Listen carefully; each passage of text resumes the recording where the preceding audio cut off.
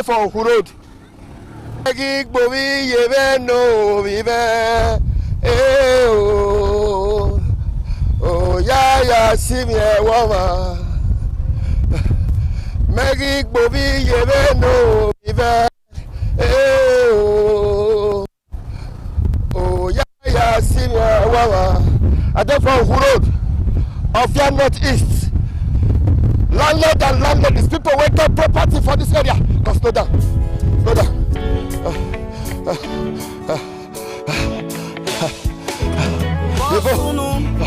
People wait up property.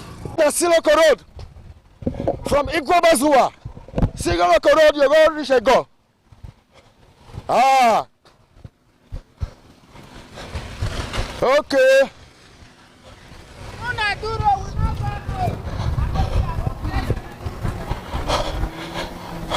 This one not be Oku Road, though. This is Siloko Road. See the Oku Road.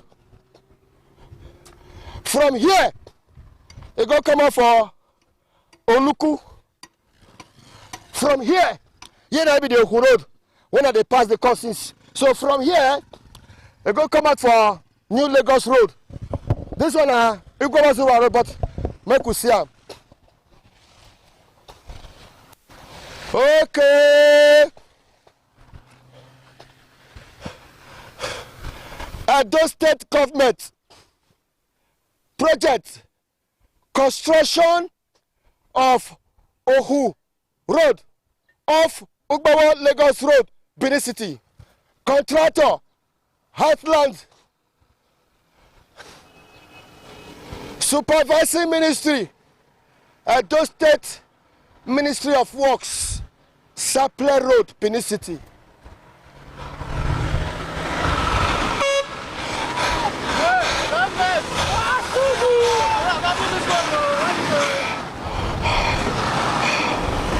Edo State Government project construction of Oku Road off Ugbawo Lagos Road, Benin City. Contractor Heartland. Who they supervise am? Edo State Ministry of Works. And on the road with this.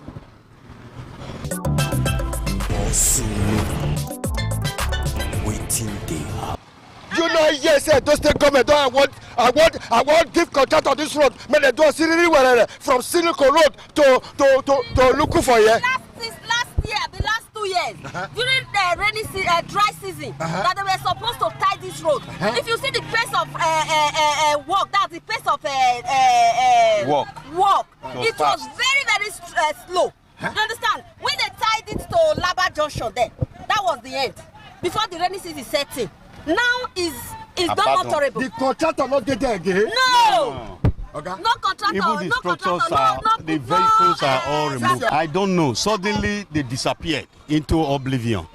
The whole tractors they were using to construct the road, they removed it. And as you can see, it's very difficult for vehicles to pass this road now. If not that this is a jeep, we cannot drive through. You understand? So you see people swimming in the flood. You understand? When it rains. I want to see myself. Go and see. Say the contractor where he said come here, not there again.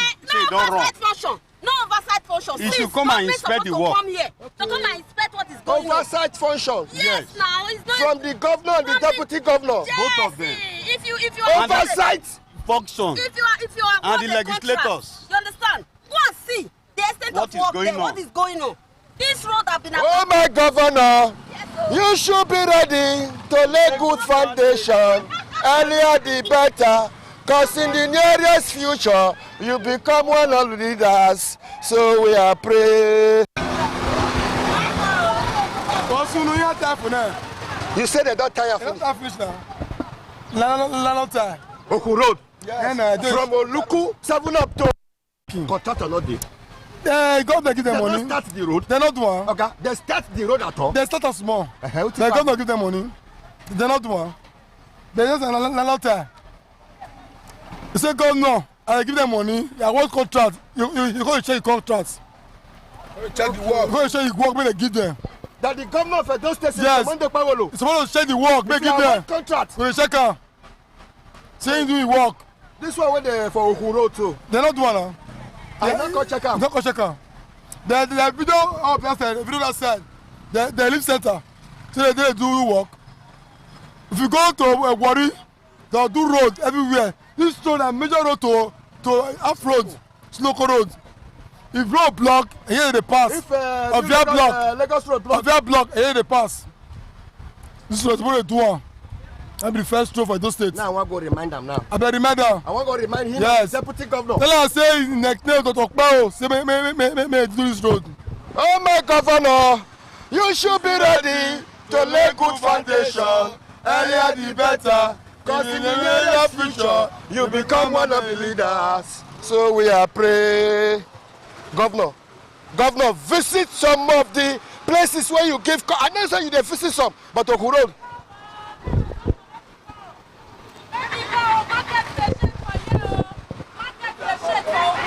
For this village, that we know they say again was Sunu. We know they say. See my store, if they flat for time, water they enter inside my store was Sunu. No be so we talk. When the road even go small, we all of us they cry. Now we dey pay no. You know, yes, those take come. I don't give contact of this road from Siloko going to look for that side. Now your mother they hear us so because when they start we not see anything.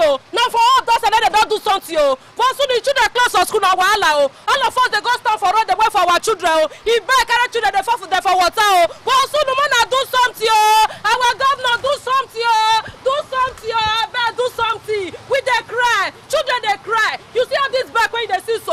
If they close for school, children not they fit call us. Market they shake for Sunu. Oku Road. I dey tell you for Oku. Oku Road. For inside Oku village we dey suffer Yeah, good. Go up that side go see what dey happen. But Sunu go that side go see what dey happen. Oh my governor, you should be ready to lay good foundation. Earlier. But Sunu I said they see you so I suppose hold you but I know say not be you do am. Now to make me leave. Enter back.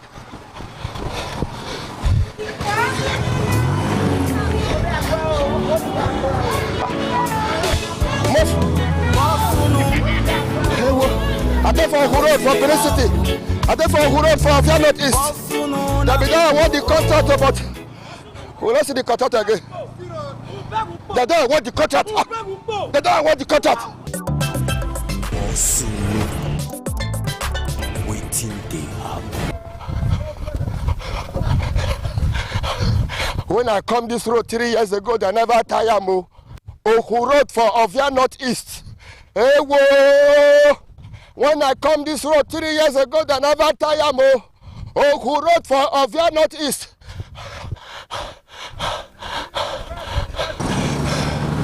So, you see that road when they done the tie they come from that side. Now the road now be the Oku Road so. You see the sandbag when I say where those take come and take I went down to Heartland. Now if New Lagos Road now block now here they go pass now. This is an example pass here. If New Lagos Road block now, they won't come pass this Oku Road. Go come up for Siloko Road. So if that road, when they construct, they come from that side, come pass all here, Siriri wherever.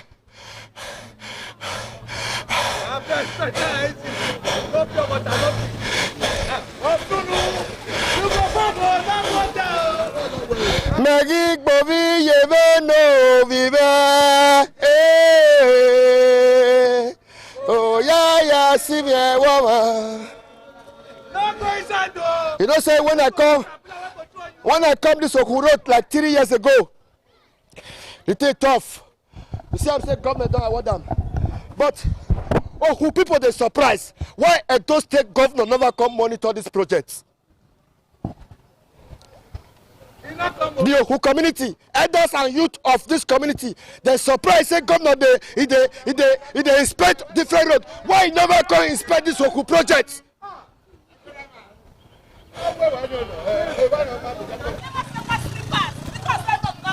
Since how many months? What slippers like this? I never said. When I need to open this business, now every week I go market. Since April, I never say one slippers. I don't see who they ask me say, Madam, how much they say slippers is not there? No road now. Who can follow me by? Who can follow me by? Look my face. I'm reaching that face when I do. One night, therefore yesterday night, I used straight like raise my table to work. And the way I just sleep when I wake up. As I wake up, now I can't do fence, original fence, so make sure I'm not come push me enter war when I take so. That these people say they feed though, now they pay us rent. Now I never say one slipper. Since when this road not good now, you don't feel say anything? I never say who want follow me back. You know, yes, a contractor, don't they do the road? Contractor. Thank God, contractor. See, this road never what they do. They never abandon us. They don't abandon us now. They don't forget us. See, and I look at them, they don't forget us. Look at I beg, go, help us,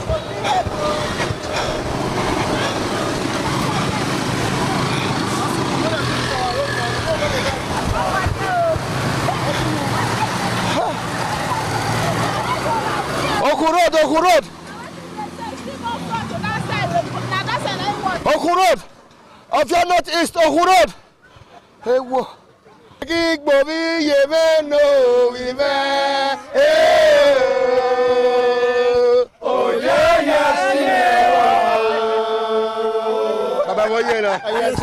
know say you did very happy. Say I just take government. They award this in our road. Big community. Waiting on the sunu, waiting on make una they complain now. You know, no. Hey boy, I said, No, this place down. Look my house here. Now be this one. This very house. Yes. This house. This very house. This very one where that man stands. Where man stands. I surprised when they called they award the road. We were happy. In all these 3 months, 4 months, they stopped doing that day. They carry canapilla, tear all this hole. They say that moat. They call the parks and sand for moat. And they said the land, the sand where they park, I don't know. Look here now. I hear Cosplay. Down from where the tire is, no road. From 8 now we there now. Look my road, look my house. What do you want make the executive make government make it remember of your northeast road. May we call it community. I beg you. Now we wait for now. But you don't want the contract now. We don't do. According to what we hear, there's no pebble. You know award this road. Yes. He said, "No, whether who they." Okay, Daddy. Now me they talk. As I reach local junction for that side, I see one big signboard.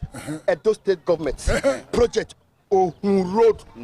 They say not give them money. They say not give them money. That then this is the house that I bring people here. Because they pass here every time. Okpebo will never pass here one day. We never see her. Yes. So what we they talk now? We want you this opportunity to beg our governor, Model Okpebolo, I beg. With Dennis Idausa. Denko, our brother, yes, in the own village. We want beggar, make all of them, make they come do the road for us. I beg now we there. They don't start the road now. They don't finish now. They don't start and they don't work small. The rest. We know they feel pass here, motor don't they pass yet. Every bag don't they pass here. From our junction before now 500 that to reach here. But now 1,800, 2,000. Everybody went there here, they cry, we they beg, not before us. We lead down. Make us complete the project. Make us complete the project. It's not clear. However, I just take government don't award the contractor, but the contractor they not see him again. Hey whoa. So you see that tie road for that side. Now they come like this. Now it's supposed to come pass here, go reach the end. But they're surprised the contractor not this site again. Some people come they talk cho. Say it be like say the contractor say they never pay a balance. That one a cho.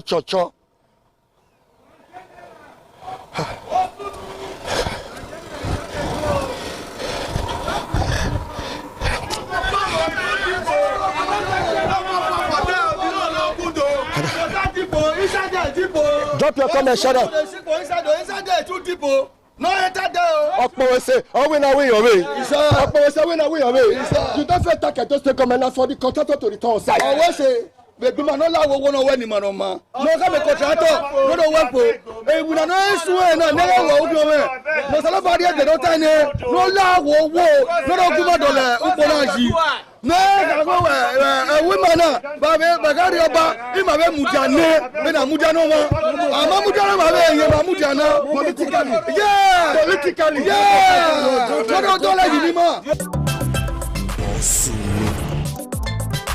Waiting they happen. Road, it don't overdue for tying. For donkey years, they will promise they will come and tie this Okun Road. They will come and tie this Okun Road. Okay. Before this government sit down, they don't talk about this Okun Road. And when this government self-discusses sit down, they can't do small and they don't award this Okun Road to contractor. And that's not the one where you call it. They award the road. We see the contractor. We not see the contractor. They award the road. They say they want to do this Okun Road. I mean, for me, even when I was coming this morning, I was telling my friend, I said they use this road, they play politics. Because this one not be road now. You they do road, you know they come supervise them. You know they know how things they go. You know good. And see road, I may travel, I do travel. I don't go many places for this country. I never see where they do road, no gutter. Okay, this road now where the form say that they tie now. If they tie and finish, where gutter not there, where person has they won't carry the water go? Go. Make I show where you. You go from. Which person has they won't carry the water go? You see this road. Now very important road where government suppose don't do. They don't want to do one. I don't know why they don't want to do one. And with this, where deputy governor is from. It's from Ovia now. He's from Ovia, but I don't know what thing they happen. Where no one talk about this road. This road, see where they go time and reach for that side. And the time no be say na one kind solid time. If like say the contractor they use the road they play. The same road now the same time they award this road and Palace Road for upper mission. No, what you talking? You say now the same. Now the same time now they award this road and upper mission. Upper this Palace Road where they upper mission. They don't feel, you not see the way that they do that road. Okpebolo they try. But I don't know what they happen for this side. Okun Road. But they see the good work where the governor Okpebolo they do for other area. But this Okun, I don't know why it be like that. Whether they remove in high or your attention come up from Okun Road, I don't know why. Are you not see contractor? We know they see the contractor. You see contractor here. This road resemble road where people where things they happen. This road, this Okun Road, it resemble where things they happen. No, they waka. You don't see any contractor. Since where me and you they waka since from all the way from that side. According to the report they give us, you don't see where they say contractor don't start on the tires for Siloko Road. That one where they tie, that one na road. Where the gutter dey? Okpebolo, Senator Mo, the Governor Okpebolo, he never do road where gutter not dey. Me see Palace Road, you know see gutter. See this road where they this coke where they call am. On your way to Abuja. Aduawa area. Yes, you don't see road where Okpebolo do there. You don't see this road where don't spoil where they call am say where they this where they that popular road where Obaseki they do before where abandon. You don't see what Okpebolo do for them. We got everything. This road no long reach that side. Long reach that one. That road go come out for that very road now go come out for Agbo Road. So this road now from Oluku, I go come out for old road for Vian Road for Siloko Road. Let me tell you. This is a new road. This old Lagos road for Vian for Siloko Road. See Anna, you see contractor. Since when me and you the waka, you don't see contractor yet. No, you dey deny say those state government never award this contract. I hear say they award them, but we know they see wetin dey happen here now. We dey see wetin dey happen. This road dey wetin things for dey happen. He knows that maybe our governor, we now will beg governor. If the person wey give the contract, if he's not capable, make he revoke the contract from the person. This Okun Road. If the person wey dey handle the contract, if he's not capable, make he revoke the contract. Because for them to they use the road they do like say maybe like Mababa as I don't know as I'll call them like it's serious waiting on this. Me will go myself now. I want to go check am. I want reach the end. Oga go check am. Even the deputy governor, me myself, I'm disappointed because this is where it come from. And this if it to say if then you talk about right on the yes now. If to say you know waiting. It's good for him people. You dey hear me now? Therefore, don't tie this road. And make I tell you, you. Also, waiting they happen.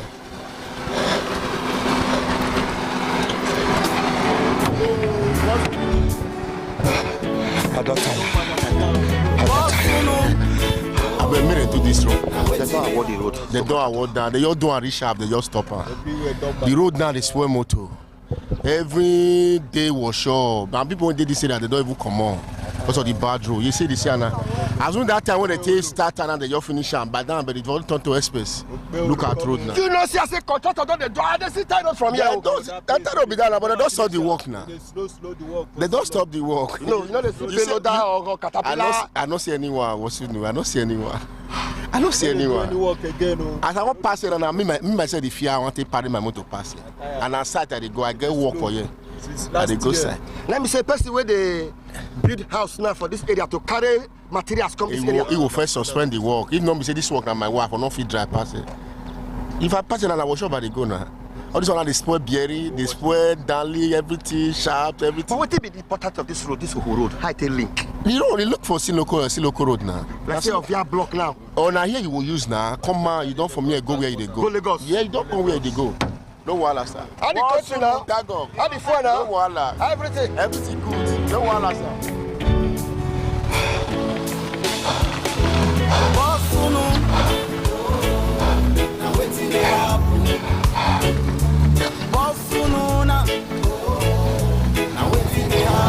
You not back for this road, Abby? No good now. The guy not see that person go. So that's too much for them. Now wait till they are for 1 minute. This one done too bad. Oku Road. Wait till they surprise the people be say the contractor not this site again. Oh, I've been at because of rainy season. See tie road for front. Oh, I know say those state government don't award this road Oku Road to contractor. But people the vex. Why deputy governor? Why the governor of Edo State? Why they don't come inspect this road? Why they give this contractor?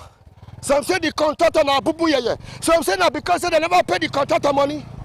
Now. Okay, now here the contractor work rich. They go. Okay. See that road now. See that road. Why don't they complain?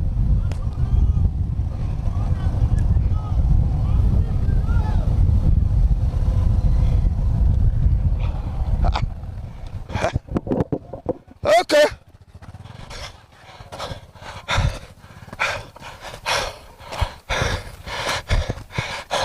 I don't suffer, not be small. Hey! Upon say I get sense. I don't suffer, not be small. Upon say I get sense. Poverty not good at all. Oh. Now make I join this business.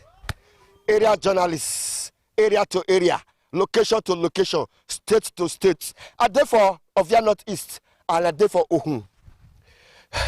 You know, say I don't consider the road 10 magazines, but this not the road because I tell you say, Edo State government don't award this Ohun road to contractor, and the contractor don't they do and they come, but. Can the governor of Edo State, can Edo State governor award contract without gutter? Because as governor, they inspect the road. Me self, area journalist going to inspect the road. But, I come. So today happen. I'm looking for the contractor. You cannot say that. Gutter not there. A big gutter pass your back of your. No, come and start. No, talk anything. Just dey go. No gutter? No. However, if Ovia bridge block for Benin Lagos Expressway, from here so, Igbobazuwa, this is not the shortcut to Lagos, so Igbobazuwa Siloko, from that side. But 3 years ago or 4 years ago, I come this road, everywhere na yama. You know go fit pass here. This na Okun road. Hey, to state government don't award this contract to contractor, and the contractor don't they do am. However, as an area journalist, got another left and right from Siloko for a go before Ovia, from Siloko. Now if you pass Igbobazuwa Siloko, you go come up for Oluku. So the people they say, why the contractor not continue the job again? Why the contractor tools not this site again? But may I go see Mohammed, come. You know, say for this area where I did so, 7 o'clock bike not they walk, oh, Abi? Yes. From 7 o'clock for this Ovia Northeast, bike not they walk from 7. Only from 7 a.m. to 7 p.m. From 7 to 12 midnight.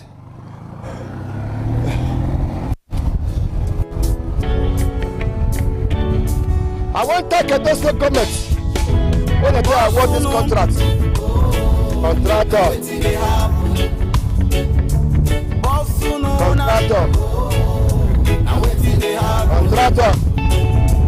This type of road.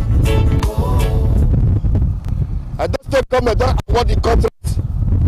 The contractor, they not see him again.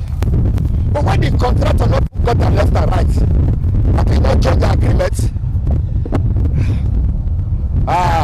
When I come here 4 years ago, 3 years ago, 3 to 4 years ago, not be so this road be. Agree to? Okay.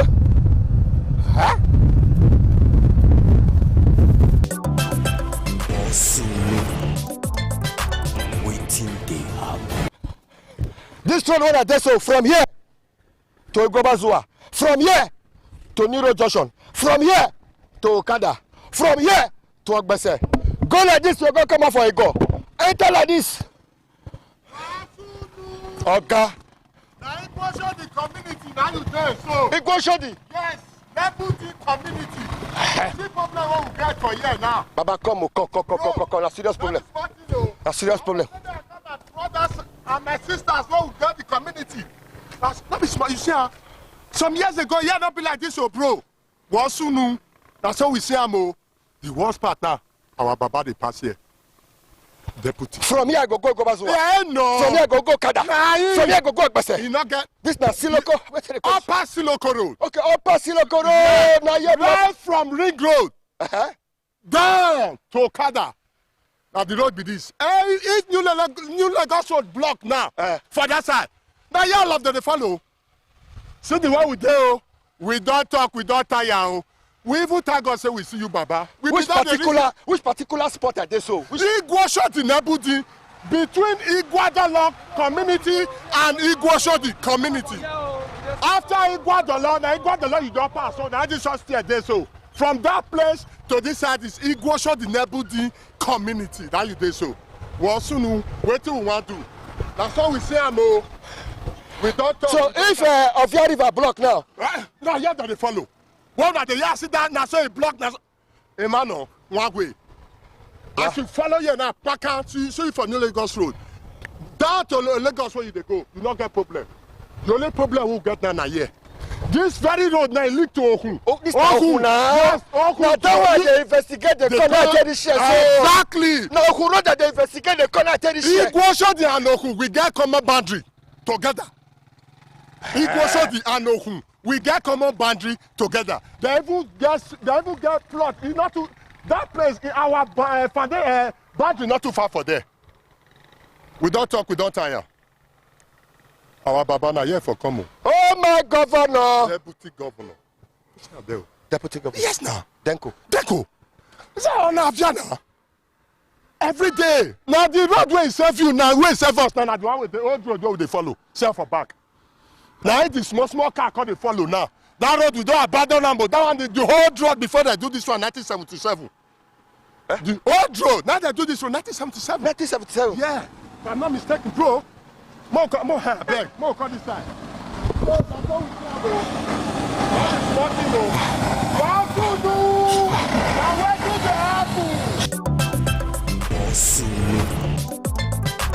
Waiting they happen. ITV, certainly the best. Everyone, thank you for joining me on this week's edition of the program Environment Watch on Independent Television. It's a program specially designed to bring to you all you need to know in the world of environment, the problems, the challenges, the circumstances, and what action can be taken either at the level of government or at the individual level so we can find lasting solution. One of the environmental menaces every time is the challenge of flooding. Sometimes they are man-made, sometimes they are as a result of the nature of the environment where such floods emerge from. In today's program, our focus is going to be on the flood water that is emerging, resurfacing on the Benin-Lagos-Ugbowo Expressway just by SRT Junction. This flood some years ago wasn't there. It came out, and then, of course, efforts was made just to ensure that the water was removed. But in recent times, the flood water is back again. Why is this so?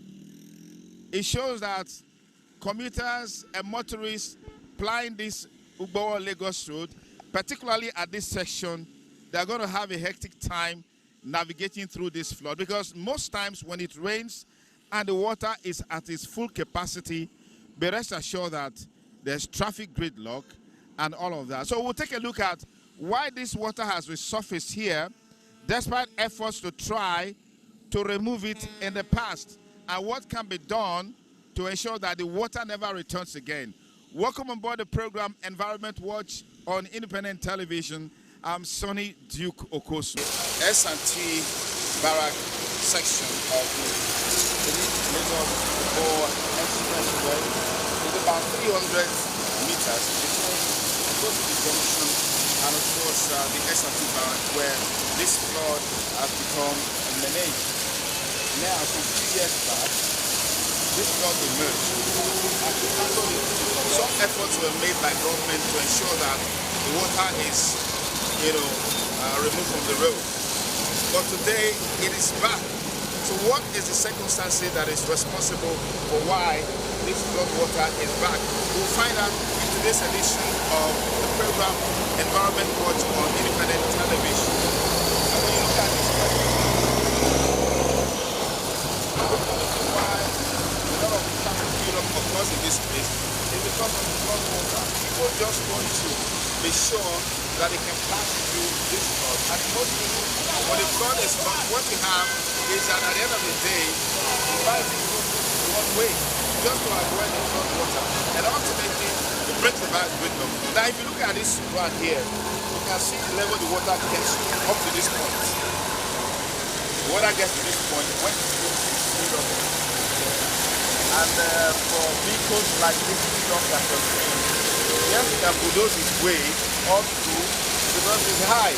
But for smaller vehicles that don't have that capacity, they rest assured that will be submerged in the flood, and at the end of the day, you have to go to the mechanic.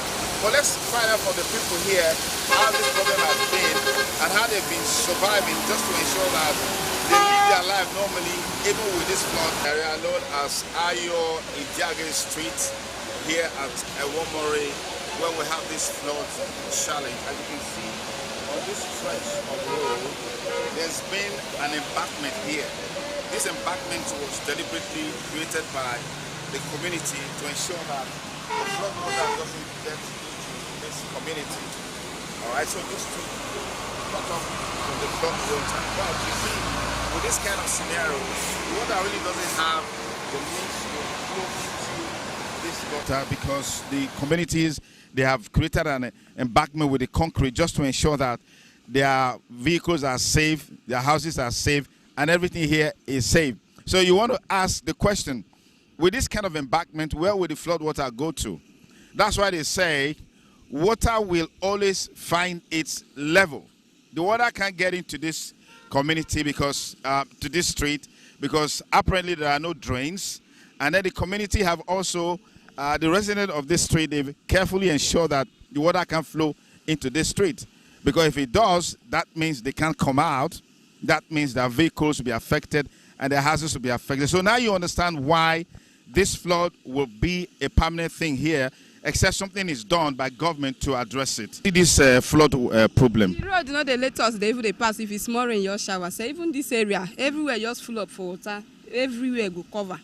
And the thing they cause a lot of accidents because if the road don't blow like this, they'll come they pass one way. The other last 2 weeks, they keep one bookie for you. That's 1 way. So many accidents. The thing that be causing so many accidents here. Even wherever they say along the road here, the thing that affect us. Even why they say now, I know they feel stay again because the water they affect us there. So it's not easy for us here. Okay, but on this place now they use they block the water. May not they enter this street. How you see? This thing already there since years ago. But I'm not sure. Say if like in our front here, they for block something. Okay. So that place where water they pass, get one go where water they pass, the water come block something come block am. So now I made the water come they full the road. If it's small rain, just shower like this, you're not gonna know here again. So what do you want the government do? May they help us if there is anything they can do. At least to channel the water go somewhere else or to dig something, because the thing really they affect us. But they dig somewhere for there before where the water there. All those soldiers block them. Oh, soldiers block them? Yes, they block their own side there. So the water now no get where they go. Now just road here, now the water there. Oh, there. Okay. So because when the water will fill up here, you now pass here to the barrack side. Yeah. And that place will fill up. Yeah. So because of that, the barrack people now used to complain. They have to come and block it. Okay. So that since they block it now, the water cannot flow to the other side. So the water will store along the road here. So that's the problem we're having here. So we are begging if the government can come and help us. If they can open the hole back, and what the soldiers are saying now, if government can come and open that place and drain all the sand away so that they have enough space, so that the water will store, or build another one there. Apart that, they will not allow the water to pass through here. So which means the pond that was created there is filled up because of silt and sand. Yes. So that's why the water cannot have space to enter. Yes. So when that place now will feed up, the water will go to barrack and we form their fence. So because of that, they said they will no longer allow the water to flow to the barrack again. So they have to come and block it here. Okay, how is this flood water problem? How is it affecting business here? Because I can see this is a wood market. It's affecting us so much, because you can see a motor cannot enter through the entrance here. Look at our place. 3 days ago, we bought 2 trips of sand so that the fence will not fall. Because when there is a lot of erosion here, the vehicle can no longer enter here. So we are just living here by grace. So it's only, you can see that our place now is empty. Because vehicle cannot enter from the entrance because of the water. So I don't know. We don't know what to do. The only thing we are pleading government, it can do something to help us so that the vehicle can move freely, so that our business, if we come, customers will look into this place and say, let me enter and buy something. But for now, it's only God will help us. But water, not see me at the dress. Water don't spoil my thing. I don't even get house to enter because of erosion. May not help us. But what because I noticed some time ago, this water not going to here. They dig hole for that side where water they enter.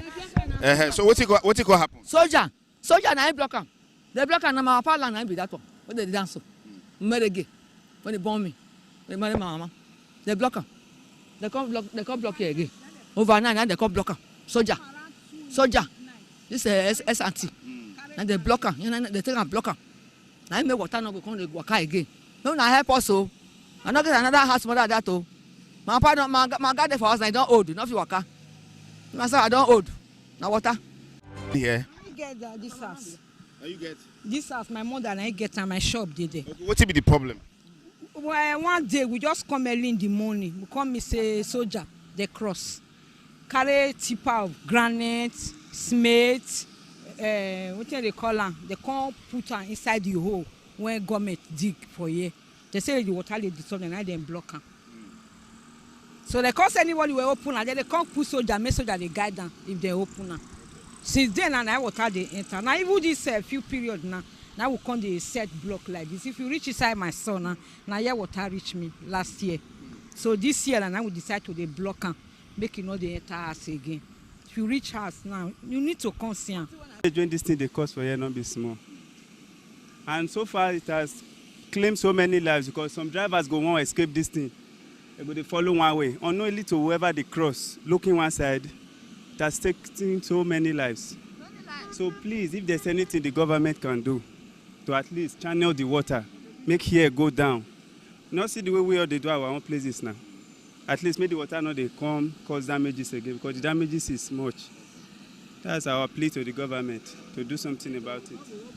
So we're still here at the S&T section of the Benin-Ugbo-Lagos Expressway, where this flood water has become a huge menace and a problem to inhabitants of this area. And just to ensure that the water doesn't flow into this sawmill and several other businesses here, the owners of this shop have resorted to self-help. And as you can see here, these are strips of sand that was placed here just to create that embankment and prevent the water from flowing into these premises. And this is another strip of sand here by these owners of business here, just to ensure that the water doesn't flow in.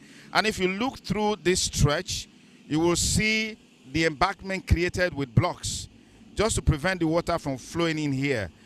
And you know, like we say, water will always find its level. When the flood is heavier than this, be rest assured that the water will spill over into these premises and then frustrate businesses. And then look at this stretch of the road as well.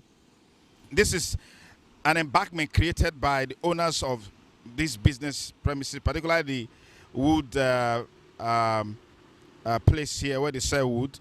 And then you have a long stretch of blocks all the way through to that side just to ensure that they can stop the flow of water into these premises. So the water can't go this way, and so naturally it will come to the road. And when it comes to the road, commuters will be affected, businessmen will be affected, vehicles will be affected, everyone will be affected. So we've got to have a way around finding a permanent solution to this flood water. But let's take some more interviews from some of the business owners or shop owners in this area, how this challenge is affecting them and what government can do to salvage it. Please come up. How often do you ply this road? Every day. Okay. What do you make of this flood that has been here? I mean, it wasn't here before. All of a sudden, we are seeing it back here. How is it affecting your business? It's affecting my business drastically, seriously, to the extent that sometimes they hold up on this because of this water is something else.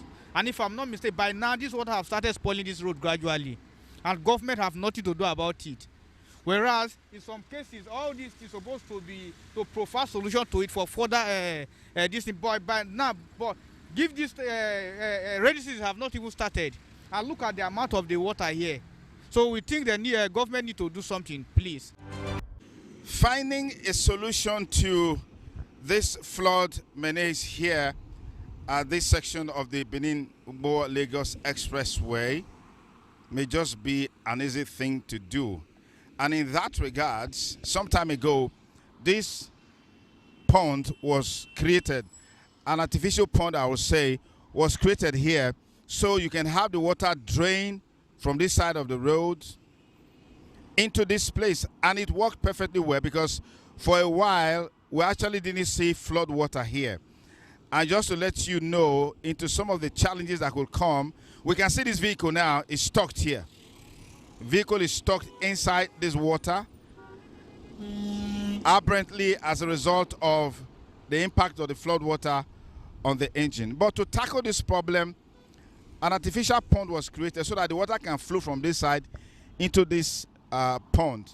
But what you have here is now, as you can see, the pond is already filled to the brim. You can understand that this is possible because the silt, the sand, plastic bottles, name it, they have filled up the pond, so the water doesn't have anywhere to go. Under this circumstance, what you should expect is what is happening here. The water will naturally flow back to the road and then create more harm, create more problem, like we are saying. We're hoping that government will swing into action and find a permanent solution to the flood water on this axis, particularly now that the momentum of the rainy season is building. And I'm sure that at the peak of the rainy season, this is certainly going to get worse. There has to be a synergy between the community here at Womori and the S&T barracks to ensure we find a permanent solution. Many of the people we spoke to today said the channel from that side of the road into the pond has been blocked by the army people in the barrack. And also understand that if it wasn't blocked, like we've seen in the last couple of days, some of the complaints, the barrack is also not safe, because we've had instances in the past where water flowed into the barrack and destroyed a lot of things. I mean, everybody wants to protect his own side, protect their property, their vehicles, their assets, and what have you. So we're hoping that government will swing into action.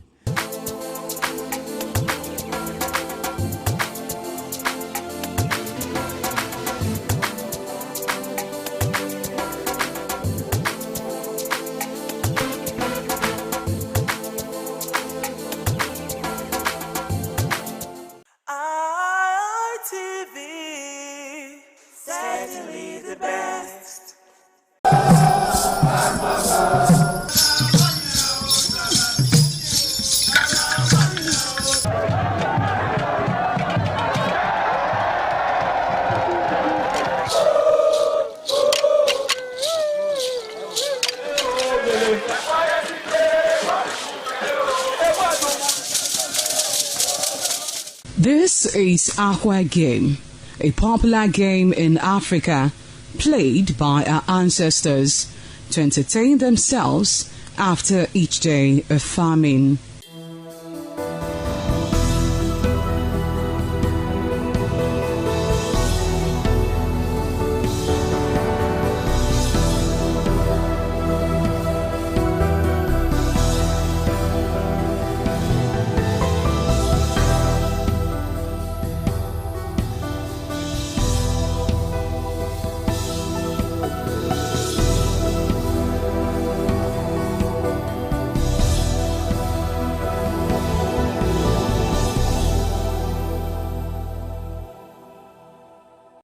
It is also relevant in our coronation in Africa. It is a sport and indeed very interesting, as every seed had a role in the game.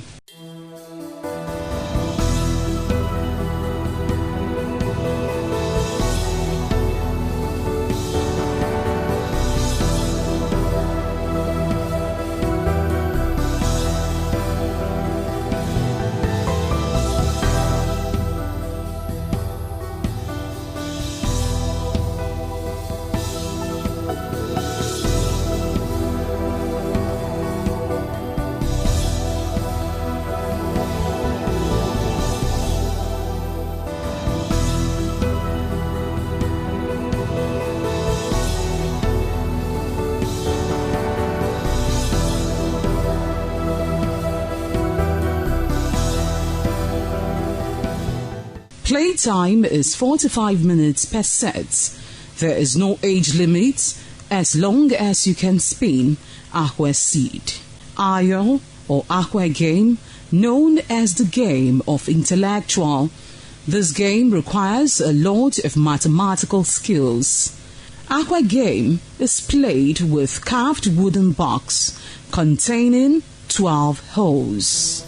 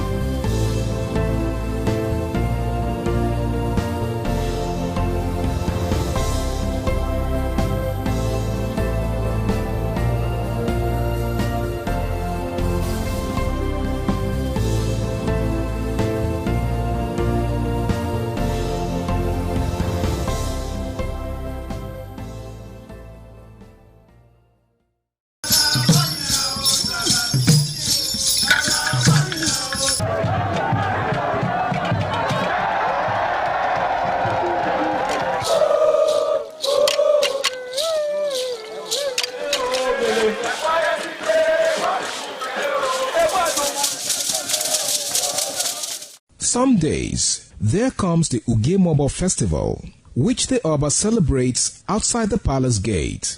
A pavilion is built of red cloth where rites are performed to drive away all evil spirits still unsatisfied by the year's sacrifices.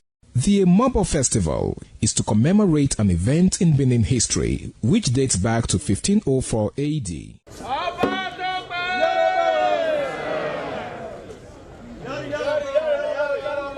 Yari yari, Ọba Tope.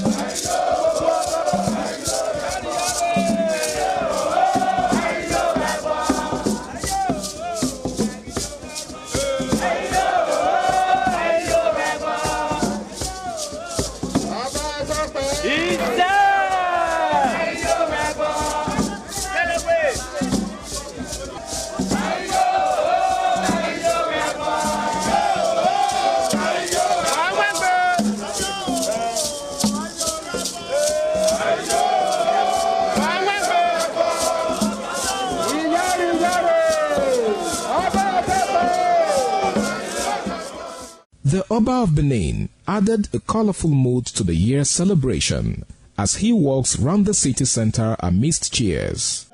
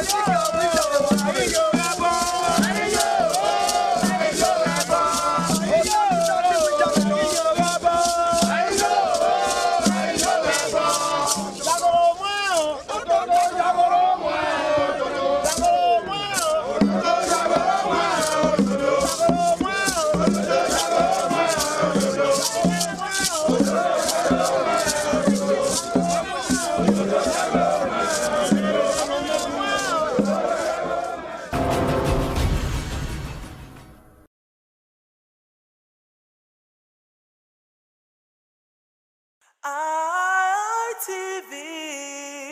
certainly the best.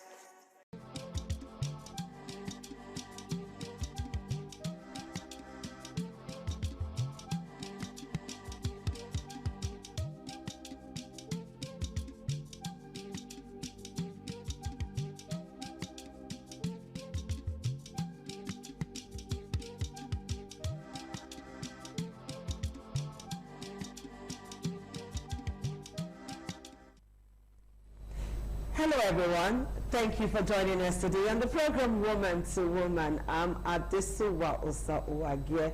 Today on the program we want to look at something very important, but first we apologize for coming on behind schedule due to some technicalities which we are still dealing with, okay?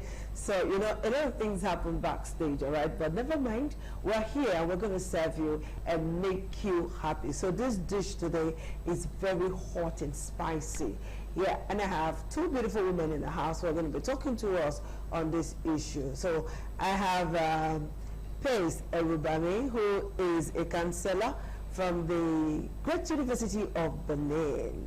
Hello, Pace. Good evening. I kind of love your name, Pace. Thank you. It's beautiful. Thank you. I'm looking forward to a granddaughter so that I can give her that name. So I like names that are quite unique. Okay, so I also have my runaway friend, Dorcas Onoga, who is a team coach and also a PR practitioner. Dorcas, nice to see you again. Where you want height for this belief for me? Where? Eh? Tell me where. I didn't hide. All right, so ladies, we're here to talk about briefly on when forever becomes goodbye. When forever turns to goodbye. Okay, let me give you a scenario now. Like they will say on the street, for instance, example. You know, a man finds a woman or a young girl, loves the girl so much, and the girl says, I need to go to school, I want to be educated, but my family cannot afford it. And the girl says, okay, no problem. The guy says, okay, no problem, I'll sponsor you. Year 1, 2, 3, for everything, from tuition to accommodation to food to clothes, you name it. When the guy not be your papa, and then he has done all of this for you, and you wake up one morning, you know in your heart of heart that you don't want this guy for anything, and then you wake up one morning to say that you're not my spec. I don't think no, they have a way of doing their hair. I don't think I can continue with this. I can't deal with this. How much did you even spend, self? Now, if you were the person, how would you feel? And there are some women too, after invested in a man, there are women who invest in men, done everything with the hope of forever, and the guy is giving you assurance of forever, and all of a sudden you're getting a goodbye. If not you, you go agree. Dorcas, please, I leave it to you. Let me start with Dorcas. Dorcas, talk to us. When forever becomes goodbye? Some evil that people do. Like the example you just cited. You see, when one is educated, it's expected that the person will grow. When you grow, your social circle will change, your perception about life will change, and your view about the world, about things will you see things differently because you're not enlightened. Now you have grown more in knowledge, in the sense that you've come across a lot of persons with different character and those who have also influenced you, and you feel that where you're coming from, you're never guy in that level. And when it happens like that, certainly it's going to happen like that. Because most cases, these guys that sponsor this lady, they fail to train themselves. They fail to upgrade themselves. And you know, by the time they will come together, the lady will fail to train themselves. Yes, they fail to train themselves. And you, as the guy, you remain in one place. And the lady has moved on to another level of societal influence, of social style. Then the compatibility between the two of them will not be difficult. It will disappear, yeah? Yes, the lady will say, I cannot cope with this person anymore. I want to reason with somebody who is the same level with me. You know, you don't force people to marry you. You cannot force somebody to marry. But when things like this happen, it's painful. My own, I'm not saying the lady must marry the man, but as time goes on, you know, emotional withdrawal is not something that comes overnight. It starts from somewhere. You know that this person, you no longer have feeling for this person. Somebody else is giving attention elsewhere. You already built another relationship there. The best thing for you to do as a lady, in quotes now, that is being sponsored by a guy with the promise that when she graduates or when I graduate, I'm going to marry him or he's going to marry me. Well, you know that you have found yourself in that circle, that you're no longer interested. Tell them. 100 level, 200 level, 300 level, things are beginning to change. Instead of keep collecting money from them and giving them hope from them, giving them hope. So the worst is when you even get to final year, you will increase everything higher. You say this is the opportunity to collect. When you know fully well that you've already built your emotional area, you've already protected your emotions, and giving that person false hope, it's going to end the disaster. It's going to end it. All right, please, you work in a university community, you've had ample opportunity, or you talk to young girls all the time and every time. Has anyone ever come to you with this kind of scenario? Oh, ma'am, a guy is sponsoring me in school. I don't want the guy anymore, but I want his money. I just don't know what to do. You know, that kind of a thing, because they will never come straight up. Well, thank you for the opportunity. Fortunately enough, we had a group counseling in school yesterday. Wow. And I was assigned to speak on the cost of premarital sex and cohabiting. Okay. And when you sent me this topic, my mind went to that presentation. Okay. And after the presentation, students were given opportunity to ask questions. Okay. And this was one of the questions they wrote on the paper. I don't be perfect though. After talking about cohabiting, a student wrote, what if the person I'm cohabiting with is the one sponsoring me in school? They didn't write their names. Of course. So we just asked that that particular student should see a counselor. Now, it looks funny, it looks painful when you train somebody and at the end of the day, the person no longer loves you. I think the issue there is intention. Somebody that really loves somebody should not put a tag for assistance. If you really love in a world of nothing goes for nothing, you're asking a man not to put a tag. No, but that's the real thing, because you are not supposed to put a tag on any benefit, on any service you want to give to somebody if you genuinely love the person. Just the same way when a man or a woman, maybe a man genuinely loves a woman and the woman say, I'm no longer interested. If you genuinely love the person, you give the person space. The person might have a turnaround because of the way you reacted. So, but if you already have an ulterior motive, I must marry her, I spend so much money, even if the person does not run away and the person eventually marries you, the person might just be there for the sake that, well, he trained me, I don't have a choice, I have to be there. You know, I've seen instances where men train women and they let them go. You know, nothing attached. Oh, I like you. I want you to be better in life.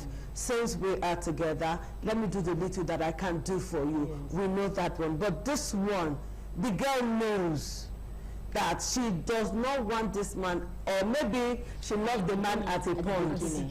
Maybe she loved the man at a point, because sometimes what most of us call love is actually infatuation. Yeah. It's not love.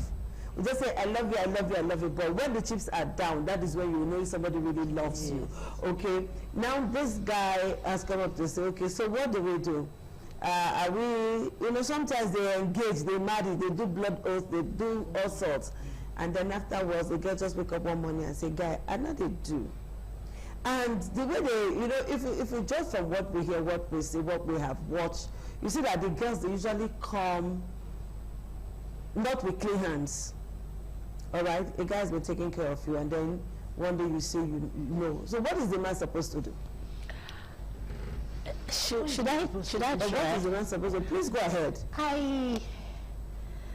I've seen very bad situations. Sometimes they fight, they go to family, they go to court.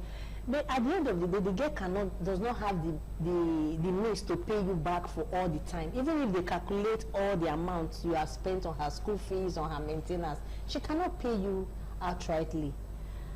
It's painful, even at that. If the girl did it intentionally, knowing fully well that she doesn't love the man, I would tell the man, I would suggest to him that however painful it might be, let her go.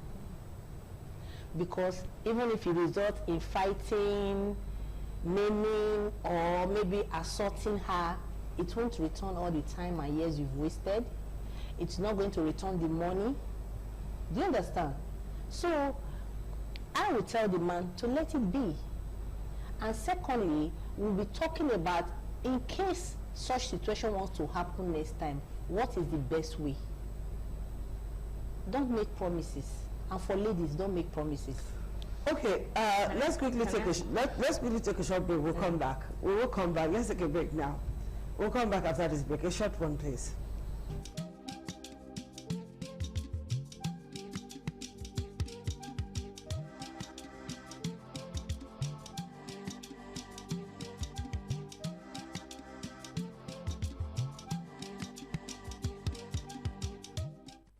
We're back now, and we're still on Woman to Woman. I'm with Pace, I'm with Dorcas, and we're talking about when forever becomes goodbye.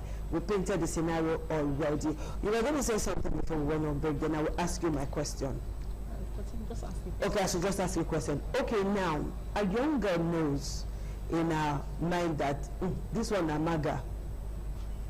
This one is MAGA. I want to use this one to collect. You know, they discuss it, all right? They discuss it. They say, you know, like at a time, something was when you check a girl's phone, you say MAGA 1, MAGA 2, MAGA 3, like that. Then there are times you just say, so you say, commissioner for, you say driver, they say the man's name is driver. That is when she wants to go out, she calls that one is her driver for the day. Then you get another one, they just put female rights guy. They have different names. I don't pass through that stage now. We know all those things. They have a female right guy, and there's Suya man. You just take somebody's phone and say Suya man. That means this is the one that buys Suya. That is, she knows that all of those persons, she does not have anything she's going to do apart from that moment. And then you call a man a MAGA. And then you really MAGA him financially, emotionally, spiritually, whateverly. And you think that girl should go scot-free? And you think the man made a mistake? I think when we talk about the topic, because you said the man didn't grow when he was trying to train the girl. Yes, we're going to talk about the topic here now. Not a mistake. Let me give a scenario here. You see some people, they are not educated, not because they don't want to go to school, because they didn't have the opportunity.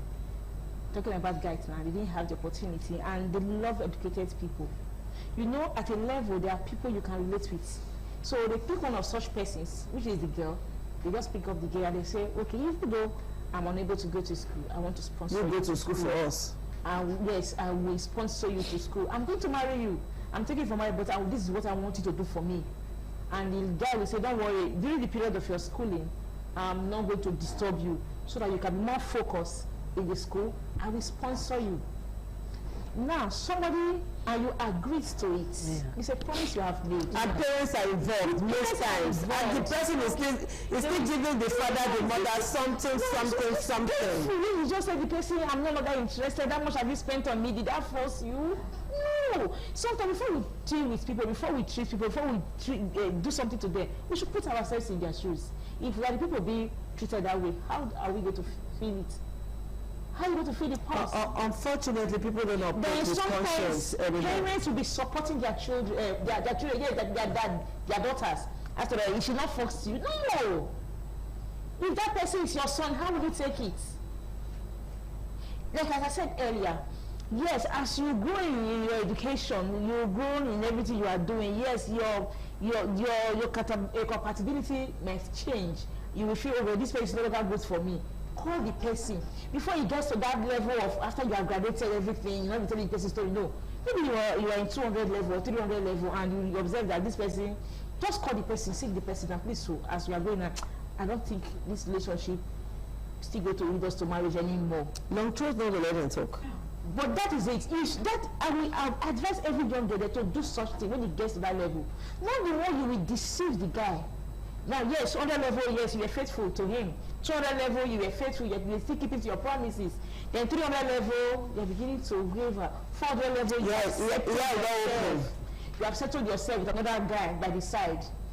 By the time you're already serving, in short, he has even gone to introduce you to his parents. Where you must have even brought him to your parents, and you're still collecting money from one maga, one corner. Telling the guy, don't worry, everything will be there. The guy is not calculating days. Yeah. When are you going to finish serving? Okay, when you finish serving, you know those kind. The guy is making plans, imagining building castles in the air. I'm not educated, but thank God I have it. I'm seen parents. Yeah, they'll be proud. My mother is not educated, but sometimes when people want to insult her, you tell you, look, I don't go school, but I get picking when you go school. I pick to follow you speak. That's so. You know, they didn't go. These are the people that wanted to go to school, but they didn't have the opportunity, and they are happy when they see that children go to school. So also find men in that category, and such thing there, and then they just come up to say, "How much did you spend on me?" So some of them will just kill you for nothing. So we even go as far as doing something, killing you and killing themselves. That what will let us just lose. Yes. So mothers and fathers should discourage their daughter from doing that. So now some parents have come up to say, I've had cause to talk to parents. I said, I didn't know he was spending money on my daughter. You don't pay school fees. Your daughter is in the higher institution. You're not paying school fees. You don't know. Sometimes your daughter drives a car home. Other times your daughter gives you money. Girl will not be work. And you are not the one sponsoring. And this thing is usually something that happens in families where they are struggling to survive, or families that are, let me call it, humble homes. This thing happens in this kind of homes, and then the father or mother will come out to say, I didn't know, I don't know the man. Even though I see him around my daughter, I think that I thought they're just friends. You know they pay school fees. You don't do nothing for that girl. The girl goes to go to school year in, year out, and come back 4 years. You didn't spend a kobo on that girl. The girl might even come home and dash you some things and bring some things, and you are saying you didn't know. I beg, speak to that parents, make I know vex. Speak to that parent right away as a counselor. Who are we blaming in this instance? Because the scenario is clear. So this discussion now is for parents. And the girl. And the girl. Yes. Do not accept promises that you will not fulfill. And for the parents who push these girls out, no, they didn't push the girls, so they encourage the girls to do what their mates are doing, or use what you have to get what you want. You know, there are some crazy parents like that. When they encourage, is it not pushing? No, they did not push you. They encourage their okay, so they did not push, but they are just encouraging them. So to those parents, they should know that the life of that child is very, very important.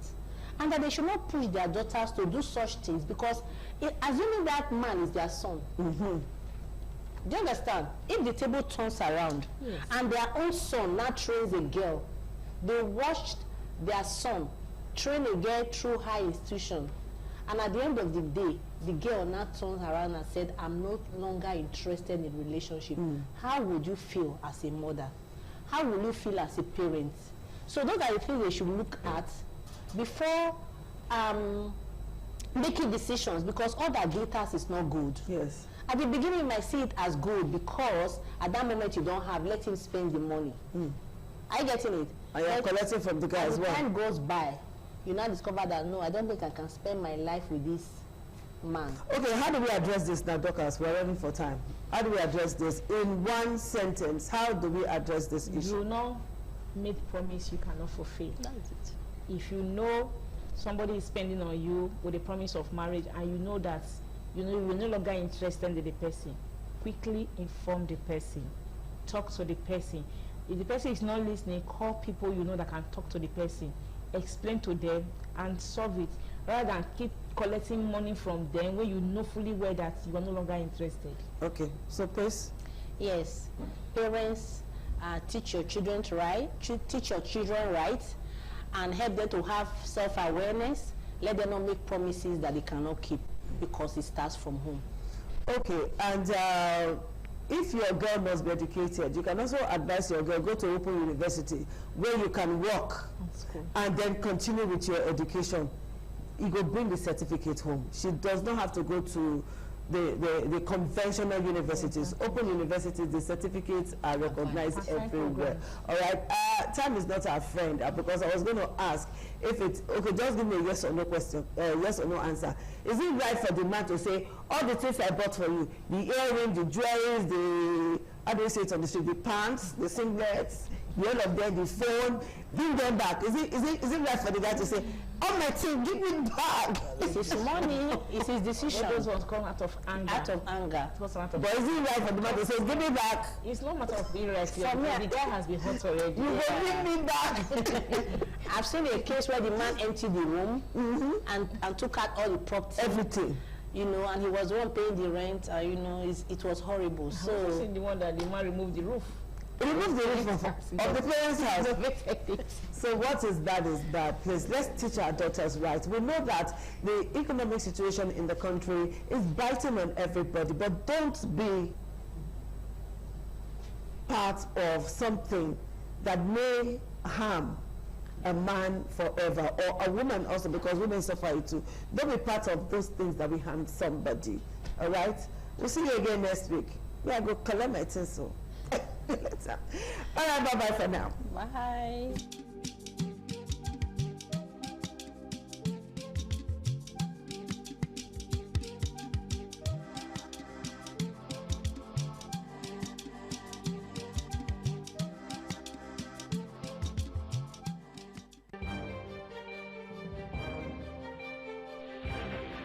This is ITV. Certainly the best.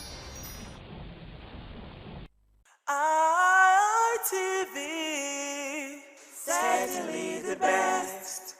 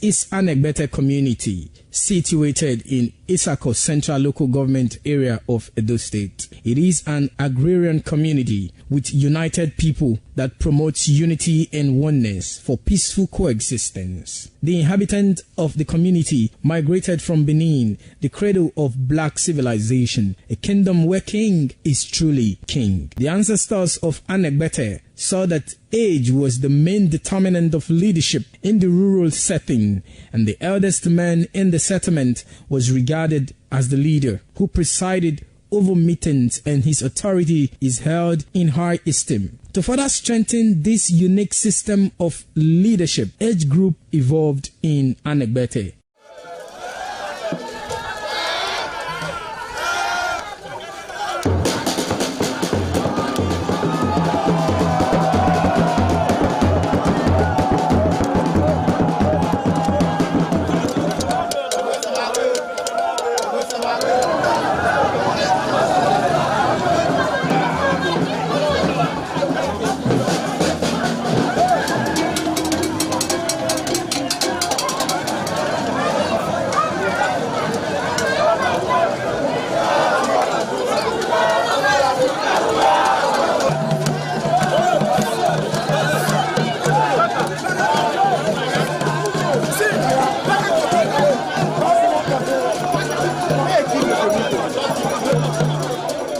In Anegbete, age group is categorized into two, that is, the common and the noble. Anegbete is rich in cultural heritage, as the community at noon saw the commitment of the festival with the first set rolled out in beauty colors to showcase their might and strength, indicating their feet and ready for the responsibilities behold on them. The streets in the community with a feed up of young men and women adorned with the festival. Later, the royal family takes the stage as their children fight out royally and work in the community to showcase their might and fitness.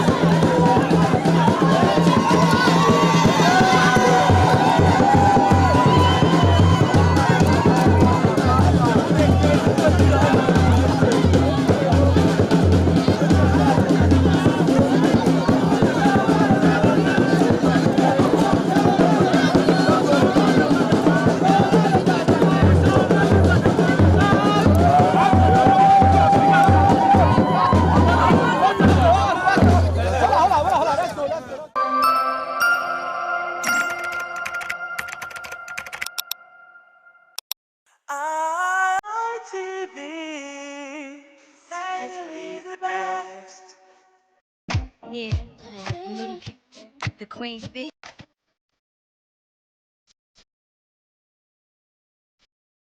What the hell is that? And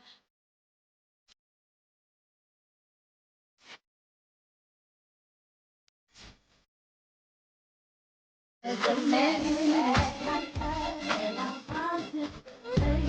you so very much for joining us one more time on Ladies Night. My name is Daisy Leah Sikidi, your host, and I have Elosa Egwasa with me in the studio again.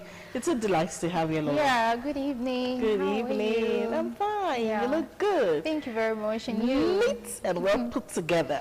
Thank you. Okay, so we're talking about grooming essentials for ladies. This is the second half of the year already. We're about to end 2026, and it will amaze you that some ladies do not know what they should be doing to look good, to stand out. They don't know the basics they should be getting. It is not necessarily about fashion tips, but it's going to be all encompassing on today's show. For those who do not know what is grooming, I know there is a definition of grooming that is in a negative, like where an older man gets a younger girl, like very young. The way people say Two-Face was grooming Annie when she was a teenager. You have the girl, you teach her to satisfy your needs so that you can exploit her innocence, her finance, and whatnot. Right? No, that's not the grooming we're talking about. Exactly. Okay, but I'm going to let Eloisa talk about what grooming is so you can understand what grooming it is we're talking about and how important it is to women this 2026. Thank you. All right, Daisy, thank you very much for that question. Okay, first of all, grooming talks about our personal hygiene. As a lady, grooming talks about how we take good care of ourselves, our hair down to our toes, how we take care of our body. Because you see, grooming gives us that first impression. It gives us high self-esteem. So when you take proper care of yourself, when you take proper care of your body, when you are walking, you walk with confidence, you walk with boldness, you know you look good, you smell nice. So that's what grooming is all about. That's what we are discussing today. Okay, yeah. But how important is grooming for a woman? I mean, I just bath, I wear clothes, I'm good to go, but it's very, very essential for a woman. It's very, very essential because you need to look good, you need to use deodorant too. You know, there are some persons, they just feel once they bathe, they are good to go. There are some essentials you need as a woman to look good. You need to smell nice. You let people see you and say, yes. It does not necessarily mean you have to be very, very expensive. So you have to look good in the best way you can. There are good deodorant, there are good body sprays you can use. They are not too expensive to look good. Yeah, not just bathing alone and living. So you have to take care of your body. You have to take care of even up to your face. Use face moisturizers, you use face cleanser and the rest to take good care of yourself. You have to look good as a woman because once you appear like this, people see you first. They see your face, they see your hair, they look at you first. So I feel it's very, very essential we look good, not just bathing and wearing clothes and leaving the house alone. Okay, so if you're one of those women who think once you've had a bath, you're good to go, just wear any dress and you just go. You don't take out time to think about the merging of this clothes. Exactly. You don't take out time to see if your hair is properly secure. You don't take out time to check the mirror, double check before you leave the house. You don't want to even know if the shoes you're wearing are clean. But this conversation is definitely for you. All right, but what should our daily grooming routine actually be? I've seen several videos on YouTube and sometimes TikTok, and I'm amazed where you see some people's morning routine, just morning routine to groom their face, only face, just face prep. And 30 minutes they're still on it. And there was one I saw one day, I'm like, only for face. You know, there was he woke up, he had patch, there was this eye patch to deal with the swollen eyes. When it was done, after 30 minutes, he took it off, he washed with a particular soap, then he put his face inside ice. He explained what that was for. Then he had a shower, he had a particular cleanser for his face, he had to apply sunscreen. By the time he was done with all he had to do for face, I say, wahala. What will I now do to the rest part of my body? But what should a regular grooming routine be for a lady? Okay, like I said earlier, a daily routine for a lady is to always look good. Now, how do you look good? You always take care of your hair. It does not mean you have to be very expensive. Or if you don't have the money like the one you just described now, like buying all the facials and the rest, there are still products you can use that are not that expensive to look good. Yes, you have to take care of your nails too. There are some persons, when you look at their nails, it's not well to do. When you look at, when there are some persons, they talk, you look for where to put your nose. So you have to, yeah, you have to brush, you have to take care of your body parts, you have to use deodorant, very important. There are some persons, they don't even know the use of deodorant. I keep emphasizing on deodorant. There are some persons, they don't bother, they just feel, let them just, I beg, let me just bathe. And you have to bathe regularly. There are some persons, they don't bother, they just bathe once a day. It's not right. You bathe regularly, you bathe like, okay, let's say maybe because you are going to work, you don't have the time to bathe in the afternoon. You can bathe in the morning, you bathe in the evening. There are some persons, once they come back from work, that's how they sleep. You don't even bother about bathing. At least brush your feet like twice a day. Brush your teeth, take care of your body parts. They are very, very essential. Also pay attention to your face, because when people see you, they see your face. So you pay attention to your face. Like you just said, the person doing a lot of facials, doing this and that on the face. It is important too, but it doesn't mean you have to break the bank to achieve all of this. So let your hair look good. Just, there are some persons, they can carry weaving for like a very long period of time. So you have to change it. Yes, it has bad odors. So you have to change it. You have to work on your body appearance. So those are your daily routines for as a lady. Yeah. Okay. So you don't need too much. Brush your mouth. Yeah, you don't need too much. Bathe twice a day. You don't have clean to be up, too expensive. use deodorant. Yeah. And keep your hair and nails clean. clean. Okay. It would amaze you that both of us actually not wearing artificial nails. Yeah. Is there a reason why you're not wearing? No, not as safe, maybe because of the cost or anything. I just feel, I don't feel like to wear. Okay. So yeah, and my nails are very, very neat, like right now. As you can see. Yeah, I can. They are clean. Okay, I used to be obsessed with artificial nails at some point. I love how it feels. I love how it looks when I'm holding my phone. Yeah, and it has a beauty. other things. Yeah, there's a beauty. a lot of it. Yeah. But it started damaging my natural nails, and I had to take a break from it. And this year I've only had artificial nails once, and I think I'll have it one more time, and I'm done. And For the I year? probably will be done for several years. Really? Yes. Is it that bad to your It's that nails? bad. Wow. It's really bad.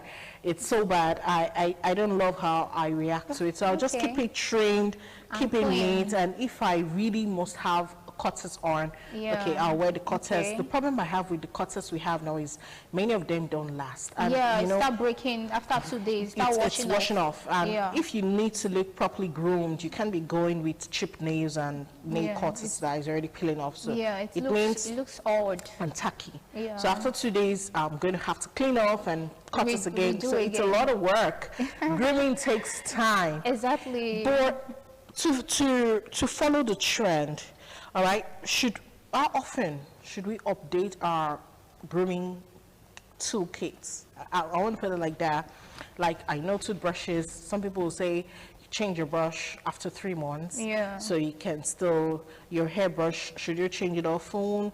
Your underwear, should you change it often? But some of these things, how often should we update our grooming toolkits to stay fresh? Okay.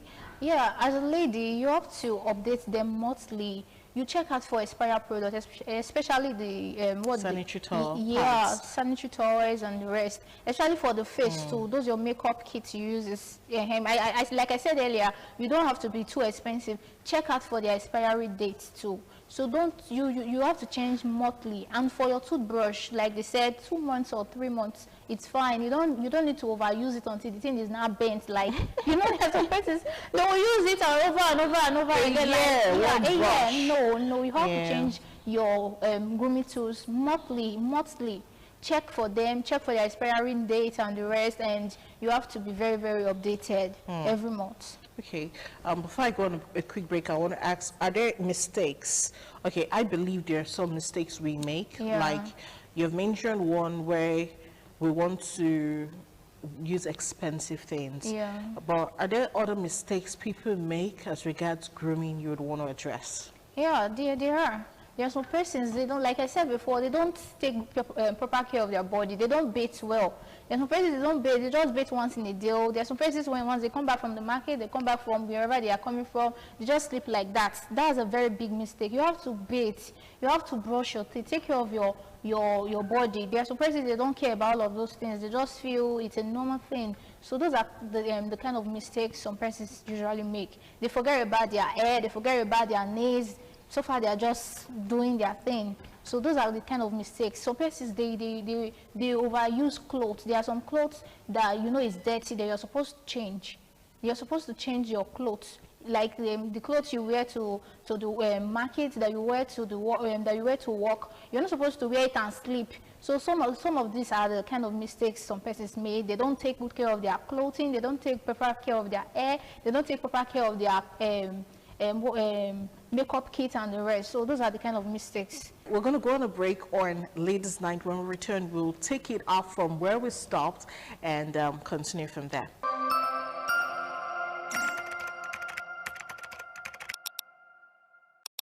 A big thank you for staying tuned, and we're back. It's still Ladies' Night, and we're talking about grooming essentials for ladies. So Eloxa was talking about some mistakes ladies make, and before the break, while the break was on, she said she needed to add a few more things. So over to you, Eloxa. Okay, all right. There are still some mistakes like people eating on their bed. It's not right. You know, your bed sheet, that's where you lie on. So some persons, they eat, they leave the food crumbs and all of that. It's not hygiene. And you see your makeup kits too, those your brushes and the rest you use it. Some persons don't even wash them. Some persons don't change them. They can use one for a year. They are not expensive. So those are the kind of mistakes you make. And there are some persons, their surroundings are always very, very dirty. When you see them outside, they dress very well. But when you get to their houses, when you get to where they live, it's a mess. It's so dirty and littered. So you have to take care of your environment. You have to take care of your surroundings. You have to take care of everything. Even the one people see and the one people don't see. And there's some persons that like trend. They see this clothes, wow, it's trending, let me wear it, let me buy it. So you don't even look at your body's size. You don't look and say, okay, if I wear this clothes, how is it going to be on me? Will it fit? Is it going to, it's not just all about trend. So those are the kind of mistakes people make. You look at what fits you. You don't just wear clothes. You also look at the way you combine clothes too.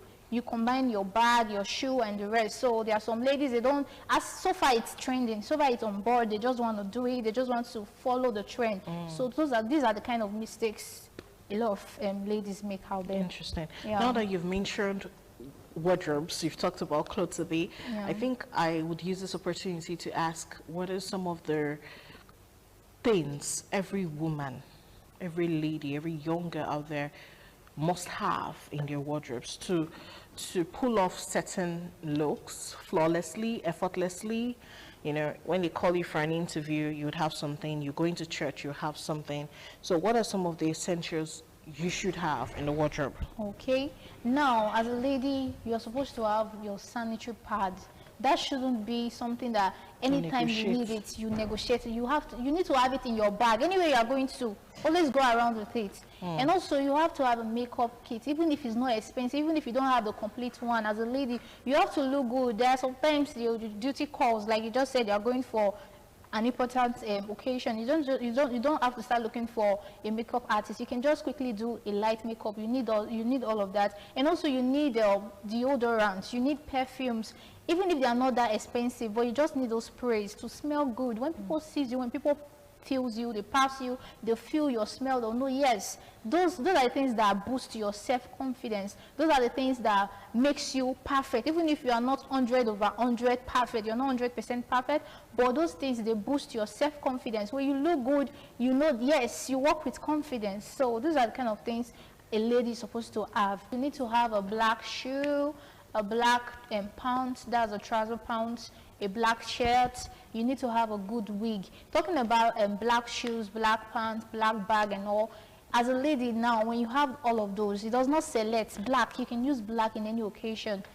When duty calls at any time, when you have any events you're going to, you can easily use black. It does not select. That's why I'm advising ladies that you can get black. You can get black shoes, black bag, black pants, and black whatever. And also, you can also have a good wig, even if it's not that expensive. It can be a braided wig though. So it doesn't mean you have to break the bank for you to achieve all of this, for you to be good, for you to look good, for you to look perfect. No, you don't have to break the bank. You have to cut it. You can cut it according to your material. You can cut it according to your pocket. But you need to have a good wig. You have to look good as a lady. So these are some of the essentials you must have. Okay, 2 questions in one so that we can call it a wrap on today's edition of the show. How does this old grooming habits, some people will tell you it's vanity. There are people who they always look good. Yeah. I have a colleague goes like that, even in the house. She has taken grooming to be a lifestyle that even the house clothes she wears are fashionable. The sleepers she's going to wear inside her home are fashionable. And when you ask her, she'll tell you, when I look good, I feel good. And when I feel good, everybody around me will feel good. And when everybody around me feels good, it attracts good things to me. And then she just goes on and on explaining why she takes a whole lot of time looking her best every time, any day, everywhere, whether it's at home or out of the house. But is grooming so important for self-esteem and confidence? Exactly. I said it earlier before. It's very, very important, and it's very vital, because it gives you that, like you just said about your colleague. She said she feels good about it. Yes, it makes you feel good. It makes you feel perfect. When you walk with confidence. You walk with excitement. You smile. When you know you are looking good. There are some persons, they know what they are putting on is not good. They're not too comfortable. You see them dragging their clothes, you see. But when you are good, when you know you look good, you smell good, you smell nice, it boosts your confidence. It gives you that boldness. You walk with courage. You walk with pride. Yeah, so I feel grooming is very, very essential, but not you breaking the bank, not you going out of the box to say, okay, you want to look good. You can look good on a budget. You can look good on a budget, yeah. Okay, but for monthly, we've talked about general investments as regards grooming. You need to have a black shoe, a low one, a high one. You need to have a shirt. You need to have a black shirt, a white shirt, a good wig, a simple makeup kit and whatnot, jewelries and all of that. But that's something that could last you a year. If you get a good shirt, it could last you years. Even more than here. But monthly, there are some things that, as you're writing list for foodstuff, as a woman, you should include it. What are some of those things that you don't joke with them? In fact, they should be on the list before foodstuff. Yes. Okay, as a lady, you need to have your sanitary towel. There are some persons that don't care about their skin. They just feel, let me just use, you can use any of the lotion on your skin. So you have to care about the lotion that suits your skin. You don't use any product, like any hair product on your skin. So you have to get a good body lotion. You have to get a good makeup kit, even if it's not expensive, like I said before. And you need to have a good bathing soap. Yeah, you need it. It's very important. So those are the things you should be adding whenever you're going to the market, as you are putting the house needs and food and all of that. So you have to put in all of this. When you are going to the market, you want to shop for your house, you want to shop for your family, there are some essentials that you shouldn't leave behind for your own self to look good. It includes your body lotion. It includes your... See, pants is very, very important. See, there are some persons that they can wear one pant for 5 years. There are some persons that don't even care about it. Your undies are very, very important. As you're buying one, when you buy one this month, you buy one next month, before you know it, you have many of it.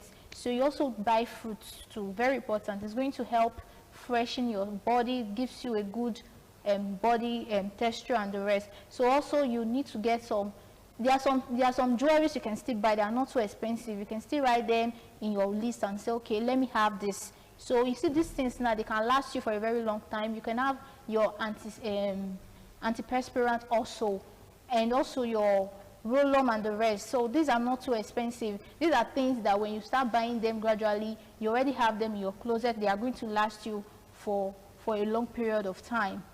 So, and also bra. There are some people, they can be using one bra till God knows when. They can wear it every day, even without washing it. They don't even bother to wash it, or they just wear it like that. So you have to start making plans for all of that. As you are going to the market, you want to shop for your family, you want to shop for your home, so you still have to get some of all these things for yourself, add them to your budget every month. By the time you start making plans for all of this, before you know it, you've already have 5 bras, you've already have 6, you've already have many on this, as so on and so forth. And also toothpaste, don't forget. So there are some persons, they don't really bother. They say, I can use salt, I can use this.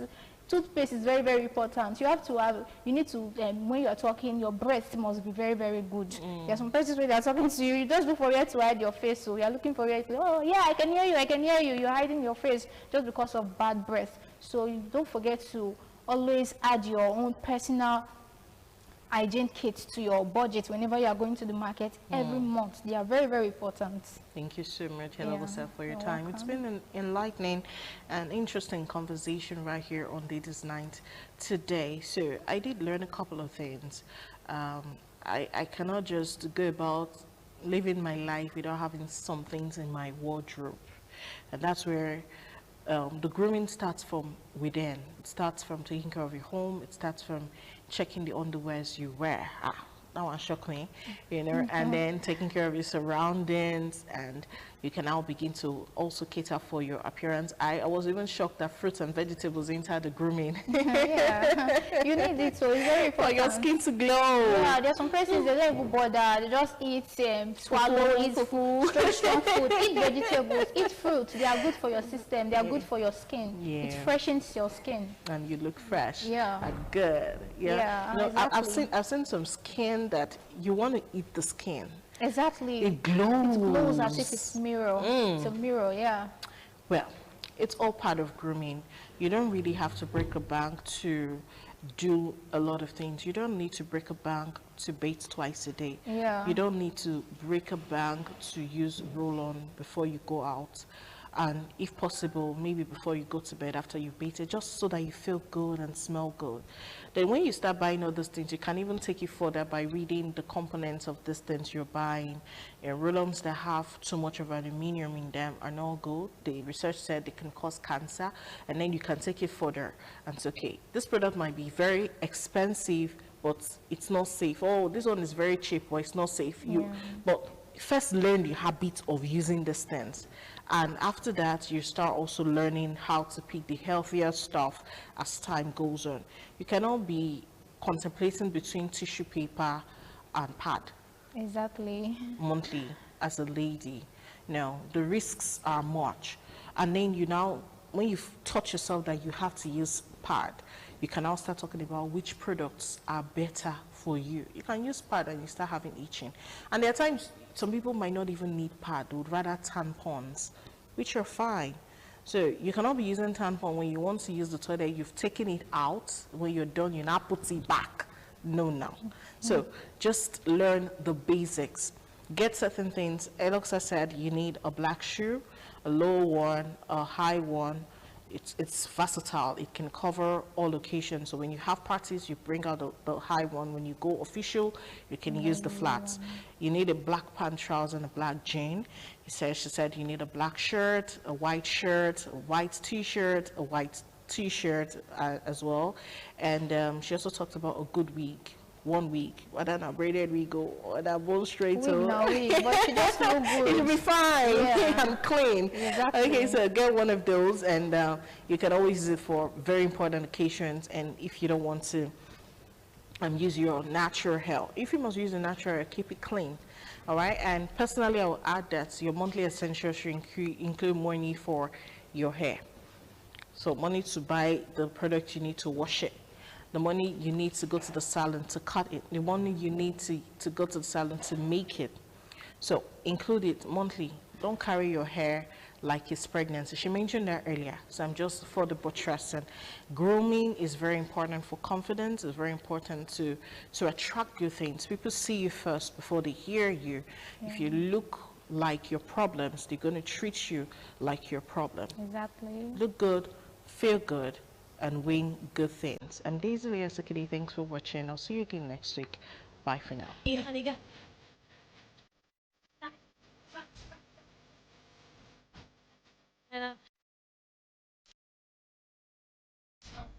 say it's on and it's on. But on chrome, never leave that Brooklyn alone. So if you say it's on, then it's on. ITV, certainly the best.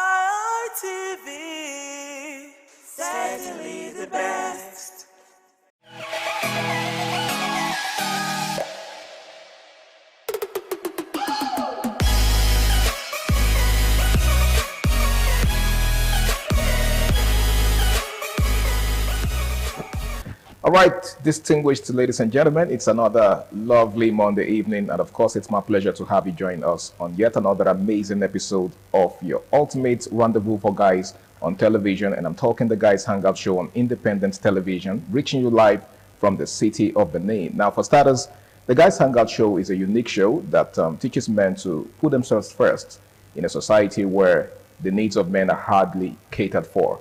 You know, it's very important that you invest in yourself as a man, just so you'll be able to give out to everyone around you. The show comes up every Monday on this station. My name is Harry Aigboje, and of course, it's my pleasure to have you join me on this episode of the show. All right, now, tonight we have a very interesting conversation, something that borders on trust issues. Now, a lot of times we hear people talk about trust, right? You know, some people accuse you of not trusting them enough. So the question we're asking tonight is trust automatic or is it earned? Yep, it's a very interesting topic, and it's something that I'm very sure a lot of you out there are going to find really, really interesting. Well, I'm not alone tonight. I've got two amazing people, two people who are really not new to matters of this nature. First of all, to my far left is someone that ran away, but he's back now. You know, I guess it's not unsafe to call him a prodigal son. Yeah, he's one of the founding fathers of the Guys Hangout Show, and it's always a pleasure to have him on the show. He goes by the name of Benedict Ochagu. Yeah, thank you so much, Harry. I think prodigal would be a far-reaching word. Yeah, okay, but again, it feels good to be here this evening. It feels good, really, to be here.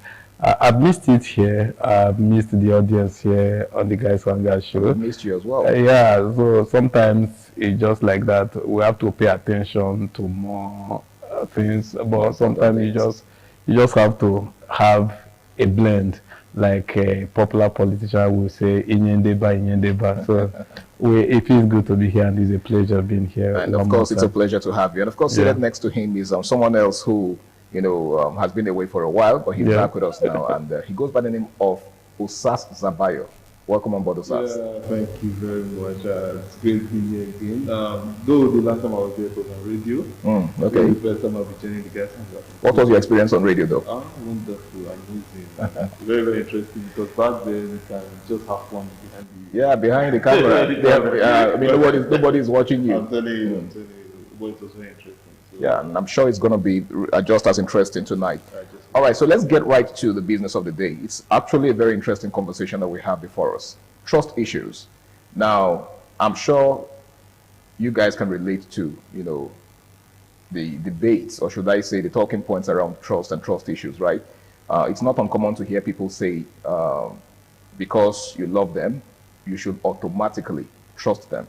So the big question we're asking tonight is trust automatic or is it earned? Because some persons would like to believe that just because you love them, like I said, you should naturally trust them. They don't have to earn it. You should love, I mean, love shouldn't exist without trust. As a matter of fact, love and trust go hand in hand, right? According to people in that school of thought. Do you share that school of thought? Let me begin with you, Benedict. Do you think trust is something that should be earned, or it's something that is just automatic?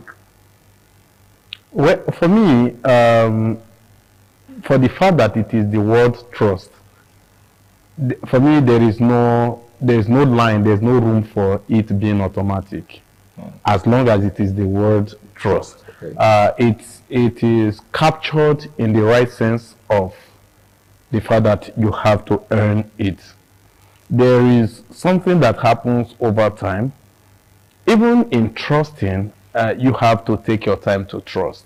You have to allow people earn the trust, like prove themselves. Yeah, like I said to somebody the other time, I told him that you were able to hurt me more than I deserve because I trusted you more than you deserve.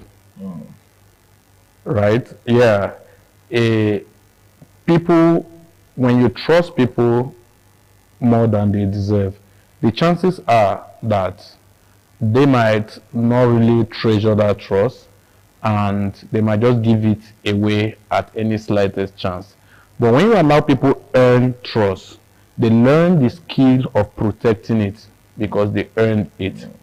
I advise that as a guy, you learn the art of protecting your space. And the word friend, I see a lot of persons that anybody around, just because you exchange the phone number with somebody, you say the person is your friend. The word friend is a very, very big word. And then you see some other persons, you meet somebody, just within the space of weeks, the person has known everything about you, your past, your present, and your future. That is for me recklessness. That is for me carelessness. And so when we are talking about trust, in my own perspective, I feel that people should earn the trust.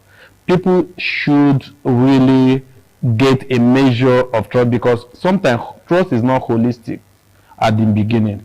It goes from one layer to another. I can trust, step by step. Yeah, I can trust you on certain things, but in another thing, I might not really. So because of that sequence that it takes, I feel it's something that people should earn. All right, Zabi, what's your perspective to this? Do you think it's automatic? Do you think that people should be trusted simply on the basis of their relationship with you? Okay, so for trust, there are two phases to it. Okay. If you want to live a very simple, easy life, safe life, let people in their trust. But if you want to go very far, like very, very far, remove any. Just trust your God. Just bestow trust on people, irrespective of whether they earn it or not. Because there's this certain adage about how before you allow people in, have a certain knowledge of what they can do and who they are and all that. But I believe that if you really want to, there's a way I'm trying to coin it, not to. If you have to apply that rule to everyone, then you won't have anybody in your circle. Thank Is you. that what you're So saying? in fact, that's the point I want to try and hit on, because if you want to be very safe and make everybody in their trust, like before this person comes into my space, before this person comes into my circle, I'm trying to see what this person can do, if he's going to hurt me, how he can hurt me. That is how trust is built, actually. Yeah. So in that particular moment, I'm trying to weigh and see how this person, his capabilities, his weak points, his anger issues. So at that moment, I understand everything there, I not trust the person. So in that phase, I know where to hurt the person or where the person can hurt me, and I'm trying to avoid all that. So trust, that is how trust builds, understanding and knowing people. That's why love is just a byproduct.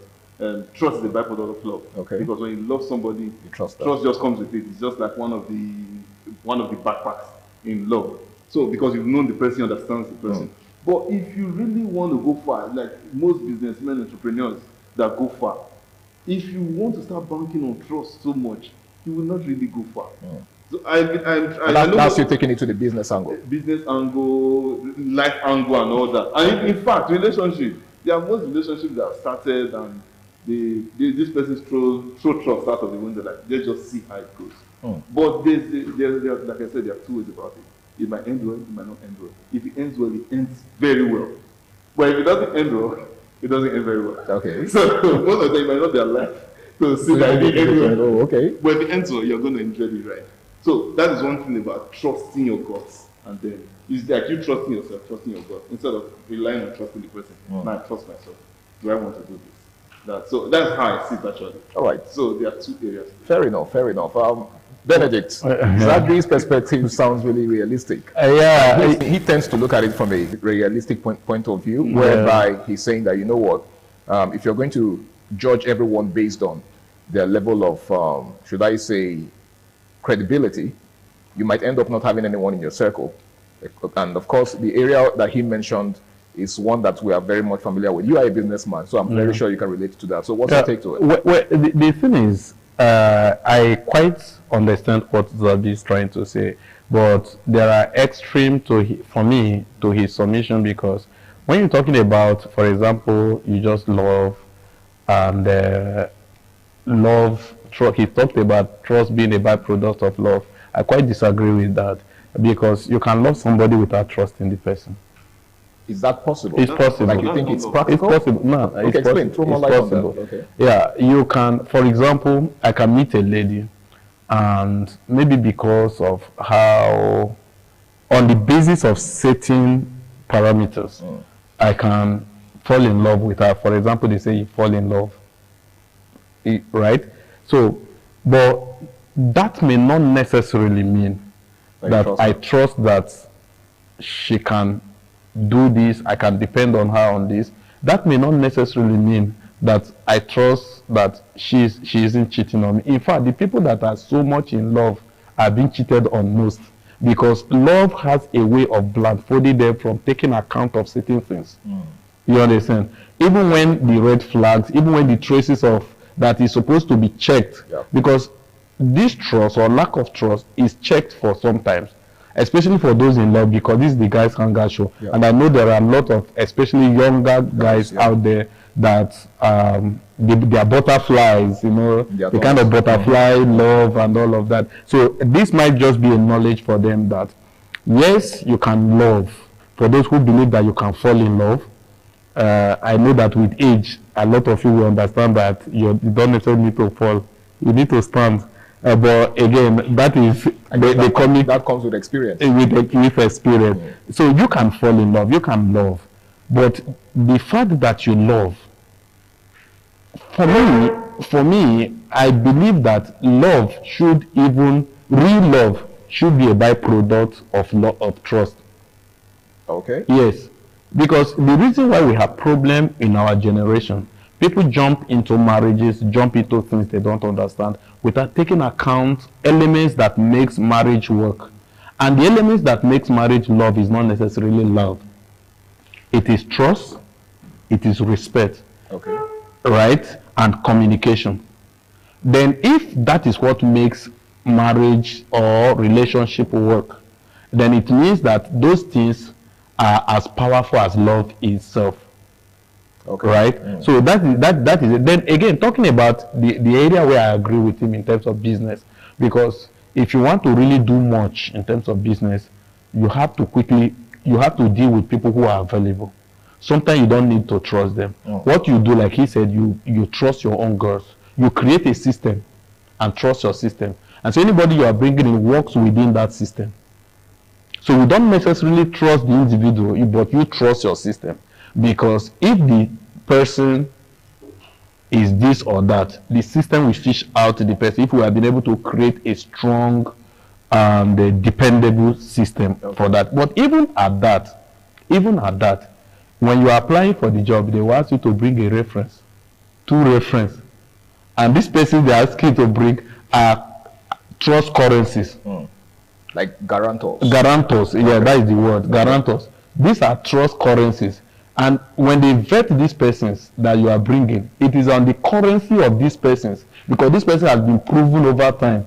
They even give you specification that the person sometimes must be a director so and so place, or must be so and so, because it takes a level of pedigree to become a director there. So if that person can be a director, it means there is an element, there is an account of trust that he has earned over time. So on the basis, on his own currency, you are not being trusted. Not necessarily. So what I'm trying to say, that even in that sphere, trust is still being earned, either directly or indirectly. Okay, trust is being earned either directly or indirectly. Now, how does, this question goes to you, Zabi, how does trauma, psychological traumas, determine your level of trust for someone? Of course. So when we talk about trauma, we deal with a lot of memories. In fact, it comes from memories, good, bad memories. So psychological traumas usually come from bad memories. So looking at where we are right now, Africa and Nigeria in particular, where therapists are not really very common. And there's no much publicity for persons to visit therapists and all that. So many persons are working with trauma, working with psychological issues that are left untreated, and they just take it from one relationship to another.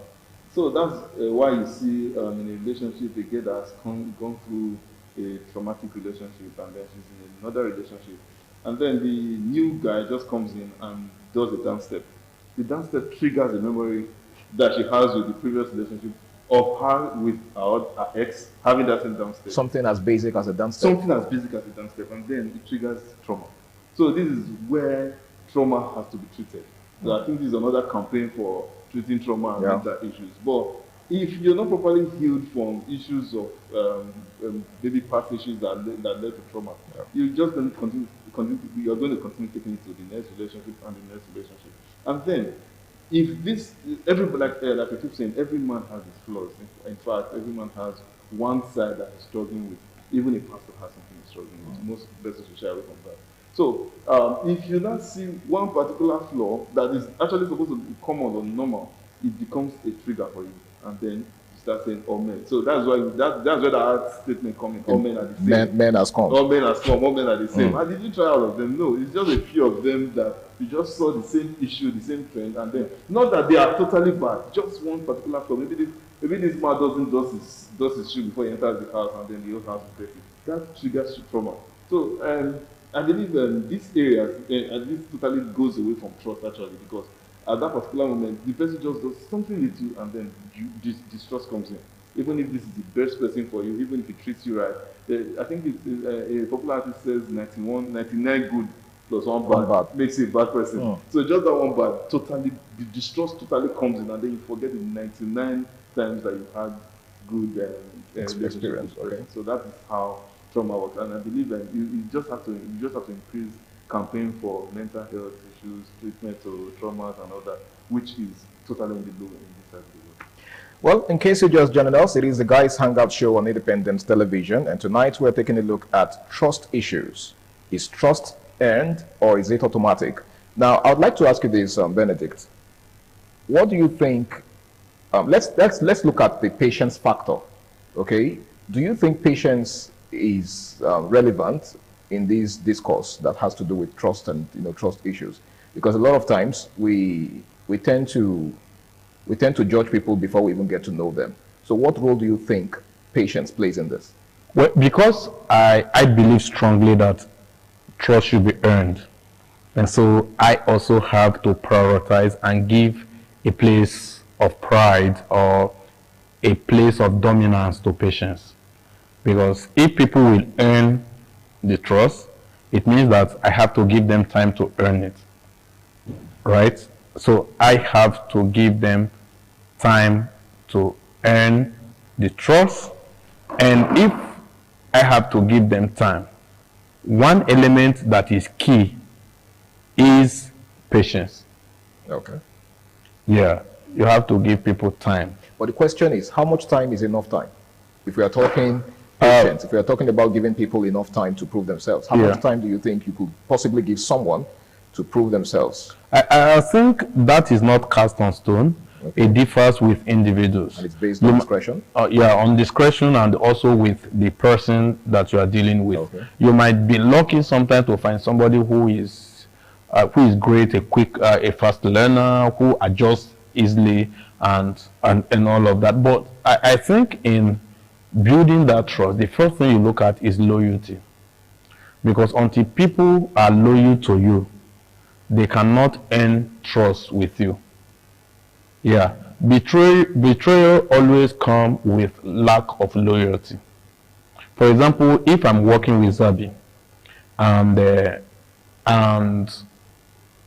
I am loyal to whatever we are doing, and I am loyal to the goal, the shared goals and everything, the chances are that I will not easily betray him because of loyalty. And then if, for example, I just have to start with the business aspect. And then if, for example, between a lady and a guy, if I am loyal to the lady, there's that level of loyalty, and she is also loyal to me, I think the chances are that over time, trust will be built fast. Okay. So that is why I say the first... In other words, you're saying that loyalty builds trust. Yeah, the loyalty actually is the first thing you look at. As you are building trust, you look at loyalty. Because if they don't show that sign of loyalty, the chances are that trust will be a scarce commodity in that relationship, whether a business relationship or a relationship between a man and a woman. So when we are talking about how much time is enough, it's not cast on stone like I said earlier, but patience. Because sometimes one of the things that life brings people to you to teach you is patience. there are some of us that are short fuse, for example. When God sees that you are short fuse, and God sometimes wants to deal with that issue with you, He brings somebody who is so much, who is a lot around you.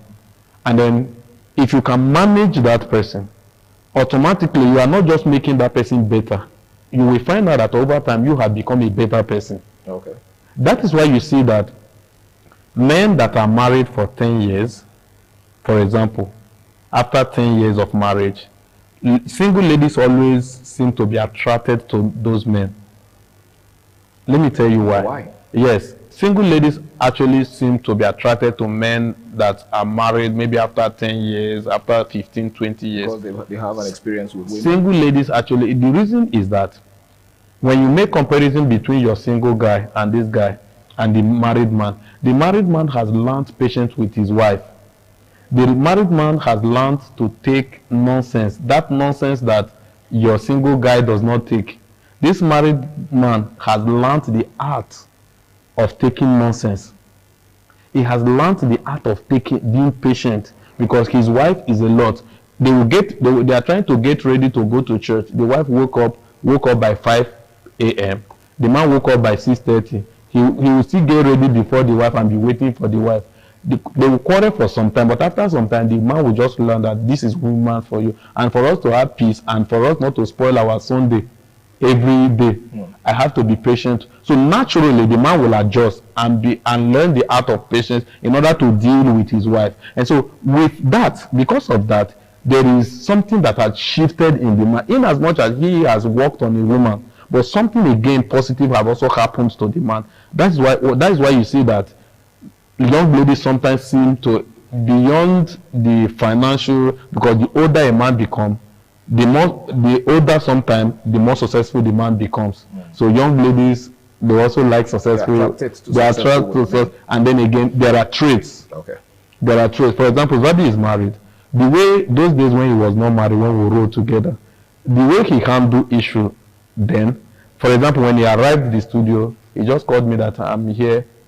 And you could see from his voice, there was no agitation. There was no tension. Because over time, he has learned patience. He has worked with a woman closely for a long time. So you can see a Zabi that is now patient, that is now enduring. So that is what it is, patience. Not really time bound, but again, just be patient. Over time, it can work. Thank you so much. We're actually pressed for time right now. So as we begin to wrap up, I would like you to respond to this, Zabi.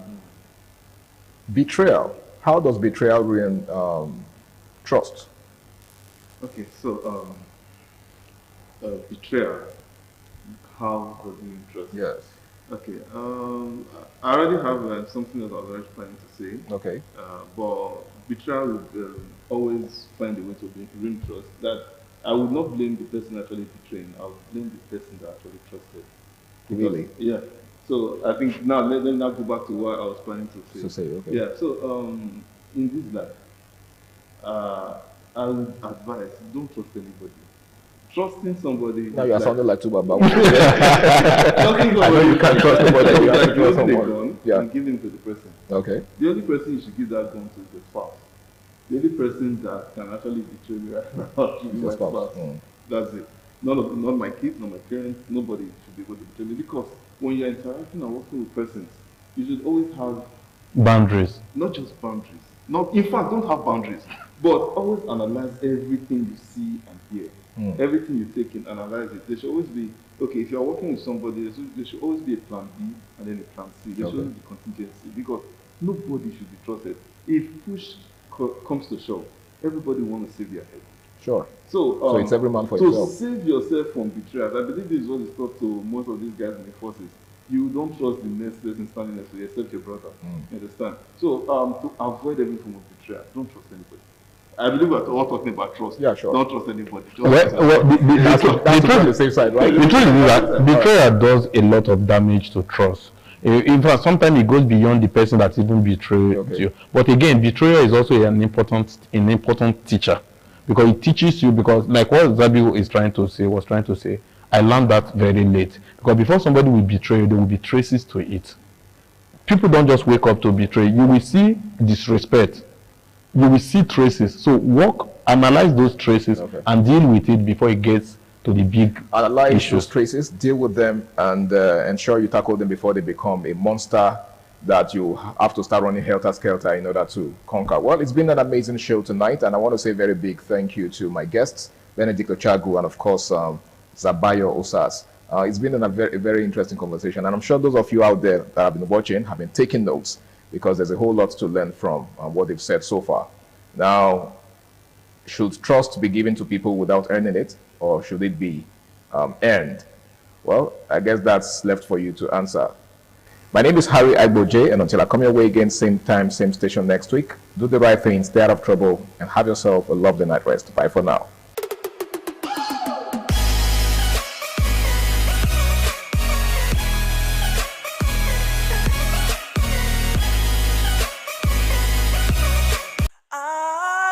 ITV, certainly the best.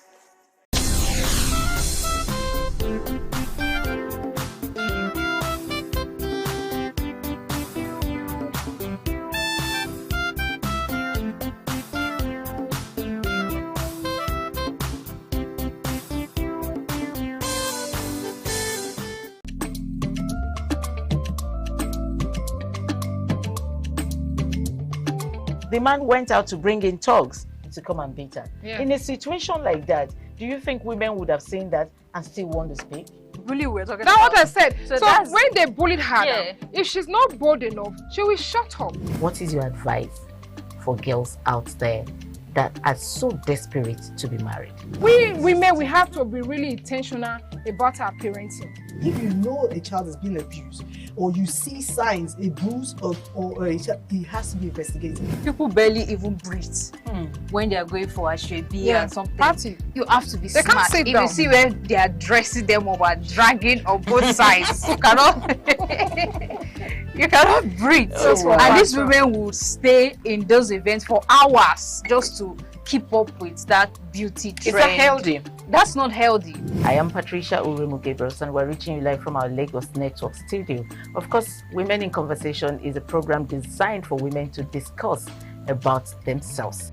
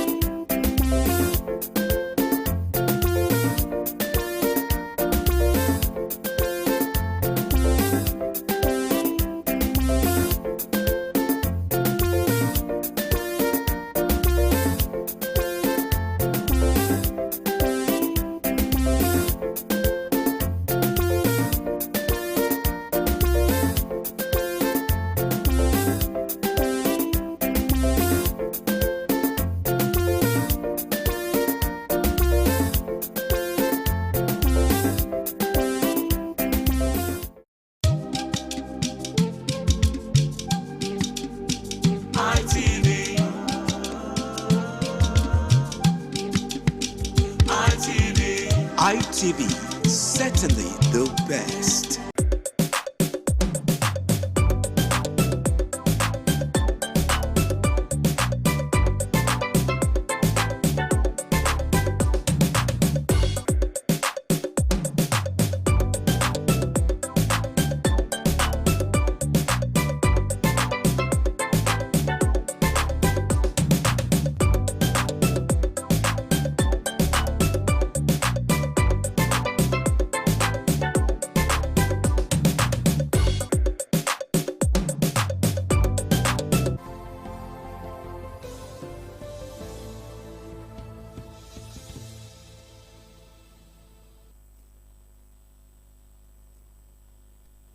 A lovely evening to you, and thanks for joining us on ITV News for this time. I am Harry Agboje.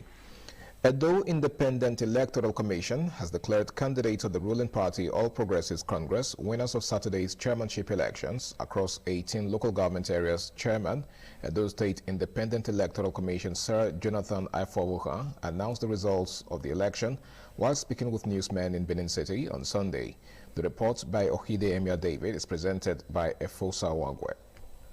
Chairman of the State Independent Electoral Commission, Sir Jonathan Ifowohan, said the APC also won all 192 councillorship seats in the election. The SCX chairman expressed satisfaction with the conduct of the returning officers, saying they discharged their statutory responsibilities professionally, impartially, and in accordance with the law, noting that the election was conducted peacefully across the state despite minor operational challenges in a few locations. He lauded Governor Monday Okpebholo for providing an enabling environment for the Commission to discharge its constitutional responsibilities. The chairman also commended political parties, candidates, traditional rulers, religious leaders, civil society organizations, community leaders, youths, women, groups, and the electorate for their peaceful conduct during the election. The All Progressive Congress won all the 18 local government chairmanship positions and all the 192 councilship seats contested in the election.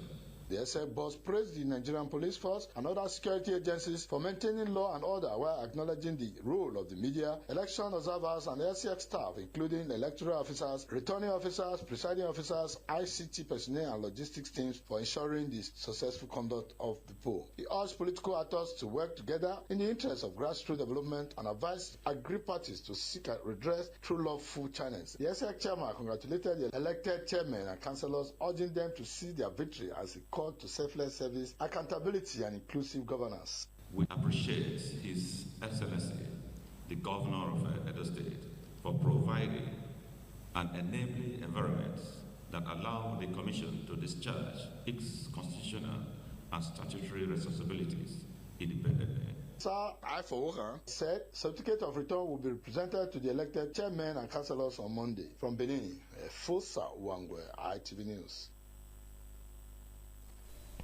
And the Independent National Electoral Commission has shifted the deadline for political parties to submit the names and credentials of candidates seeking to contest the 2027 presidential and National Assembly elections. The electoral body announced that parties now have until midnight on Tuesday, July 14th to complete the process, extending the earlier deadline of Saturday, July 11th rather. Explaining the decision, INEC said the extension followed appeals from political parties that had encountered difficulties meeting the deadline. In a statement issued on Sunday, the National Commissioner and Chairman of the Information and Voter Education Committee, Mohammed Haruna, said the request was formally conveyed through the Inter-Party Advisory Council. According to him, IPAC sought additional time on behalf of parties that were yet to complete the submission of their candidates' details through the Commission's portal. INEC noted that the extension is intended to give all eligible parties a fair opportunity to comply with the requirements of the electoral process while remaining within the framework of the law. And moving on, Edo State Governor Senator Monday Okpebholo says the ongoing reconstruction of the Benin-Sapele Road with concrete pavement is designed to last up to 8 years before requiring major maintenance. Governor Okpebholo, who made the remark while inspecting the project in Benin City, expressed satisfaction with the pace and quality of work. William Siama has details. Governor Monday Okpebholo described road projects as a durable investment in the state's infrastructural development process. The governor said President Bola Tinubu remained committed to ensuring that projects across the country were completed on schedule because funding must be made available. It's a quality job they are doing here. What you are seeing today is because somebody has labored to raise the money. That is why you are seeing the development in Edo today. Mr. President is not sleeping over this and is working to make sure that project deliverables are delivered at a good time because funds are there. And that is what you are seeing. And it's a quality job that will last for at least 80 years before we can start thinking about maintenance.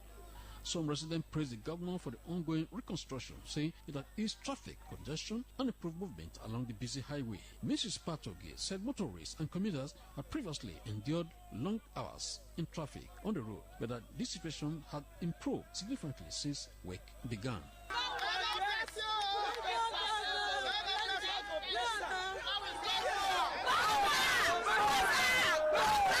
Trader commended the quality of the project, describing it as a major improvement for road users in the state. William Siama, ITV News,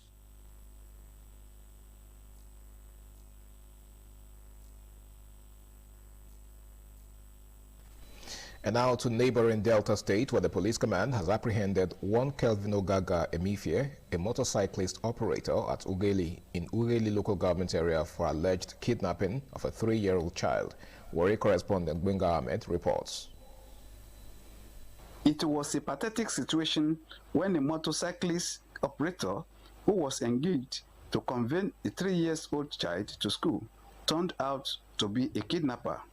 According to the public relations officer, Delta State Police Command SP Edafe Bryce said the suspect, Kevin Ogaga, was engaged to pick and drop the child from school.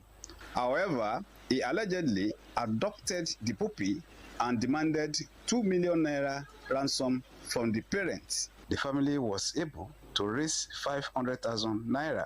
The police image maker disclosed that the parents had earlier reported the matter to the police at Ugeli Divisional Headquarters, which prompted the operatives to launch an intelligent driving and arrested the suspects. He did this job for about 3 weeks before the devil came into him, according to him. On that fateful day, he took this child.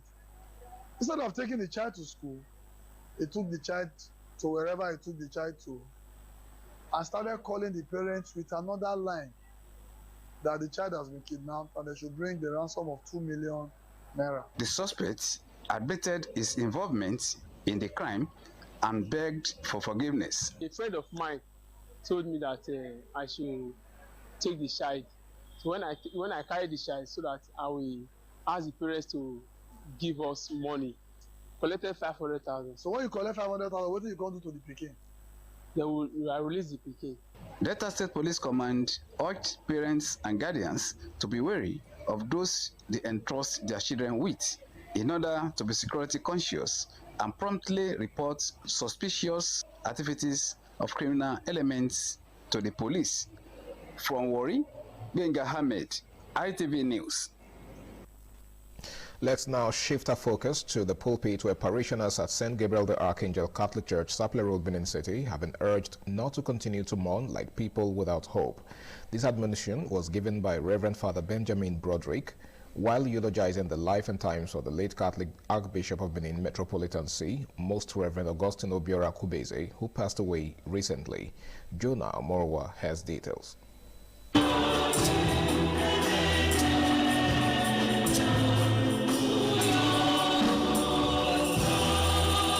Reverend Father Broderick, who explained that God cannot be questioned, said the Catholic Church is yet to come to terms that the voice that echoed the word of God for several years is now silent. He urged parishioners to take solace in the fact that a life dedicated to God will always produce fruits. He described the late Archbishop Akubeze as a humble and generous man who gave to support the work of God and humanity, and urged parishioners to emulate his good legacies. This Sunday, the church in the Archdiocese of Benin City is mourning. On Thursday, we heard of the announcement of the demands of our most beloved Archbishop, Most Reverend Augustine Obiora Kubeze. He was called home to the Lord.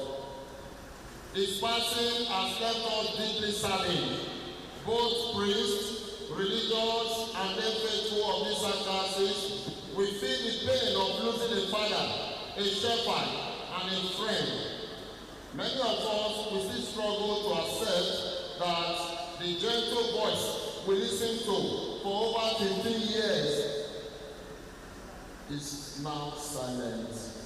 The Mass featured the launch of Breath of Hope for the Poor. From Benin, Jonah Omowa, ITV News.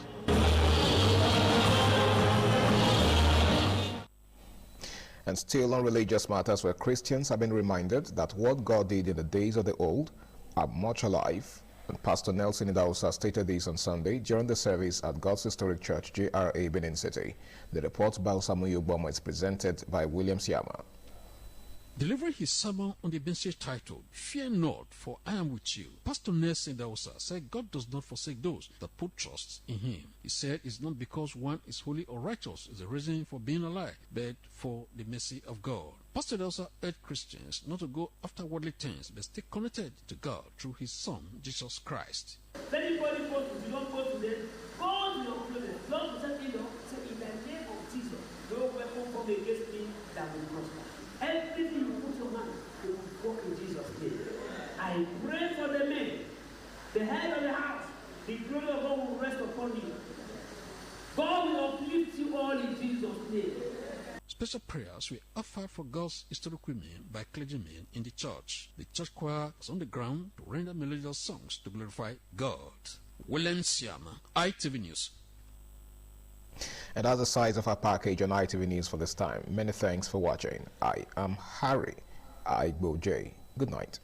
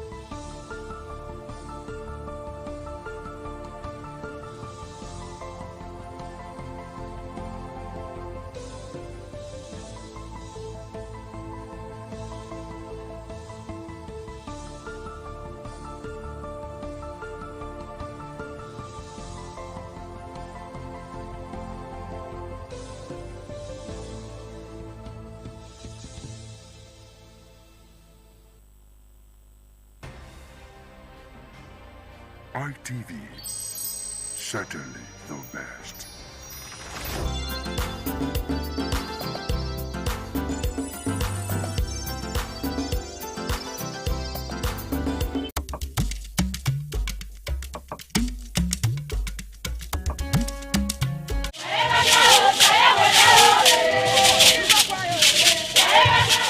In a rare display of botanical brilliance, the palm tree defied natural norms, sprouting multiple branches that bear fruits. This rare occurrence has become a wonder to many, as experts are calling it a one-in-a-million phenomenon.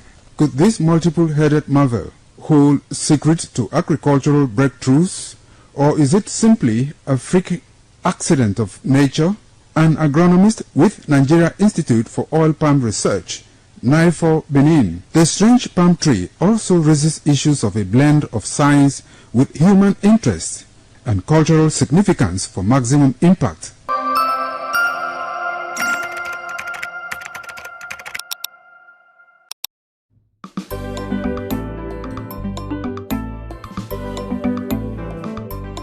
Thank you very much for joining us on the program Healthy Living. What is the kidney? The kidney is an excretory organ in the body, which is for metabolism. Tuberculosis affects many organs in the body, but the common ones it usually affects is the lungs. Epilepsy is a neurological problem.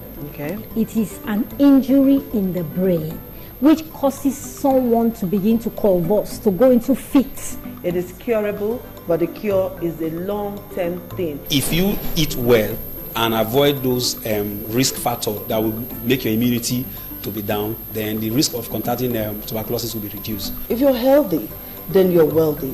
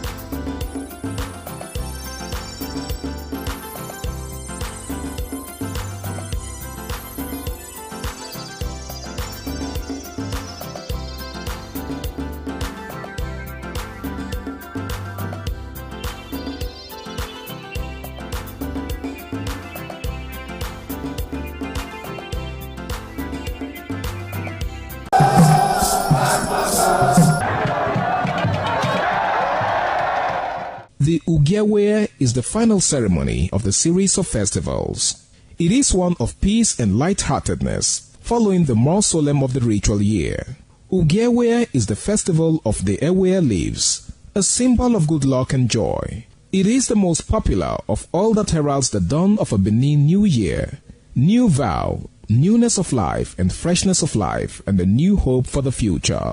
In the evening, the Ewe leaves are presented to the Oba of Benin in grand style in a colorful ceremony. The Ihogbe Society, amidst singing and dancing, bring the sacred leaves that symbolize good luck, blessings, peace, and prosperity. Each of the senior members of the Ihogbe proceeds to give the sacred leaves directly to the Oba of Benin, and others put theirs at his feet.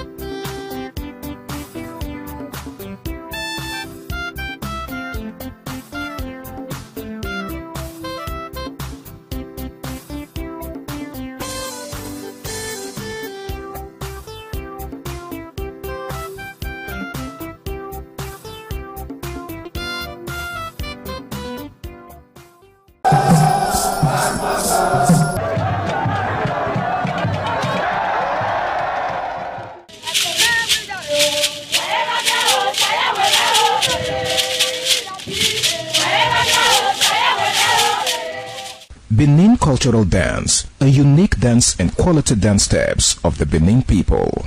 This dance is a vibrant mix of traditions, arts and beliefs, deeply rooted in the country's diverse ethnic groups and their rich history. The dance has artistic expressions depicting the people's history. Benin people have been famous for bronze and brass work, some of which is said to date back from the 13th century, especially ivory and wood carving.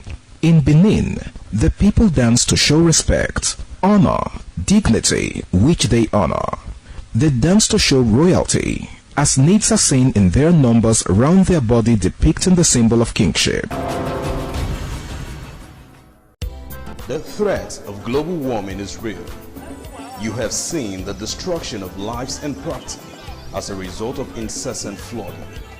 Make the environment a conducive place for all to live in. Stop polluting the environment. Protect the environment today. This message is brought to you courtesy Independent Television and Radio.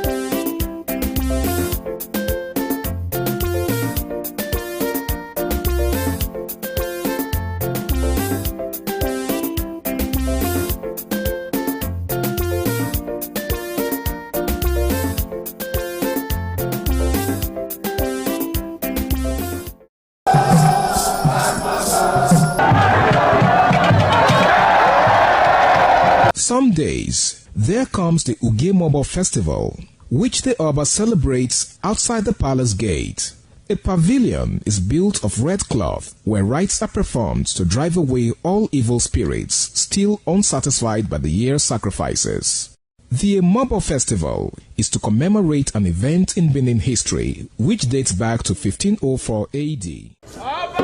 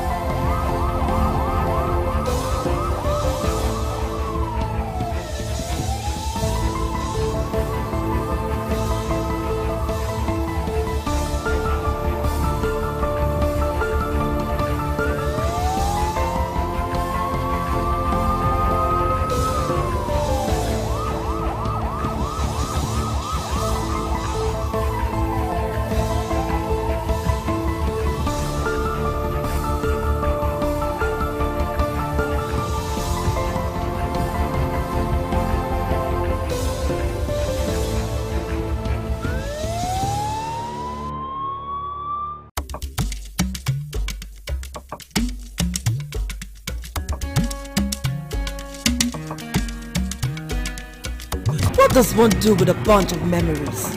Laugh about them, cry over them, or capture them? I know what I'll do with such memories.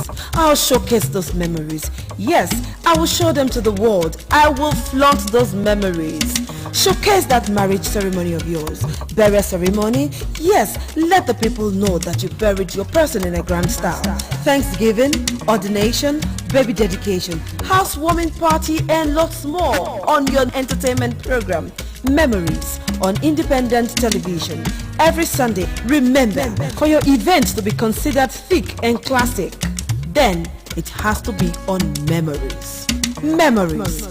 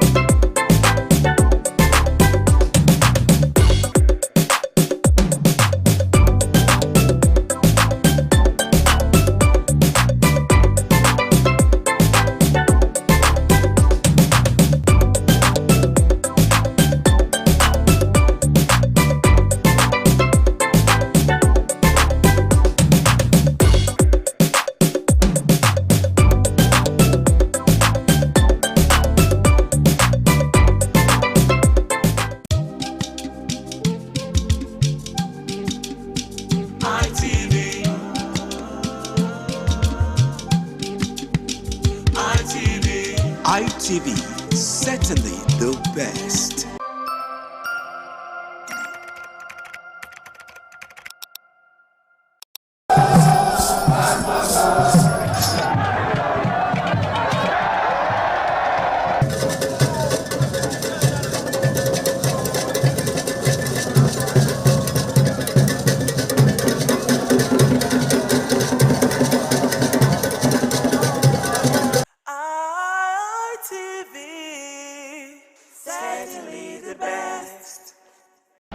Erosion of values in a society is a major challenge. In most organizations, you have what you call organizational culture, where you have those who've been in the organization for some time transfer knowledge, transfer skills, just to ensure that the new intakes are able to grow up and function very well.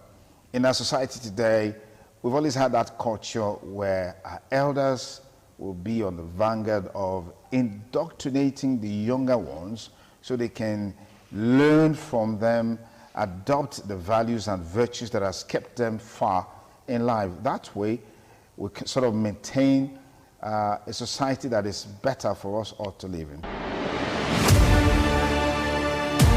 Majority of the productions of those that were funding films then were Igbo merchants. When I started teaching under the American parties, you must belong to their religion. Icons is a program specially designed to showcase our celebrities. My mom obviously tried to travel when I was 2.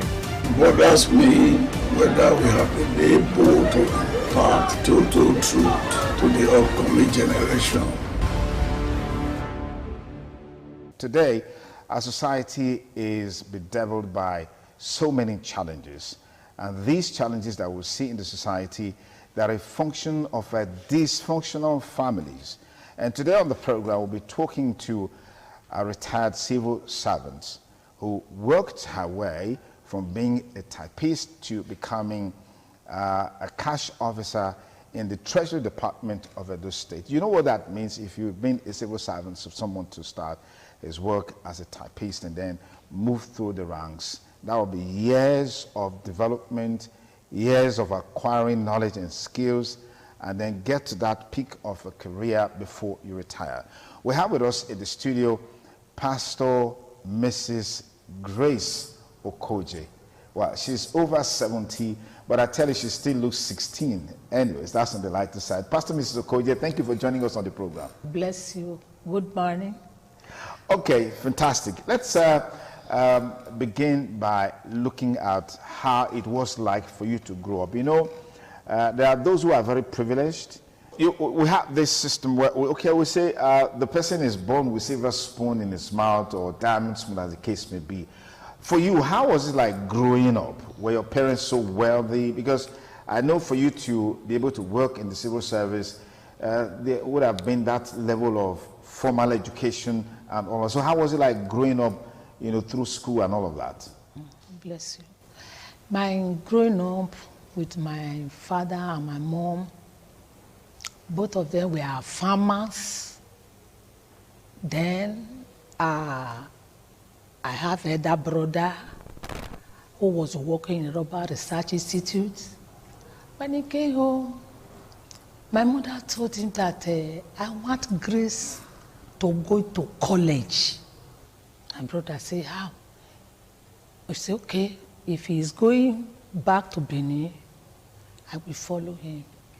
Then I followed him down to Rubber Research Institute. We were there.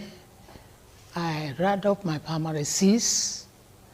I did my common entrance, and I passed Imagwero Teachers College.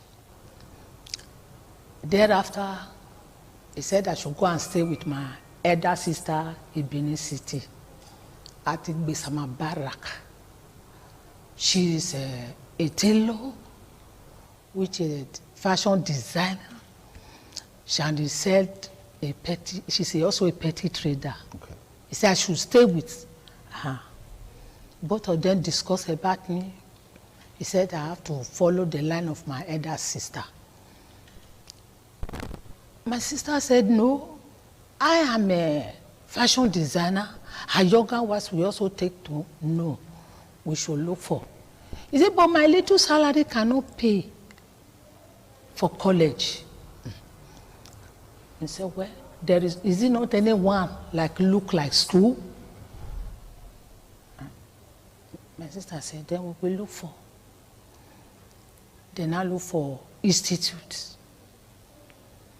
I was still selling in that counter, walk from there to urban markets, short Lagos Street to buy all those petty things she's selling. After 8 months, they look for the Commercial Institute at Igbesama, one Mr. Aloha Institute. So thereabouts, they transfer the husband. I go along with them to Sapele. Reach there, stay with them for 4 months at home. My sister was trying to reach my brother. He said he has no money. He said, okay, myself and my sister, we were now looking for, we get a institute. It's a commercial school. Just continue. Then we back to follow them to Sapele, they transfer the husband. Reaching there, we look for a commercial school. Then we got one at the Sapele there. I started schooling. Thank God, he later called my brother and settled the man that operated the institute. I start. Before that 1 year, they worked their transfer to Benin. So you went from Benin to Sapele. With my elder sister. Back to Benin again. Yes, they now come back to Benin. In that place, my brother said, I don't have money. I called my brother, I said, I cannot stay at home. You know, by learning, it's just like a shorthand. Okay. As you learn shorthand, 2 days you forgot what you wrote down. If you are not practicing it. Okay. And I said, okay, look for. I said, for the typing, I'm okay. He said, okay. I enroll ROC, I passed. But I still let him know I cannot just sit at home. And he was managing, paying for me. Then there I got a woman come to request for a secretary for the institute that I'm practicing now. Okay. I said, I will work. Oh. The woman said, okay, you will work? I said, yes. He took me to the place. It was a warehouse, bushshop warehouse. You see, whenever they want to order books, I will be typing. I said, okay, with me there. I spent 1 year plus there. Then I sit down, I said, the money is too small, 800. 8 naira. 8 naira. 8 naira. What year was this? So you were earning 8 naira as a typist? Yes, okay. 8 naira. 1974. I was with a man before I got married. Then when I got married, I now told my husband, I cannot sit down doing nothing. No. The uncle that was working in UBA, he said that somebody is looking for a typist. He said I should go for interview there. When I got there, the man employed me, which is a motor company. Okay. I was with them. How much was your salary then? Because I know the first salary is 8 naira. I'm sure it would have been better by this time. He still say it, what to do. He said, I will increase it. I said, okay. I said, 12 naira. I said, okay. I started working. In 76, I got my first son. And I sit down. When I resumed, he did not pay me. I said, well, let me.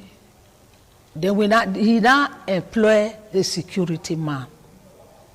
The security man look at me and say, say, lady, you are very intelligent. This your work.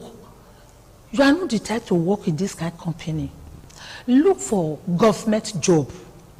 I said, how will I enter government job? He said, don't worry. If they used to buy newspaper, he said, when they bought newspaper and there is an advertisement for vacancy. I will apply. Okay.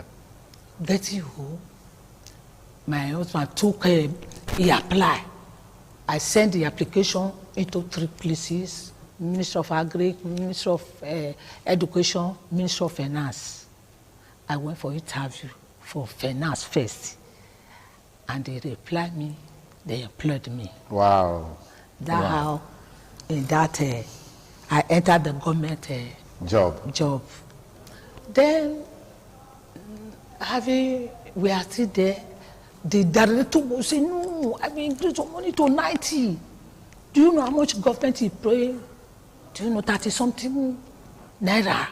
He will pay more than that. I said, no, the closing time, I have a baby. He agreed with me. That I started from Minister of Finance headquarters. From headquarters to Accountant General, they transferred me there. From Accountant General office, they took me to Treasury Department. That I earned in Treasury Department in Benin. Then from there, they transferred me to Auchi. It's a local government. They take me there. I worked there, and I retired. Wow, wow. I will say congratulations to you. Thank you very much. Because not very many people have that honor and privilege to work and serve meritoriously, to even be alive in the first place, and then to also even retire, you know, such a very glowing way. I'll say congratulations to you. Thank you very much. Very interesting story. Share with me those values and those virtues that guided you to be able to work, you know, meritoriously and then retire. What are those values? What are those convictions?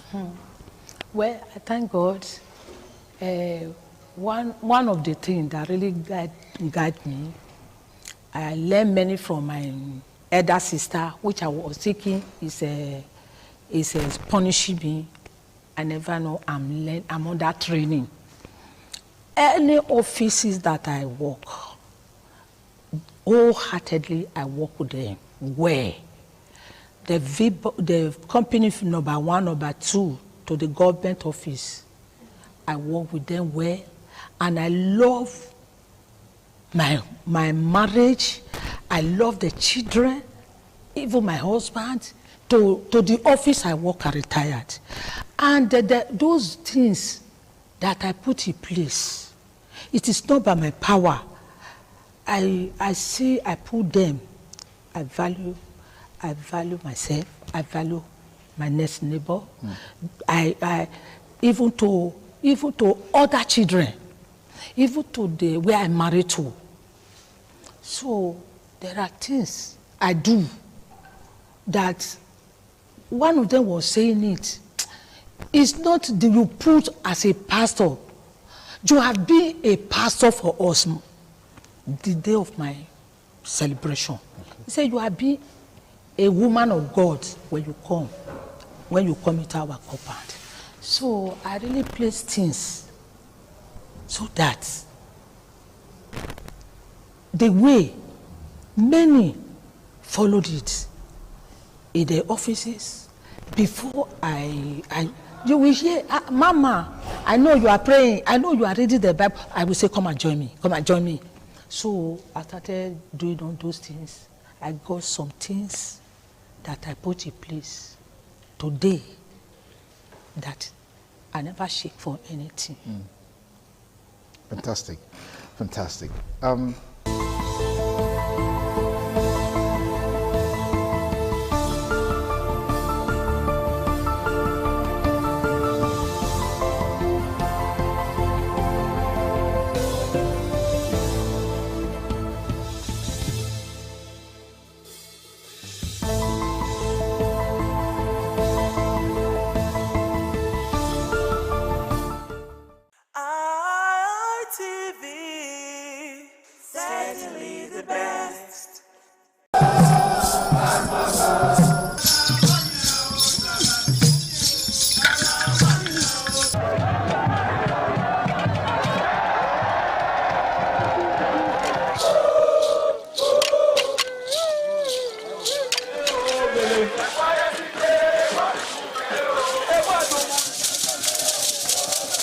The Ekoko masquerades from Ute village, whose cult is connected with Obaeware and his mother, Elere, appear on this occasion to bless the Oba.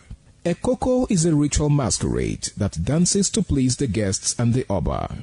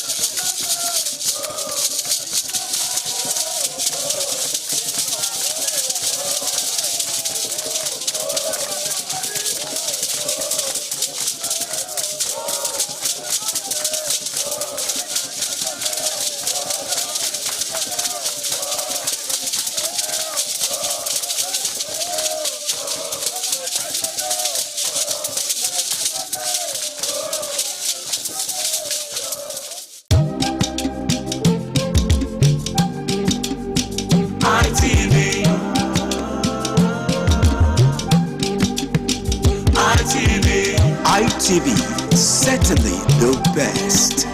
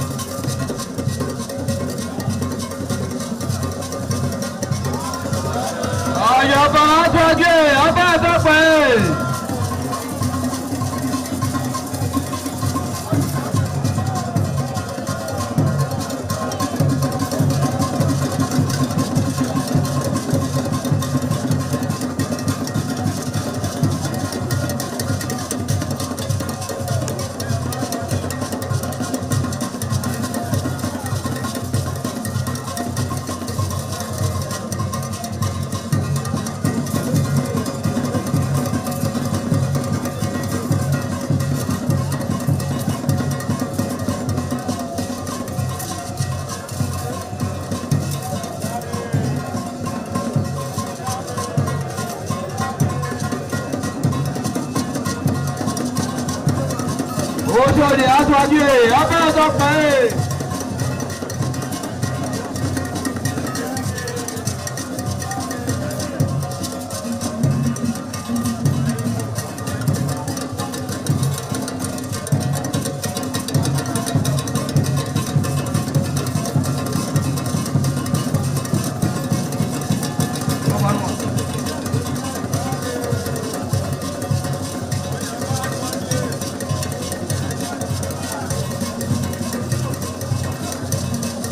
Àyàbá aṣáájú ẹ̀ abẹ́rẹ́ pẹ́.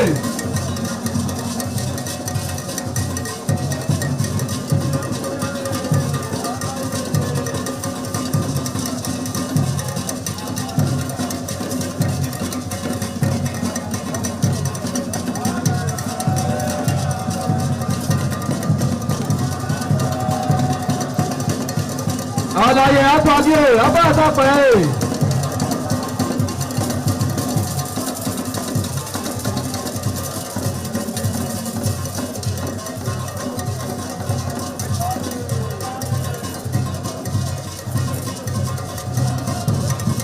Gbẹ̀gbẹ̀dúwà.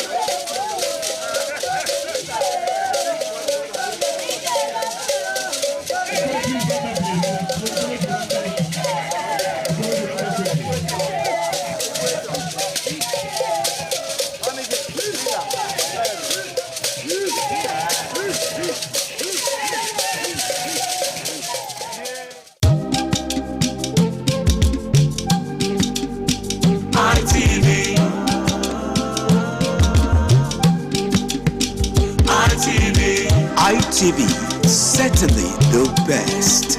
ITV, certainly the best.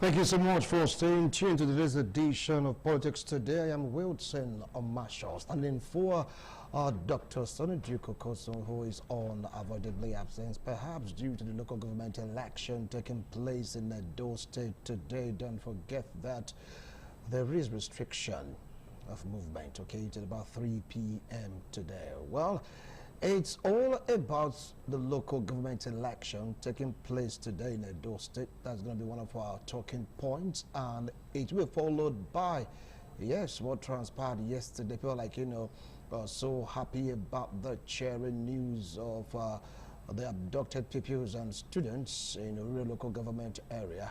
Over 50 days in captivity. Yes, over 50 days. And yesterday they got their freedom. Kudos to security personnel. Kudos also to the government of the day, the state, and of course federal government, and all that have one or two things to do in that particular release of these captives. Well, we're going to talk about that also. When we talk about that, definitely we're going to dive into, yes, the prospect of securing lives in the grassroots vis-a-vis the establishment of state police. A lot of debate has been ongoing about that particular issue, and it's good for us to bring it once more to the fore to really talk about it. With me here in the studio, I have Honoboria Kingsley, political analyst, APC youth leader, and human rights activist. Thank you so much for making our time to join us in the studio, Kingsley. All right.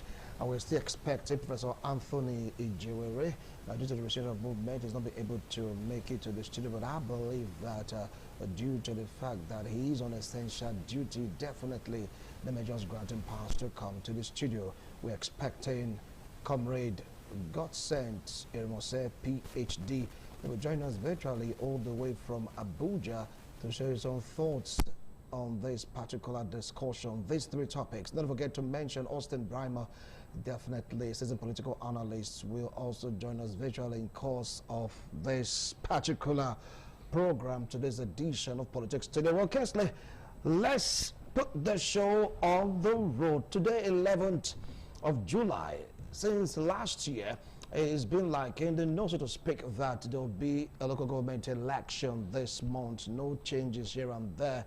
Talk about the political parties taking part in this particular election. We don't know if there are changes. We talk about the number of political parties. But you came from town to the studio. From your own analysis, from what you saw, does it feel like we are having an election vis-a-vis a local government election in the state? Yes. Today, 11th day, July 2026, is Edo State local government election conducted by ESSEC. The turn-up has been very impressive, and the people of Edo State are ready to exercise their franchise. This is because the local government election is the grassroots to the people, and Edo State governor on his own has worked massively in Edo State to the grassroots. And Edo State's election has been an election that everybody has been prepared for a very long period of time, and today is the D-Day. And I know that the election right now is currently going on in all the polling units in Edo State. And the election has been free and fair, and there have been movements for voters to go and exercise their franchise. And before the day runs out, we will know the outcome of the results. And I know that Edo people are ready to vote for their choice. For what you said, from your analysis, you said the turnout has been impressive, as in how, which units, which local government are you really talking about specifically? Specifically, yeah. East and West Epoma, the turnout are very impressive. I have people out there who called me, and we have spoken on how the election there is going on, and they say that the election will be very, very impressive. At the Eastern Central local government area in Edo State, voters and INEC officers there, they are on the field, and the election is currently going on. In Benin here, at Ego, I just passed through Ego before coming down to the station. the election too has been impressive. Reason because this time the INEC have given a long period of time for people to go and register so that for them to exercise their franchise. So kudos to the SEC, they are doing well. So you're saying all these areas of mention, the turnout has been impressive from Edo Central and of course Ego, local government in Edo South. As Oedo also. Fine. I will come back to you. Join us virtually. I didn't introduce them before.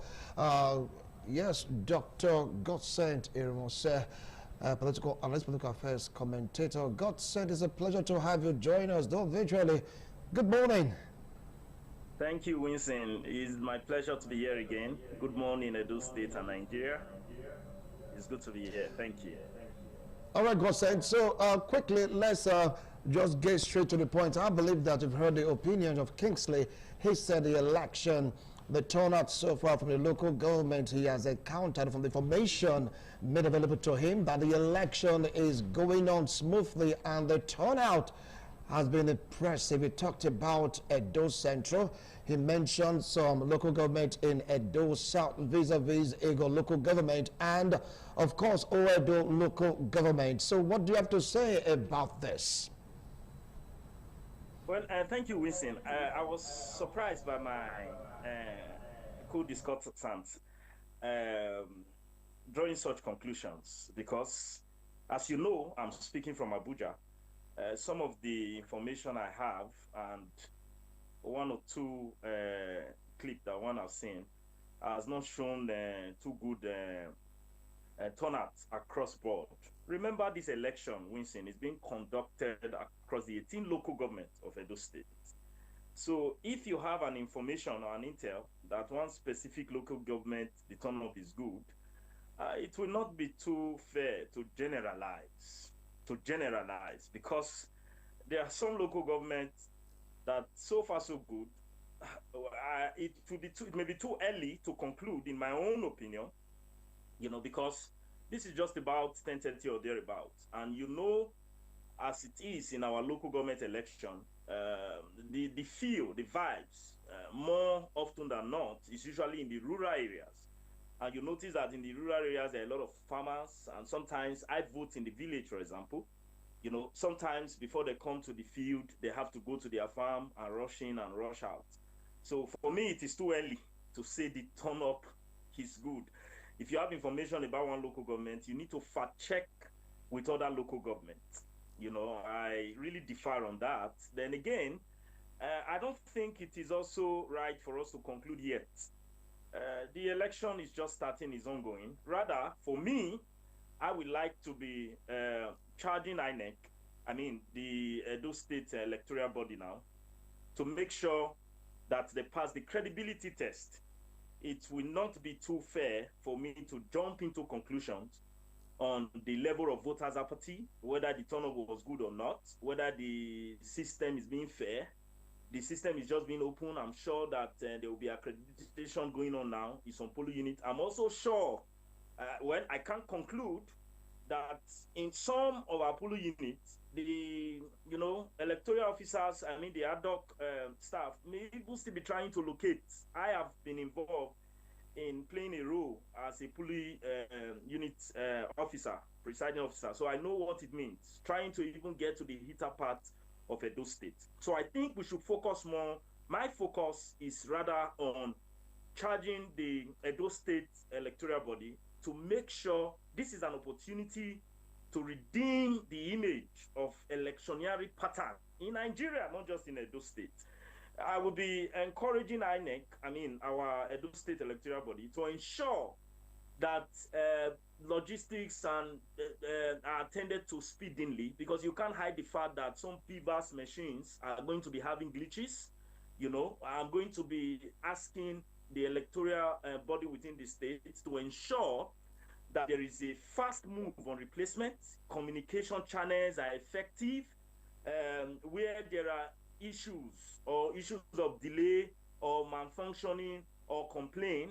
I will be charging the Edo State electoral body to ensure that there is swift response, because I'm sure anytime from 2 p.m.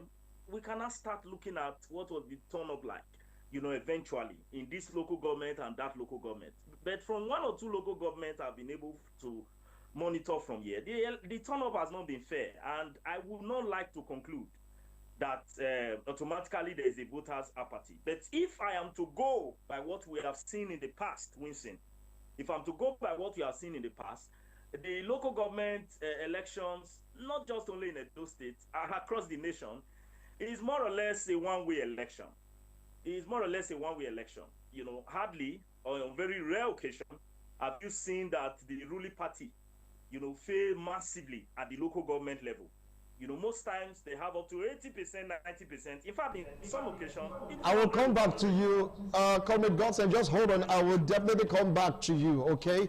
Well, you heard him contrasting opinion from your own views. He said, look, from the feelers is getting, though from what he also said, it's too early to judge, or something about it, that the outcome or the turnout, so to speak, is not encouraging. And there's this... how about I put it now, some kind of sentiment that this time around, it is not the citizens of Edo State deciding the fate or the outcome of this local government election, but rather it's the political party that you belong to, which is the APC, that is deciding. Now, what do you have to say about that? Local government election is being decided by the people who are in that local government. And the local government election is an election that you have to vote and your vote counts. This time around is a different ballgame, different from other elections that have been happening in Edo State. Very clear. The people are saying Governor Mondokwewo is doing well. And their candidate for the APC for the local government election, they are credible. Let's go there and cast our vote for them. For the impressive, for people on the field there, they are there to cast their votes. People are turning up. And secondly, the turnout has been very impressive. But more people are still coming out, reason because it's too early to conclude yet. Reason because we still have time for the people to come outside to cast their vote. But you said from the info you got that the chance is impressive. And now you're saying it's too early. Which are we going to take right now? It's and very don't forget impressive. the rumor on the ground. When I say the speculations or sentiments on the ground, that is not Edo decide. It is now APC deciding. It's not true, sir. It's not true. I just put that first. It's not true. Okay. The people are the ones to decide who to vote for. And the people, they are being encouraged on the developmental stride that is currently happening in Edo State. And they've seen that Governor Mondokwewo is a governor who had the people at the grassroots in mind. So they are eager to go out to vote for the candidate of APC in Edo State today. So the feed there, the people there are there and very impressive. I made a call and that was what I was told. All right. You just hold on. If you just joined us, this is Politics Today. It's all about 3 talking points today. First, the Edo State local government election. Of course, we dive into the recently released 56 pupils, students, and teachers that were abducted in Oyo. They were released yesterday. We'll talk about that. And we'll not forget also, if time permits, to dive into state police, and we want to go for a short break to make space for one of our guests. Do stay.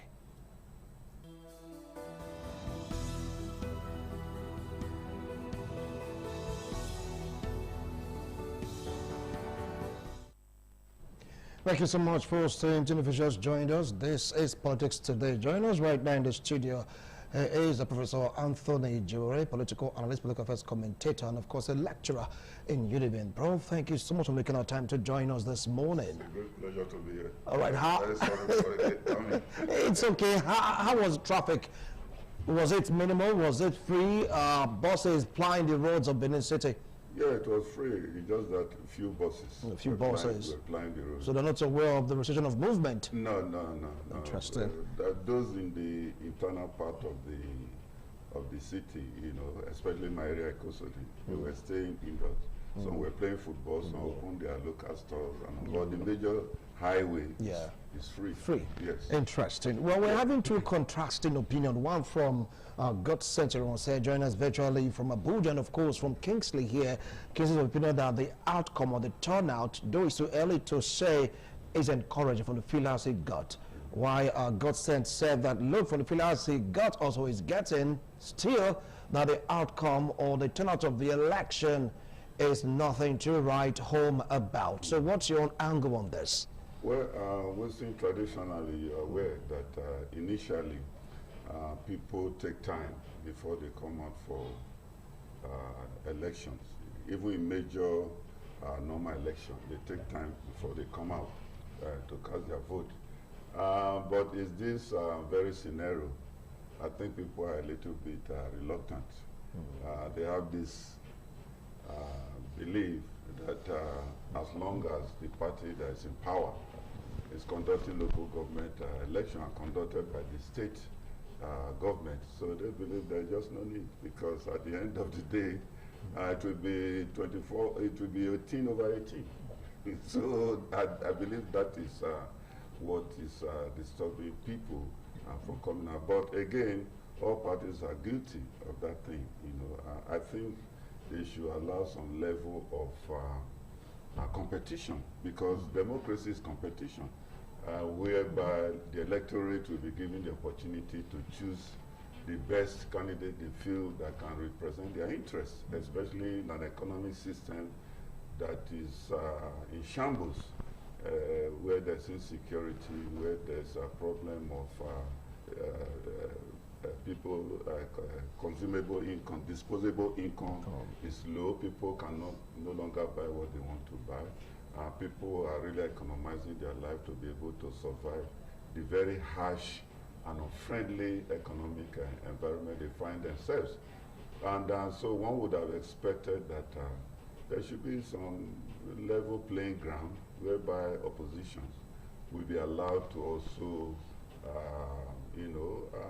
present their candidates, and their candidates will go to the field and compete with other candidates. I think that is the beauty of democracy. And anything short of that, we are no longer operating democratic system of government. Like I said earlier, all the political parties are guilty of it. But the question is that the best? The answer is no. It's not the best. I think there comes a time in our political history whereby we have to look at what is democracy. You know, we have to redefine it. And so it's not a question of Nigeria democracy.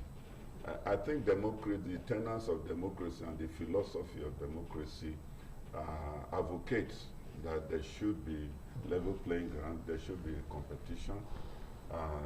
People should be free to cast their votes and choose the party they want to vote for. So that is the tenets of democracy. And if we say we are copying it from the American system of government, who is the father of democracy of the world, is that how Americans are practicing it?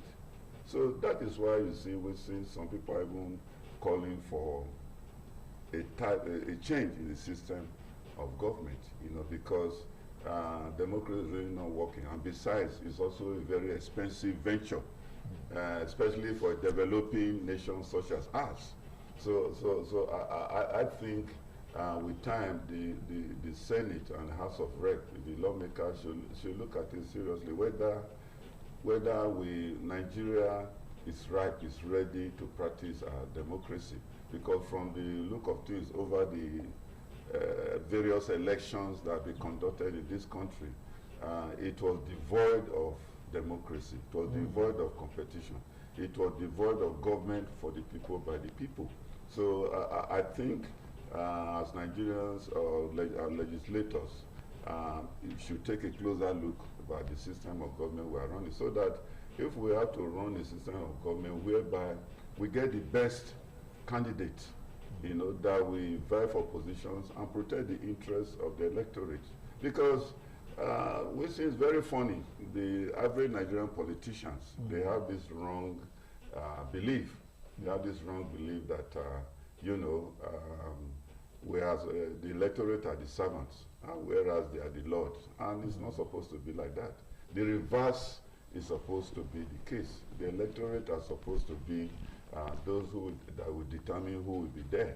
They are supposed to be the Lord and not the reverse, but from over the years, from what we have witnessed in this country, the electorate are supposed to be the master who decides who should rule them. They are not the servants, and All right. it's very bad for our democratic development.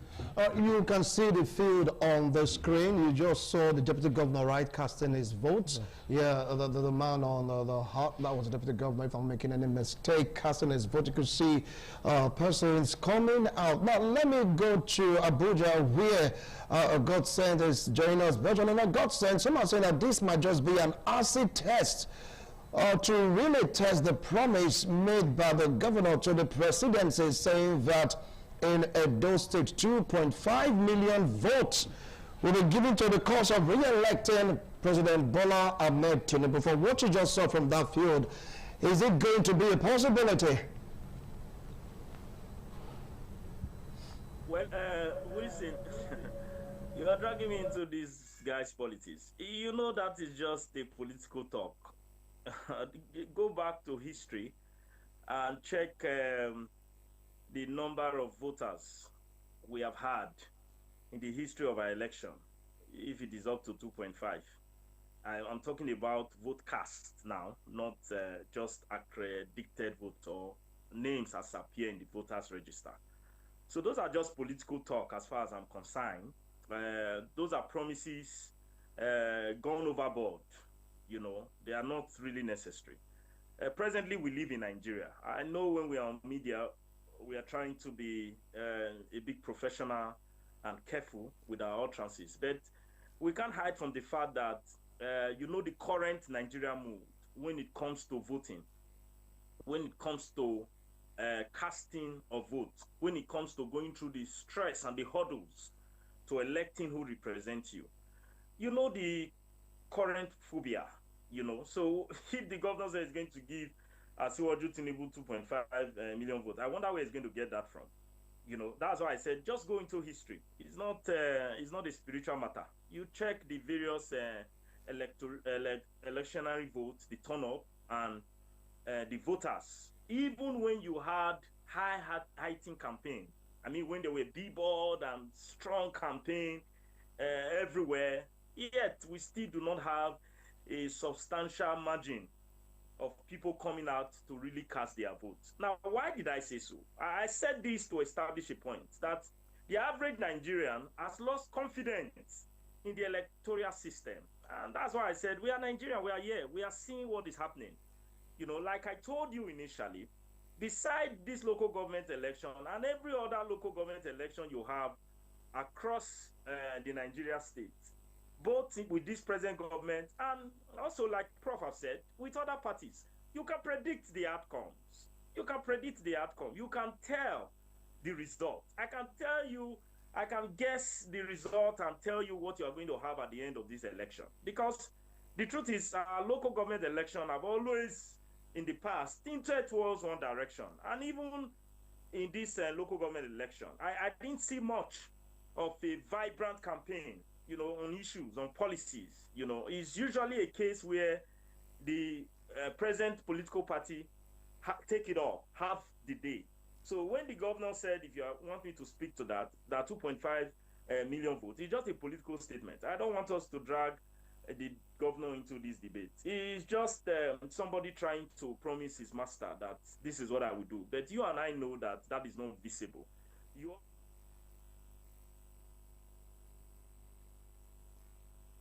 Has been predetermined that all the votes that will come from Edo State is going to go one way, which of course is not possible because APC is not going to be the only party on the ballot. You have other parties and you have followers and sympathizers with other candidates. People have a right to their opinion. People have a right to their perspective. People have a right to who they choose to vote for. Except you are trying to say that people are going to be coerced when it come to the presidential election. So that is a far cry from the reality we have seen in various elections in Edo State. So it's not realistic. It's just a political statement. I don't want us to take that so serious. We should be more concerned about building the confidence of the ordinary electorate. 2.5 million votes. He has mobilized people to come out to vote.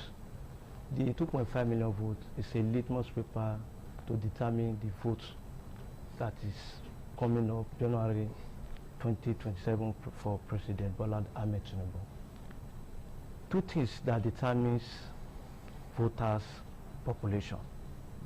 One, development. Governor Dokpebo has improved drastically to develop Edo State.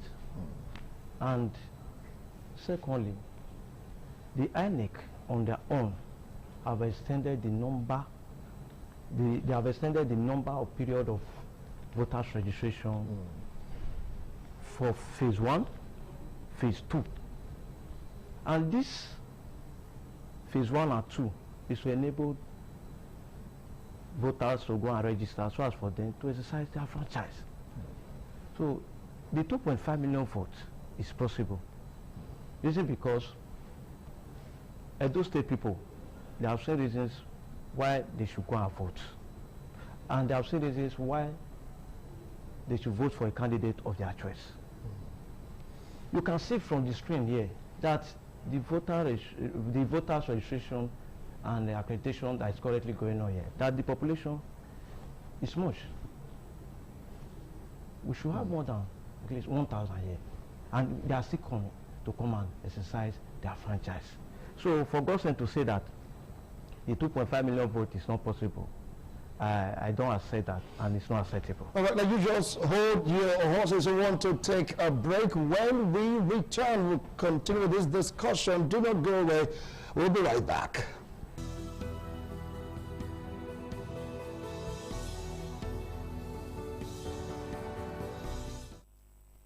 Well, thank you so much for staying tuned. If you just joined us, this is Politics Today. Remember that today, 11th of July 2026, is the day Edo citizens need to go out there to vote for the local government chairman or boss of their choice. Some are saying Edo State is the one deciding. Not that people are saying, look, it's not Edo State that is deciding. It is APC that is deciding. You've heard Kingsley said, no, it's not true. That is Edo citizens that are coming now to cast their vote to choose their local government chairman. And of course, I have Prof also and Godson join us virtually.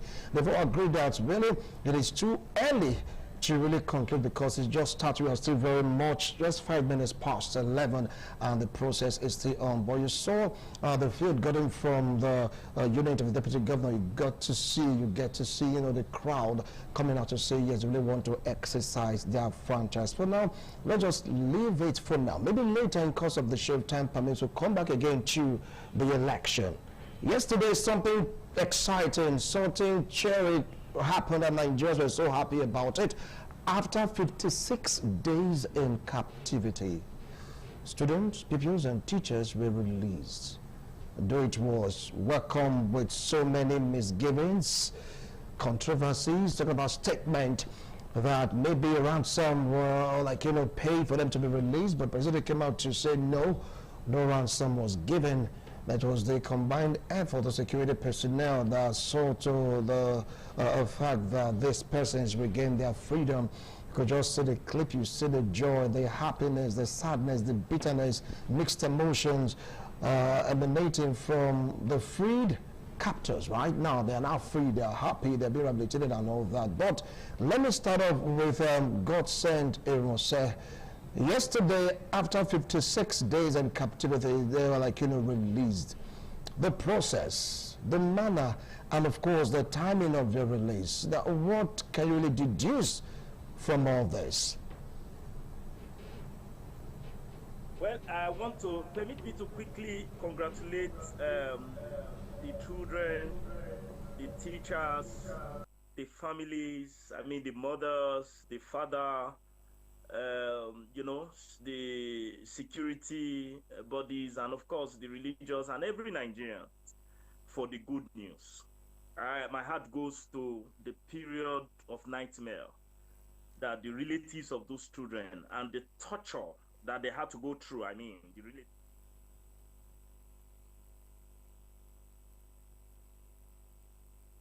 Tears in. If you see the clips and the video, how children were being burnt and all of that, I want to congratulate them. But if you ask me about what this signify or portend or suggest, Winston, I will be very direct and blunt about it. It shows that we still have a long way to go in terms of our security, operation, and architecture. It is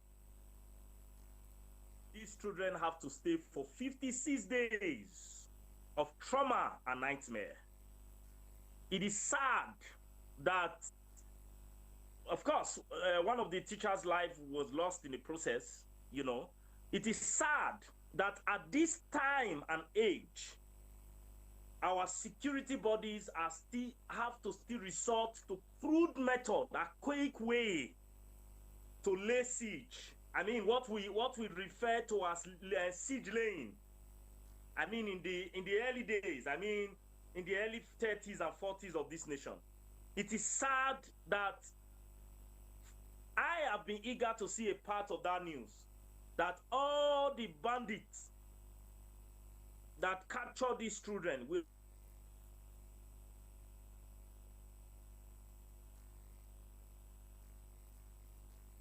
is that we're having these interconnectivity problems. Not to worry, if you're able to reestablish contact with God Sent, you're going to hear more of his talk on this particular topic. Well, Prof, over now to you. After 56 days, there was a gun battle. Yes, 8 of them. No, of the terrorists, like, neutralized, some of them arrested and all that. I'm not saying that 56 days was quite long. Why did it really take them so long to rescue these persons? Were they too slow? Or what God Sent opined, he said they're still using crude, archaic method that as security operatives, they have a lot of things to learn. Which is most unfortunate, especially a country that has developed to this stage. I still remember a few days ago, a Malian officer was making a statement, in social media, and particularly Nigeria. He said we are not like Nigerians who will start negotiating with terrorists. He said we eliminate them. He said we eliminate them. I said, remember Trump. That is how Trump also deals with terrorists. They go there and delete them. There's no room for negotiation, and. But meanwhile, I want to thank all the security agents, especially the army, the police. They were in the bush for close to 2 months, monitoring these social lunatics they call kidnappers, and they made a lot of sacrifice, to make sure that those children, their teachers, are released. But beyond that, should we continue in this vein, whereby Nigerians are not safe in their homes, they are not safe in their farms, they are not safe on the streets of Nigeria, they are not safe in schools? Is that the issue? So the government, they don't have a security network, a security arrangement, or what you call architecture, whereby they monitor these kidnappers and monitor our forests, because what stops government from making a law that if you're a cattle rearer, don't go beyond certain distance of the forest, and they now put security in place to monitor these herdsmen going beyond a particular limit in the forest. And those days we used to have forest guards used to be in charge of our forests, so why can't they recarnate the forest guard system? So that they will be there. And government, we are talking about high cost of food production. Why can't they recarnate these forest guards, hunters, then allow our farmers to go back to the land and farm, instead of allowing these lunatics in the name of kidnappers to take care of our forests? Will government say they don't have the capacity to do it. You know, so what I'm saying, they should look for a holistic approach to this insecurity thing. And if you also come to think of it, these Fulani men or whatever they call them, kidnappers, bandits, they are contractors. I hope you are aware of that. They are contractors. It's politicians and some rich men in the society that engage them and take them to the forest. And we are aware of what happened at those states not too long ago. I think sometime early last month, whereby a character was discovered in Ubiaja, who was sponsoring kidnappers, and the wife was cooking and sending food to kidnappers, according to security reports. So if you look at the whole scenario, it's not that these people just came from the north and occupy our forests. It's our people, who are contracting them to carry out those activities. So I think a responsible government should look at that in details. All right. Yes, you look at that in details. Yes, and find the right solution based on what I've just advanced. Yes. Well, on 15th of May, we have Badazolu Primary School pupils kidnapped, and Ele Primary School also from the same local government area kidnapped. About 56 days, 8 of the bandits were arrested, while some of them were neutralized.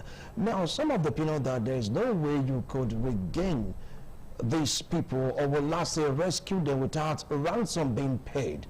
Though Onanuga, talking about the spokesperson of the presidency, says it's not true.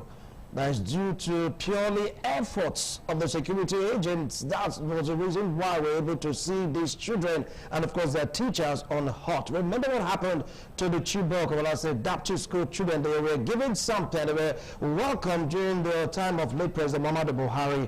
We're like, a round of applause and all that. Do you feel that the person speculating this particular assertion, there's an element of truth in it, or was just go by what Bayo Onanuga said as a spokesman of the presidency? Yes, the security, I really want to appreciate them. They have done their good job. But, and it takes 2 months for them to actually do the job. And I know it will not be easy being inside the bush for 2 months to ensure that those children have been released and they are not hurt. I appreciate them. But the federal government have said that they've not paid any ransom. They've just been released. Now, the security is responsibility of everybody. And the forest guides are supposed to be there to ensure that safety of every person inside the bush are okay. But the issue we have here now is that most of those states, they don't have forest guides. And they are supposed to be there to look at what is happening in the bush, watching out to those kidnappers in the bush and terrorists. Now in Edo State, coming back to Edo State government, and I'm so sure here that he has employed forest guides, and they are there to control security,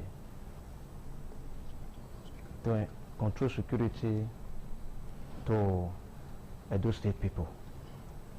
And what I have to say now is this: since no ransom was paid, and that was what the federal government said, and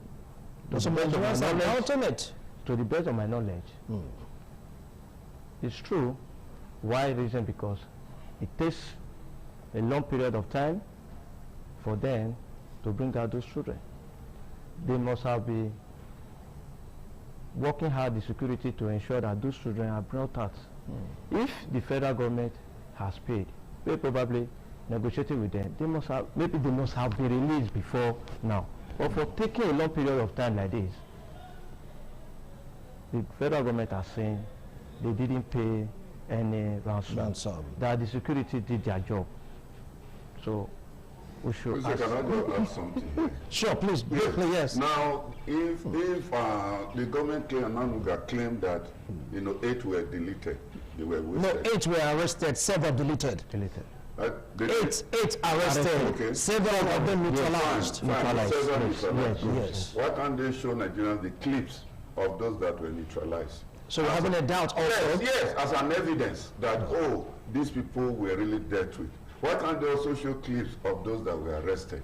You know, because if that is not shown, the implication is that there was some negotiation somehow, and there was some agreement somehow that, hey, don't expose us and all that. Because if negotiation was not done, I know the Nigerian government, they would like, especially this period of election, they would like to claim credit that, oh, see the people we dealt with. And Nigerians would believe more than just saying we deleted, we dealt with, we killed security personnel, killed so much, and 8 were arrested. Where are the 8? Where are the dead bodies of those that were deleted? That is the question. That is why Nigerians are suspecting the more that something else must have happened.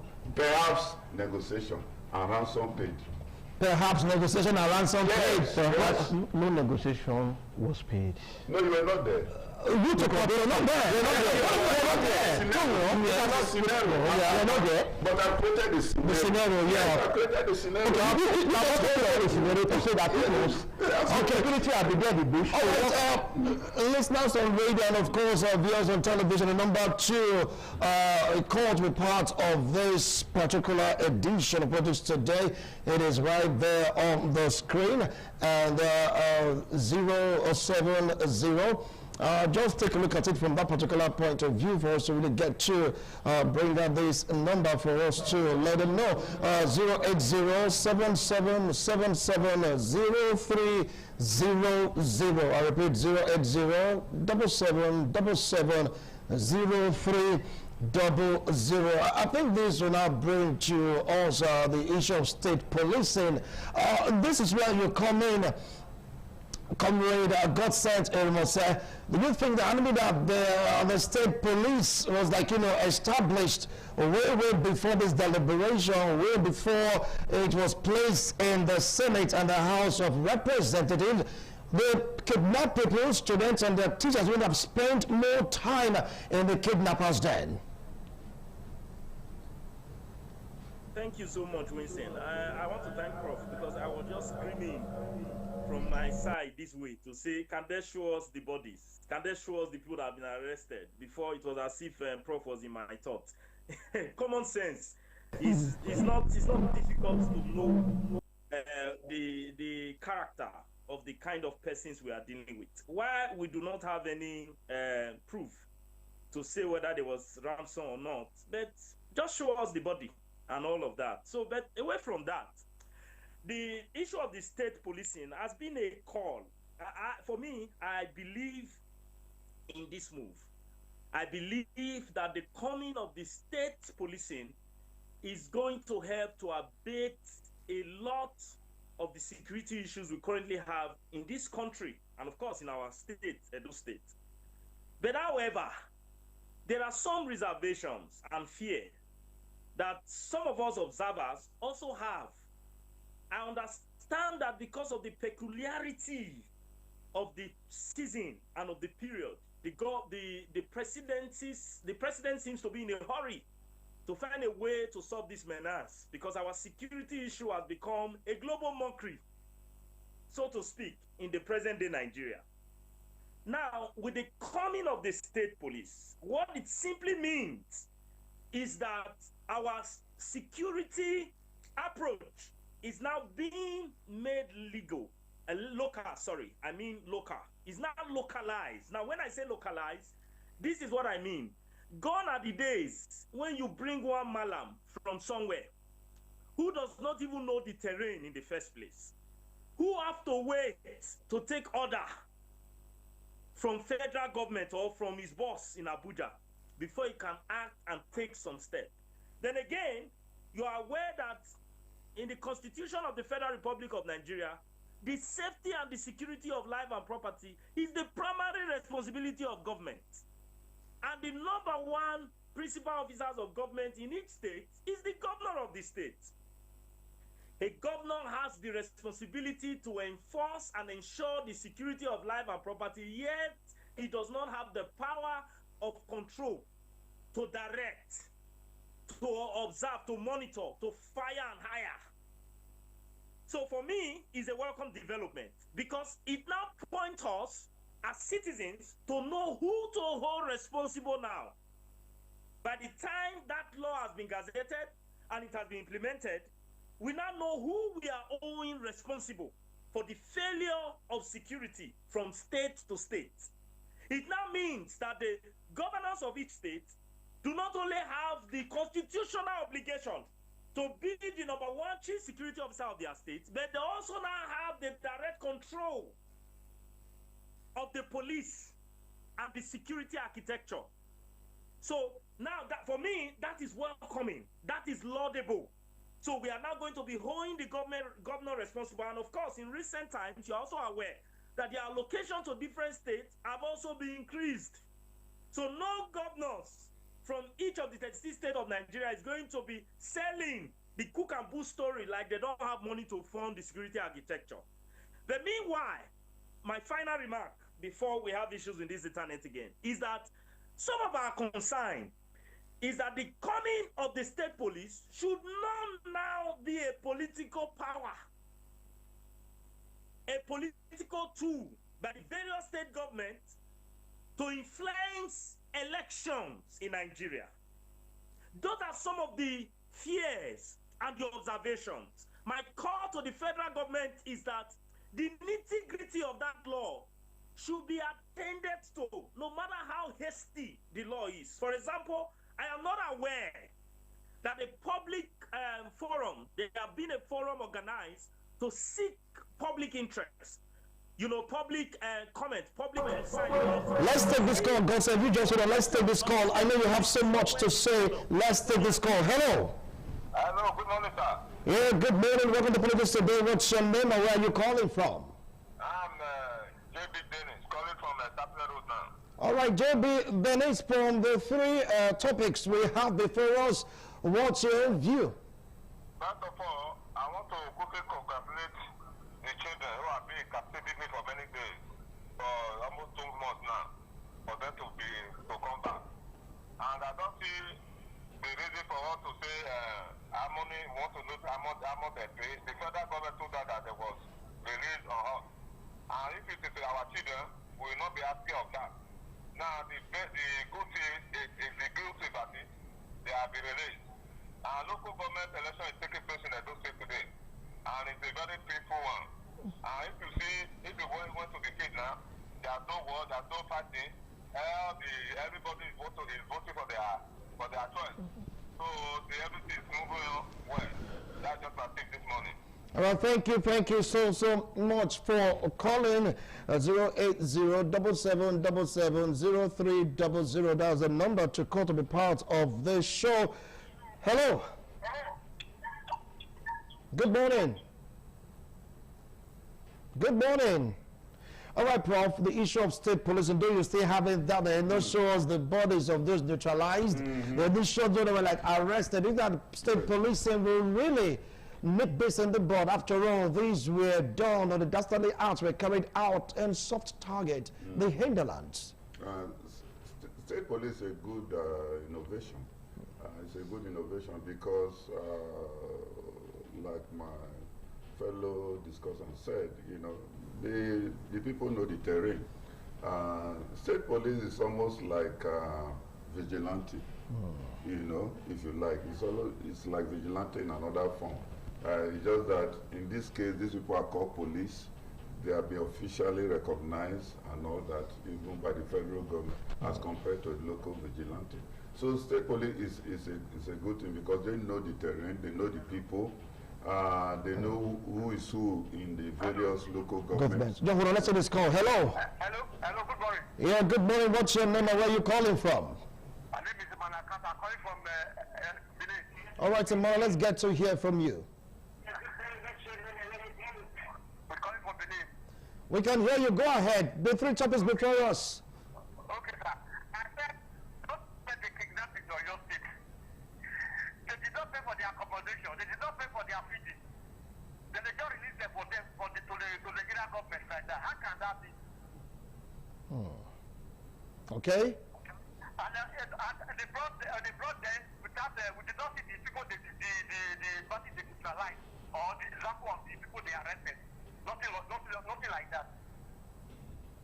So you are, like, experiencing doubt right now. They are not deceiving us. We know what they are doing. Okay, so what about the local government election? The local government election, we don't know who we are voting for. Nobody will go out in my place now. Nobody goes out here now. We don't know whether they are doing the person or they are selecting people. They have already don't know what they are going to do. Wow. Interesting. No election. It is only election. This is government. This is the government that are supposed to be closer to the people. We're supposed to do our councillor, supposed to do our who representing as a chairman, nobody. All right. And which local governments are you calling from? I'm calling from one of the local government area. Who are they? Yes. Okay. All right. Thank you.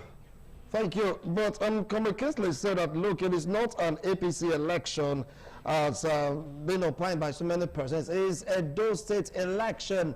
For what he also opined, he said people came out in mass. But you are saying in your own area, the story is different. Please continue. I know there's a very big local government. Yeah, so there's a problem, fundamental. So, like I was saying, state police is a welcome development because the people know who is who in the various local government. So, if a criminal knows that is well known in local government and there's state policing, it will reduce the rate. It will reduce the rate of crime. Right. All right. But beyond that, beyond that, we are saying that some greedy, heartless politicians may use them against the electorate and against their political opponent. So that is where the problem is, because as we know, even the national police, they are also being used as political tools to oppress political opponents. Right. Talk of they are now fully in charge of state police. What do you expect? So that is the problem. Kingsley, do you have a contrary opinion to their views about state policing? The state police is good.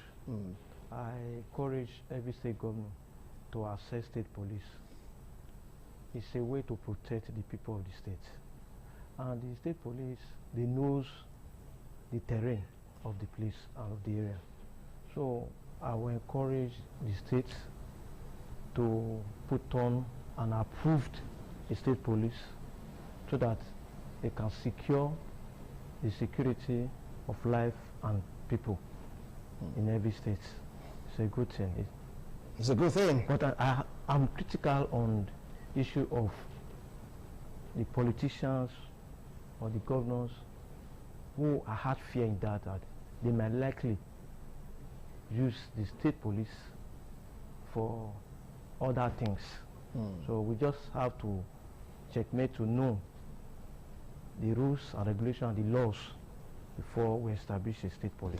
All right, thank you so much, gentlemen. As you can see, our time is up. The election is still ongoing. It's too early to really, judge, or will I say to assess the election, because from now to about 3 o'clock, that's when we get to know from the views we've gotten from the fields we've shown on air. You get to some people coming up, but from one of the calls we got, they're saying they didn't go out. They don't know what is happening. They don't know their chairman, their councillor. They don't know who they are voting for. So different opinions, different views. Let's see how all this will pan out. For the children released, their teachers also released. Though one lost his life, he was beheaded. May God rest his soul. May God give family the fortune to bear that irreparable loss. Kudos to them. After 56 days, they've been released. But lots of questions still need answers. 8 captured. Others neutralized. According to prophets, modern Nigerians, no pictorial evidence, no visual evidence. Nigerians are still waiting to get to hear from these people. But the good news is that after 56 days, they've now regained their freedom. Is this going to be the norm? Or should preventive actions or measures be put in place to really prevent this from happening again? Only time will definitely tell. For the state police, 3 of them that are saying yes to it, but how long are we going to wait for the president to say yes? Start it off immediately. Only time will tell. God sent, appreciate you. Thank you so much for making our time to join us though, virtually. And of course, Kingsley, say having strong faith in your party, the APC, but you said is Edo that is voting, not the APC, right? Prof, thank you so much for your delightful opinions. Well, viewers and listeners of Radio, this will call it a wrap on this edition of Politics Today. Next week's holiday, Sonny Kosu will be on the ground to take you on another ride of the program, Politics Today. Bye for now.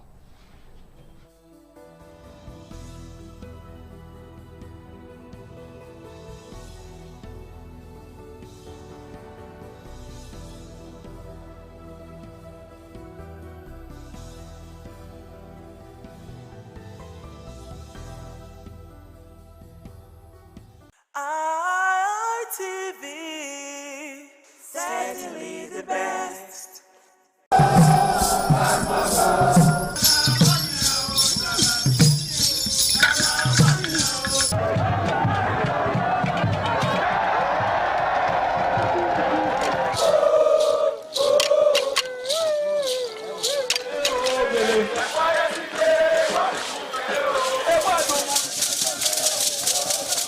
This is Aqua Game, a popular game in Africa played by our ancestors to entertain themselves after each day of farming.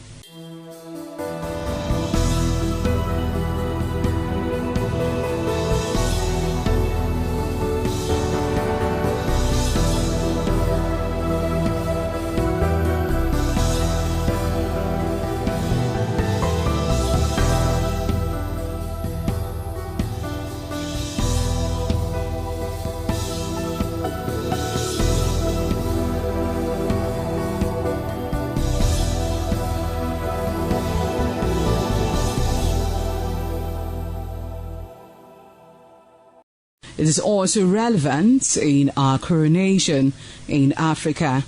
It is a sport and indeed very interesting, as every seed had a role in the game.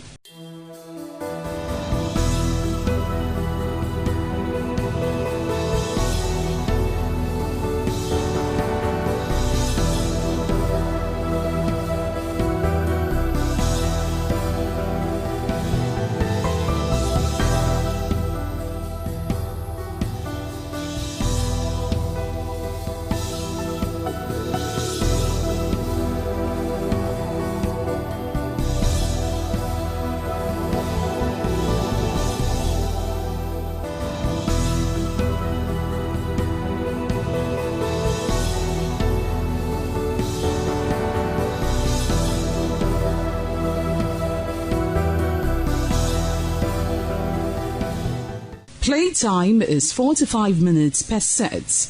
There is no age limit as long as you can spin Aqua Seed.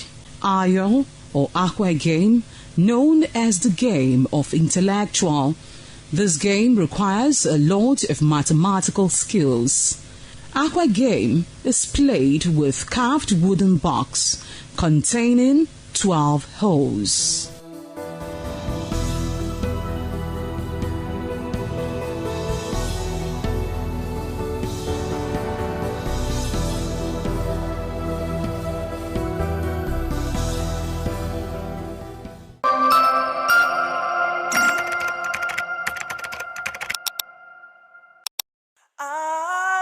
ITV, certainly the best.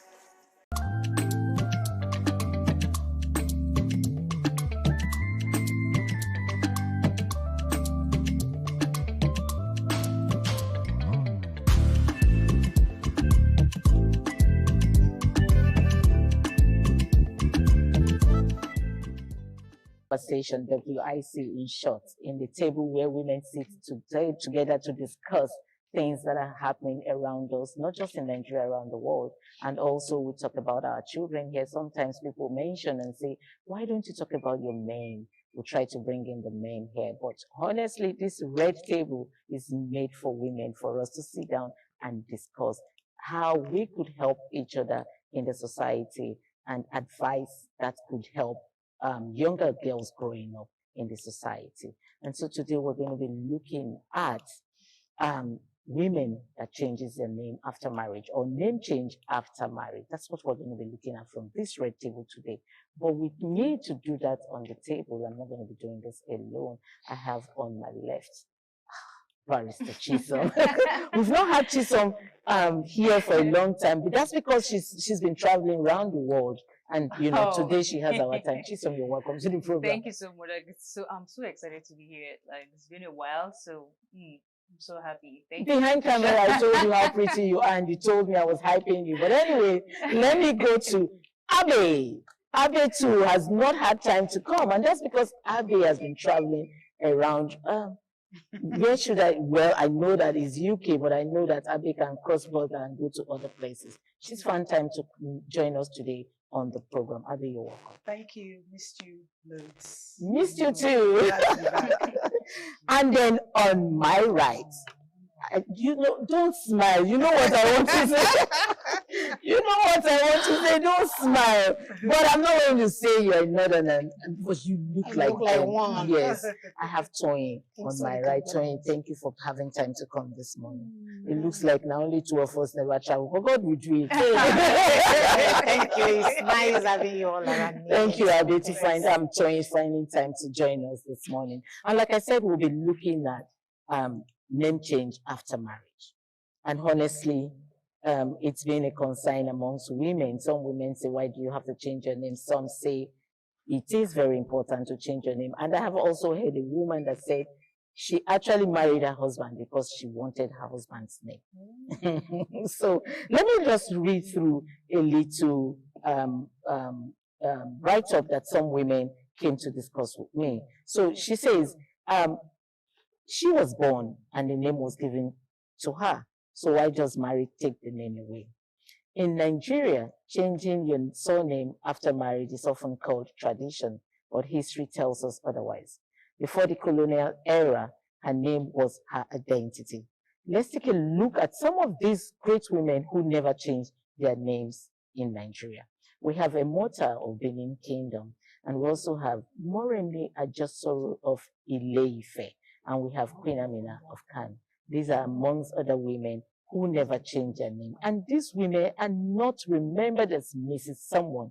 So the question is, if these women were known by their names, why do we treat name change as a requirement today? And what happens when there's a case of divorce? I'm going to start with you as a barrister. Why do we have to treat change of name as a requirement for certain things in Nigeria today? Well, first of all, everybody needs to know that I think the misconception, there's a lot of misconception in Nigeria about change of name. Because there is nowhere in Nigerian law that says it is a must that a lady should change her name for marriage, maybe during marriage. There is no law that states that.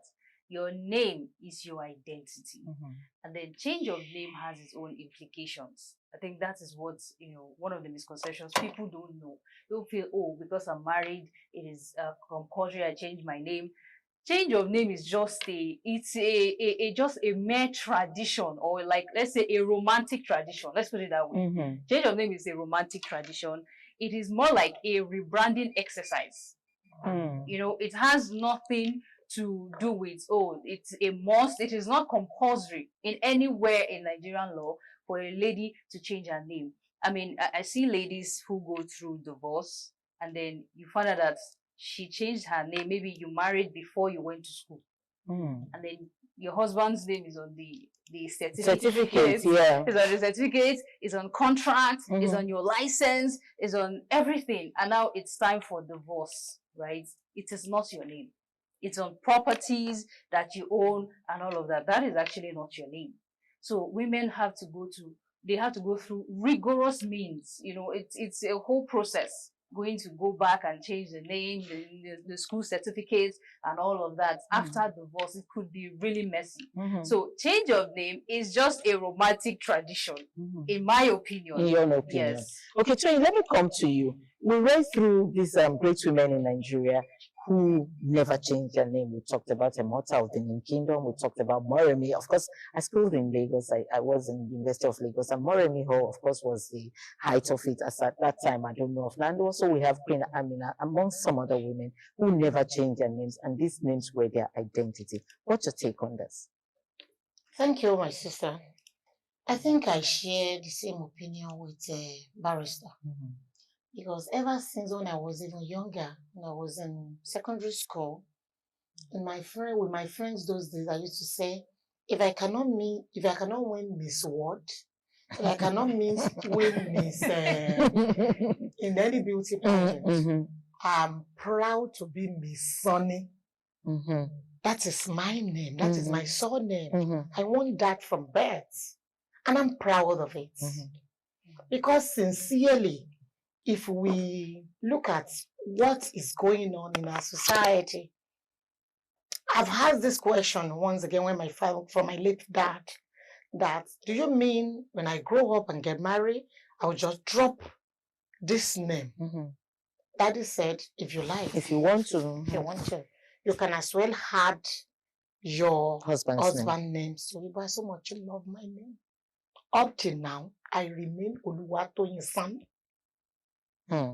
Because I think I've had my certificates, I've opened my bank accounts, I've done my company registration, I've traveled everything. So I will now go. You will go to court again. You will go to dailies again and do the publication of changing of the marriage that you are not even sure is a black market. It's a black market. Yeah, it's a black market. You are not sure that that name you will get it to the end of the life of your life. And when the man now said, "Give me my everything back," you will now run back and be doing all those things that has been damaged. So from time, I am not a changing of name candidates. I maintain in my house, my daughter bear his father's name, her father's name. I bear my father's name. But if you want to address me, call me Mrs. Father's. But call me my own. If ask me anywhere, what is your name? Oluwatoyin Sani. I'm so proud of it. Because do you even know one thing? Changing of name will deprive you some things. Yes, it will. You lost some of your friends, your schoolmates. I realized that some of my friends, my schoolmates, that we have not traced them. We can't trace them till now, just because they changed their surname. They didn't add. They refused to add their surname to their husband name. We can't trust them, and we lost them. Well, Abe, I'm going to come to you, but before I come to you, let me still look at Toyin, who says if she has to change her name, it has to be a pageant that she wants. She maybe Miss World, Miss Nigeria, and so I'm turning to you. Did you have these pageants done when you were much younger? No. You're pretty. Why didn't you do that? Oh, I didn't know that. Oh, I'm sorry. Probably we'll put a pageant together for I still win Miss ITV. I will just had it done. But maybe yes, we just had it done. Yes. Conversation. Well, I will bring in the winner. Let this one expire soon so that exactly. But anyway, you're pretty. Thank you so much. Thank you for your remarks. Okay, I mean, let me come to you. Like I said, I met a woman who said she got married because she wanted to be a Mrs. Somebody. And she sponsored the marriage, okay? Just to have that name and bear the name. And like she said, the marriage is black market now. We're not sure. And so after 2 years down the line, the man, divorced. And the man said he didn't want to marry her again and asked for a divorce, okay? She refused to sign the divorce papers because she said the name, the man's name, it's very important to her. So she wants to keep the name. Now the man has remarried, but she's still bearing the man's name. Do you think it's the right thing to do? Firstly, there's nothing. Firstly, I don't think you should marry somebody just because of their surname. There are other things involved in marriage. I'm sure it's not just that. But I've had it before where I like somebody's surname. And I was like, it's good, but that's not everything. But even though she's gone through a divorce, she can decide to keep her name. There are many people that do that because she might have built that name, a brand on it. I know there's many stars that have kept their husband's name when they got divorced. But obviously, that's if she's now going to remarry somebody else. If she's going to stay unmarried, then there's nothing wrong in keeping it. I know some people that still keep their husband's name, and the man has gone on to remarry. Let's come to religion. Biblically, because I know you're a pastor. Chisom, I don't know why you're laughing. Okay, so do you think it's right to do? I was actually thinking about that, but to see if there's anything in the Bible that says that. But one thing I do know, it says the two shall become one flesh. So to me, because I hear what Barrister said and what Satoyin said, is that, she said it's romantic and everything. I think for unity, for the sake for unity and for the love, I think it's good. And the man is the head, of the home. And it says the two shall become one. So when you get married, I'm okay with the combined your surnames. I'm not too okay with you not changing your name because, you need to remain positive that the marriage is going to last, is forever, to death do us part. You can just go to... We have the barrister in the house. How hard is it to change your name? First of all, you said the two shall become one. Yes, that's what the Bible says. The two are still the two. Let's just... Only Bible mentioned that they are one. The two are still the two. That's how it is, especially in the legal aspect.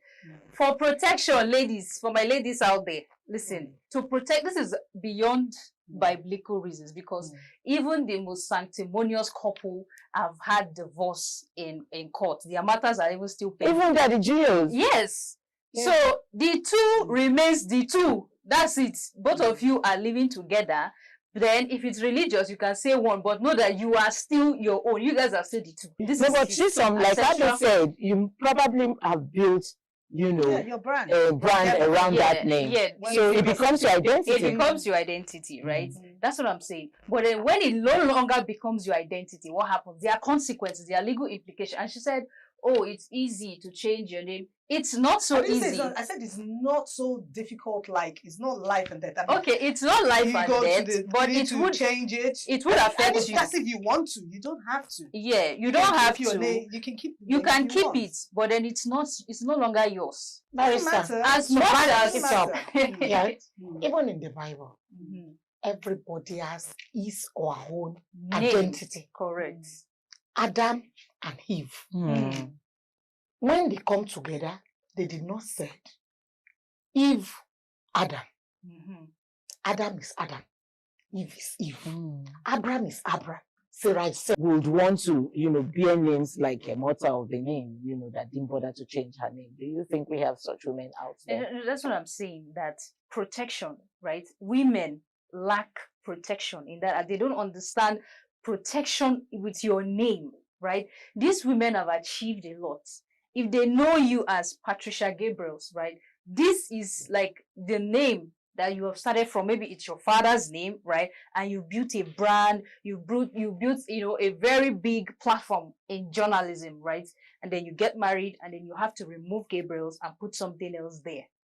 So that's no longer, it's hard for people to resonate with that name. Especially when you are put on people. Maybe there are a lot of people who have become global, right? These women have achieved, they're iconic, and you're asking them to remove that name and put a man's name because of romantic tradition, because of religious reasons. It doesn't actually make any sense. So for women of nowadays to protect themselves, because right now we have young girls, ladies who are already doing something. There are a lot of things women are doing. So it's best for you to protect that. To want to use our names. Anyway, we're going to be going on a very short break to, sip some water, and we'll come back to continue this discussion. Stay tuned.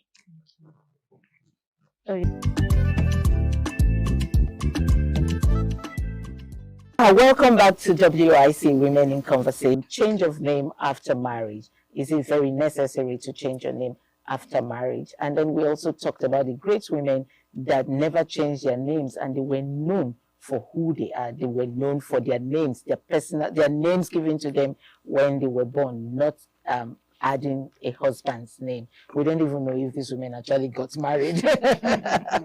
We don't know if they actually got married, but these were names given to them by their parents, and they were very great women before passing on. And so I was asking behind camera, and I think I want to bring it out. How did this whole change of names started? Where did it come from? Was it our thing, or it was sold to us by the colonial masters? Okay, I think that's a very important question, actually, because where it all started, the pre-colonial era, before that time or during that time, a lot of women weren't changing their names. It was flexible. I mean, you get married, you keep your lineage, because it was based on this is your lineage, so you keep the name and all of that. But as time started evolving, right, especially with the growth of Christianity, so Christianity started, as a form of unity. I think just like Abe mentioned the other time, as a form of unity, they wanted families to bear one name. So a family is coming as one, to bear one name. And even it's also another cause of it is the traditional patriarchal system, right? So patriarchy, as we know in Nigeria, it's we're in the fatherland. Let's start from there. Right in fatherland. So because of that, they started, women should identify with their husbands to show some sort of submission. And that submissiveness is in the Bible, right? Abby, so why are you referring to Abby? You know that was just study Bible. You like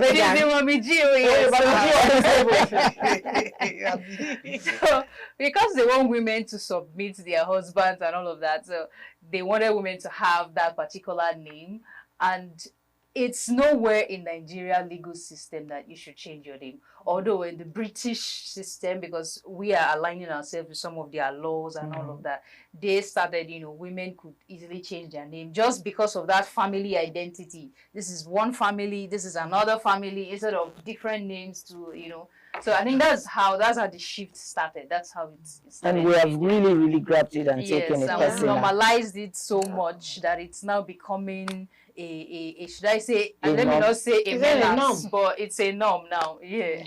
Okay, so in our tradition, I know some traditions that if you're an only child, or you're a girl child, or the family has just girls in the family, I know of a tradition in Delta State where that girl child does not get married to a particular man, but you just keep making children, and then the children will be answering your father's name. Your father's name. Wow. Does it have to do with this too?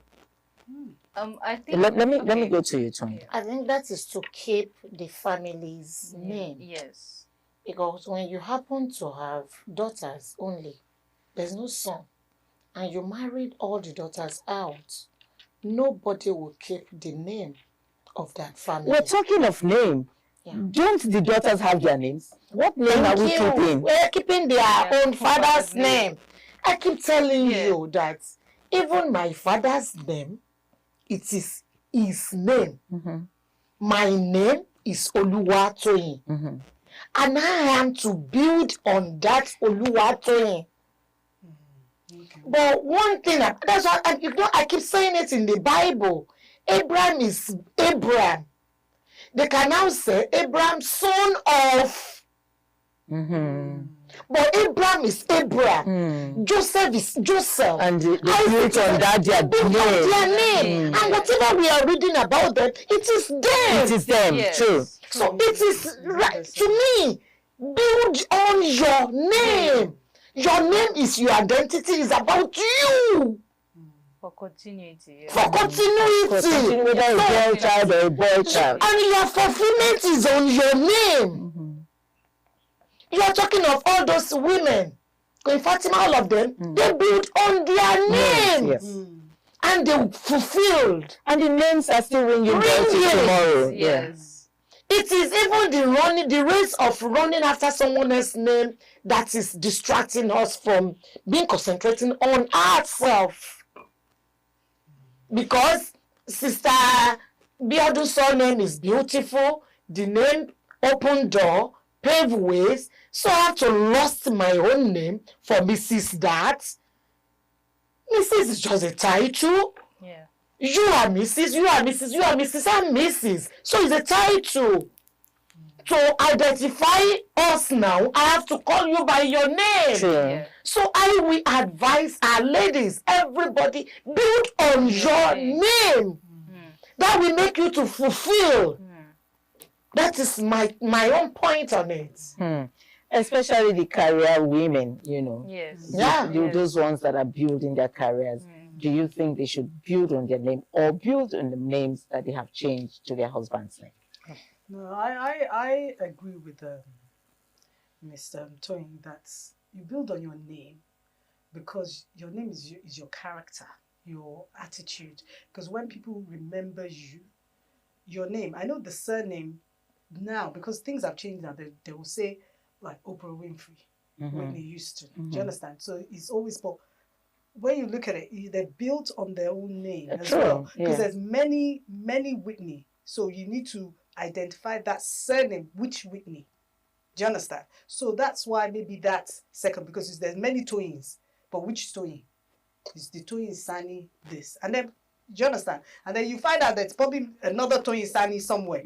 So, you know, but there must be something that would distinct them. Say, Toyin Prisoners, because she does prison ministry. I'm sure. Do you understand? So, yeah, you build on your name, on who you want to be, and what people will identify in your character, because there are many. We're all different. Okay, name really. Let's leave the husband's name and put name identity. Just us, our name now. Is it just an identity, or it is important in our lives? Because truly, some people will tell you that I came to this world, I didn't come with no name. Exactly, and then you're like someone told me that he doesn't like the name that his parents give to him. And so he's been trying and wanting to change that name. But because he has built so much on that name, he doesn't know how to go about it. So is it really, really very important for that name? Or you can just change your name at any time you feel like changing? Your personal name, we're leaving out the husband's name now. Because some people, when they convert to Christianity, they begin to tell you that the meaning of this name my parents gave to me, I don't like it. I want to change the name. So what is the name? What is that name? Let me come in from this angle. Name is a very, very important thing in our life being. It means a lot. Let's go to the Bible. If name has no meaning to what we are to become in life, God will not change Abraham to Abraham. When he called Abraham out, it was Abraham. Sarai, come out from your father's name. Come and embark on the journey. We don't even know the name of the journey. We don't know where they were going. But as we are going, God realized this name, there is something in this name that will not make you to that will make them hinder. That will hinder your progress. That will not make you fulfill the purpose of your creation. He has to change it to Abraham and Sarah to Sarah. Look at Jacob. God himself has to change Jacob's name to Israel. So there are some things in names that can stop our progress, our positivity, our fulfillment in life. I think there is a stigma until it changes. I think it's not what you can just think you will sleep and wake up, I want to change my name. It's divine. Okay, let me. Okay, so I think from the legal standpoint, if you want to change your name, at any point you can, as long as this is who you are before, this is your identity, right? Personally, not involved in marriage or anything. You want to change your name, it's fine. You can't change your name. That's normal. I mean, people do it a lot. They do change their name because of, even because of, should I even say, family issues, or even crime. Yeah, right? crime. You can see a family where there's a serial killer that came from there, a convicted person, and that name is quite popular. It's on the news, it's everywhere. And to protect the identity of the children coming from there, because from them being bullied, oh, you're from this family, they change their name. So those reasons are valid enough to change the name. And then it's even much more easier to change, names in situations like that. Maybe in court to get the affidavit, to do the process and all of that is much more easier. So because I've had clients where the woman will say, oh, I want my kids to just have my own father's name, not my husband's name. Wow. Yes. Why they are still married? Yeah. Why they are still married? Yes. So I guess it's because the husband will be like okay I with told it? you, issues like crime. Okay. Because you've had where if you just put the person's name on Google, instead of your name to show, is your great-grandfather that committed one crime. It will just reflect the pictures of everything. Like, So no matter what you achieve, your name will still be associated with that. So she didn't want it linked. Inheritance as well. Yes, she didn't want it linked to her kids. So the birth certificate and everything, she wanted it changed. So I think for reasons like that. Okay, so for another reason, I've had someone who walked up to me and said, listen, Pat, I'm tired of this name, Endurance. We have a set of Gen Z that are so much passionately waiting to marry somebody with a big name and to be identified with that.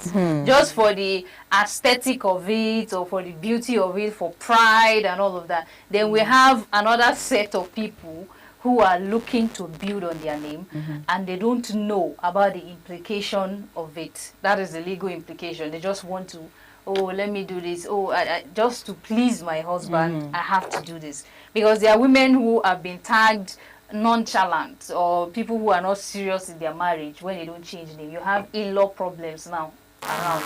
If a woman tries to do something that has your own tag on it, a Gen Z woman, they will tell you, oh, that's how they behave, women of nowadays. So we have all those things like that. And these are the things that hinder women from being who they want to be. We're going to leave you with that. Stay on your lane, ladies. And do you, for me, do you, if you think you have the faith, like Abiodun say, to think that the marriage is going to be forever, like the Reverend Fathers will always say, or the pastors in the church, for better and for worse. If you think you have the faith to carry you and you want to change your name, it's up to you. And if you think you want to build your identity on your own name, it's also up to you. Don't forget, one thing I'll always tell ladies, do not forget a father actually brought you and trained you in school. So if you build your identity on your father's name, I don't think there's anything wrong with that. That will also make him excited and be so proud of you. But anyway, do you. That's the last word I'm going to use for you today. Do you.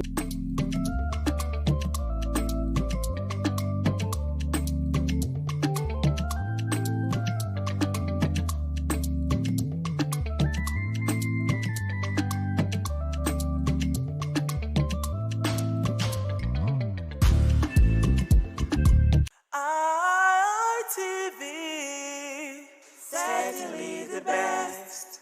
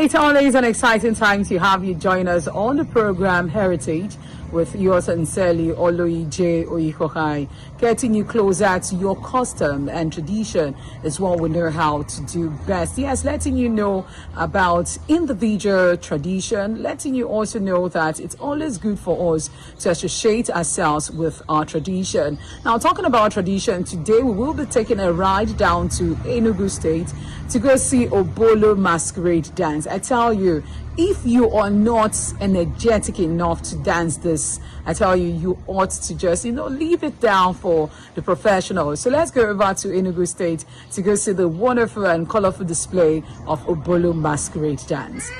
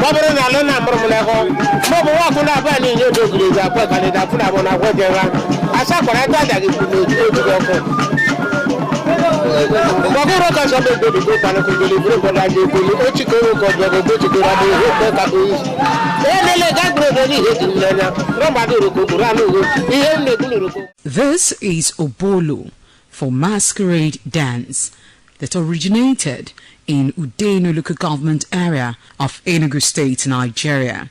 The masquerade dance is rooted in the Igbo culture and it is prominent in the cultural spectacle and designed to enforce community morality and provide aesthetic entertainment and celebrate icon.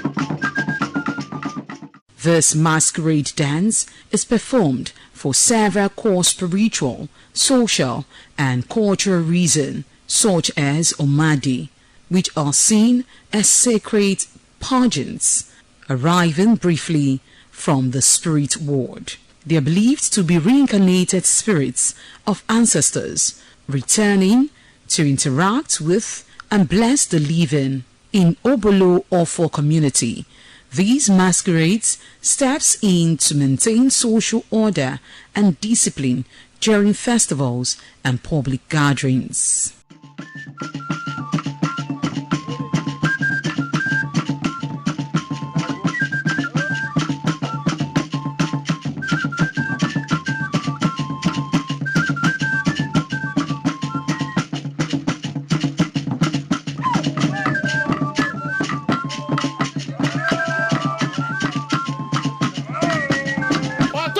La funiga zumberi na zaka de kufuga na suru o kanika ko bada zaka bodo do bitore do ku ko ro do li to ga ble tile ku bada no bada zaka babu to ga uru ku cho so ke ngulu bu bla dai ade kutana bada zaka ba so kelere aba le ba sam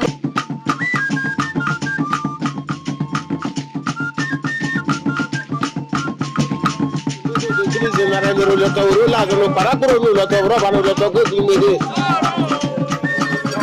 agara pa mo le ko ko na su mo ni gugu na bo so dira kata ku ri meje go ko le de lo de ga ta na ma ga so yo ta su di gugu la le na le be granda gugu to ja na ma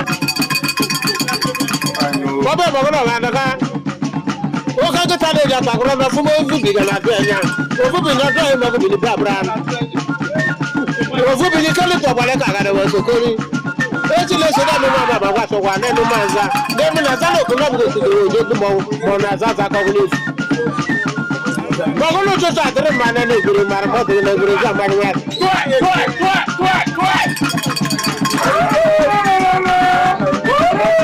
wo ko ko ti gure de no ga de pe ni to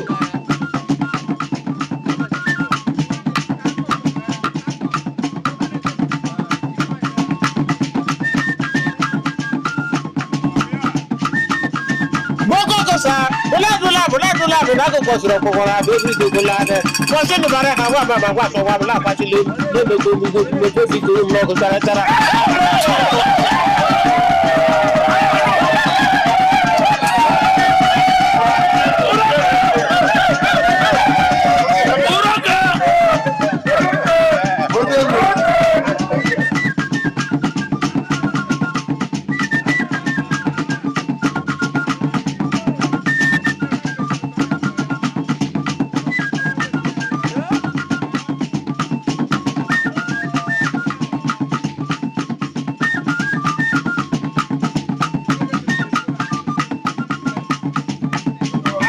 suru be so ne lo so me ba bu chewro ya chi ji le mi suru be bar kwa do bu wo o kere ka ta pa ko o ga bo si ko ta ji do do we go be ta pa so be ka ku le cho ga ne ma ni ron i jere fu ma no le ko go bu wa ko go e ti le so da bo wa ku na ba ni do bi le za pa ka le da pa to ko bi ko na no pa be so do ko na je bu ko ji guri ke ro go ba o de so we le la ba sa da wa ti guri le be za sa ro we re ese ma buru buru mo ka duro ba obe mo ga ni be te do bu mi ya na pare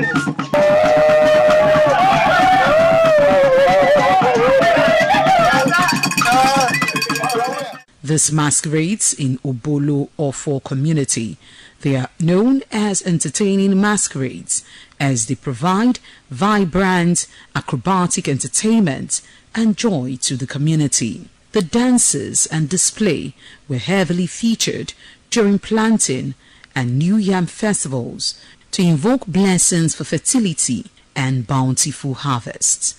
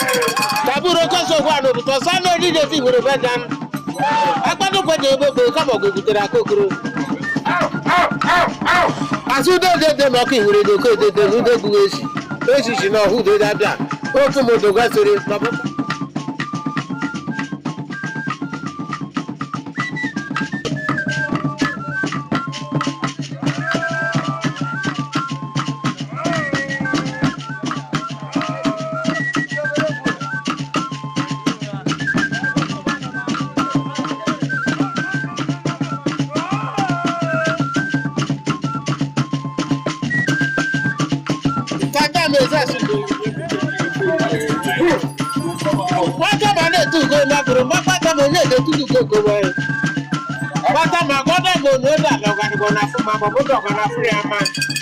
So aga da wa ble tu le wa ga ble. Ma bi je na da ne tu de ni do o wa ga wo la ko ble tu le. Da ni bu bu le ga go no ba pa lo to le we. E tu le so na mo wa na ba ba.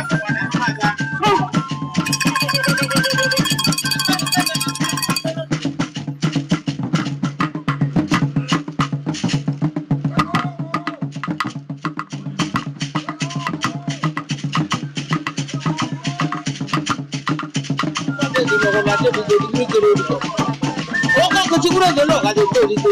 Wade poko komo tarma poko mai to suna kade na kabade do yo ga poko ma kade mero. Wasi to ko kuri do na pa ga go. Ito ko sagro no, ne ko sagro no. To poko no ne me ko ba gro la ko ni. Nguru do kisu no ko. Oka ko bara ba de no ne to ko ke do na to ko. Anu manu. O ko ba no.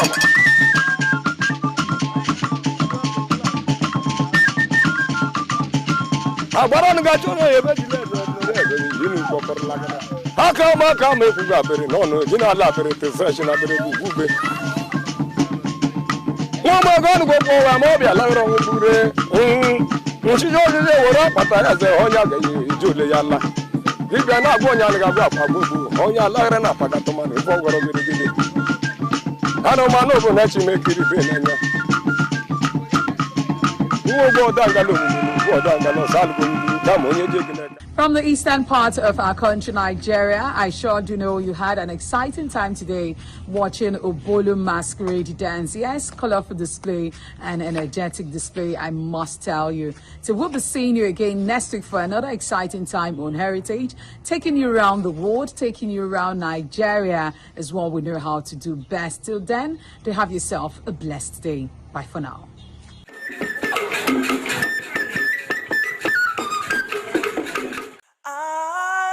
TV, certainly the best.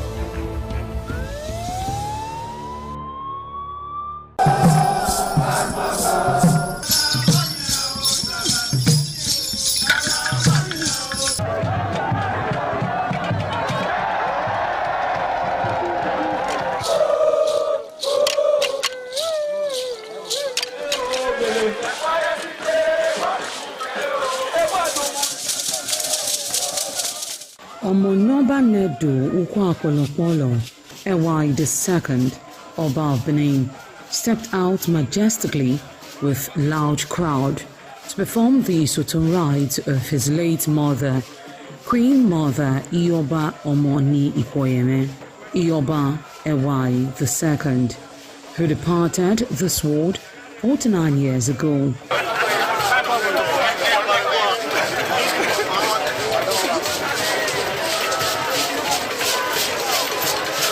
Sultan, is a traditional rite of the procession in memory of the departed person's spirit in Benin Kingdom.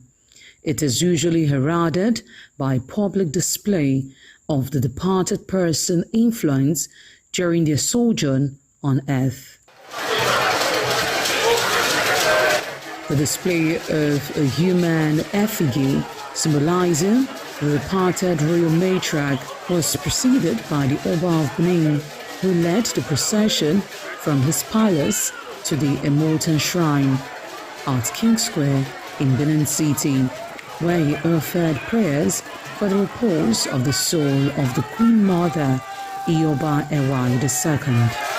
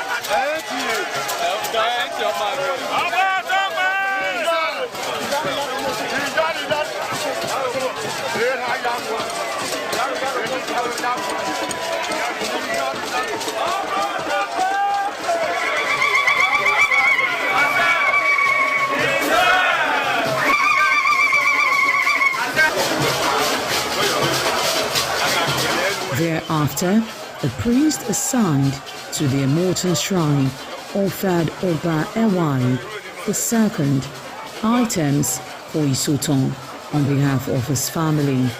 However, chalk, known as Uri, represented a mixed chair from royal fans after ancestral spirits were invoked to bear witness and announce his arrival. On his way home, Oba Ewai paid tributes at various pilgrimage sites, including Queen Idia Tomb, the Side Oba Market, where a cheerful crowd of traders abandoned their wares to catch a glimpse of the royal personage and join in the celebration.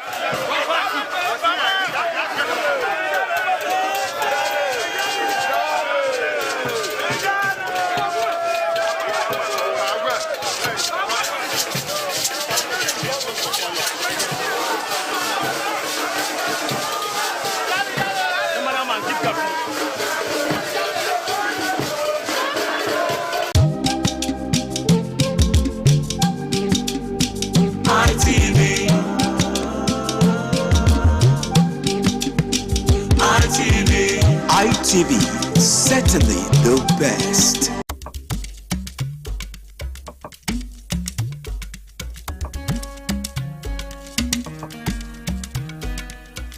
What does one do with a bunch of memories?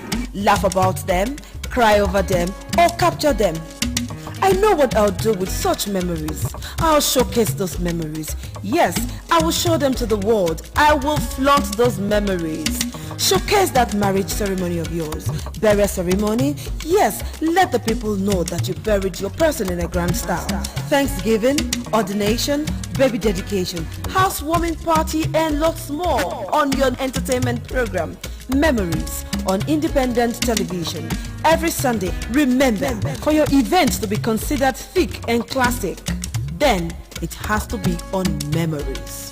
Memories. ITV, certainly the best.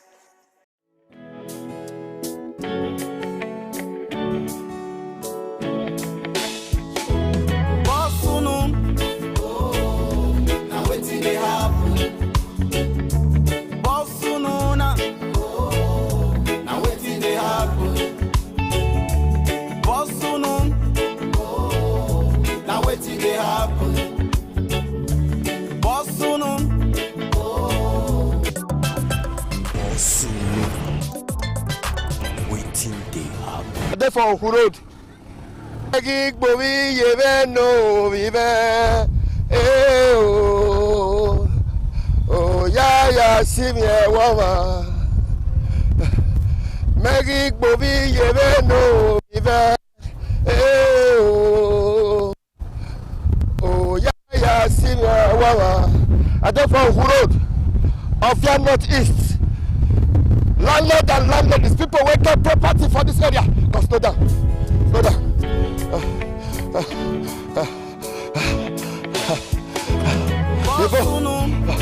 People wey get property na Siloko Road from Igbobazuwa. Siloko Road you go reach Ego.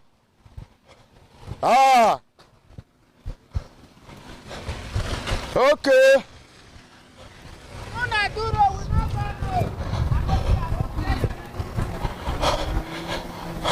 This one not be Oku Road, though. This na Siloko Road. See the Oku Road. From here, you go come out for Oluku. From here that be the Oku Road. When they pass the crossings. So from here, you go come out for New Lagos Road. This one you go to Road, but make we see am. Okay. Edo State Government project construction of Ohu Road off Ugbawa Lagos Road, Benin City. Contractor Heartland. Supervising Ministry Edo State Ministry of Works, Sapler Road, Benin City.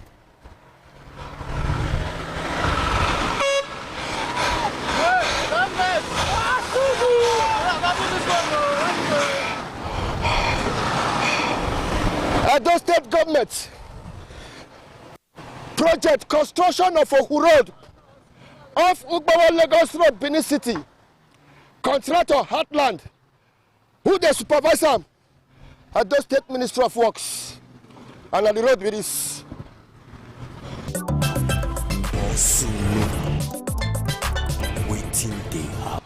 You know, yes, Edo State Government. I want give contract on this road. May they do a series from Siloko Road to look for here.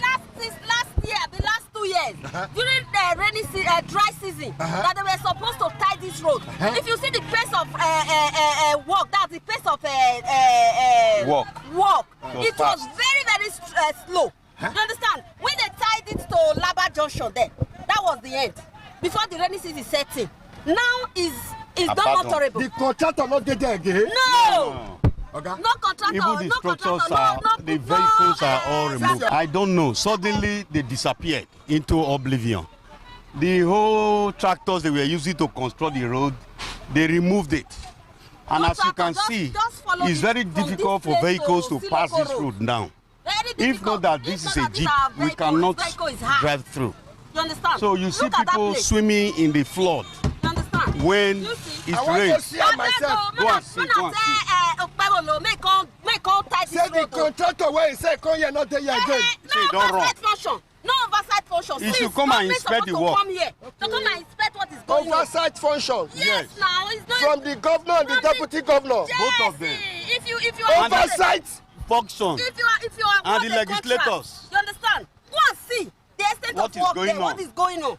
This road have been. Oh my governor, you should be ready to lay good foundation. Earlier the better, cause in the nearest future you become one of the leaders. So we are praying. You said they don't tire finish. Oku Road. Yes. From Oluku 7 up to contractor not there. Government give them they money. They don't start the road. They not do one. Okay. They start the road at all. They start us small. The government give them money. They not do one. They just not tire. You say governor, I give them money. I want contract. You go to check the contracts. Check the work. You go to check the work. May they give them. That the governor of those states yes. It's supposed to check the work. May give them contract. We check am. Say do the work. This one went there for Oku Road too. They not do one now. I don't go check am. Don't go check am. The video up that side, the video that side, the live center. So they do work. If you go to Wari, they'll do road everywhere. This road a major road to off road, Sloko road. If road block, here they pass. If Avia block, Lagos road block. Avia block, here they pass. This road supposed to do one. That be the first road for those states. Now I want to go remind them now. I better remind them. I want to go remind him. Yes. Deputy governor. Tell her say next day to talk about. Say me do this road. Oh my governor, you should be ready to lay good foundation. Earlier the better. Cause in the near future, you become one of the leaders. So we are praying. Governor, visit some of the places where you give. I know say you dey visit some, but Oku Road.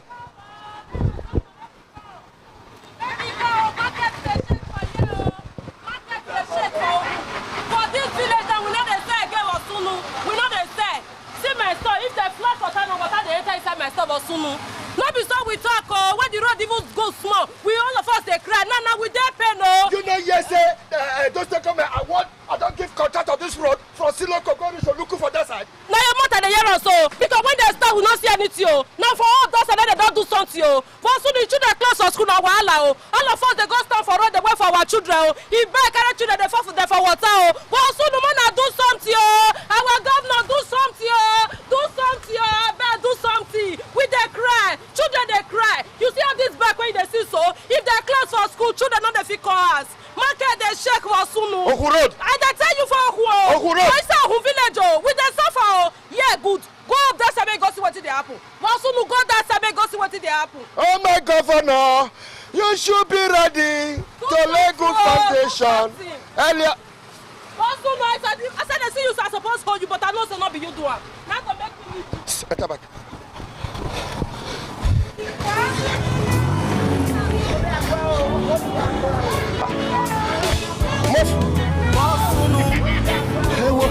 I dey for Oku Road for Benin City.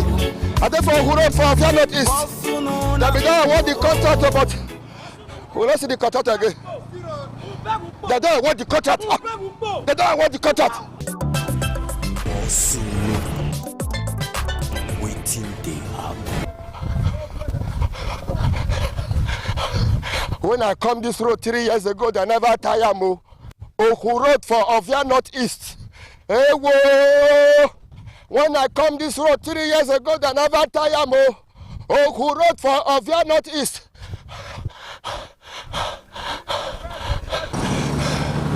So, you see that road when they done the time they come from that side. Now the road now be the Oku Road so. You see the sandbag when I say where those government take I went down to Heartland. Now if a new Lagos road now block now here they go pass now. This is an example pass here. If new Lagos road block now, they won't come pass this Oku Road. Go come up for Siloko Road.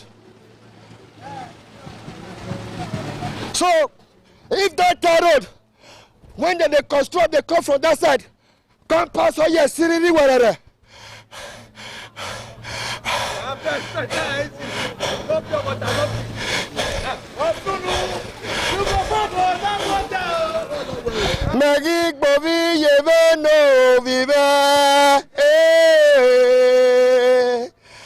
Oh yeah, see me woman.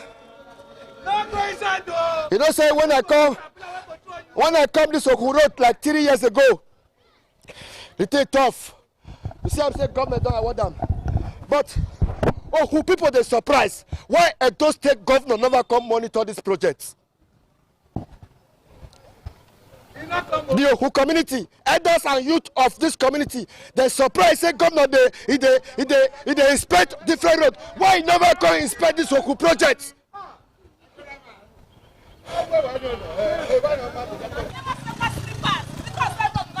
Since how many months?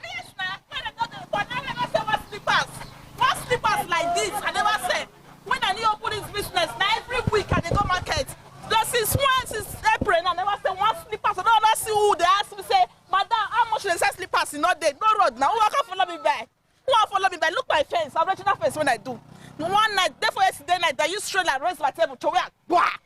I just sleep when I wake up. As I wake up, now I can't do fence, original fence, so make sure I not come push me enter work when I take too. That these people I tell they feed though, now I tell they pay us rent. Now I never say one slipper. Since when this road not good now, you not feel say anything? I never say who want follow me back. You know yes, a contractor don't they do the road? This contractor. Thank God, contractor. Say this road never worry what they do. They never abandon us. They don't abandon us now. They don't forget us. See and look at they don't forget us. When they look at I beg, go help us.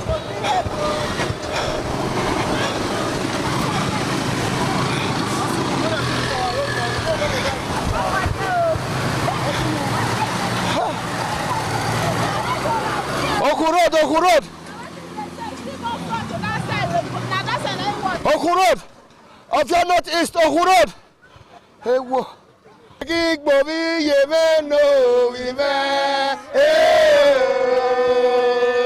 Oh yeah.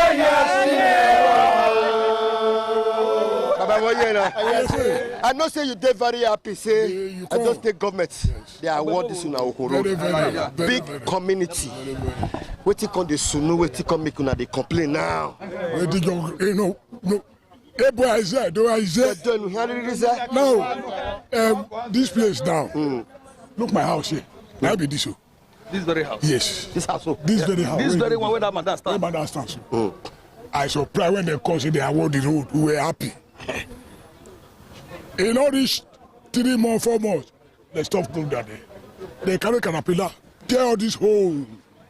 They say that moat. They call the parks and sand for moat. And they say the land, the sand where they park, I don't know. Look here now. I hear Cosplay. Down from where the tire is, no road. From 8 now we there now. Look my road, look my house. What do you want make the executive government come to make make it remember of their northeast Okun Road. May we call it community. I beg of you. Now we wait for now. But you don't want the contract now. We don't do. According to what we hear, there's no people. You know award this road. Yes. He said you don't know whether Okun no, okay, Daddy. Now me they talk. As I reach local junction on that side, I see one big signboard. Edo State government project Okun Road. They say not give them money. They say not give them money. Now then this is the outside I bring people here. Because they pass here every time. Okun will never pass here one day. We never see her. Yes. So what we they talk now? We want you this opportunity to beg our governor. Model Okpabolo. I beg. With Dennis Idausa. Denko, our brother, yes, in their own village. We want beggar, make all of them, make they come do the road for us. I beg now we there. They don't start the road now. They don't finish now. They don't start and they don't work small. The rest. We know they feel pass here, motor no they pass yet, every bike no they pass here. From our junction before now 500 naira to reach here. But now 1,800, 2,000. Everybody went there here, they cry, we they beg, not before us, we lead down. Make us complete the project. Make us complete it's not clear. However, I don't think government don't award the contractor, but the contractor they not see him again. Hey whoa. So you see that tie road for that side. Now they come like this. Now it's supposed to come pass here, go reach the end. But the surprise, the contractor not this site again. Some people come they talk cho. Say it be like say the contractor say they never pay a balance. That one a cho.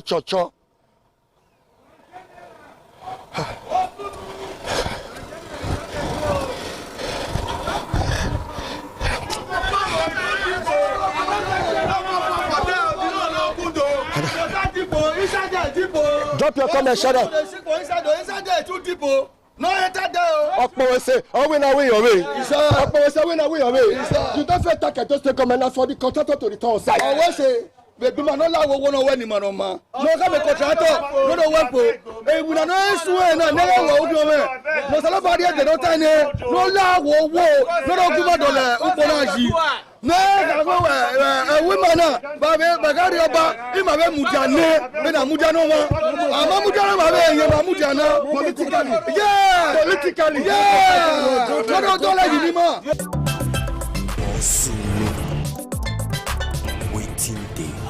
Road is don't overdue for tying. For donkey years, they will promise they will come and tie this Okun Road. They will come and tie this Okun Road. Okay. Before this government sit down, they don't talk about this Okun Road. And when this government sit down, they can't do small and they don't award this Okun Road to contractor. And that's not the one where you call it. They award the road. We see the contractor. We not see the contractor. They award the road. They say they want to do this Okun Road. I mean, for me, even when I was coming this morning, I was telling my friend, I said they use this road, they play politics. Because this one not be road now. You they do road, you know they come supervise them. You know they know how things they go. It's not good. And see road, I may travel, I do travel. I don't go many places for this country. I never see where they do road, no gutter. Okay, this road now where the form say that they tie now. If they tie and finish, where gutter not there, where person has the one carry the water go? Go. Make I show where you. Go from. Which person has the one carry the water go? You see this road. Now very important road where government suppose don't do. They don't want to do one. I don't know why they don't want to do one. And with this, where the deputy governor is from. It's from Ovia now? It's from Ovia. But I don't know what thing they happen. Where no one talk about this road. This road, see where they go time and reach for that side. And the time no be say na one kind solid time. If you like say the contractor they use the road they play. The same road now the same time they award this road and Palace Road for upper mission. No, wait, you say now the same. Then the same time now they award this road and upper mission. Upper this Palace Road where they upper mission. They don't feel. You not see the way that they do that road. Okpevolo they try. But I don't know what they happen for this side. Okun Road. But they see the good work where the governor Okpevolo they do for other area. But this Okun, I don't know why it be like that.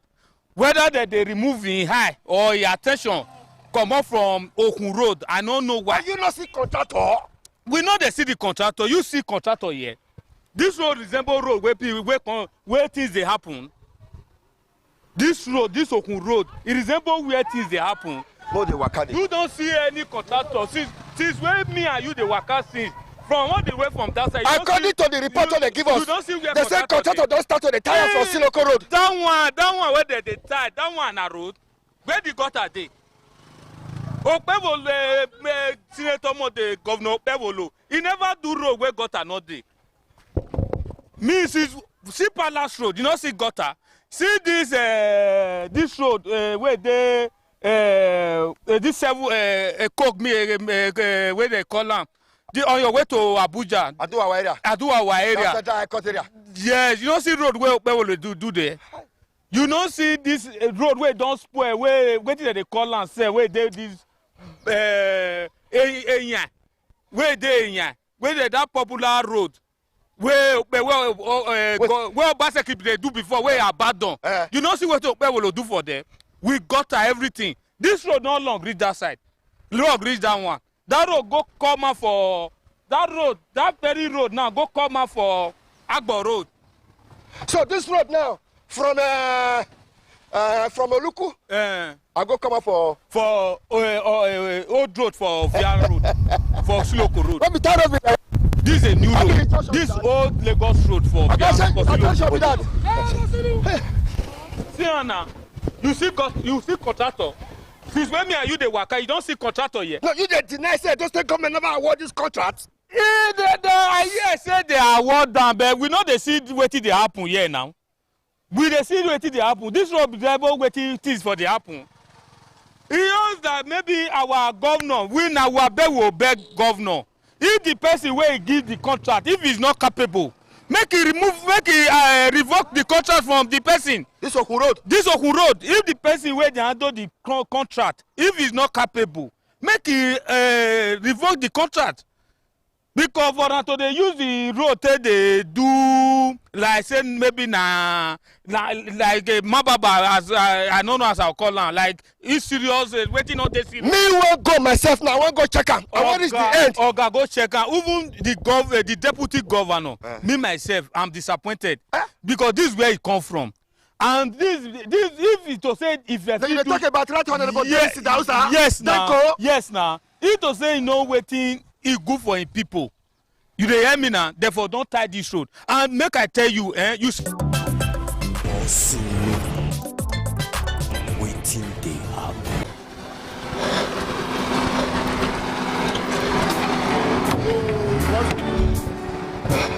I don't tire. I've been meaning to this road. They don't award the road. They don't award that. They just do a resharp. They just stop her. The road now is swell motor. Every day was sure. And people did say that they don't even come on because of the bad road. You see this here now. As soon that time when they start and they just finish and by then, but it won't turn to express. Look at road now. You know, see, I say contractor don't they see title from here. That will be done, but they don't stop the work now. They slow the work. They don't stop the work. No, you know they slow down or caterpillar. I don't see anyone. I don't see anyone. I don't see anyone. As I want to pass it, and I myself the fear I want to party my motor pass it. And I sat at the go, I get work for you. At the go side. Let me say, person where they build house now for this area to carry materials come this area. He will first suspend the work. If not, me say this work and my wife will not fit dry pass it. If I pass it and I was sure about the go now. All this one they spoil Berry, they spoil Danley, everything, sharp, everything. But what be the importance of this road, this Oku Road? How it link? You know, they look for Siloko Road now. Let's say of your block now. Oh, now here you will use now. Come on, you don't from here go where you go. Go Lagos. Yeah, you don't go where they go. No wahala, sir. How the country now? How the phone now? No wahala. Everything. Everything good. No wahala, sir.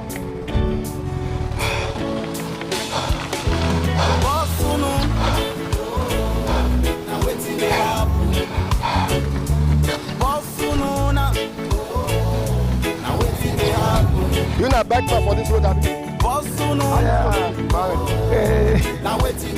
don't good now. The car not see that so that's too much for them. I beg for government. This one done too bad. Oku Road. Wait till they surprise the people be say the contractor not this site again. Oh, I've been because of rainy season. Sita Road for front. Oh, I know say just the government don't award this road Oku Road to contractor. But people the first, why deputy governor, why the governor of Edo State, why they don't come inspect this road, why they give this contractor. Some say the contractor now bubu yeye. Some say now because they never pay the contractor money. Now. Okay, now here the contractor work rich. They go. Okay. Sita Road now. Sita Road. Why don't they complain?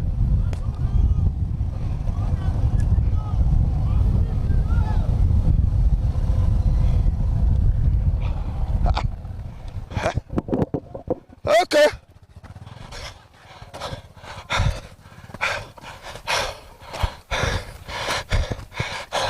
I don't suffer, not be small. Hey! Upon say I get sense. I don't suffer, not be small. Upon say I get sense. Poverty not good at all. Oh. Now make I join this business. Area journalists, area to area, location to location, state to state. I dey for Ovia Northeast and I dey for Ohun. You know, say I done the council, see as the road 10 magazines. But this not the road, because I tell you, say, Edo State government don't award this Ohun road to contractor. And the contractor don't they do and they come.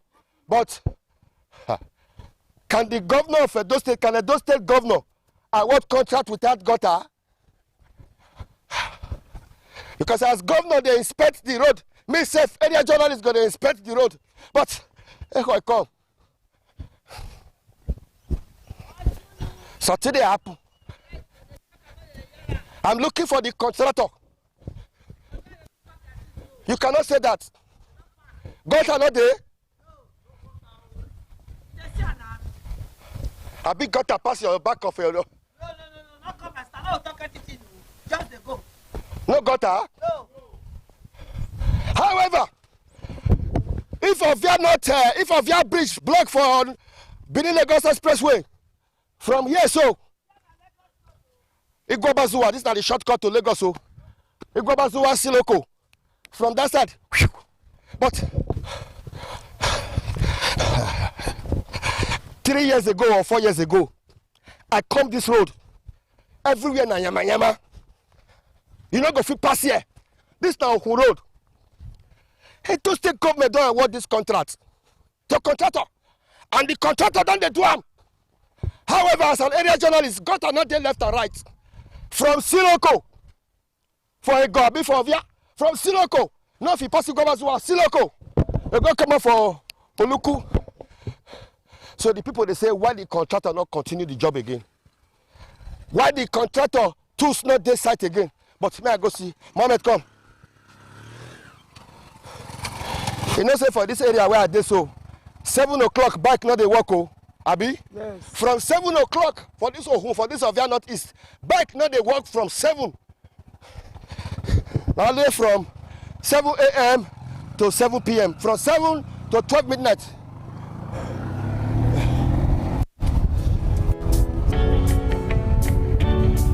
I want to take Edo State government when they award this contract. Contractor.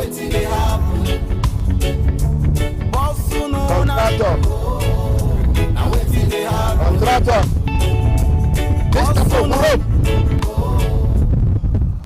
Edo State government don't award the contract. The contractor, they not see him again. But when the contractor not got them left and right, I cannot change the agreement. When I come here 4 years ago, I mean 3 years ago, 3 to 4 years ago, not be so this road be. Agree to? Okay. Huh?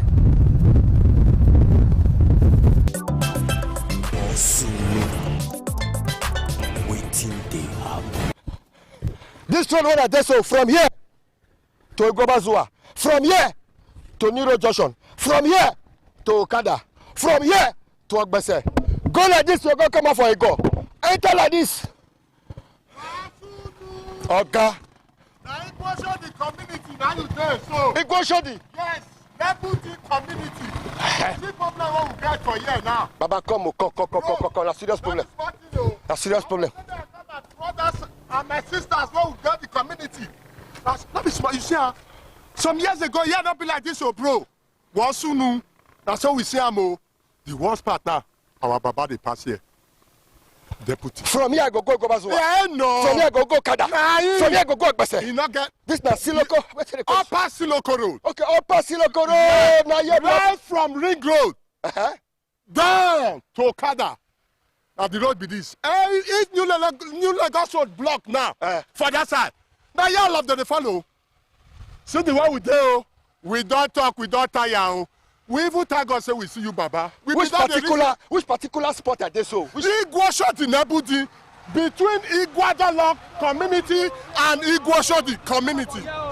After Igwadalo, you don't pass. So now just stay there. So from that place to this side is Igwashodi Nebudi community. That you do so. Wasunu, wetin we want do. That's all we say, Amo. We don't talk. So if Ovia River block now? Now here that they follow. One that they see that now so it block now. Emmanuel, one way. As you follow here now, back out to you for New Lagos Road. Down to Lagos where you they go, you not get problem. The only problem we get now here. This very road now lead to Okun. Oh, this Okun now. Yes, Okun. Now that way they investigate the corner territory share. Exactly. Now Okun know that they investigate the corner territory share. Igboshodi and Okun, we get common boundary together. Igboshodi and Okun, we get common boundary together. They even get plot. You not to that place. Our boundary not too far for there. We don't talk. We don't tire. Our Baba na here for common. Oh my governor. Deputy governor. Deputy governor. Yes, now. Denko. Is that on Aviana? Every day. Now the road where serve you now, where serve us now, the one with the old road where they follow. Serve for back. Now it is small car called they follow now. That road we don't abandon them, but that one the whole road before they do this one 1977. The old road. Now they do this one 1977. 1977. Yeah. If I'm not mistaken, bro. More beg. More come this side.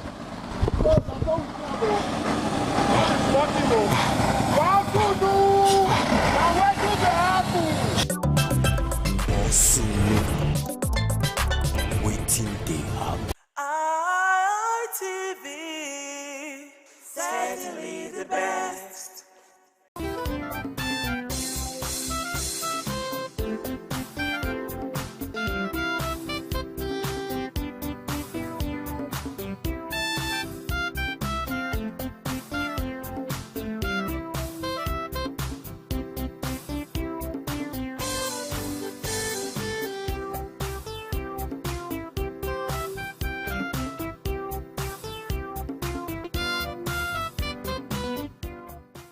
Good day and welcome to Tech Today, your trusted technology and digital lifestyle program where we simplify technology and connect it to your everyday life. I am Lawal Momo, and today we'll be looking at something that is no longer the future, but the present we are already living in. Artificial intelligence is no longer a concept reserved for laboratories or science fiction films. It is now inside our phones, our computers, our workplace, and even in our creative tools. And while many people are still trying to understand what AI really is, it's already reshaping how the world works. So today, we are breaking it into two important parts. Part one, I'll talk about the 10 AI tools that are changing the world right now. And part two, we'll share the 10 tech trends that would dominate the next 5 years. By the end of this program, you will not only understand where technology is today, you will also see where technology is heading next. Let's begin. 10 technology tools that is changing the world right now. Number one on the list is ChatGPT. Yes, a lot of us know this ChatGPT is that artificial intelligence, conversational, revolutionary, platform that we always use and all the time use at the workplace. So ChatGPT is one of the most widely used AI tools in the world today. ChatGPT is more than just a chatbot. It is a digital assistant that can help you write essays, that can reports, that can also explain complex topics in simple language, and also can generate business ideas, that can also assist programmers with their coding, and even help students study faster. So what makes ChatGPT very powerful is not just what it does, it is how naturally it communicates. For example, instead of searching endlessly on Google, users can simply just ask a question and receive structured answers in seconds. This is changing how people learn, work, and even think. A lot of us use ChatGPT. I know it's not new to you, so we're just listing them. Number two on the list is Google Gemini. Otherwise, I call it the AI integrated search. Google Gemini is pushing search into a new era. Traditionally, when you use Google, you type a question and you get a list of links. But now with Gemini, you can summarize. Gemini can help you to summarize that information instantly. You can explain topics in a conversational format, and also you can combine text and image, and it also does reasoning. For example, instead of searching for, maybe you're going on Google now, you search how does electricity works. When you can ask Google Gemini, and get a full explanation broken down step by step. It is turning search engines into answer engines, so to speak.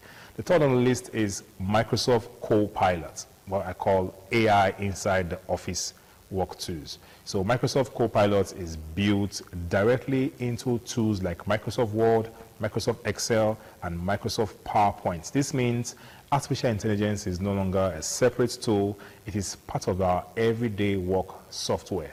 For example, using Microsoft Word, it can help you to write a full report for you whilst you're using Microsoft Word. In Excel, what Copilot does, it can analyze data automatically. You can see that sometimes when you're using Excel, maybe you now highlight a particular region, Copilot will tell you, do you want me to sum this for you and give you the average? Copilot is that chatbot embedded in Microsoft Excel that's helping to do that. In PowerPoint, it can help you to build an entire presentation just by giving it a prompt. So it is reducing hours of works into bare minutes. The fourth on the list is Claude. So Claude is a deep thinking AI. So Claude is designed for deeper reasoning and longer, more thoughtful response. It's often used for research analysis. It's used for professional writing. People prefer to use Claude for writing than using ChatGPT or Gemini. It's also used to summarize long documents and make it, what makes it actually different from other different chatbots is that its ability to handle complex conversation without losing the original context. So Claude is a powerful tool that is used by professionals when dealing with large information tasks. So you see the difference. The fifth on the list is Midjourney. Midjourney is an AI image creation tool. So Midjourney allows users to turn a simple text description into a highly detailed image. So for example, say someone maybe types on Midjourney now, okay, give me a futuristic Lagos city at night with flying cars, and you have tall buildings and blah, blah, blah. So the AI chatbot will generate a realistic visual interpretation of the text you just prompted. So this is transforming graphic design, it is transforming advertising, it is transforming digital art. Even people without design skills can now create professional visuals. You can see we have some content creators or all those persons that talk on using YouTube to create content. Those are also content creators. They now use Midjourney to also put a thumbnail on their videos so that you can get a representation of what they are going to talk about. So Midjourney is that AI. You can prompt, say, I want you to give me an animal that has wings and also has fangs, and also just whatever you can imagine. The AI chatbot Midjourney would represent that for you. The sixth on the list is Runway AI. So Runway AI is an AI video production.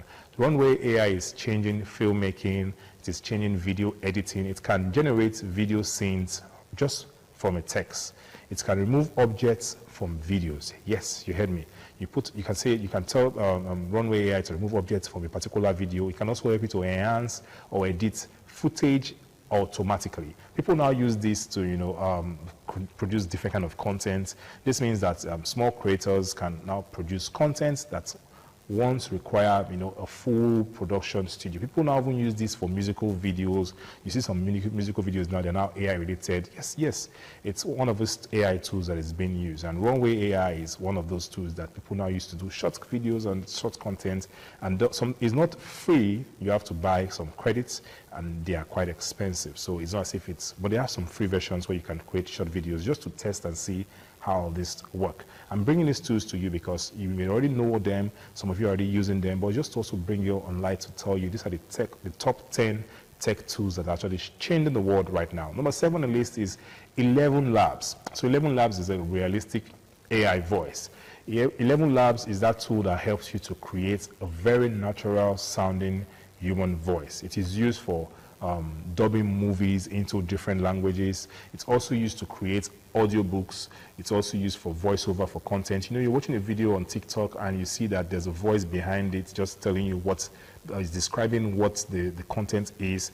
11 Labs is what is being used. You have a speech, you write a speech down on a prompt, and you give it to 11 Labs to say it in a female voice, so it can sound more appealing to the female gender, or say it in a male voice, so it can appealing to people who want to listen in that particular tone. 11 Labs is what you use to do that. So what makes it powerful is how realistic this voice sound, almost indistinguishable from what humans sound like. When you hear the voice, you rarely know that it's an artificial intelligence voice you're hearing. You just think this is human just talking to you. That is why 11 Labs is among the top 10 on my list. I'm going to tell you about the next on my list, which is the 8 tech tools that is changing the world right now when it comes to tech, is Notion AI.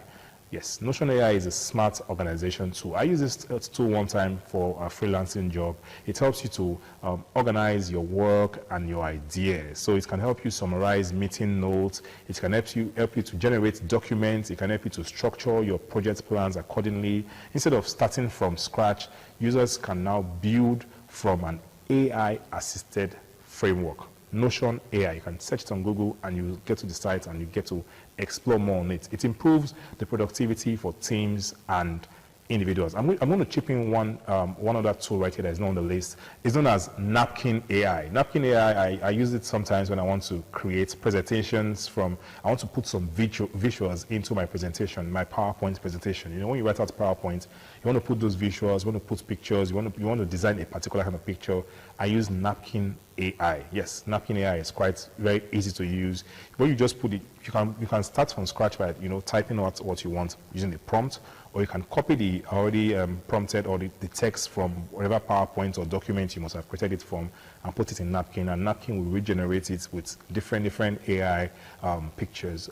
Also, you can use those pictures, you can tweak the pictures however you want it. You can prompt on that pictures and say, no, don't use a white person here, use someone from this particular color, or no, don't use children here, use adults. No, I want a classroom to be this. It can be done using Napkin AI. See how it makes life easy? The 9th AI tool that we should be using is Perplexity AI. So Perplexity AI is an answer-based search engine. It is different from the traditional search engines. Instead of giving you links like Gemini does, Google does, it gives you direct answers with sources. So it reduces the time that you spend on clicking through multiple pages. It is becoming popular for people that are doing research and people that are doing quick fact checking. The last but not the least on my list, the 10th AI tool that is changing the world right now is Suno AI. Yes, Suno AI is an AI music creation tool. So it allows users to create full songs using AI prompts. No lie. You can prompt and describe what the genre should be, what the mood of the music should be, what the lyric style should be, and it will generate a complete music track for you under minutes. Okay, it is changing music and music production and also opening creativity to non-musicians. And so sometimes people now even use Suno AI to, when maybe you're watching TikTok, you see a particular video and you now read the comments, people now turn the comments into songs. You must have seen that. Suno AI is what they use. They just post those pictures out there and say, using these pictures or this comment section, turn it into a song, and it will sing the song so well that it will be so funny. So persons out there are using it to create content for themselves and then getting some money from that content also. So Suno AI is what they use. So you can also tell Suno AI, I've used Suno AI a lot of times. I created a particular rap song, because I'm into rap, from using Suno AI, and it gave me a beautiful rap song about Africa. I told it what I want from the song, and it was quite interesting. The song is still on my YouTube. You can go check it out, but it's quite funny. I'm trying to say that you can explore and just use these tools so that when you get a job or when you get something that requires you to go and explore and maybe learn from it, you may not need to be a music producer to go and say, okay, I know how to use these tools. Rather, by learning how to use these AI these tools, it's just going to be easy for you to just transition yourself into it. So far we've explored 10 artificial intelligence tools that are already changing how the world works today. From writing and design to music and video creation, artificial intelligence is now deeply embedded in everyday life. But while this is happening today, the bigger transformation is still ahead of us. So when we return from this short break, we'll explore 10 tech trends that will dominate the next 5 years. Don't go nowhere. It's still Tech Today. Stay with us.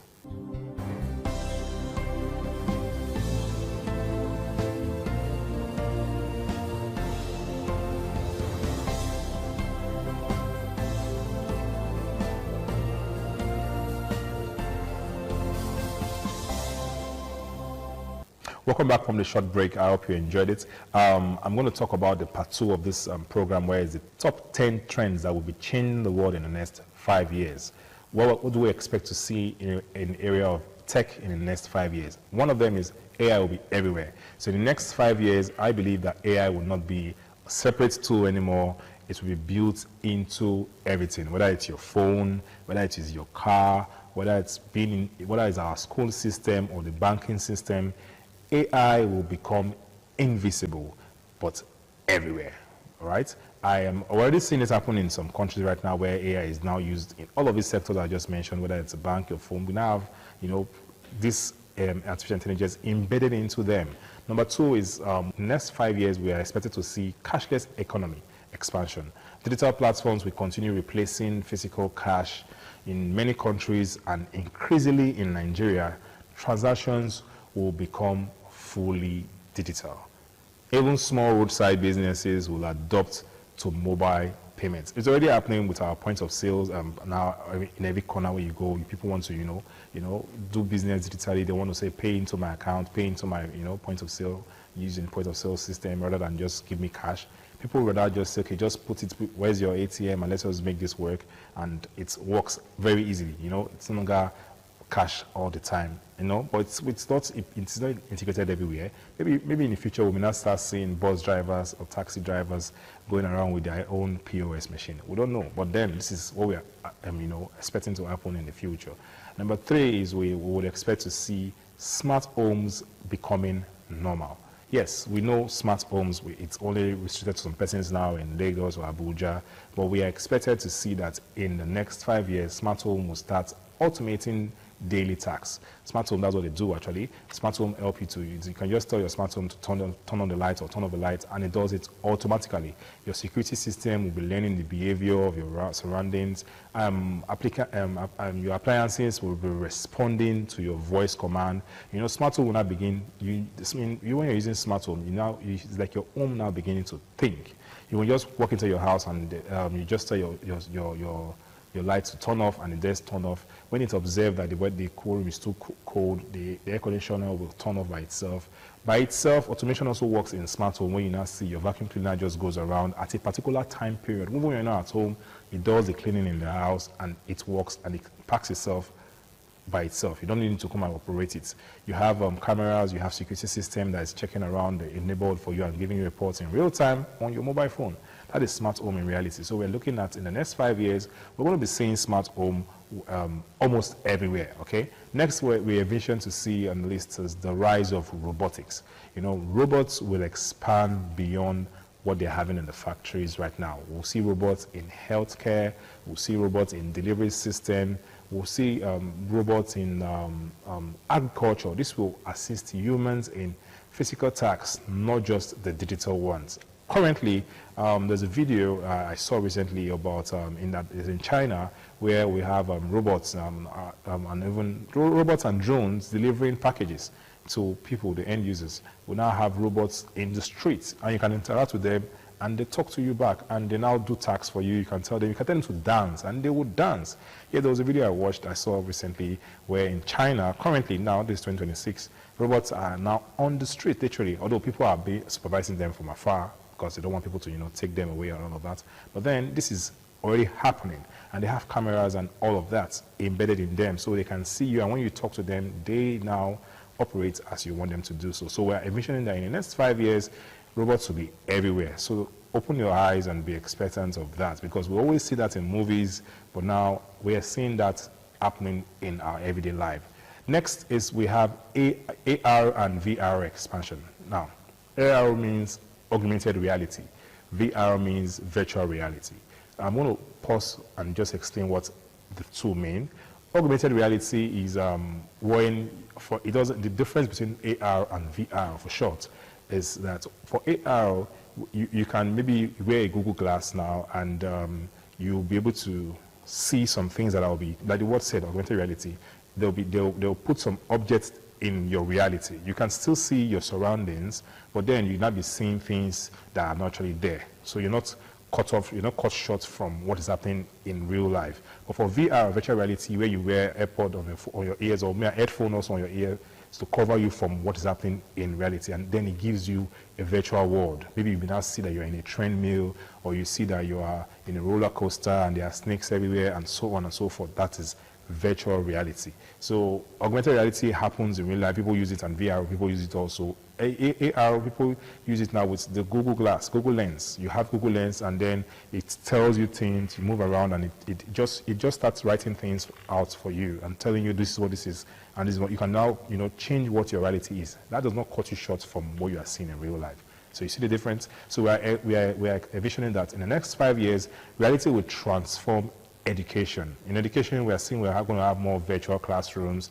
while in gaming, we are seeing an immersive experience. We're also seeing that trainings will be, we'll have simulations for trainings for professionals. We're already seeing it now. People will be doing trainings and you just see something just pop out from a machine. Yes, that is an augmented reality there. So learning will become more and more interactive than ever. Next, we would experience in the next 5 years, what we hope to experience is cybersecurity becoming critical. My brothers, my sisters out there, my tech enthusiasts out there that are into cybersecurity, it's a good way to, enrich yourself in the future, because as more systems go online, hacking risks increases. Cybersecurity will become one of the most important global careers. That's what we're envisioning. It's not easy. Governments and companies will invest heavily in protecting their system. They want to protect their system. So if you're doing a course on cybersecurity, or you intend to do a course on cybersecurity, it is not a lost cause, so to speak. It's actually the right way to go, because this will now become the job. The demand for this job will increase exponentially in the next few years, because everything will be remote, everything will be online, everything will be more automated, and now you now need some persons to protect you from hackers, to protect you from all those things that may damage your own system. So cybersecurity, we are seeing is going to become more rampant. The job will also become more searched for, or more catered for. Another aspect that we are on that trend that we are hoping that will evolve in the next 5 years is remote work. Remote work is where persons stay in the comfort of their home or anywhere, maybe in an office or an enclosed space, and they work without actually physically being where the office or the company may be. So remote work will continue to expand. Companies will hire talent globally without physical offices. This will change how people view careers and location. Already we have remote work up and down. We have many persons working remotely from their homes at their comfort zone, and they deliver this job and they get paid in real time per hour, or as the case may be. So this, we are seeing that in the next 5 years, this will become so rampant. Yeah. Another area is the digital identity system. We are envisioning that your identity will become fully digital, whether it's your banking access, whether it's your government service, whether it's the travel documents that you now currently have. Everything will be linked to a secure digital identity system. It's already happening. We're already envisioning it, that it will happen, to now become more in 5 years from now. Another area to look at, ninth area to look at from the top 10 trends that we're talking about is AI in education. We're envisioning that schools will integrate artificial intelligence into teaching. They will personalize learning path, and also have automated grading system. We'll have some virtual tutors, no longer having physical tutors around. People that will just teach you virtually. And also education will become more customized to each student. That's our vision. Last but not least, we are envisioning that we'll have an hyper-personalized technology. Now, we are envisioning that in the future, 5 years from now, technology will adapt to individuals, as we already have with AI chatbots. We'll now have more personalized news feed. Already have that with TikTok, when you now have For You page, and the algorithm now works with whatever you like, and they now use that to feed you with the content you love. We are envisioning that we have adaptive applications. We're envisioning that in the next 5 years we'll have smart recommendations, and every user experience will become unique. So as we close today's edition of Tech Today, one thing is clear. We are living through the fastest technological transformation in human history. So from AI tools that are already reshaping our daily lives to future trends that will continue to redefine how we live, how we work, and how we connect. The world is evolving faster than ever before. But the real question is not what technology will become. The real question I'm going to ask you out there is, what will we become with technology?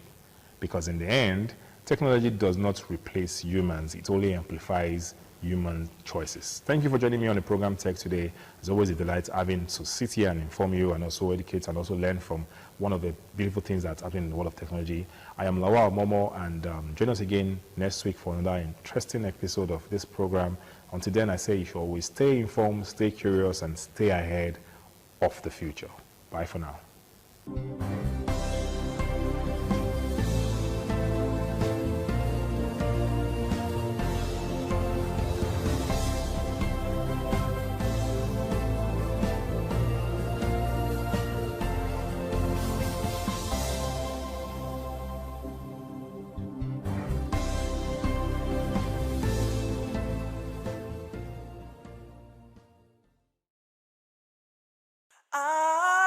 ITV, certainly the best.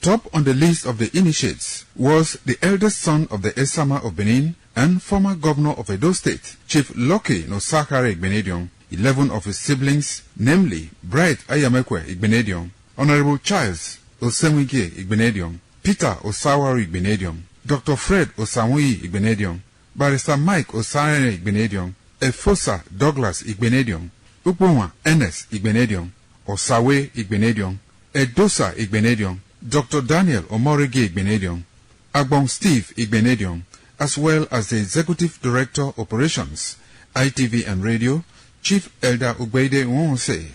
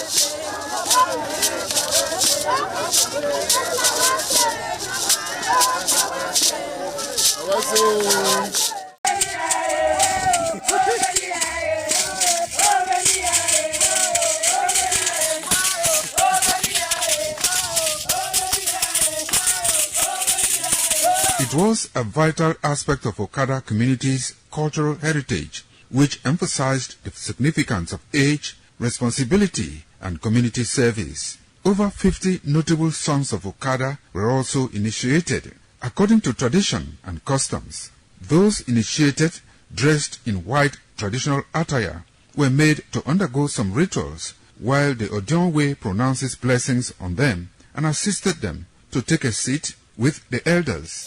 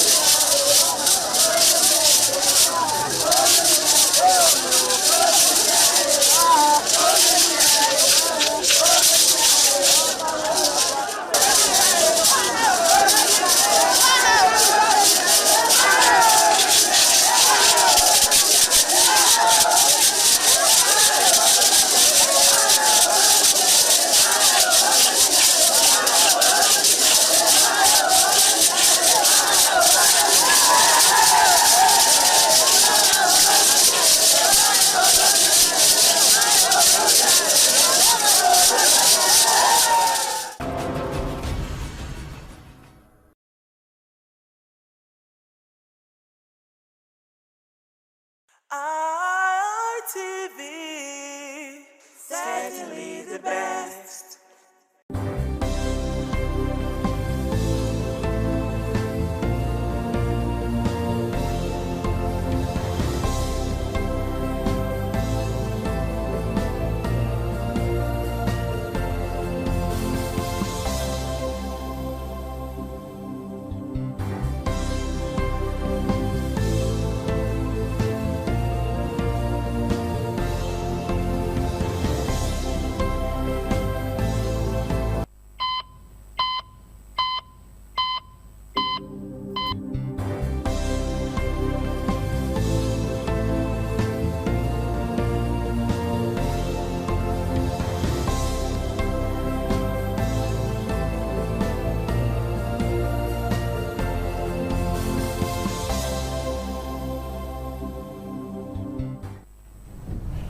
A pleasure to have you join us today on the program Healthy Living. I'm Adesu Wasawagie.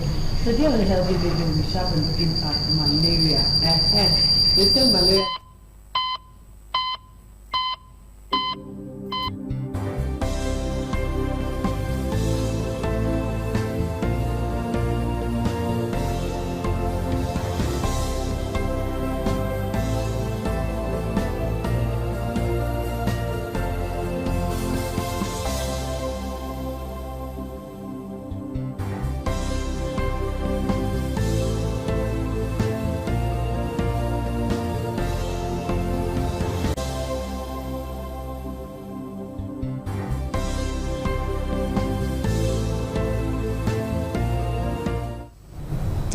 Good afternoon and thank you for joining us today on the program Healthy Living. I'm Adesu Wasawagie. Today we're going to look at malaria, prevention and of course treatment. Most of us already know what causes malaria, but for the purpose of education, we're going to go all over that again.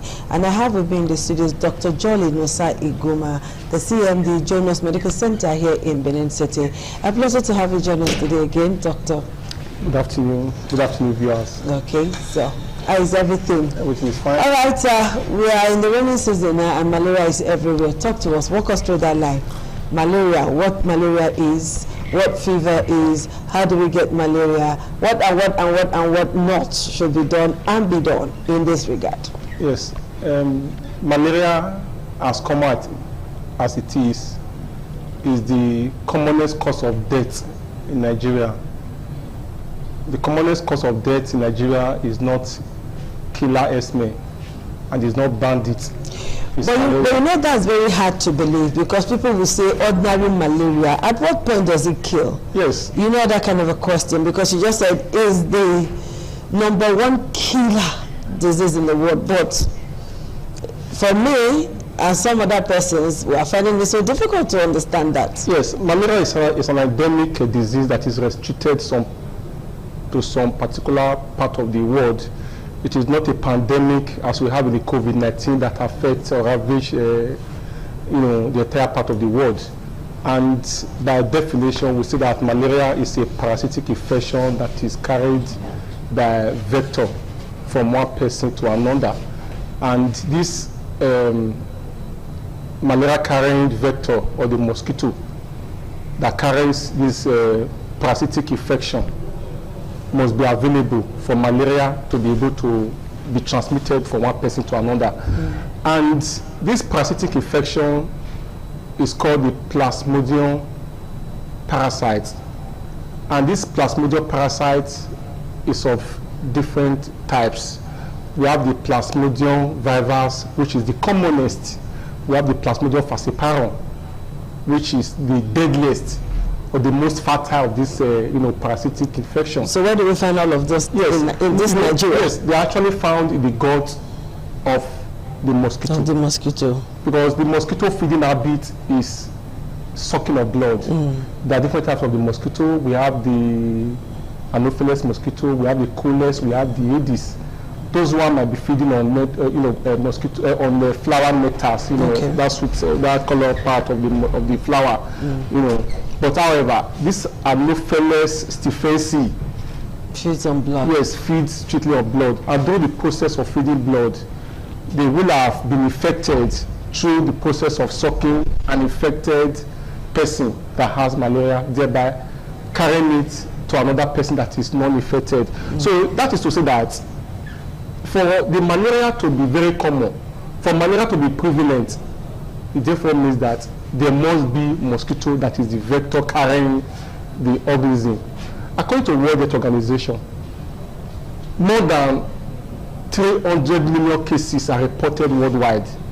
More than 200 million cases of malaria are reported worldwide. Out of this figure, about 400 to 600,000 deaths are recorded yearly, of which Nigeria in particular contribute to 25%, while in Africa we have about 95%. That is to say that malaria is a scourge. It's actually a disease that we have to eliminate in Africa.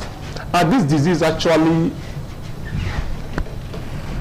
is a killer to under-age group, usually under 5 age group, and usually pregnant women. That is to say that pregnant women as well as children that is under 5 years of age are those that are usually having the complication that might result in mortality or death. Okay, so why does Nigeria carry the highest malaria burden in the world? Yes. Because you just said about 27%. Yes, because of the geographical location of, of the climate, not only that, I will not say that the Nigeria government, because of the political setting, they are not doing enough in the elimination of malaria. But we will say that climate or the weather is a contributing factor. Okay. Just for the very just now, Nigeria is a very hot climatic environment, and not only that, we have a very long rainy season period. Like we're in July, rainy season will start from June down to September, October, November. So this long period of rainy season, is actually a factor that will contribute to abundance of mosquito in the environment. Okay. Because the water is needed for mosquito to multiply. Water is needed for mosquito to lay their eggs. And we have stagnant water everywhere. And not only that, we have bushes which also serve as eating places for those adult mosquito. All right, for viewers and my humble self who usually think that malaria is just ordinary fever or just fever like that, tell us what exactly happens to the body when someone gets infected, and when does it become severe? That point where we say, oh, there's nothing we can do anymore. Yes. Once you are bitten by an infected mosquito, the Anopheles stephensi mosquito, that's the female mosquito, it takes 10 to 15 days for the symptom to be manifested. And the commonest symptom of this malaria is fever. The reason why some people will say malaria fever. And once you say fever, some people will even think it's the malaria. It's malaria. But the commonest symptom, the malaria is a disease. The fever is the symptom. Okay. The commonest symptom of malaria is fever. And the commonest cause of fever in Nigeria is malaria. The commonest cause of fever. My body is hot, I'm feeling feverish. What comes to mind is malaria that is responsible for it. But that is not to say that other disease conditions cannot also cause fever. Other than the fever, another symptom that the malaria can cause is chills. You know, that's shakiness. You know. Not only that, headache is also a symptom. Joint pains or joint weakness is also a symptom. Okay. Then you can have abdominal pain. Usually in children, abdominal pain can also be as a result of malaria in children. Okay. Not only that, nausea and vomiting. Not only that, somebody can also have diarrhea as a symptom of malaria. Even cough too. Yes, even cough. Somebody can also cough. And if you look at the pathophysiology, just like the way I said it, once you are bitten by a mosquito, the parasite in the gut enters the blood, and from the blood it finds its way, the sporozoid of that parasite now, whether Plasmodium vivax, whether Ove, whether Lomesi, whether Falciparum, whether Malariae, any of those Plasmodium parasites. That it depends on the mosquito. That is, depends on what the mosquito is carrying. But the commonest one, as I said now, is the vivax, which is very common, and the deadliest of all is the Falciparum. So once it enters the blood, it goes into the liver. It's the liver that is an organ that enables those parasites to mature and multiply. Thereby, it empties into the blood. By the time it leaves the liver and enters the blood, that is when somebody starts manifesting those symptoms.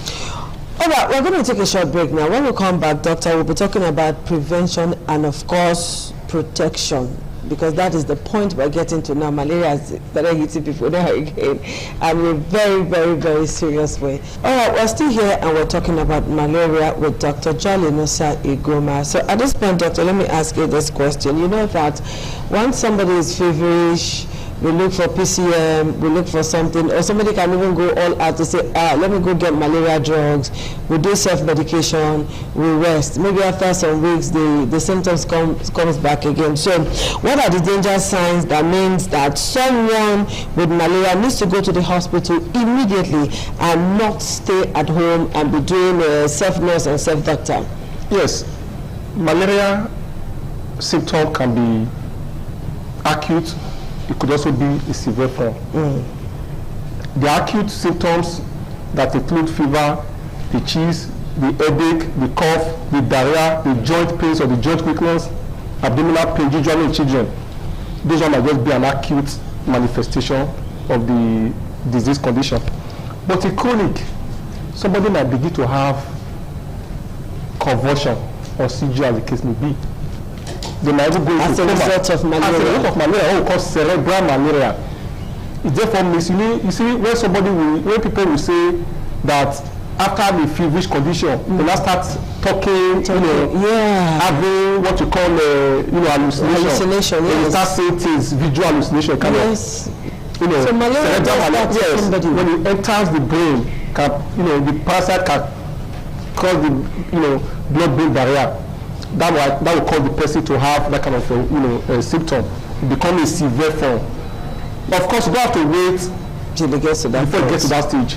Not only that, some person that begin to even have what we call malarial nephropathy as a complication, where the malaria will now even affect the kidney as an organ, usually the Plasmodium falciparum.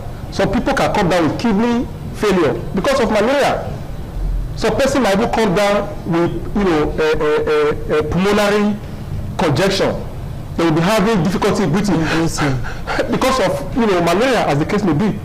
Not only that, some person might even begin to pass dark color urine, because once the liver starts releasing those toxins in the system, which the malaria parasite now into the blood, because the liver is actually the organ where the parasite will have to be matured before it's not releasing to the blood. Therefore, it attacks the red blood cell. So when you start destroying the red blood cell, somebody might become anemic, which may even require blood transfusion for this particular individual. Not only that, somebody might even begin to have passage of a blood urine as on that area. Yes, exactly. What the red water fever, as the case may be.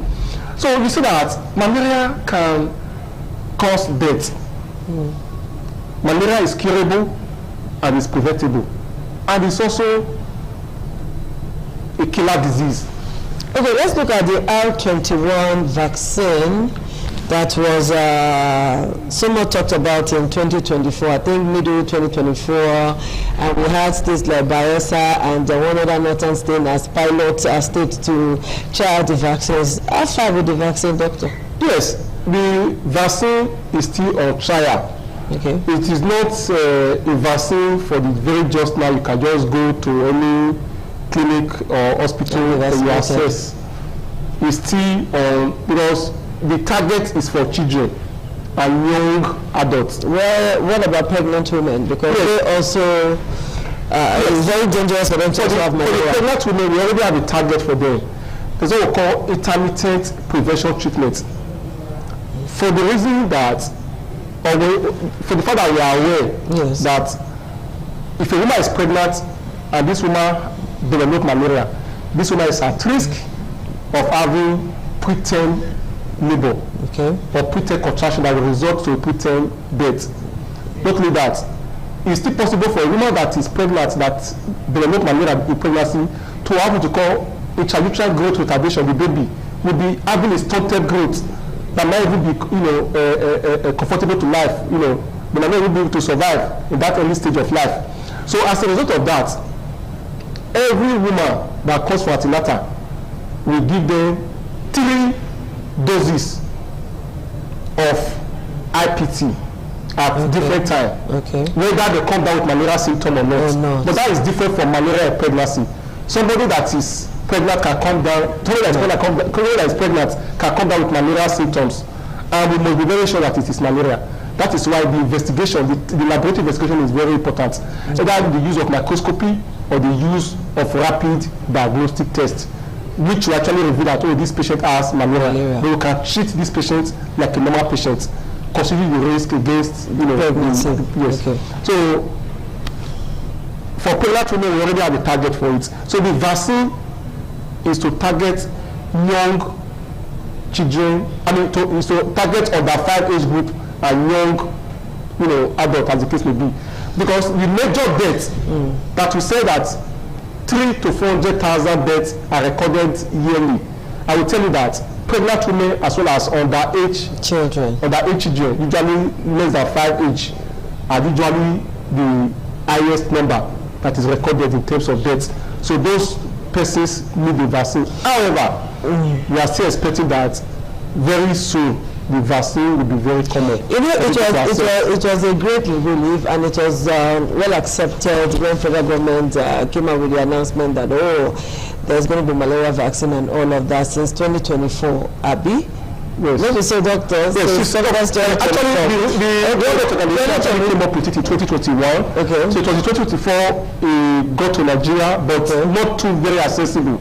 It's still not very accessible. Because one may be tempted to ask, COVID-19, within 6 months, the vaccine was everywhere. Because it was a pandemic. So because this one is not a pandemic. Yes, it's an endemic disease. It's restricted to, to Africa. To Africa and some, few European and Asia countries, as the case may be. Don't forget that even during that COVID-19 pandemic era, when those vaccines came out, how many of them were produced in Nigeria? It was international donor. We got them through a donor. We get some vaccines from the international community. Yes, malaria is not one of them till now. At least the whole place should be like flooded with malaria vaccine since it's endemic. That is supposed to be the goal. That is where the international body. That is why we still believe that. Is it that some persons are not pushing the right buttons at the right corner? And in pharmaceutical, this is not something I'm supposed to say on air. I would say that the drugs available are malaria drugs. Everybody so once you have the vaccine and maybe they say malaria drugs. Nigeria is not certified free for malaria. Even when you go to hospital, I will tell you that they will say 1 out of every 5 It's malaria. You know, I was somewhere trying to pump my tire, and then this Alagbo, this herb, these people that sell herb, what do I call them? They street hawkers of herb, was administering Agbo to somebody. Yes. And he said, after you take him, 2 hours, go take fancy that. You know that fancy. And then I say, hey, okay, make a right time. And then he wrote it. He said, now that one, after you take this, I go. So I'm beginning to wonder what is really happening to us when it comes to taking care of our health. Yes. What you have said now, that malaria is dangerous. It is not just, it is not ordinary. It is a killer thing that we should be mindful of. Yes. Once you are infected with malaria and you play with it, like the Plasmodium falciparum, the Plasmodium parasite, which I said is the deadliest, sometimes the manifestation of the symptom might just last for like 24 hours before the person will just be reported dead. Okay. To tell you how deadly it is. So taking the right drugs is a step in preventing malaria from causing death. So World Health Organization they came up with combination therapy.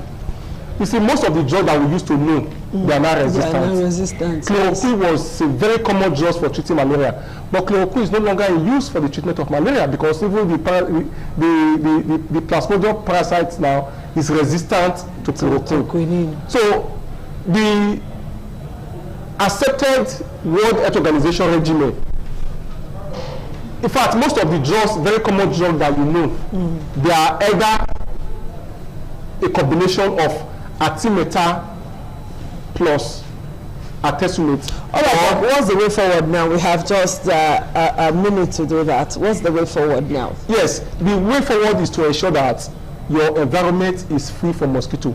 Okay. Because the mosquito is the vector carrying microorganism, the parasitic organism that causes the malaria. Therefore, you ensure that there is no stagnant water in your environment. The government have a role to play. Individual too have a role to play.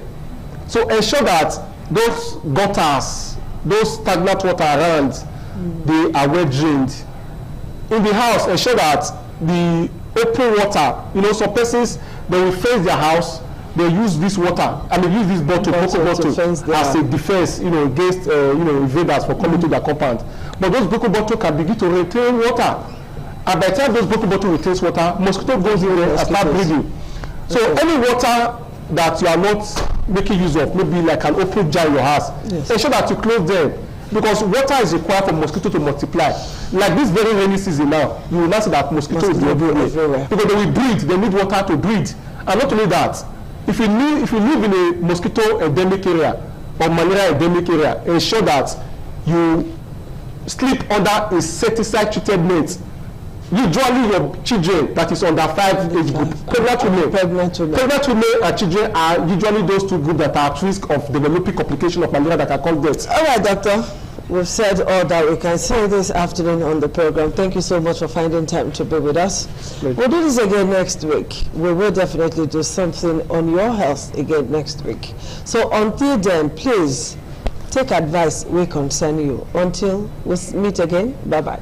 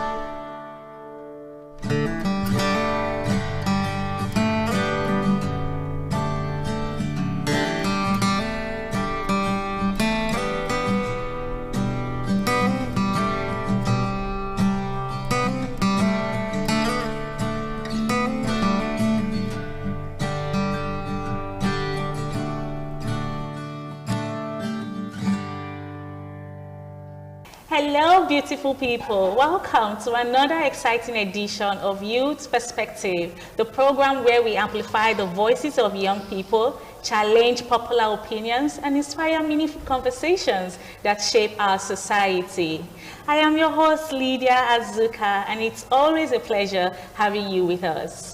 Today, we're talking about a subject that has dominated conversations across Nigeria for the past few years, Japa syndrome. Is leaving Nigeria the only path to success? The word Japa, a Yoruba expression meaning to run away or to escape, has evolved into a popular term for Nigerians relocating abroad in search for greener pastures. For students pursuing higher education, to healthcare workers, tech professionals, entrepreneurs, and families seeking a better quality of life, thousands of Nigerians continue to leave the country every year. For many, it's about finding better paying jobs, quality education, security, stable electricity, healthcare, and a system that rewards hard work. For others, it's about giving their children a brighter future.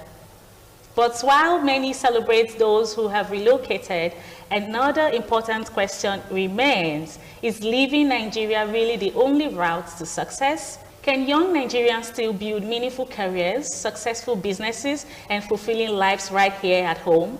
Or has Japa become more than a dream? It has become a necessity. These are the questions we'll be asking today. Well, joining me today are two distinguished guests who will help us examine both sides of these important conversations. Hello, good afternoon. Hello, good afternoon, Lydia. Please introduce yourself to us. Good afternoon, everyone. My name is Felo Amibel. I'm an entrepreneur. Amazing. Well, good afternoon. My name is Udoko Onachege, bro. Thank you very much for having me. Thank you so much for coming on the show. Now, the first question I have to ask you guys, when you hear the word Japa, what comes to your mind, Mabel? The word Japa, it has become a common expression I'm telling you. among so many Nigerians. Yeah. The fact that that word Japa does not mean you've arrived, because that's the mentality most Nigerians do have. You get? For me, Japa, it's something that it comes with pressure. Let me use that word. It comes with a lot of pressure. They have this mentality that when they just get there, everything is going to work out smoothly, and it doesn't work that way. Wow. It doesn't work that way. You're still going to hustle. You're still going to work so hard because you have a lot of bills to pay. That's right. A lot of taxes to come. You get okay. A lot of everything about Japa is bills. I'm telling you the truth. So Japa, majority of Nigerians, they are like, it's like a god to them. Let me just use that word. It's like a god to them. So I don't see anything.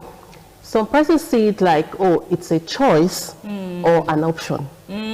It's either a choice or an option. That is Japa. Wow. You might have the option to travel. I might have the choice. You get.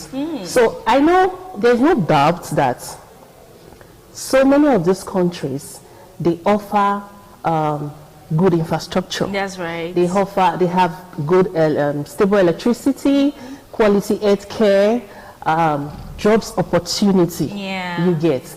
But that shouldn't be a yardstick for Nigerians. Most Nigerians, let me use the word most Nigerians. That shouldn't be a yardstick for most Nigerians to feel they have arrived when they Japa.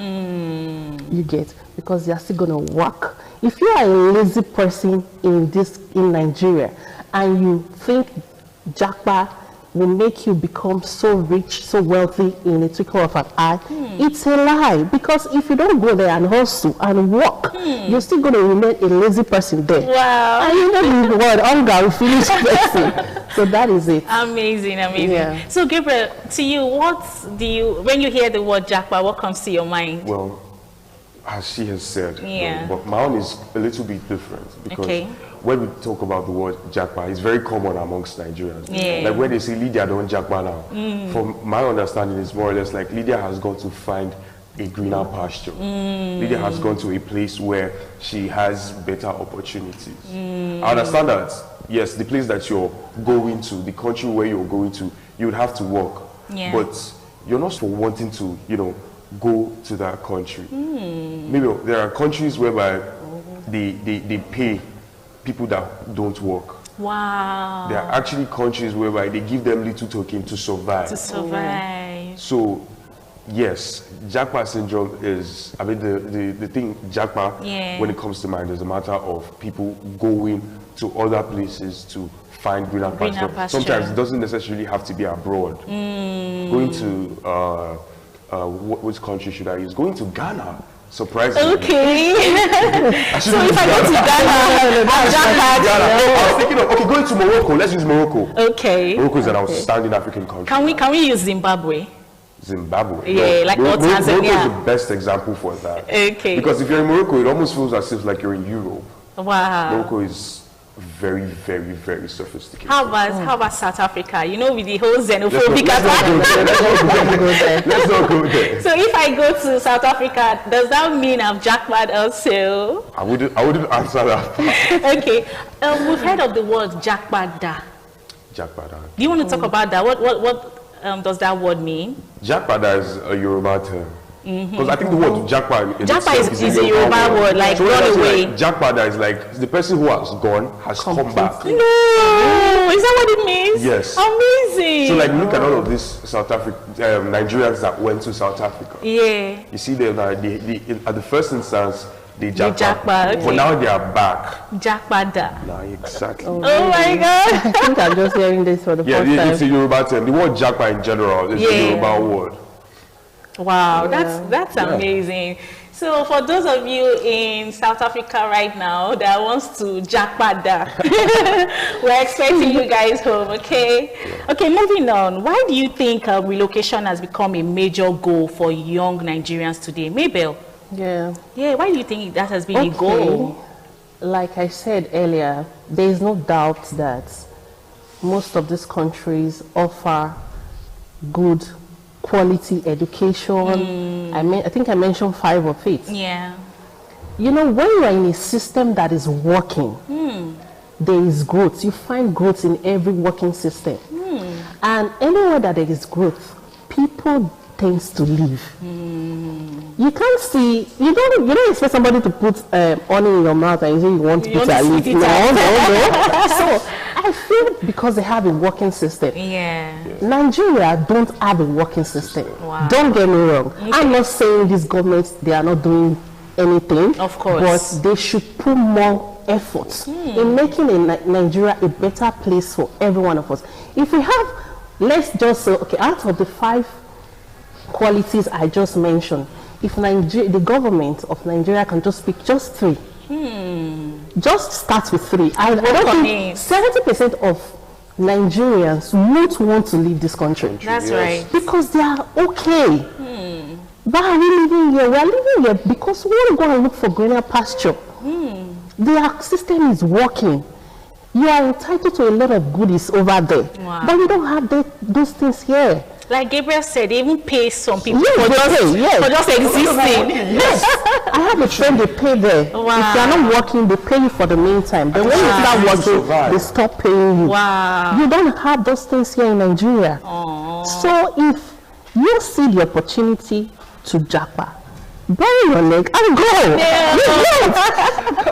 Okay, so Gabriel, this jackpot syndrome, do you think is an economic issue or a government issue? What do you think is going on with that? I think it's both. Okay. Because I wouldn't want to outrightly come out and say like we have a failing government. Yeah, of course. Right? But people who tend to, want to go to another country that has greener pasture have a working system, just like she mentioned. Because you sitting here now, you would love to be under a working system, a working government that knows that, okay, they have my best interest at heart. Look at countries like Canada now.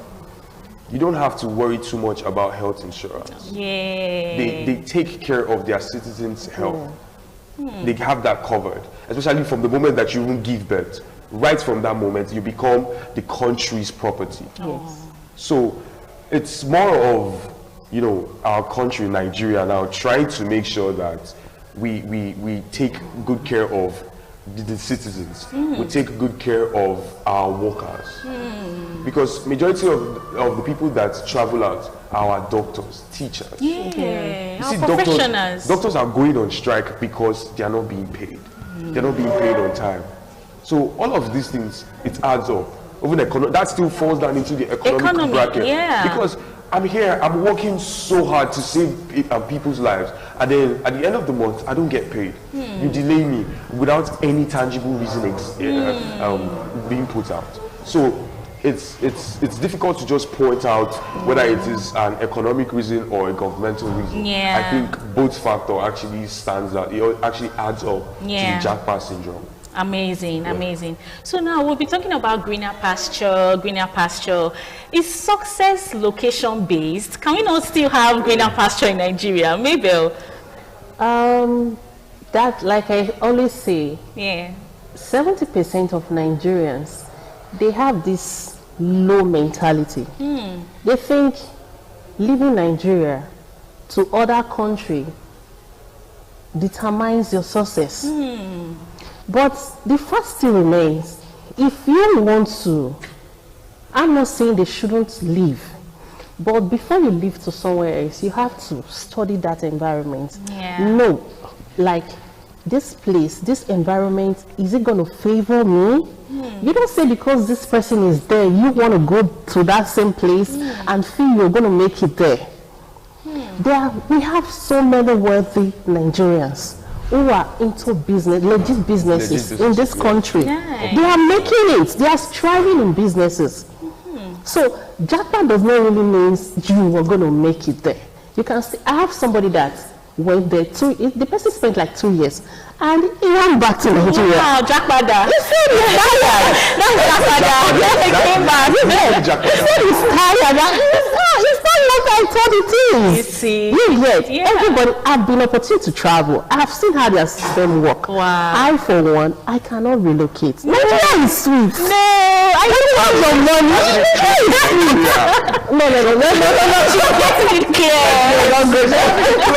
No.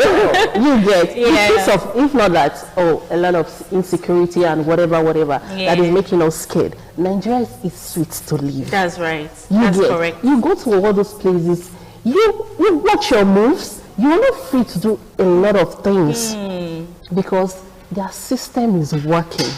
You get. So, but if... So hold on, are you saying Nigeria is sweet because our system is not working? No, I didn't say that. Okay. I'm talking about the benefits. Let's not talk about the government now. Okay. The benefit, the freedom of expression, the freedom of movement. Like I said, if not for the insecurity issue right now, you can go out and come back anytime you want in Nigeria. That's right. You get. So what I will say on this issue is Japa, it's a pressure thing. Nigerians have taken it to something like that. Most families feel, if one person should travel out of the family, 80% of the problems are solved. That is their mentality. And most Nigerians too think the only way you can succeed in life, in this Nigeria, or in life, is when you travel out. You get. Is either you Japa, or you are a politician, you are a fraudster, you are into one or two dirty things. That is 70% of Nigerians' mindset. Wow. Without even thinking of the consequences. So they just want free to air. At a platter of good, you work for it. That is why when one politician said Nigerians youth are lazy. It is true. Are you for real? Yes. So I don't think I would have. Are you lazy? You're youth now. Are you lazy? Nigerians. Okay, are you a Nigerian youth? Are you Congolese? Okay, the person generalized it. Maybe that was a mistake the person made. You get. So, but 70% of Nigerian youth, they are lazy. But you know, even when they travel out of the country, they work so hard. Nigerians work so hard. Even when they go for academics, when they go for their masters, their PhD, they come at first class. So we are not lazy. I don't think Nigerian youths are lazy. Because they know they have, if you go there, you don't expect me to send you money from Nigeria to pay your bills. Oh, wow. You pay for your water, you pay for electricity, you pay for everything. But yeah, once you can have a borehole, you can use water the way you like. Yeah. So when you have that mindset, oh, I'm going to pay for this, I'm going to pay for this. It's not like here when you're hungry. And my neighbor, did you cook? Yeah. Yes, so come and eat. There. You can't do you that. You can't do that. Yes, so when you have that mentality, you're going to pay for eventually everything. You work hard you for work it. hard for it. Amazing. But when they are here, they are lazy. Oh, my mom is here. My mom, if I'm hungry, I'll go to mom's house and eat. Yeah, that's true. You know that mentality. That's true. So Gabriel, do you agree with this mindset? Is success location based?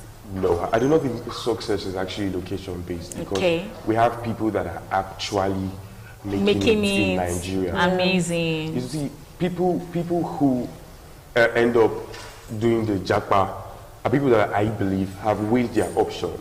Okay. They've weighed it and they see things are not working just as good for me here in Nigeria, for example. So automatically they believe that if I go to the UK, if I go to Canada, I believe that something better would come out of my hard work. I believe that at least I would be under a working system. Okay. So for some people, it's not ideal, it's not 100% ideal to want to base success on location. Yeah. Because some people still have their way, they still have the way to, mingle around and get, their way up top. So no, it has nothing to do, success has nothing to do with location. So thank you very much for that. So Mabel, what do you think social media has done to like the young people of this generation wanting to japa? You know, social media influences a lot of things. Yeah. So do you think social media has influenced this japa syndrome? Oh, social media. You know, people going out, posting, like how they just arrived in the UK, Canada, they post snow, and you in Nigeria, you've not seen snow before. You now want to say, oh, okay, let me travel out and see how it works. So do you think social media influences japa? Yes, social media, yes, it does. Okay. To an extent, you get. Because there's this heading, do not believe everything you see on social media. That's true. But the way Nigerians have taken this social media thing, it's alarming. That's right. We are so into it, like our life depends on it. Wow. And as a parent, I know this Gen Z, like they say, but as a parent, there are some things you should teach your children. You shouldn't, it's not everything. Like my son, there was a time he wanted to download this normal YouTube. Okay. I saw it, I deleted it. Then I downloaded the YouTube Kids. Kids, good. There are things that are for kids. But most of our parents these days are the ones even encouraging this whole thing. Oh, wow. They are encouraging it. You can't be watching what an adult is supposed to watch and your child is by your side. Yeah, that's very You'll be watching it. And that same child will be watching it with you. And you are cool with it. So social media has influenced our youth in a negative way when it comes to japa. Wow. They have this mindset, like I for once, I think I was a victim then. Okay. You know, I've not traveled, I will travel, I will start taking a lot of pictures, I will go to this and that. But when I was opportune, I was like, this is not how I used to see it on social media, you know? So probably because the majority of them have not had the opportunity to travel. So when they do, they will not like, life is different. Life is different. Yeah. Life is different. That's true. You get. So it has influenced our youth badly. Good. And I don't know how they are going to correct it. Okay. So Gabriel, like she said, when social media, she said social media has influenced greatly concerning this japa syndrome and all that. And then when people actually now japa and they get there, they now face the reality of life. Like, okay, they even face loneliness. Like she said, you can't even beg somebody it takes a while for you to... Yeah, so I wanted to talk about that, the reality of japa. I wanted to talk about it. I think the reality of japa is a harsh word. Because imagine someone who goes into a country where you don't even have anybody. Imagine going into, let's say, the UK now, and then you probably don't even have a relative where you could even camp with for a little time.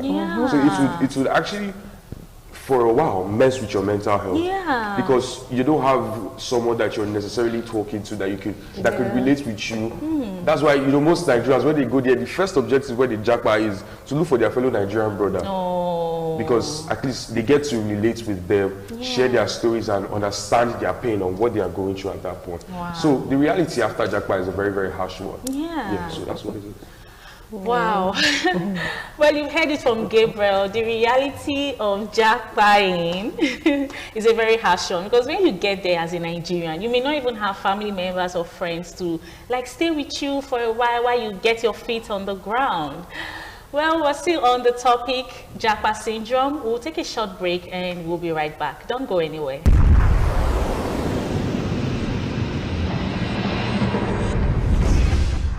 Welcome back to Youth Perspective. If you're just joining us, we're talking about jackpot syndrome. And I have still with me in the studio 2 amazing guests helping me to unpack this important conversation.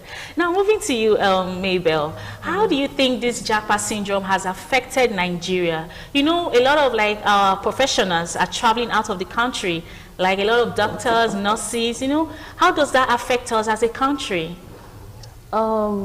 Professionally, those people, those professionals, like you said, they are opportune to make it very fast when they japa. Wow. Like the healthcare sector, the teachers. Yeah. In fact, it's like, let me use this popular word, now them, they rush us. Oh, they rush there for day. Exactly. Wow. So Wow. So if you are into one of those professions, and you're like, oh, come over there, you get a better job, you know, you live good, you have to leave. Because our country, they are not encouraging them. Wow.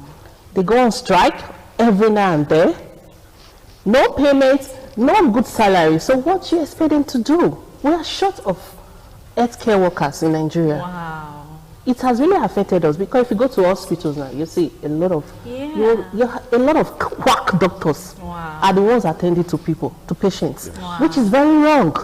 So if the Nigerian government can encourage professionals, I have to be specific, professionals, then Nigeria will be a better place. Amazing. Gabriel, do you agree with that? What she said is 100% right. Nice. Especially when she made mention of quack doctors. Wow. Because when we have a whole lot of our professionals trying to japa, and that's leaving a vacancy for less qualified professionals to fill in their shoes. Because indeed we are actually short of professional staff. This doesn't say something too good about our government. That's why we were talking about working system. Most of these professionals are leaving the country because of they are looking for a better working system. They are looking for, you know, a place where they get to give their all, they get to protect life as they should, and then they actually get rewarded and paid as they should. So yes, it really doesn't tell a lot of great things about our government. Wow. Okay, so moving on, because of time, we're going to take a quick fire round. I will mention a statement and you will just give a quick response, like one word response, okay?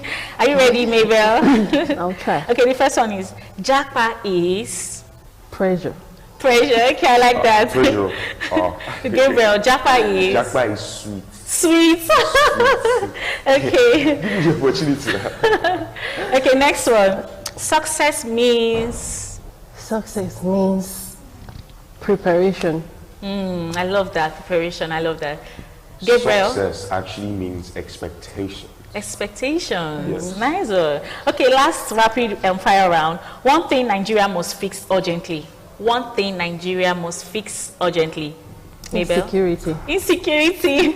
Okay. Salaries. Salaries. Better pay. I love that. The minimum wage to be increased. Wow. Exactly. I love for that. For better standard of living, pretty much. Yeah. Thank you. Thank you so much. Thank you so much for coming on the show. Thank you for having me.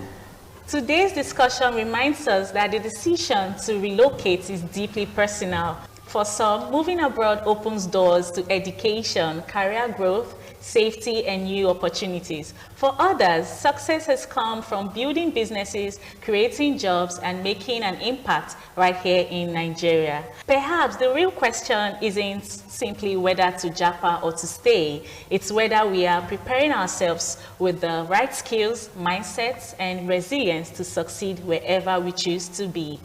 At the same time, creating a country where young people can thrive should remain a shared responsibility for governments, the private sector, communities, and citizens alike. Thank you to our amazing guests for sharing their insights, and thank you our viewers for staying with us. If you enjoyed today's conversation, be sure to join us again next week for another engaging edition of Youth's Perspective, where every opinion matters and every voice counts. I am Lydia Azuka. Until next time, keep asking questions, keep seeking solutions, and keep believing in the power of positive change. Bye for now.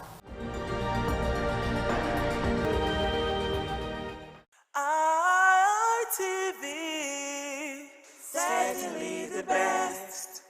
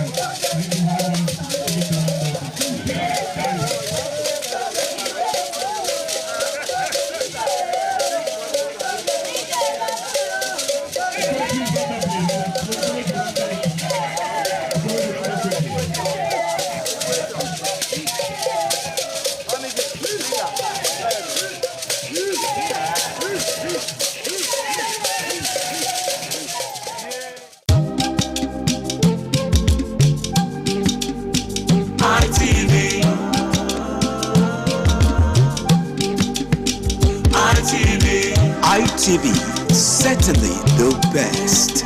ITV, certainly the best.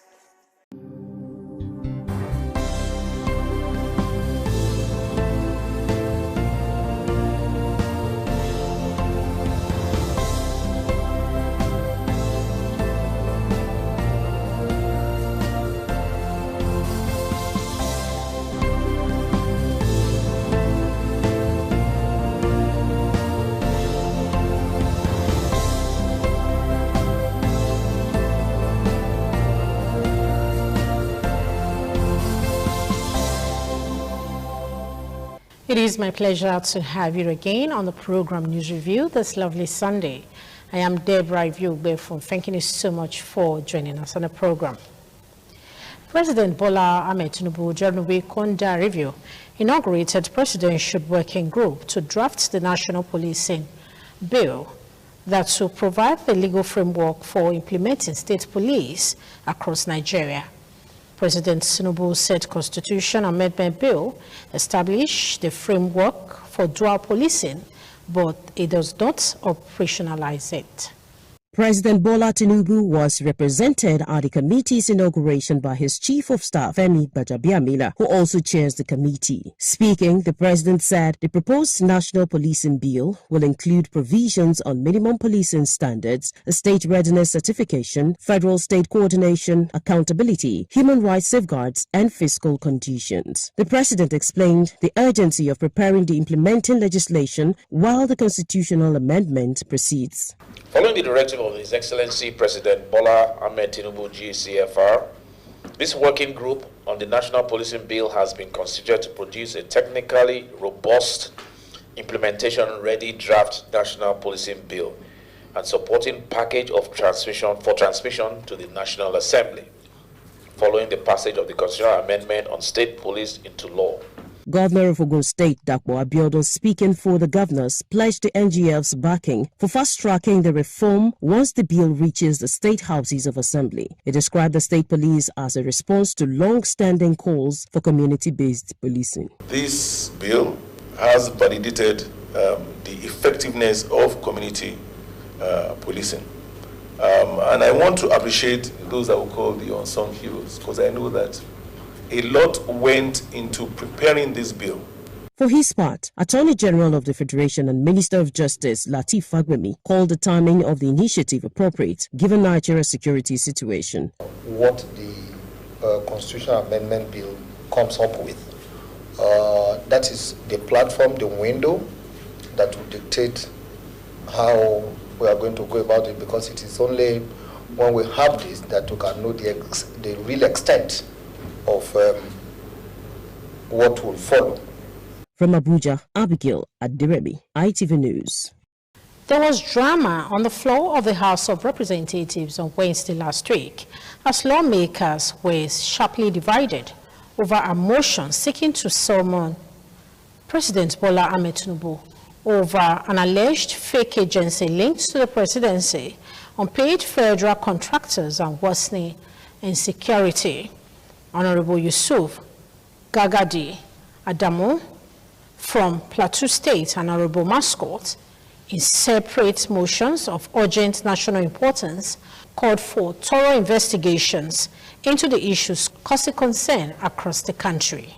Proceedings became heated during plenary as two lawmakers presented motions of urgent national importance. Honorable Yusuf Gagdi Adamu from Plateau State drew attention to the alleged fake agency linked to the presidency and called for a thorough investigation, while Honorable Mascot Kweche from Abia State raised concerns over protest by federal contractors and the FCT over unpaid contract fees and the worsening insecurity across the country. Mr. Speaker, aware that the entity rely on document purporting to be an enactment codify as Chapter N2117, Laws of the Federation of Nigeria, whereas the record of the National Assembly disclosed no bill for the establishment of any such council. Today we all remember that security agencies are not being funded. Our people are kidnapped every day. Heads are being chopped off on national television. We want to... However, Honorable Mascot's call for the House to summon President Bola Ahmed Tinubu triggered a rowdy session. Invite the President of the Federal Republic of Nigeria to this very hallowed chamber to come and explain to the Nigerian people and also to the Parliament on how... Is not, what we are saying is not contained in... open weeks because of contractors. I saw moves, Mr. Speaker. Sit down! Yes. Sit down! Sit down! Sit down! Sit down! Honorable colleagues. Sit down! What we saw today is a complete direction of our tradition and practice. What Honorable Masco read was a complete deviation from the motion that he gave me. Mr. Speaker, how do we now put that in the motion that is already before you? The House resolved to refer the matter to an ad hoc committee yet to be constituted. From the House of Representatives, Ogani Victor, ITV News. In a related development, we brought you this report during Reconda review that the Senate on Wednesday last week rejected a motion seeking to investigate its alleged involvement in the budgetary appropriation for the purported Presidential Foreign Intervention and Promotion Council. The Deputy Senate President said the Senate will await the outcome of the Independent Corrupt Practices and Other Related Offences Commission investigation before taking any action. For days, the media have been awash with the reports of a fake Presidential Foreign Intervention and Promotion Agency established by one Prince Adeni. The agency, which the presidency denied its existence, has a budgetary allocation of over 1 billion naira in the 2026 Appropriation Act. To this end, Senator Smaila Kawu, representing Kano South Senatorial District, is calling on the Senate to investigate the matter. According to Kawu, the matter, if left uninvestigated, will cast a shadow of doubt on the budgetary process of the National Assembly. Concerns that inclusion of purported non-existent or unauthorized entity in the national budget undermines the credibility of the appropriation process, expose weaknesses in international budgetary scrutiny, erode public confidence in the National Assembly, and subject the federal government to avoidable domestic and international criticism regarding transparency, accountability, and fiscal governance. However, the Deputy Senate President, Jibrin Barrow, who presided over plenary, notes that since the ICPC is currently handling the matter, the Senate will have to wait for the outcome of the investigation before taking any action. You could have brought it to the Rules and Business Committee to be listed as a substantive motion.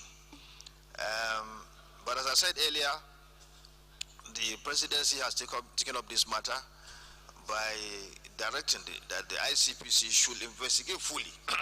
Meanwhile, the Senate spokesperson, Senator Adara Modu, had earlier issued a statement saying the Senate has not received any petition on the matter. From the National Assembly, Charity Tanko, ITV News. Back home in Edo State, we told you during Reconda review that Governor Monday Okpebholo solicited stronger collaboration with traditional rulers across the 18 local government areas of the state to tackle insecurity and other criminal activities. Speaking while receiving traditional rulers from Edo Central and Edo North Senatorial Districts on a courtesy visit to Government House in Benin City, Governor Monday Okpebholo said traditional rulers remain critical stakeholders in the fight against crime due to their closeness to their communities. Governor Okpebholo noted that recent kidnap cases involved local collaborators who are familiar with the movement and financial status of residents. He urged traditional rulers not to encourage or shield criminal elements, stressing that young people should be discouraged from engaging in crime. The governor also appealed to the royal fathers to mobilize support for President Bola Tinubu ahead of the next presidential election, expressing confidence that Edo State could deliver substantial votes for the president. There are so many crises all over regarding insecurity. And the best person to help me fighting this insecurity are the kings, because you are the one that know your vicinity. Many of those kidnappers that we are arresting now, they are not even from outside. Many of them are our people.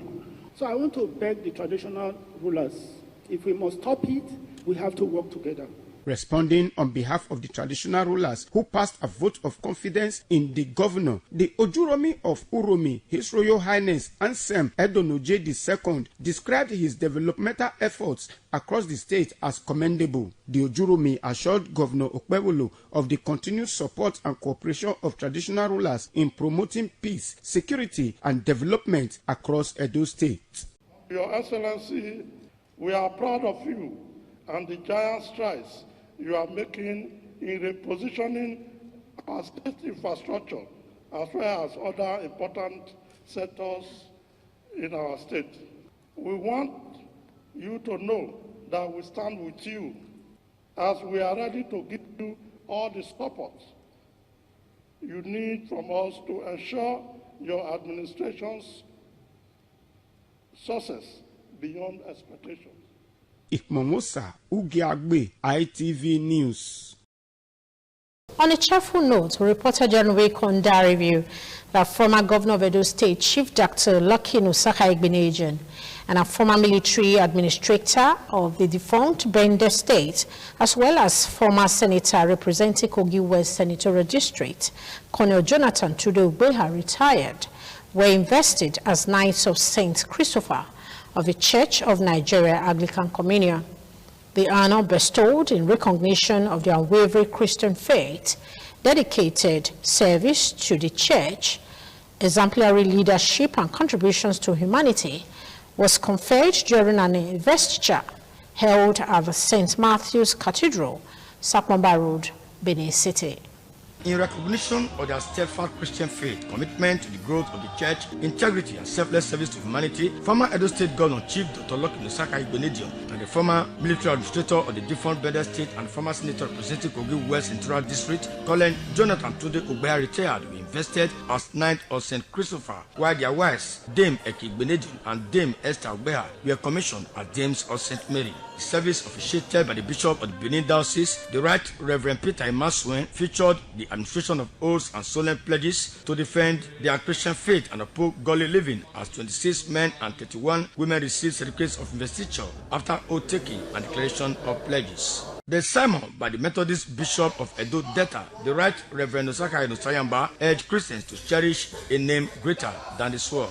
In their separate remarks at the end of the colorful ceremony, the new Knights of St. Christopher, Sir Chief Dr. Lucky Nusaka Igbeneghu and Sir Jonathan Tunde Ogbeha and St. Mary of the Anglican Communion, Dame Eki Igbeneghu and Dame Esther Ogbeha, appreciated God and leadership of the Church of Nigeria for the honor bestowed on them. I must thank the Bishop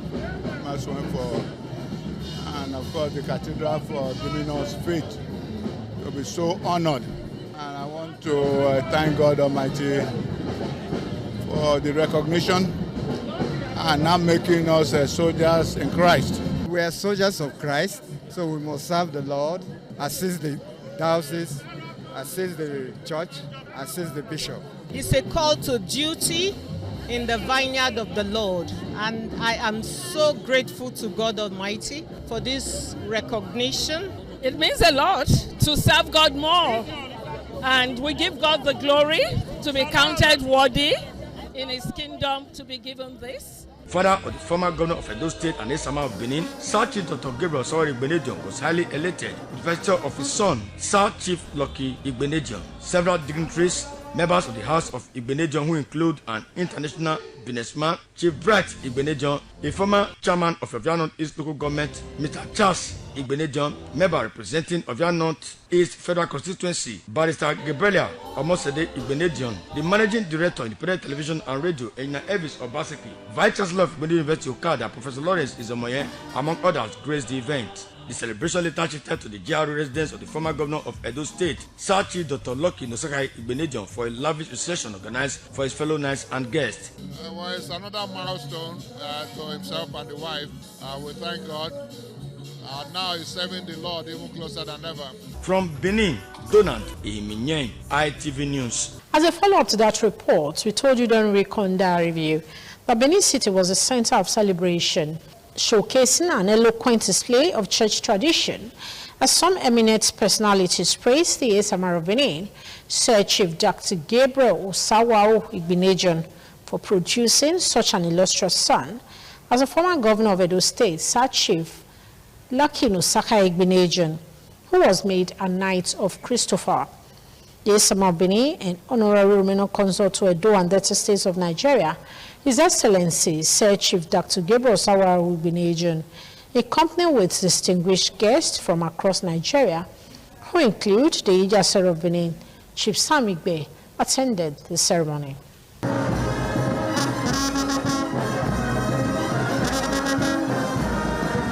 It was a day of honor, thanksgiving, and enduring family legacy as the Esama of Benin, His Excellency Sir Chief Dr. Gabriel Osawa Igbinedion, joined an array of religious leaders and prominent Nigerians to grace the investiture of his son and former governor of Edo State, Chief Lucky Igbinedion, as a Knight of St. Christopher. The atmosphere came alive as the Esama of Benin arrived at St. Matthew Anglican Church, located at Sakumba Road, in the company of his longtime friend and Iyase of Benin, Chief Sam Igbe, the Laure of Usen, His Royal Highness Oluogbe II, as well as some respected friends of the House of Igbinedion, amongst other notable dignitaries. What a wonderful occasion, unprecedented, well done from beginning to the end, no doubt, and thank my God for seeing today. The Glamour Limited Orchestra and the church choir delivered inspiring renditions of hymns and gospel music.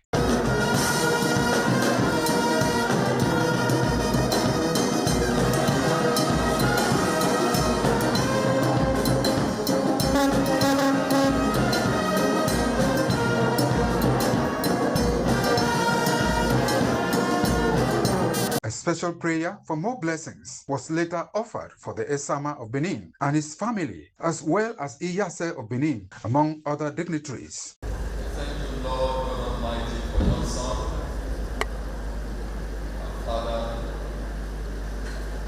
We are indeed grateful to you for your grace upon him. From the womb you ordained him to be who he is today. Beyond the ceremonial pageantry, some guests described the investiture as a tribute to a family whose contributions to the propagation of the gospel is commendable. They commended the Esama of Benin, Sir Chief Dr. Gabriel Osawa Igbinedion, for raising a son they described as compassionate, generous, and deeply committed to the service of God and humanity. It's a great family. Everything that blessings from God is boundless for that particular family. The blessings just keep flowing and flowing and flowing. Thank God for Esama himself. It's a special breed. It's a case of an affirmation of a lineage that has dedicated their lives to serving humanity and serving God. Very good. The crowd is overwhelming. So I'm happy about it. For many in attendance, the occasion was more than an investiture. It was a celebration of faith, family heritage, and enduring impact of visionary leadership across generations. From St. Matthew's Anglican Communion, Benin City, Pius Nsogo, ITV News.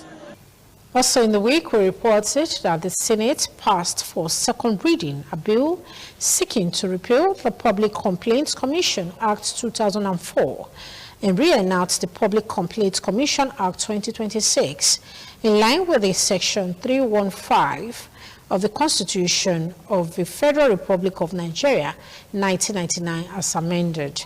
The bill, sponsored by Senator Neda Imaswen, seeks to reposition the Commission as an independent national institution.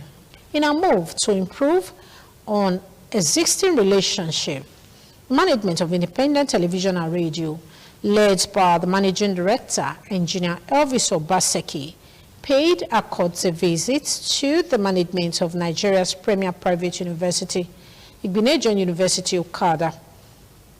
ITV and radio delegation was received by the Vice Chancellor, Professor Ike Chukwuezemoye, and other members of the university management.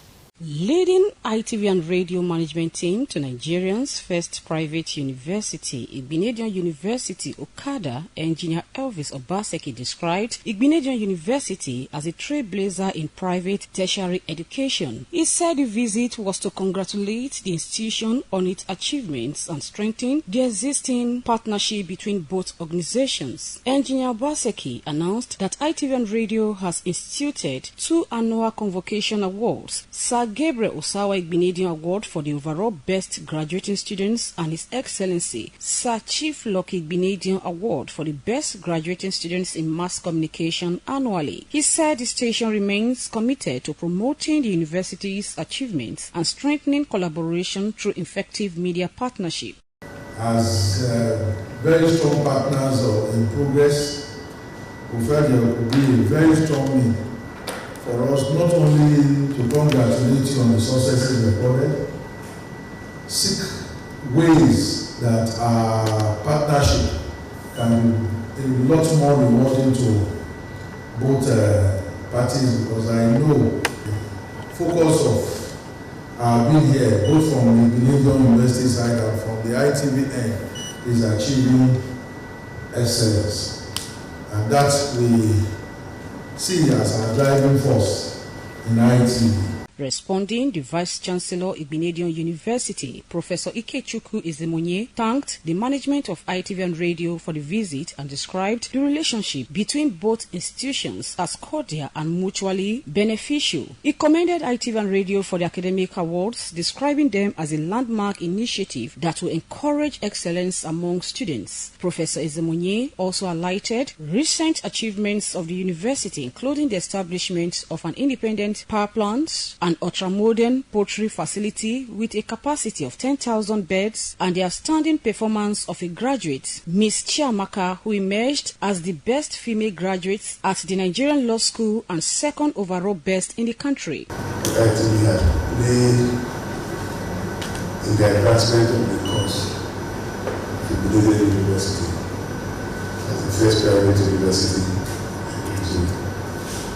We also appreciate the understanding in publicizing our events internationally. He assured the station of the university's readiness to provide specialized training programs for members of staff and reaffirmed its commitment to sustaining the strong partnership between both institutions. From Okada of Via Northeast Local Government Area, Patience Osaugiwa, ITV News.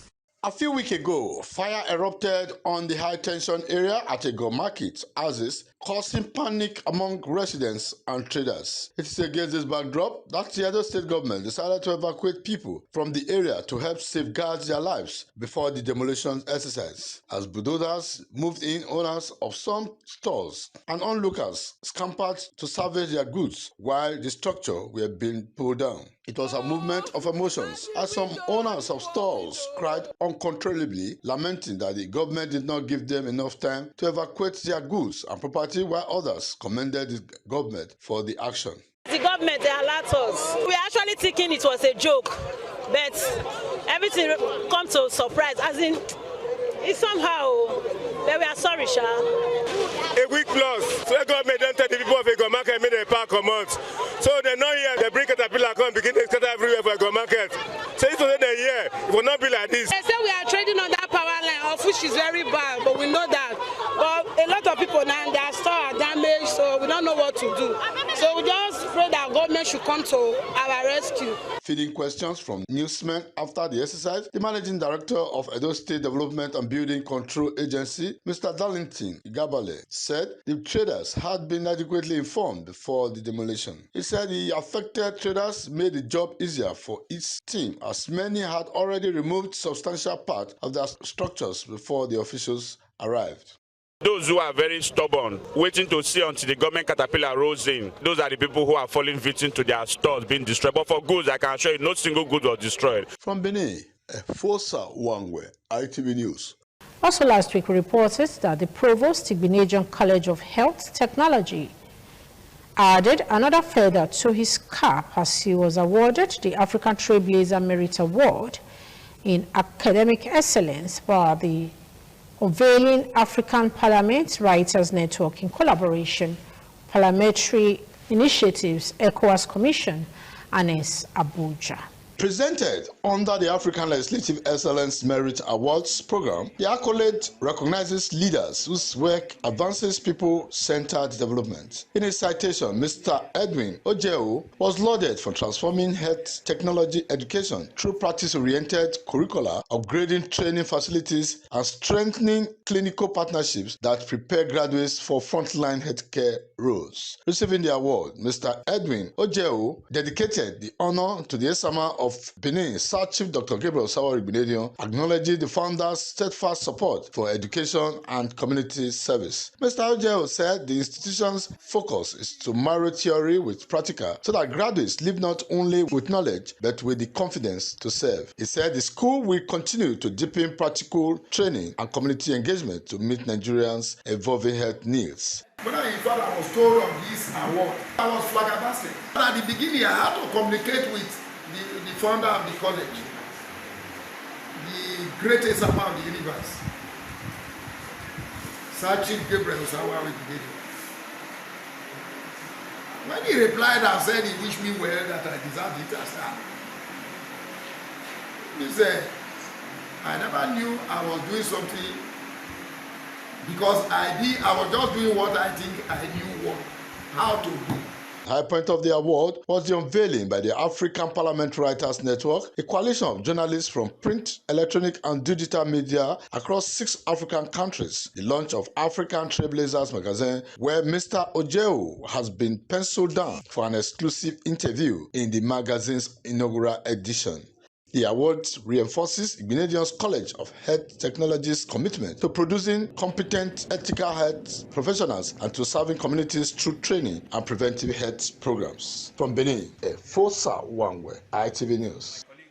On a sad note, during the Wekonda review, we reported that Catholic priests and other faithful gathered for a special mass following the death of the Archbishop of the Benin Metropolitan See, a Most Reverend Augustine Obiora Akubeze. It was an atmosphere of grief at Bishop Kelly Pastoral Center in Benin City.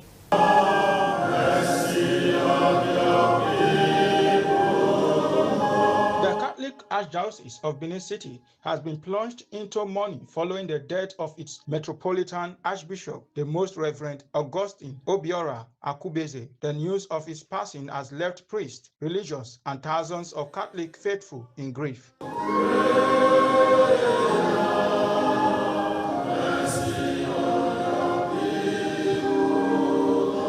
Following his passage, a special mass was held at the Bishop Kelly Pastoral Center. The high point of the mass was the narration of the passing of the late Archbishop to the Catholic faithful by the Chancellor of the Catholic Archdiocese of Benin, Very Reverend Father Michael Oyanuafo, and prayers for the peaceful repose of his soul.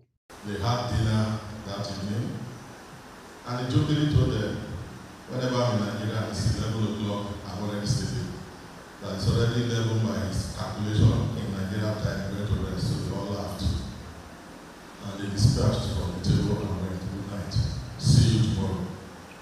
The following morning, the younger sister, as she usually did, prepared breakfast, and only to get to his apartment, knock on the door. There was no light in his room. That made them kept surprising. They opened the door, discovered he was lifeless. Archbishop Akubeze was ordained a Catholic priest in 1983 and was appointed Bishop of the Catholic Diocese of Uromi in 2005 before becoming the Metropolitan Archbishop of Benin City in 2011. He also served as president of the Catholic Bishops' Conference of Nigeria, where he was widely respected for promoting peace, justice, dialogue, and the spiritual growth of the church. The late Archbishop reportedly passed away in the United States on Thursday. From Benin, Ahis Nhunamuri, ITV News. I am Deborah Iviogbe from See you next week. You have a great week ahead. Bye for now.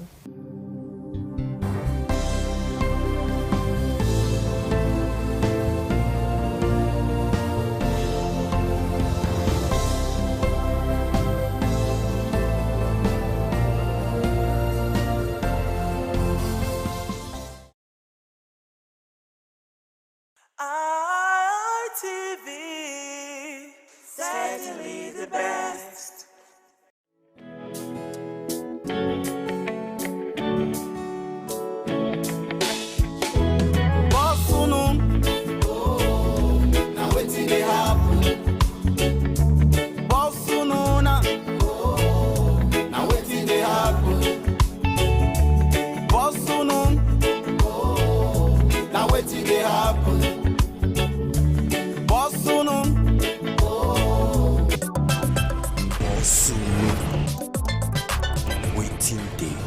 dey for Oku Road. Igbo we yebe no vive. Oh ya simi ewa. Megi Igbo we yebe no vive. Oh ya simi ewa. I dey for Oku Road of your northeast. Landlord and landladies, people wey get property for this area. Come slow down. Slow down.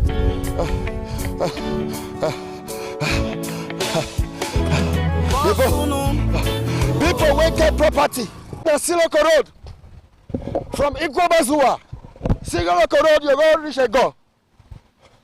Ah. Okay.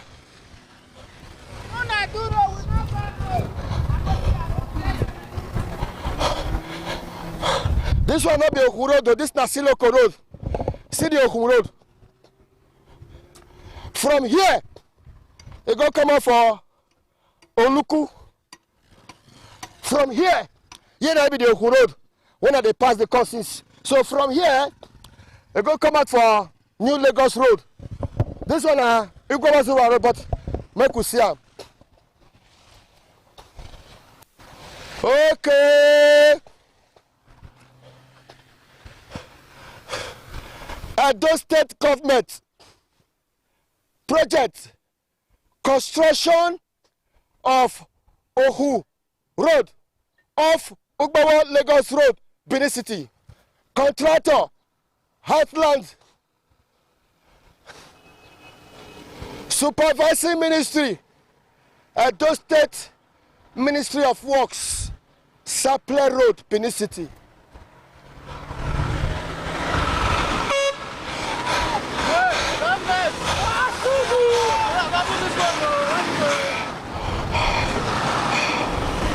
Edo State Government project construction of Oku Road off Ugbawa Lagos Road, Benin City. Contractor Heartland. Who they supervise am? Edo State Ministry of Works. And on the road with this.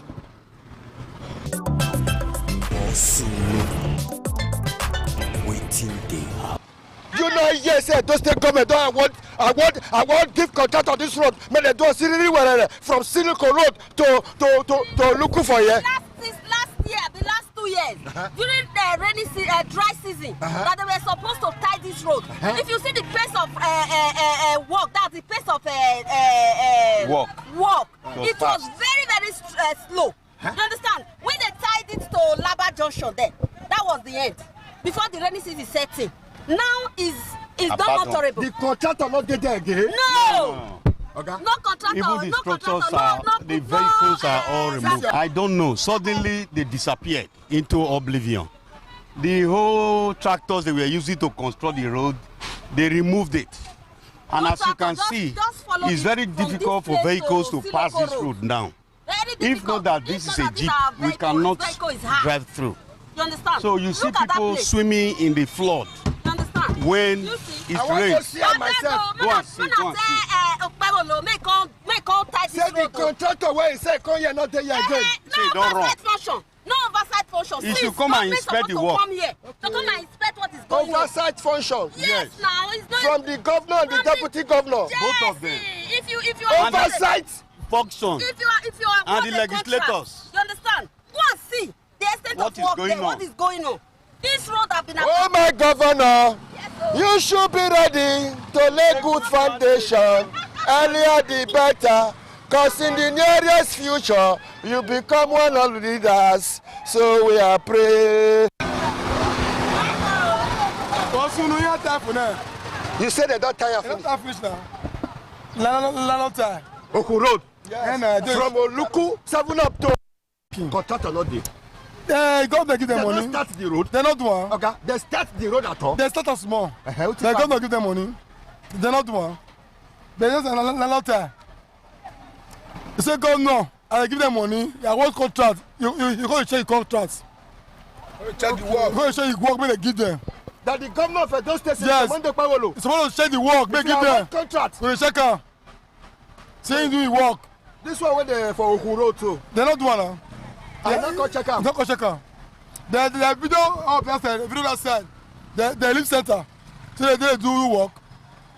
If you go to Wari, they'll do road everywhere. This road is major road to off road, local road. If road block, here they pass. If Lagos road block, here they pass. This was what they do. That be the first road for those states. Now I want to go remind them now. I better remind them. I want to go remind him, yes. Deputy Governor. Tell her say next name to talk about. Say me do this road. Oh my Governor, you should be ready to lay good foundation. Earlier the better, cause in the near future, you become one of the leaders. So we are praying. Governor, visit some of the places where you give. I know say you dey visit some, but Oku Road.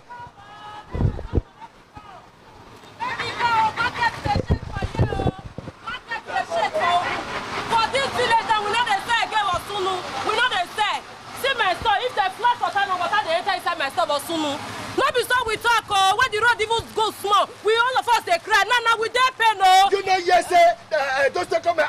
I don't give contract on this road from Siloko going to look for that side. Now your mother they hear us so because when they start we not see anything. Now for all those and then they don't do something. For soon the children close for school now wahala. All of us they go stand for road they wait for our children. If bad carry children they fall for them for water. But soon the man do something. Our governor do something. Do something.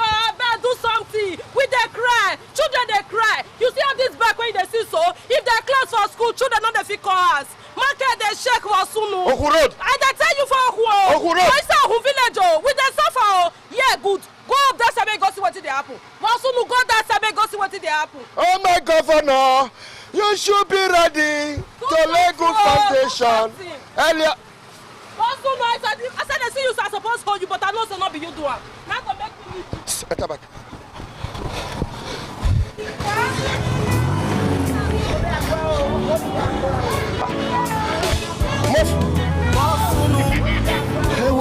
I dey for Oku Road for Benin City. I dey for Oku Road for Afia North East. They be don't want the contract, but we don't see the contract again. They don't want the contract. They don't want the contract.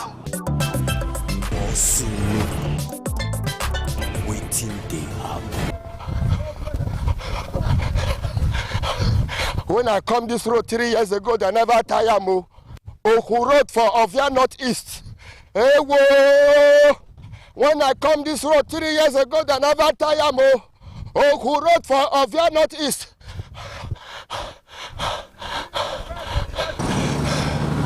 So, you see that road when they done the tie they come from that side. Now the road now be the Oku Road so. You see the sandbag when I say where those government take I went down to Heartland. Now if a new Lagos road now block now here they go pass now. This is an example pass here. If new Lagos road block now, they won't come pass this Oku Road. Go come up for Siloko Road. So if that road, when they construct, they come from that side, come pass all here, Siriri wherever.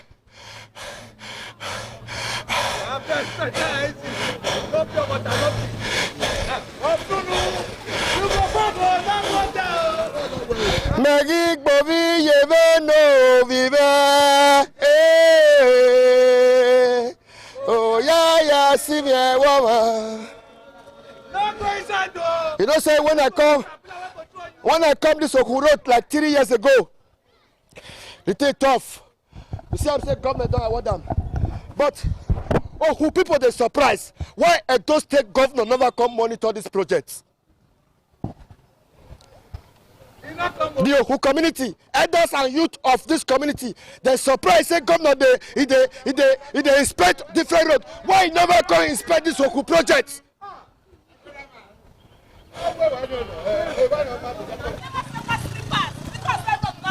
Since how many months? What slippers like this? I never said. When I need open this business, now every week I go market. Since April, I never say one slippers. I don't see who they ask me say, Madam, how much they say slippers is not there? No road now. Who can follow me back? Who can follow me back? Look my face. I'm reaching that face when I do. One night, therefore yesterday night, I used stroller, raise I dey sleep when I wake up. As I wake up, now I can't do fence, original fence, so make sure I not come push me enter work when I dey so. Now these people are they feed though, now I think they pay us rent. Now I never say one slipper. Since when this road not good now, you not feel say anything? I never say who want follow me back. You know yes, a contractor don't they do the road? This contractor. Thank God, contractor. Say this road never worry what they do. They never abandon us. They don't abandon us now. They don't forget us. See and look at they don't forget us. When they look at I beg go, when I help us, go help.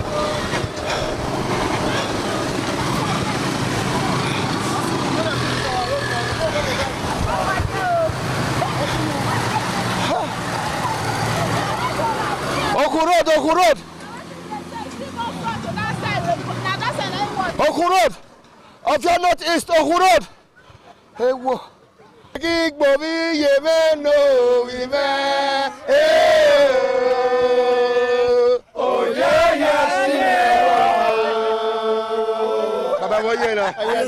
I know say you did very happy, say, I just take government. They award this in Oku road. Big community. What you can do sooner, what you can make una they complain now. No. Hey boy, I said. No, this place down. Look my house here. Now be this. This very house? Yes. This house? This very house. This very one where that madam stands? Where madam stands. I surprised when they come say they award the road. We were happy. In all these 3 months, 4 months, they stopped doing that. They carry caterpillar, tear all this hole. They say that moat. They call the parks and sand for moat. And they said the land, the sand where they park, I don't know. Look here now. I hear Cosplay. Down from where the tire is, no road. From 8 now we there now. Look my road, look my house. What do you want make the executive government make it remember of their northeast road. May we call it community. I beg of you. Now we wait for now. But you don't want the contract now. We don't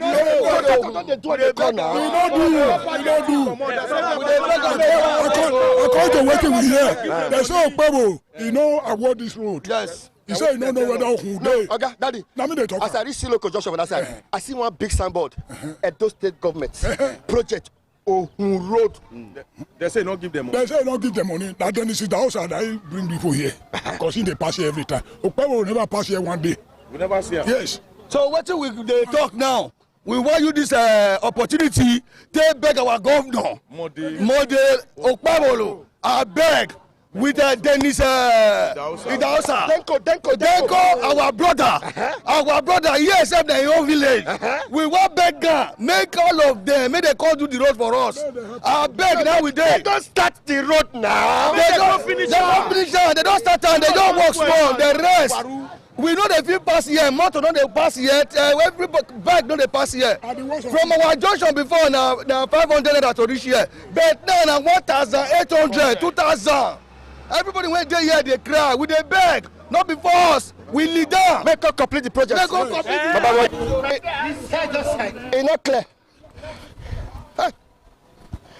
However, I don't think government don't award the contractor, but the contractor they not see him again. Hey, whoa. So, you see that tie road for that side. Now they come like this. Now it's supposed to come, pass here, go reach the end. But the surprise, the contractor not this site again. Some people come they talk cho. Say it be like say the contractor say they never pay a balance. That one a cho.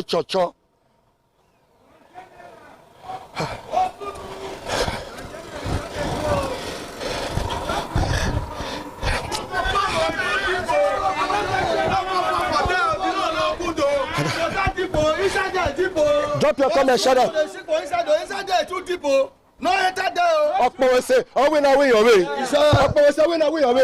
You don't feel like I just take comment for the contractor to return on site. Always say, baby, man, no lie, we won't win him, no man. No come a contractor, no work. Hey, we don't know swear, no never go do it. No somebody they don't tell you. No lie, no give $1. na go women na ba gari oba ima be mujane be na mujano wa ama mujano ma be yen ma mujana politically yeah don't like me ma Waiting they happen. Road is don't overdue for tying. For donkey years, they will promise they will come and tie this Okun Road. They will come and tie this Okun Road. Okay. Before this government sit down, they don't talk about this Okun Road. And when this government says sit down, they can't do small and they don't award this Okun Road to contractor. And that's not the one where you call it. They award the road. We see the contractor. We not see the contractor. They award the road. They say they want to do this Okun Road. I mean, for me, even when I was coming this morning, I was telling my friend, I said they use this road, they play politics. Because this one not be road now. You they do road, you know they come supervise them. You know they know how things they go. It's not good. And see road, I may travel, I do travel. I don't go many places for this country. I never see where they do road, no gutter. Okay, this road now where the form say that they tie now. If they tie and finish, where gutter not there, where person has the one carry the water go? Go. Make I show where you. You go first. Which person has the one carry the water go? You see this road. Now very important road where government suppose don't do. They don't want to do one. I don't know why they don't want to do one. And with this, where the deputy governor is from. It's from Ovia now? It's from Ovia. But I don't know what thing they happen. Where no one talk about this road. This road, see where they go time and reach for that side. And the time no be say na one kind solid time. If you like say the contractor they use the road they play. The same road now the same time they award this road and Palace Road for upper mission. No, wait, you talk. You say now the same. Then the same time now they award this road and upper mission. Upper this Palace Road where they upper mission. They don't feel. You not see the way that they do that road. Okpevolo they try. But I don't know what they happen for this side. Okun Road. But they see the good work where the governor Okpevolo they do for other area. But this Okun, I don't know why it be like that. Whether they remove in high or your attention come up from Okun Road, I don't know why. Are you not see contractor? We know they see the contractor. You see contractor here. This road resemble road where people where things they happen.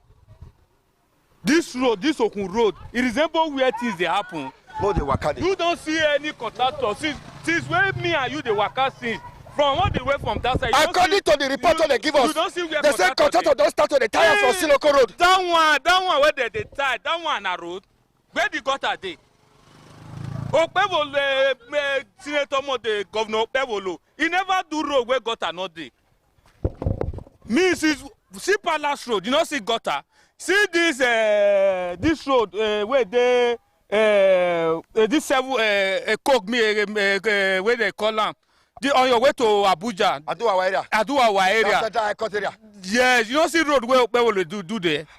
You don't see this road where don't spoil where did they call and say where they this where they that popular road where Obaseki they do before where abandon.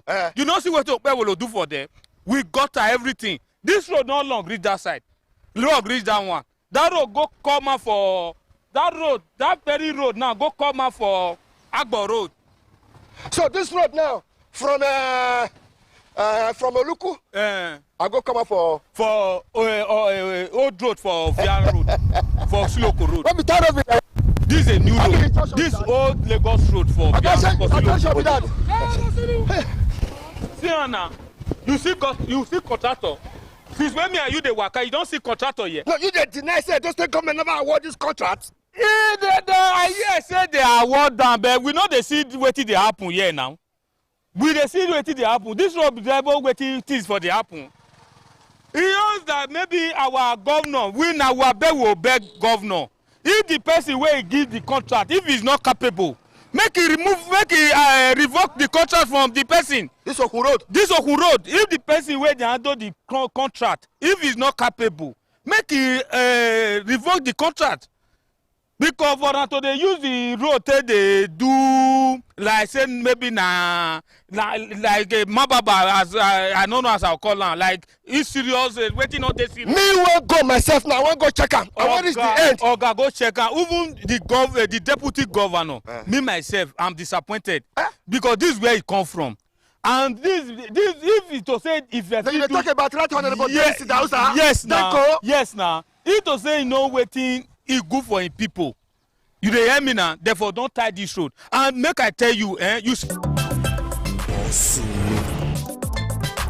waiting dey happen.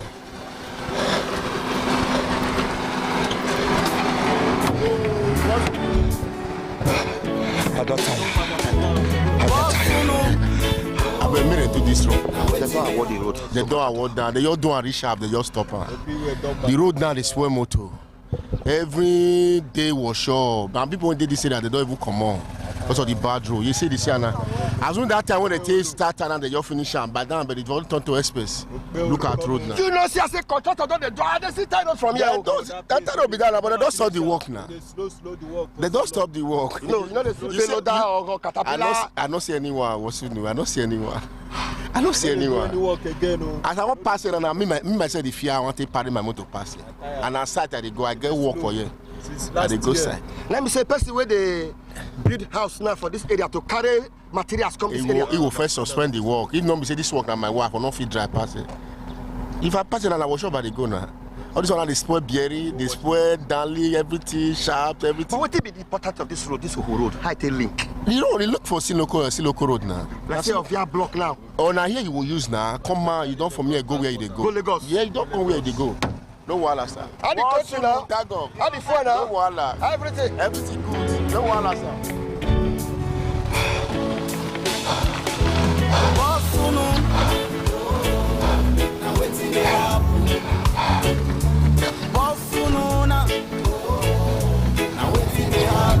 You not back for this road, Abby? You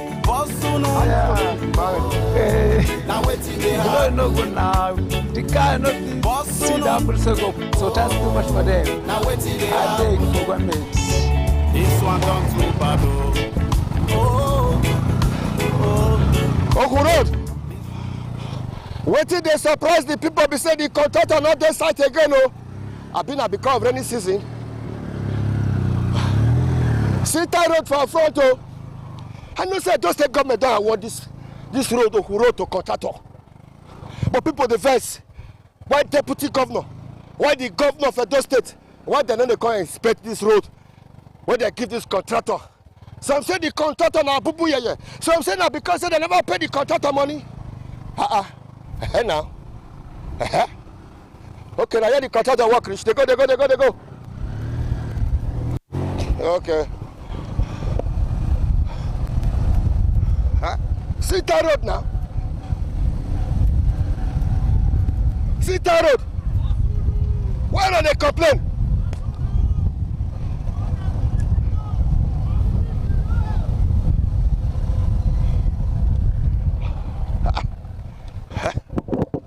Okay.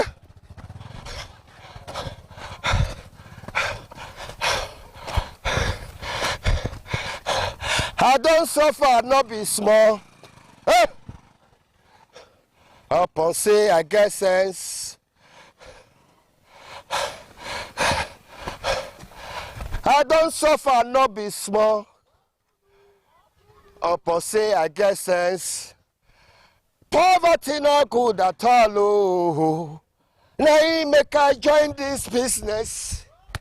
Area journalists, area to area, location to location, state to state. I therefore of your northeast and I therefore Ohun. You know, say I done the consistency as the road 10 magazines, but this not the road because I tell you say Edo State government don't award this Ohun road to contractor, and the contractor don't they do and they come, but. Can the governor of Edo State, can Edo State governor award contract without gutter? Because as governor, they inspect the road. Me, self, area journalist going to inspect the road. But, I come. So today happen. I'm looking for the contractor. You cannot say that. God are not there. A big gutter pass your back of your. No, come and start. No, talk anything. Just the go. No gutter? No.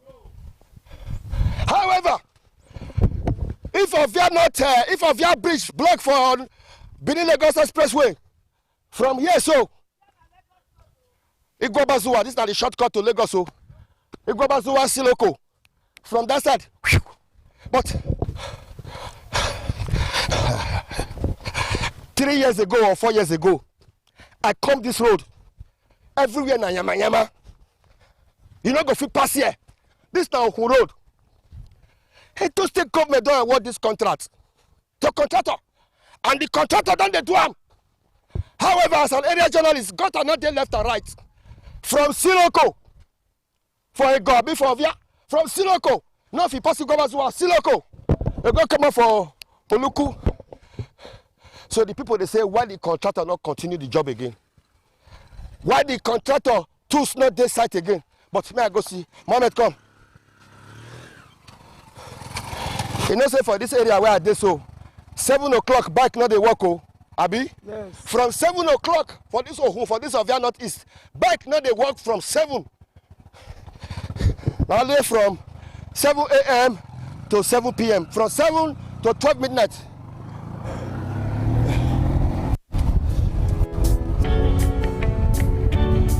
I want to take a those government when I do award this contract. Contractor.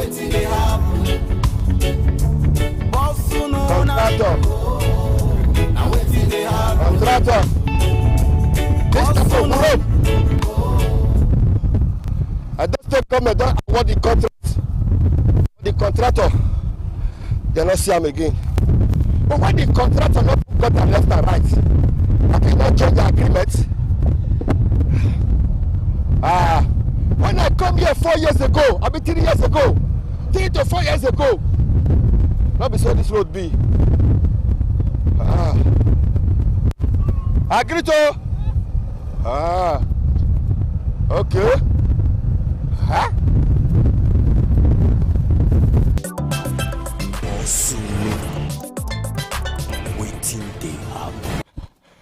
This road when I did so from here to Igwabazuwa, from here to Nero Junction, from here to Okada, from here to Ogbese. Go like this, you go come out for a go. Enter like this. Okay. Now Igwashodi the community, now you there, so. Igwashodi? Yes, Nebuti community. See problem what we get for here now. Baba, come, a serious problem. A serious problem. My brothers and my sisters what we get the community. That's not be smart, you see, some years ago, yeah, not be like this, oh, bro. Wasunu, that's how we say, the worst part now, our Baba, they pass here. Deputy. From here, I go Igwabazuwa. Yeah, no. From here, I go Kada. From here, I go Ogbese. You not get. This na Siloko. Upper Siloko Road. Okay, Upper Siloko Road. Now you're right from Ring Road. Down to Okada. Now the road be this. It's New Lagos Road block now. For that side. Now y'all love to follow. See the way we do. We don't talk, we don't tire. We even tag us say we see you, Baba. Which particular spot are they so? Igwashodi Nebudi, between Igwadalo community and Igwashodi community. After Igwadalo you don't pass. So now just stay there. So from that place to this side is Igwashodi Nebudi community. That you do so. Wasunu, what do we want to do? That's all we say, Amo. We don't talk. So if Ovia River block now, now here they follow. What are the years that now so a block now? Emmanuel, one way. As you follow here now, back out see for New Lagos Road. Down to Lagos where you go, you not get problem. The only problem we get now here. This very road now lead to Okun. Oh, this Okun now. Yes, Okun. Now that way they investigate the corner territory share. Exactly. Now Okun know that they investigate the corner territory share. Igwashodi and Okun, we get common boundary together. Igwashodi and Okun, we get common boundary together. They even get plot. It's not to that place. Our boundary not too far for there. We don't talk. We don't tire. Our Baba na here for common. Oh my governor. Deputy governor. Deputy Governor? Yes, now. Denko. Denko. Is that on Aviana? Every day. Now the road where serve you now, where serve us now, the one with the old road where they follow. Serve for back. Now it is small car called they follow now. That road we don't abandon them, but that one the whole road before they do this one 1977. The old road. Now they do this one 1977. 1977. Yeah. If I'm not mistaken, bro. More beg. More come this side.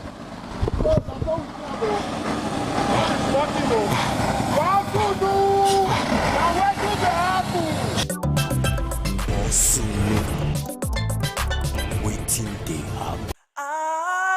ITV, certainly the best.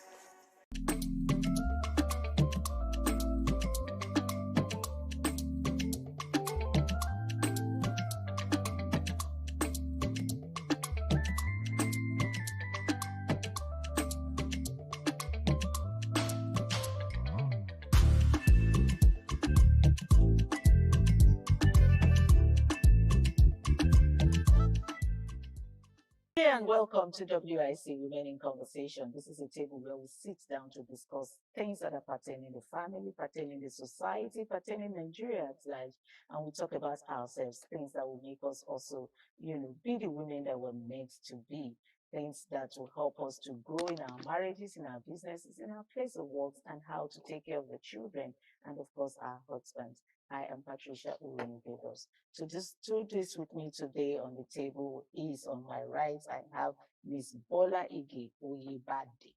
Ms. Bola Ige Oyebade is an artist and also a real estate consultant. You're welcome. Thank you for having me. Good to be on. It's good to have you today. I hope you didn't find it difficult getting here. No, not true. Thank you for coming. And also to my left, I have Ms. Oluwatoyin. Ms. Oluwatoyin Sani is the founder of House of Refuge Foundation, and it's also a table shaker. She's always shaking this table whenever she's around. Tony, thank you for finding time to go. One of these days, we're going to be talking about your foundation and also talk about your work in Nigeria prisons. We'll find time to talk about that. And also on this table today, we have Mrs. Gift Furera Onuzo. Mrs. Gift Furera is a chef, is an executive chef anyway, not just a chef, not just the ones we see, the AI chefs we see on Instagram. She's a complete chef, and I'm looking forward to, having a meal set up on this table so you all can see what she does. Thank you for finding time to come. Thank you so much. Okay, today we want to talk about, let me see what we're talking about today. Today we're talking about marriage after divorce. I don't know if you understand the contents of this, the context of this topic, marriage after divorce. Some people were married and they divorced. Can they marry again? That's what the topic is all about. So I want to start from you. Let me start from you. Okay. If you have to dissolve your marriage for whatever reason it is, we don't want to know what reason it is. Whatever reason it is that made you to resolve your marriage, would you want to remarry? If I see someone that we have the same values and we're compatible, I would want to give it a try. Again, yes, I would want to, because it's all about companionship. So sometimes you might think you don't want to because of maybe your past experiences. And along the line, you meet someone that just sweeps you up your feet and meets your values in life. And you find it interesting for you to be, in a relationship with that person and finally get to, the end, happy ever after, as they say it, So I want to give it a try. Again, because to your opinion, you want to give it a try. I would want to. Toyin, someone said on the social media, she said, if possible, in the next 3 to 6 months, I will remarry. Why do you think she said so? And would you do that if you were in her shoes? You divorce and then you meet someone in the next 3 to 6 months, you're ready to get married again. It depends. Marriage, it's sweet. If you're with the right partner, marriage is something else. We are with the wrong person. There is emotional connection, emotional connectivity. And most of the time, we will always leave the maturity out of it. Maturity play a very good role in understanding in marriage. I'm still saying it to everybody to know that the best marriage is the marriage between two friends. A friendship that transcends to marriage always lasts long. Whatever that can make us choose to be apart, there will be reasons, different reasons. That question, is it to remarry to that same person or another person? Another person. Even to the same person, it is possible. Because at times there is immaturity. At times there will be, we didn't really find time to know much of ourselves. Or we are still baby. So many things that we're supposed to ignore. We take it to be a capital issue and end up breaking the hope. By the time we went on holiday and we now come back. That's separation. That's separation. We now see a better of ourselves that is more mature, she's more understanding, mature, more understanding, more tolerance, more this. We can go back and make a perfect marriage. I keep saying it, that marriage is the only black market that I've ever seen in life. Because what you are buying, you don't know. No matter how beautiful the package is, initially, you can never know the content until you get inside it. And do you know it might take more than 5 years to know your partner? Even more. So if I now say, it depends on the connectivity. You might leave somebody in 3 months, I know good day say yes. Because that's too short. That's too short a time for you to recover from the other one. Whatever bring that marriage down then can still bring this down. Because you need to study. Marriage is a lifetime institution. It's not that I will go, I know in 5 years' time, I will graduate. You are going for till death, do both of the partners' parts. So you have to give it a deeper foundation. Know who you are. No matter, even I keep saying it, even if you court for 10 years, that does not mean you will know your partner well until you start living together, bonding together before you can answer. So if for whatever reason there's a partner, if they leave you, you go even pray, maybe you don't be there forever. Okay, so that's where I want to come to Gift. If the divorce was as a result of domestic violence, and you got married to a man who was always maltreating you, beating you up, and all of that, would you want to remarry after some time? Well, in that situation, first of all, of course, I'll be traumatized. I will really be messed up in my mind. So for me to think of remarrying, I have to really sit down and know if I want to go into it, because that fear of the first one may be, cutting in. You understand? Maybe cutting in. And disturbing your new love. And disturbing my new love. So I think for me, I will take a break. Even though in me, I would want to venture another one, because I wouldn't want to be alone. You understand? Especially that I'm still, age is still on my side. You understand? Except, okay, so, but I will still want to venture another one, but I would definitely take a break. At least let me get a new, fresh orientation, like, working on therapy, kind of. And let me just get a new, because at that time, I am broken. And in that my broken state, I don't need to enter into marriage in that, because marriage, I need a whole lot of me to go in. So I must go in with my complete self.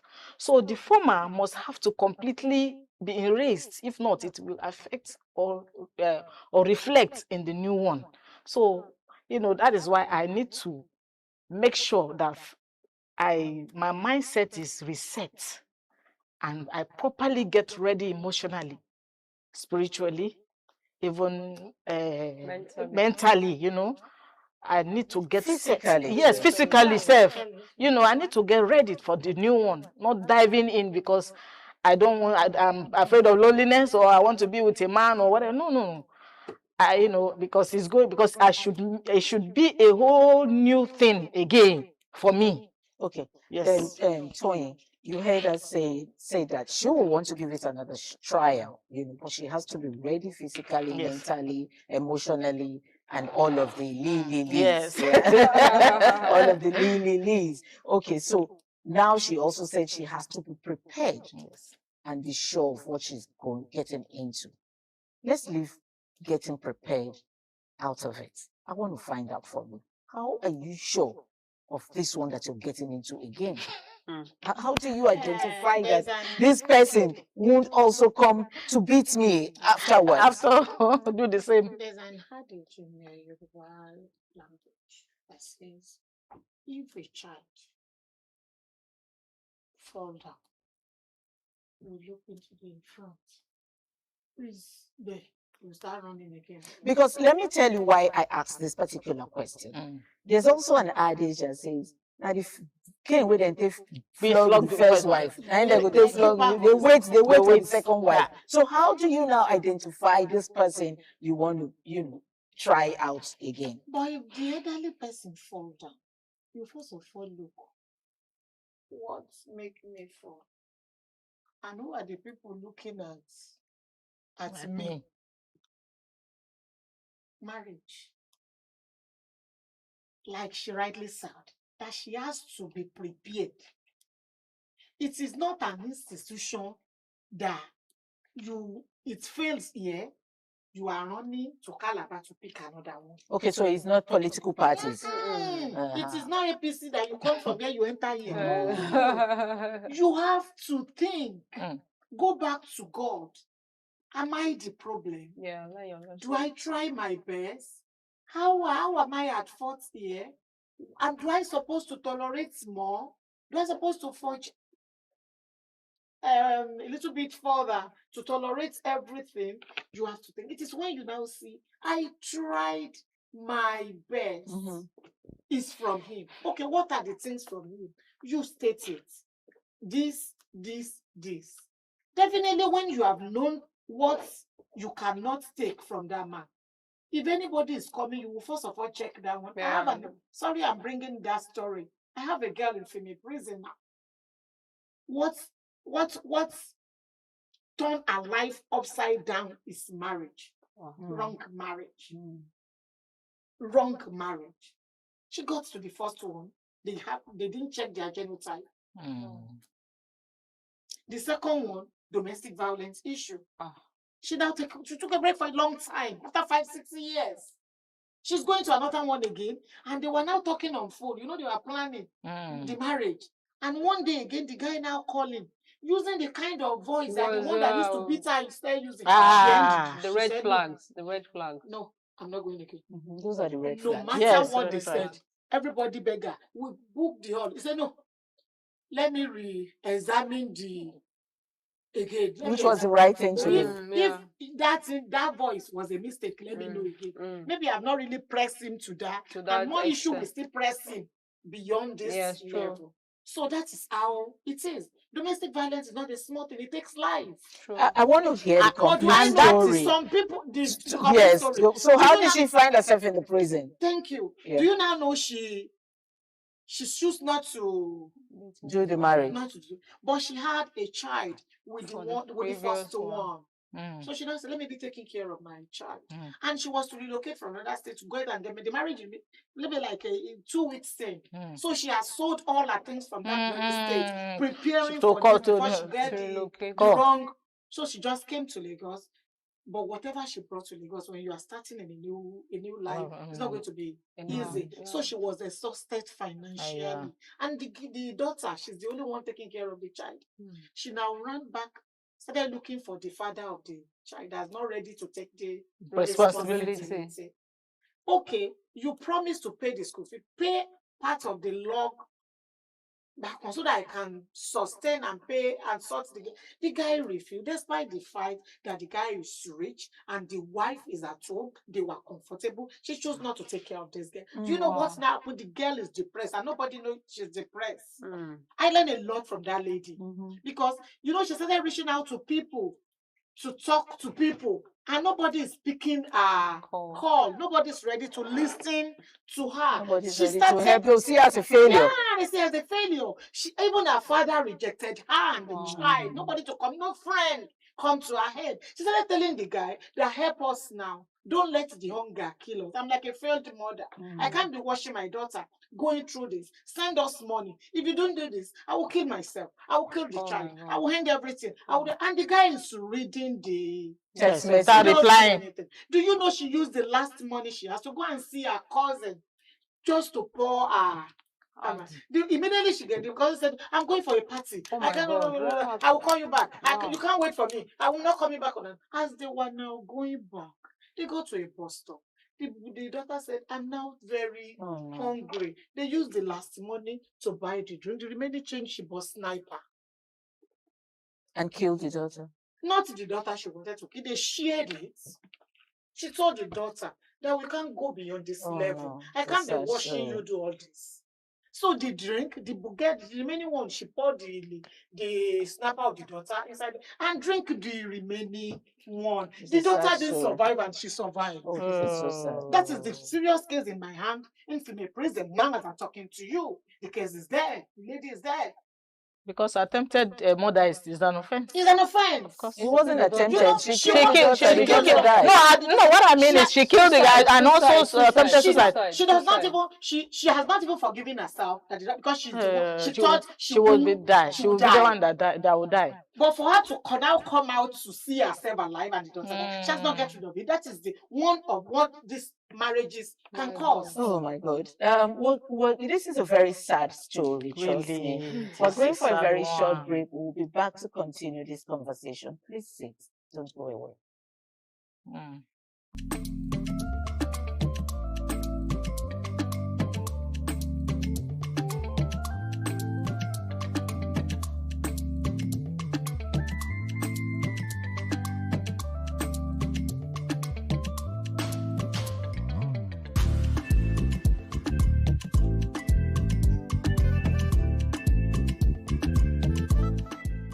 Welcome back. It's still Women in Conversation, the same table where we talk about family ties.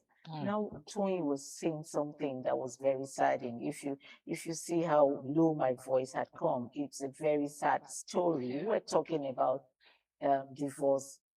Can you get married again after divorce? That's what we're talking about. And then she brought the story of a young lady who is currently in the prison. And she concluded on how she got to the prison, because I wanted to hear the end of the story. She started by saying it was marriage, a wrong marriage that brought her there, and she wanted to end it there. No, we needed to know what she did that made her to come there, and she ended it by telling us what exactly the lady did, and she is in the prison right now. So let's leave that alone, because honestly, I am saddened about that. It's emotional. So we're talking about, can you marry again after divorce? That's what we're talking about. Yeah, because truly it's good to marry again. Because these days, even with how the entire world, the country is, nobody can do it alone. Except we are just deceiving ourselves. Irrespective of what religion and doctrine are telling us, no man can leave it alone for now. We need to remarry. But it's for us to go back to go and pray for the right person to come our way. When you meet the right person, you will enjoy marriage. Toyin, that's where we came to get to the story of this young lady. Pray to meet the right person. Did you pray in your first marriage to meet the wrong person? Let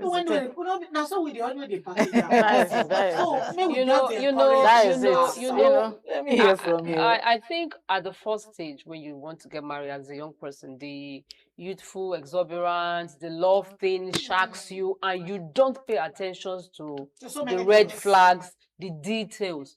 Now that leads you into a bad marriage. But when you want to get to the second marriage, you pay attention to every little details. Every dot. Every dot. Every dot. you might not know it all, like you said. You might not know the person you get married to, not even in the next five or more years, you know. But there are some things you would see, and you will know if you're to go into it or not to go into it. And also, like you said, you pray that God gives you the right person, because God has your best interest at heart. He knows what you have gone through.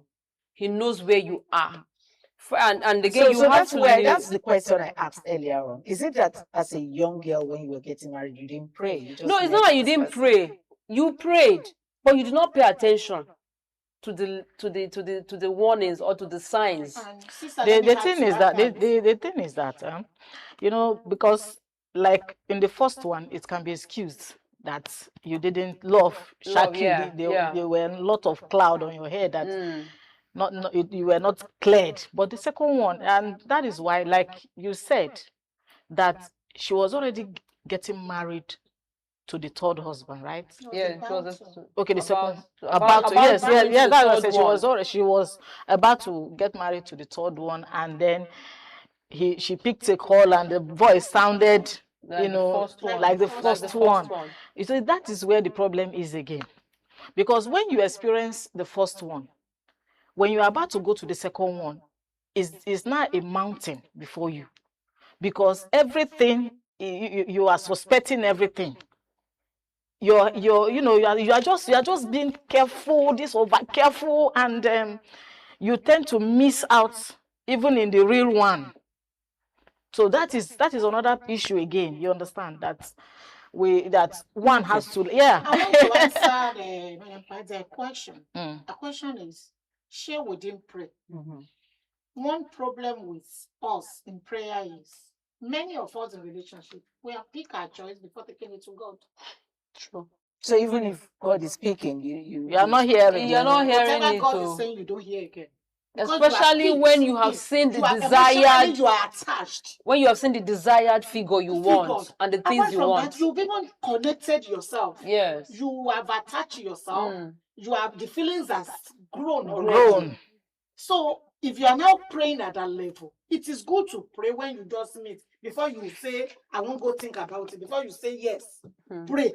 That time, whatever answer God is bringing is clear. You will hear it. Everybody can tell you. But when you connect, you have already emotionally connected. Even God is saying, even God sent Abiara, said Baba Joseph Bayo Babalola from CAC. We don't die. You don't go here.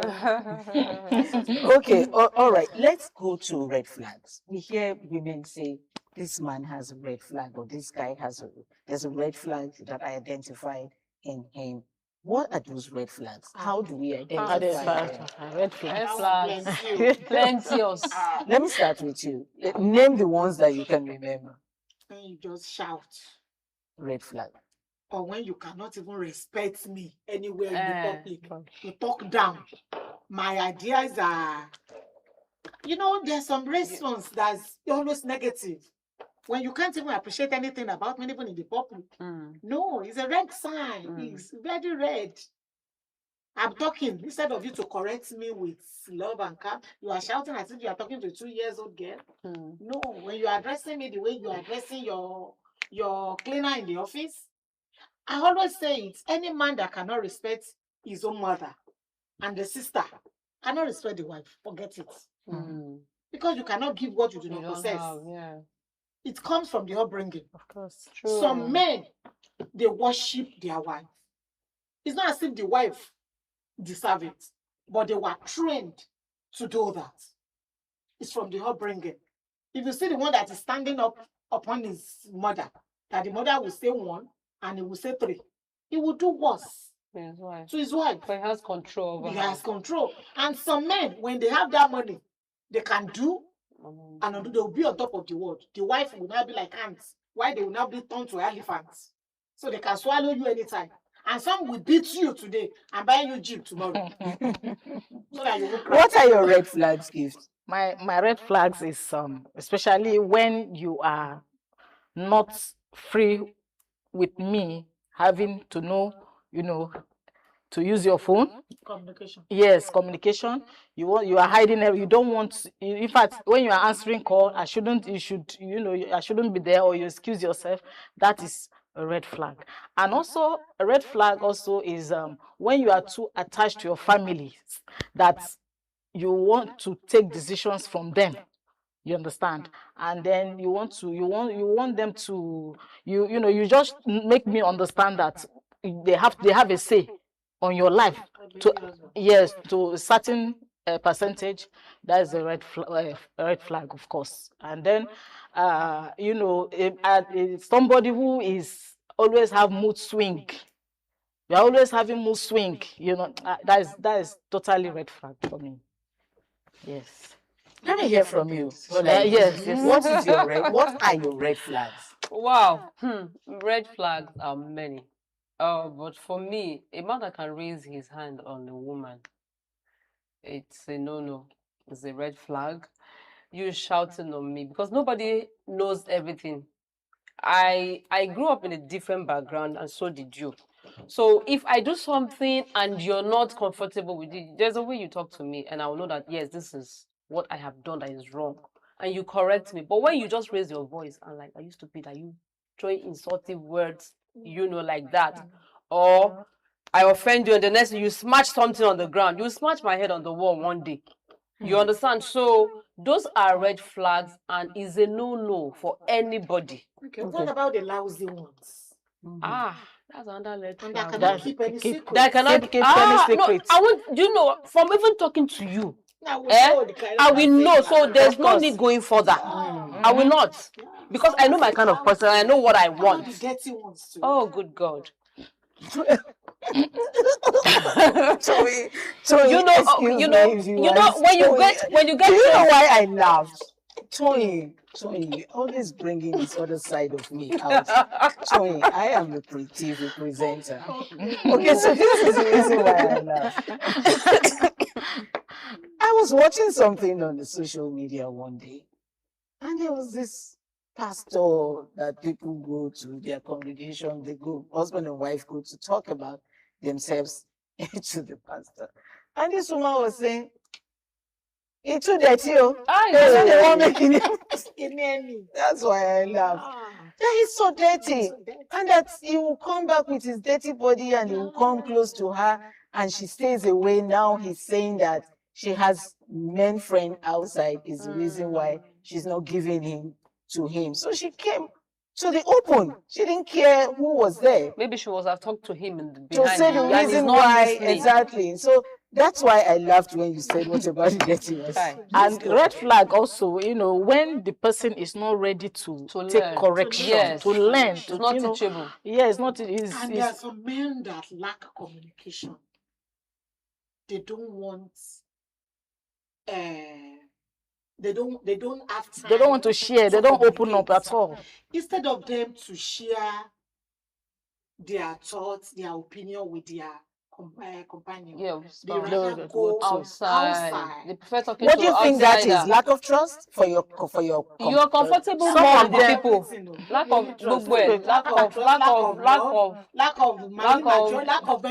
of everything. So there's no need even being because there. why am I at home? You cannot share your privacy with me. Then some of them, they could be introverts. And some introvert, but you can talk to somebody outside. Talk issues over. And women, God created us. We are the talking time. Want to know? You will know the best marriage is the marriage of a good listener. The man is a listener. You'll be able to wake up anytime and talk. Yeah. But if you don't allow me to talk and I keep button up. Okay. I make one woman to kill him. What's that? Okay, ladies, don't come there again because you're going to make me very emotional. Okay, don't come there now. Okay, now that we have identified some of these red flags, and some of the women, or rather, some of us have made mistakes with these red flags and we find ourselves in this marriage. How do we help to resolve the issue of some of these red flags that we now are identifying so that we can keep the marriage going? How do we go about that? One part of my gender that I don't like is we keeping too quiet about issue. But these days, I think because of social media, God is helping us. Many of us are coming out to talk now. When you see some things that are not good, those are the things that make you fall. Come out. Every parent should go back to the base, to the root. Train up a child in the way he or she should go. That when he is gone, he will not depart from it. So, this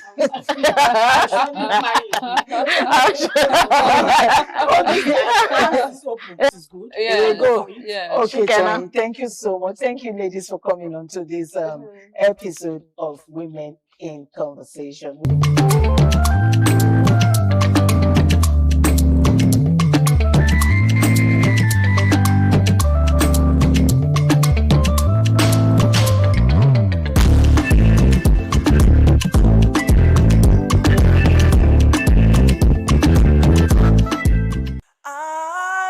ITV, certainly the best. It's yet another time for us to talk about issues as they emerge in our country, Nigeria. And today we're going to be talking about the NDC's anti-defection oath that states that any candidate contesting on the platform must have to meet some requirements, mandating the candidate to sign the anti-defection oath, committing to vacate their seats if they defect from the party after winning the election. And the idea is party supremacy, and also to help curb politicians from defecting and dumping the party at will and at their convenience after winning and contesting on the platform, in order to search for other political parties that suits their ambition at will. It is a Viewpoint on ITV. I am Caroline Okonji. I'm one of those that have doffed my heart for Seriake Dickson since I heard the news.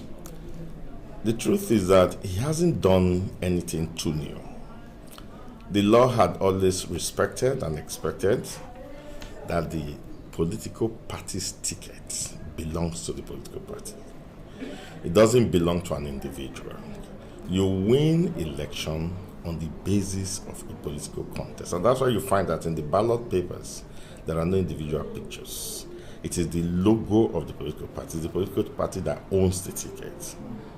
Now, because our laws were not respected, especially since oftentimes it is the party in power that is most guilty of this kind of infractions, people took advantage of that to begin to behave as they like. And then the situation has gotten to a point where we needed someone of courage like Dickson, who has courageously taken the bulls by the horns. Because why would people come into a political party and then after party members have invested confidence in you, that you are going to raise the profile of their party and that you are going to help their party to become a sustainable party? Because if party wins an election, that party has the chances of winning again. And with continual winning, you are dealing with sustainability. Parties are supposed to be institutions. They are not just supposed to be platforms or, where you have the kind of waka pass attitude that you have in the media, in the movies. Party is an institution, and continuity is important. It is continuity that has helped Americans to establish their democracy to a point where you now have people who will tell you that they are born Democrats and the other ones will say they are born Republicans. It is only by sustainability that you begin to develop ideology. Ideology evolves from sustainability. What you continue to practice, if for instance a political party continues to practice free education, housing scheme and so on and so forth, that becomes part of its ideology. So we have had a free-for-all fight, everybody doing as he likes, until Dickson stepped in now. So I'm one of those who supports it. If you come to the question of the exemptions, if you look at the statistics of party defection, there are certain people that are very hard for them to leave their party and defect to other parties because they have attained the position. like the president, the vice president, and so on and so forth. Where they are now so big in that party that they just consider themselves leaders and elders that shouldn't be running up and down. The defection is mostly among young aspiring, politicians, and then some in the party who are building influence, and they feel that they have enough influence to move some people away. And it just becomes, it is not on the basis of ideology, just because it's on the basis of either ego, or on the basis of the fact that you want things to go your way, just your way, and then the party thinks otherwise. So I think it's a very welcome development, and I support it wholeheartedly. It is not going to be a political setback in the long run. In fact, in the short and long term, it is a blessing to political parties. I mean, if Peter Obi, for instance, had done the same thing when he was in Labour Party, he would be contesting right now under Labour Party and not under NDC. Now, one of the pushback against Peter Obi is that within a period of about 5 years, he's been to about 3 or more parties.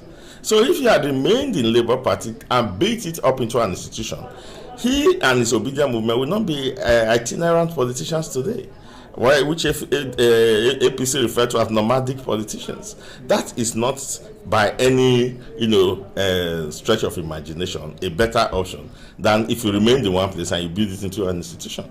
So what Seriake is pushing is that you have to build political parties into institutions. They call it movement, and then maybe they probably interpret it literally that you have to keep moving. When you say it's a movement, you simply mean it's a particular organ that at that moment is driving an ideology. The moment you now achieve power, you establish that ideology and build it into a sustainable institution. So that's what Seriake is pushing, and that's what I think is the best thing that has happened to our political parties and political environment for a long time. I'm going to push and advise and insist that our party, the ADC, would have to come up with that kind, because I would ask ADC to push so that it will affect the other political parties to also, have that in their law, because we don't want many people rushing into the ADC. We want those who were there, who struggled to win the elections, to also be the ones that would establish, because they believe in the ideology of the ADC, that's why they are there. Therefore, they should be able to be part of those who will drive ADC into becoming a really sustainable institution. And in any case, we started those strategically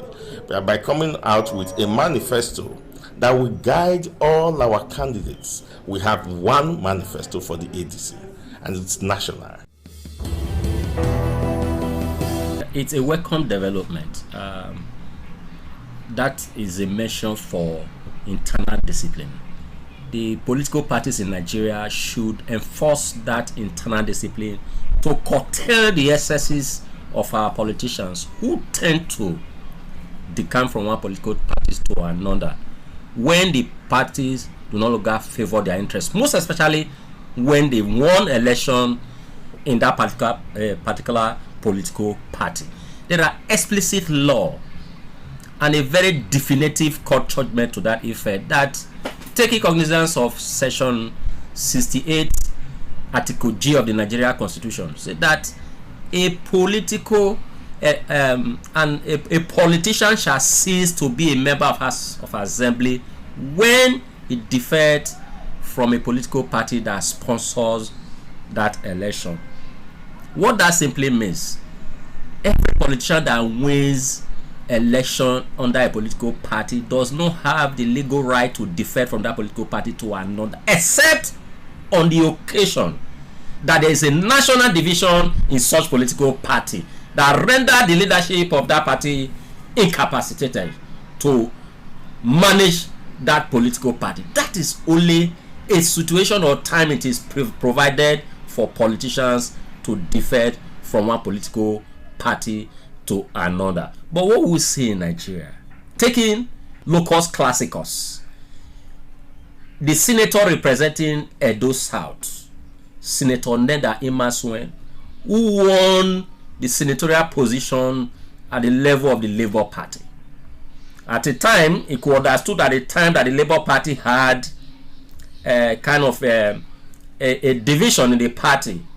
He defected to APC, and in this instance, he could not secure the second tenure ticket. So, in my own opinion, every political party should enforce that internal discipline, and any politician, any party member who wins election under their platform and tend to decamp with that seat or that position. The party should do everything legally possible to ensure that that seat or that position is stripped of such persons. That is the provision of the law, except otherwise, like I stated earlier, that there is a division in that political party and the party can no longer manage the affairs of that political party. That is the only time defection is allowed, because the provisions of the Nigeria Electoral Act does not provide for an individual candidature. It is a political party that sponsors election. A member or a candidate contests through a political party. So I cannot win election in party A. Tomorrow I defer to party B when there is no crisis in my political party. The law has coherently and explicitly states that at such circumstances I will vacate or fulfill that position that I won under my political party. So that is the position of the law. So it's a welcome development, and I want to appreciate such measures to sound a warning to those that are defecting now, because the reason majority of the politicians are defecting is not because they want to serve Nigerians. It is because they see it as a new platform they can use to cling to power. And having cling to power, if that political party does no longer suit them or please them, they move out. So that political party should ensure that it is a very stringent measure to ensure that when they win, they don't decamp with that position. And I also urge our political party to do the same. And in the provisions of our laws, there is no exemption to whether some political party or positions should be kind of alleviated or exempted from that disciplinary measures. The law did not say the president have the powers, or the president or the vice president of a country can decamp from his political party to another party because he's the president or vice president. No. There's an equilibrium for all Nigerians. This equal rights. The same rights are applicable to every member of a political party. It's also applicable to the president, to the governor, and everybody. So there is no exemption. Perhaps the political party want to use it to place their presidential candidate, but the law did not exempt any individual or any position from that decamping or enforcing that law that affect defection. So if a political party comes up with measures to enforce discipline, they are turning around to also give an exemption. To me, they are not ready to enforce that law, and it's going to cause more problem, except they have their own internal rules that tend to support that. But with the provisions of Nigeria Constitution, the Electoral Act, and the Supreme Court judgment on this matter, there is no exemption. So I advise NDC, if they want to enforce that discipline, they should enforce it across board without kind of trying to give some persons a special preference, or without inequality. There should be equality and there should be equilibrium, because equal rights across board. It's funny and it's laughable. First and foremost, it won't work because the Constitution preaches freedom of association, and in one breath you are preaching taking an oath not to leave the party. It won't work. Is it a secret cult? It's not a secret cult. On the same breath, they are exempting some persons. The presidential, vice presidential candidates are not affected. That alone, spoils the whole thing. So it won't work. It not with our politicians. Trust me. Even in the NDC, it won't work. It must have to pass through constitutional process. If it passes through constitutional process and it is embedded in the constitution, that's the only reason it will work.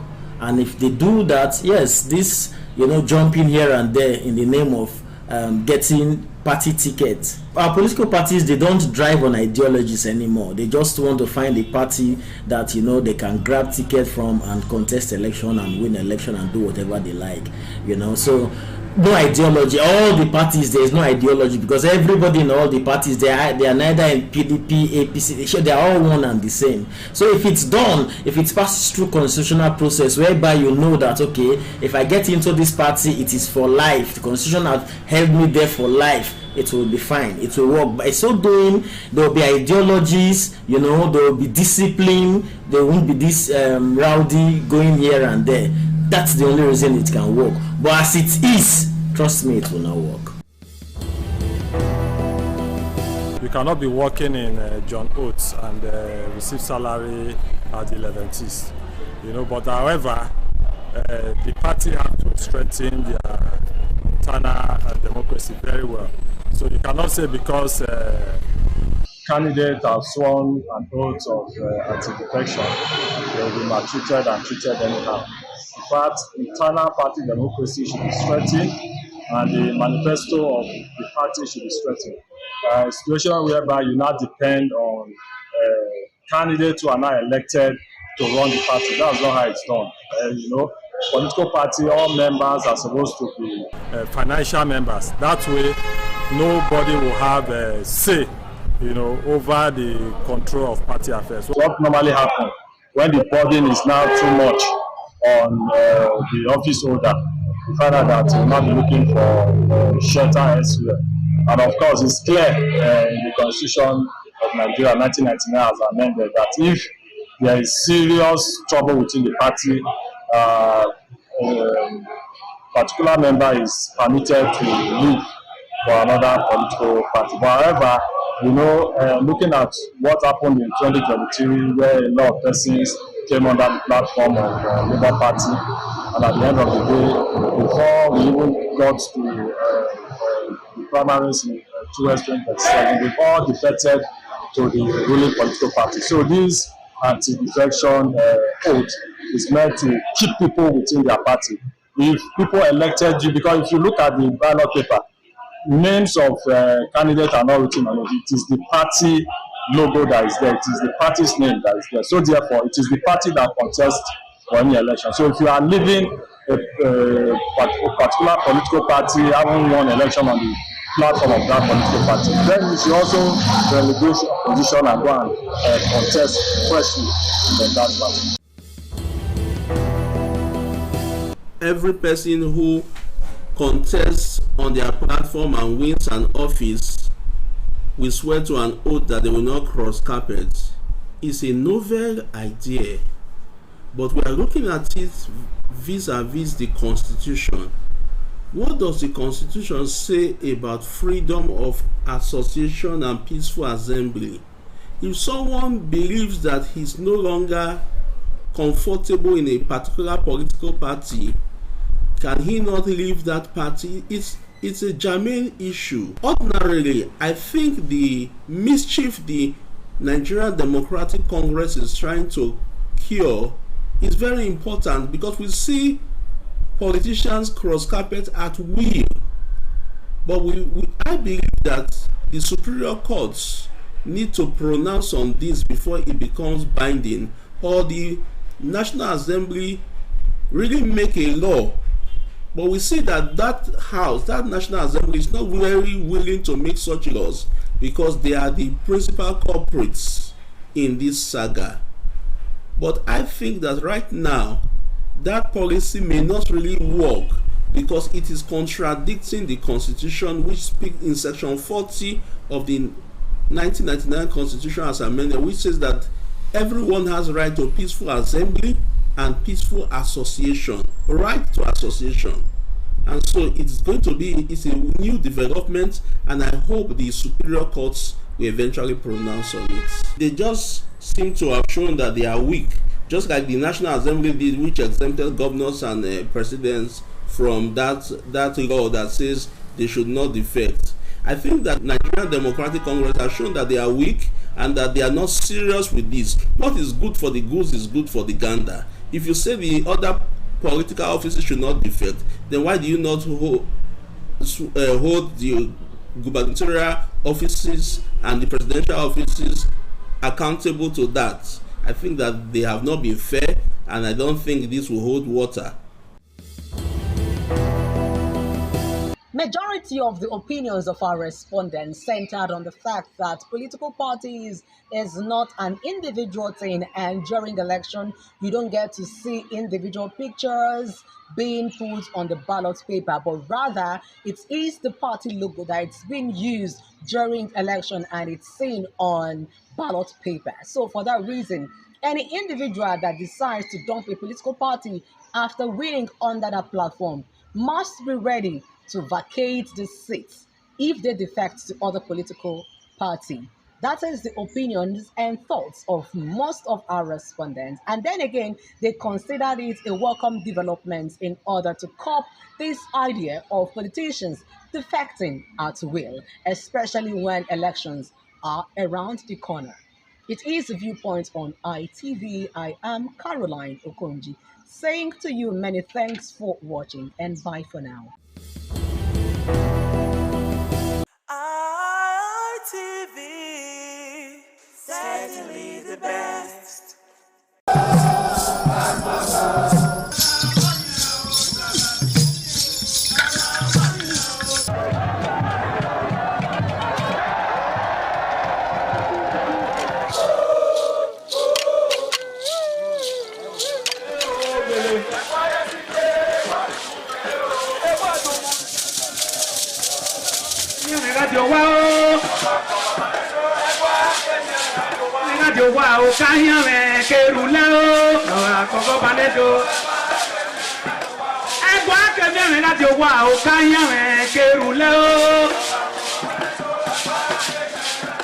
Omonomba Nedo Ukwakwalopolo Ewai II, Oba of Benin, performing during the 2025 Ododua Festival.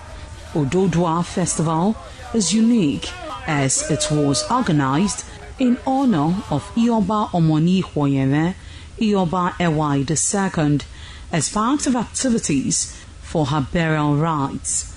The rich traditions and cultural heritage of the Benin Kingdom was showcased when His Royal Majesty Ewai II engaged the floor to perform during Uge Ododua in the palace ground in Benin City. In the dance performance, the Ogbelaka royal drummers supplied the needed impetus and rhythm for the dance.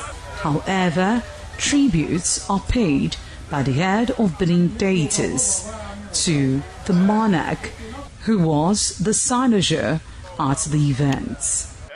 The event can best be imagined as the spiritual rejuvenation, stunned, spectaculars and guests at the colorful ceremony.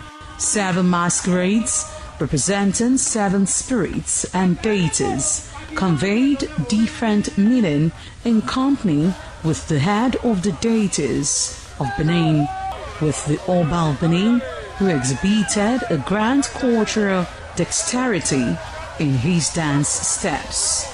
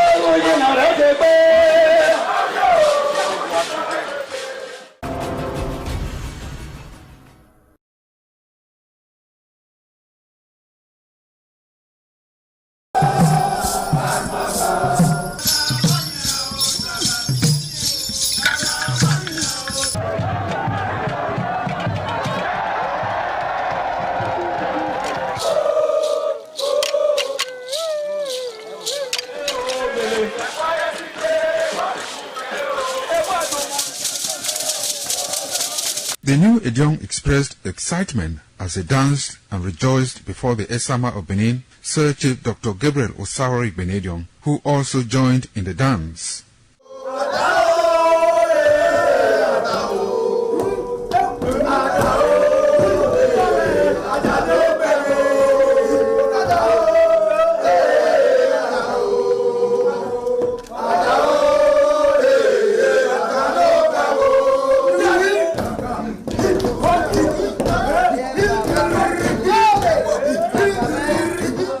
As visiting and paying of homage to various homes of senior elders continued, the initiates spent 7 days performing diverse kinds of rites as required by tradition. They were furnished with rules and regulations regarding their new office as Edion. That I grew up in this community to the point that they have now also chosen me as an elder in this community. It's a thing of great joy. All thanks to the Esama of Benin, my people, my family, everybody, all Okada community for this great honor. I am very, very grateful.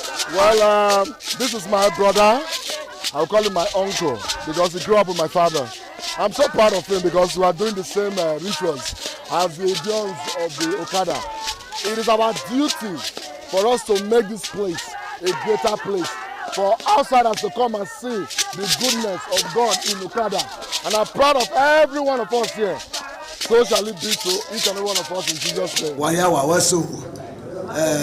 Odion ma Okada zima Esama zima Dion Bona zima Dion Obala zima Dion Malawe Mari Esama Dion na ni mado pon Esama ni mado gbeken Esama e ma adi wa na Esama ma gbeken ne osabo obuyo bitu ne baba no get on maga no dia mi maga ma ni do gbeken ne de na ima yafe ima ato ima agbo oro pa ewu dori ima adi awore ne o be ti agbon ya no we mi maga me ni just ko sino mi afa in Esama, in our father's house, in respect of our initiation to elders Edion level. As tradition demands, we are here today to come and also pay our homage to him, also for him to also pray for us for long life and prosperity. The climax, after 7 days, was paying of homage again to the Edion way, where he gave the initiates the full rights to function and to henceforth participate in meetings with Edion. It will go down in the history and minds of Okada community, Ovia people, Edo State, and Nigeria in general. The ambience, style, and the colorful ceremony associated with the 2025 initiation into the Edion Council of former Governor of Edo State, Chief Lucky Nosakari Benedion, his brothers Bright Ayamekwe Benedion, Honorable Charles Osenwige Benedion, Peter Osawori Benedion, Dr. Fred Osawuni Benedion, Barrister Mike Osane Igbenedion, Executive Director Operations, ITV and Radio, Chief Elder Ogbede Onwunse, Honorable Efosa Douglas Igbenedion, Ukponwa Igbenedion, Osawe Igbenedion, Edosa Igbenedion, Dr. Daniel Omorige Igbenedion, as well as Agbong Steve Igbenedion, among other sons of Okada.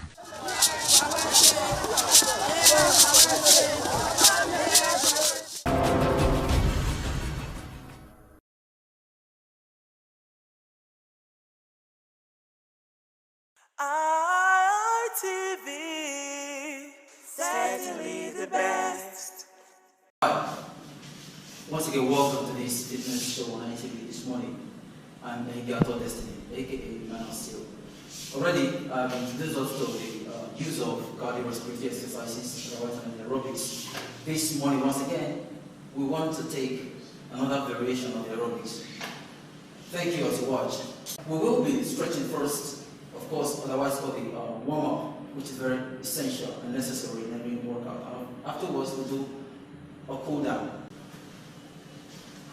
1, 2, 3, 4, 5. Inward, please. 1, 2, 3, 4, 5. Outward. 1, 2, 3, 4, 5. Please return that, please. 1, 2, 3, 4, 5. Inward. 1, 2, 3, 4, 5. And outward. 1, 2, 3, 4, 5. Alright. For our waist and of course on our torso, we have to do some stretching. Please place your hand by your side. And let's go. This direction first, please. Let's go. 1, 2, 3. Alright, that will be fine. Now go this way. 1, 2, 3. Alright, and before the last one, let's place our hand behind our back. Mind you, it's proper this way. Don't go like this, it's wrong. Just do this or alternatively do this. Alright, well, I prefer this personally. 1, 2, 3. Yeah, that should stretch your back for you. Of course, let's do our thigh stretch. 1, 2, 3. Remember, when you pull your thigh, ensure that your elbow is directly facing, your knee is directly facing the ground. Alright? 1, 2, 3. Yeah, that'll be fine. Guys, are we good? Alright, the first program to be run this morning will be the mountain climb. Yeah, many of you are conversant with this move. And of course, we will be introducing more to you. But for now, let's hit this. Alright, let's step down to it. Yeah, all good? Yeah, good. Let's go. We're going 3 sets and 10 reps each. Let's go. 1, 2, 3, 4, 5, 6, 7, 8, 9, and 10. Woo. Alright, please. Woo. Yeah. How do you feel? Yeah. That was set 1. It's necessary you do your workout in reps and it's set. Alright, so that was the first set. And we're not wasting time waiting for the second set. The minimum break duration for every set should not exceed 20 seconds and a minimum of 10 seconds. Alright, we're good with 10. Of course. Let's do it again. Right. Let's go. 3, 2, hit it. 1, 2, 3, 4, 5, 6, 7, 8, 9, and 10. Alright. When you do this, more effect will come to your abdominal region if you just look up while doing it. What I mean is this. Alright? So not all the way this. But there's nothing wrong with staying this way. However, breathing your head might place more pressure. Alright, for the very last set of this mountain climb, let's get down, please. Let's go. 3, 2, 1, go. 1, 2, 3, 4, 5, 6, 7, 8, 9, and 10. Alright, at this junction, we will take a water break. We'll join you in the next workout for this very session. Thanks very much. Once again, I'm in your destiny. Alright, let's do this.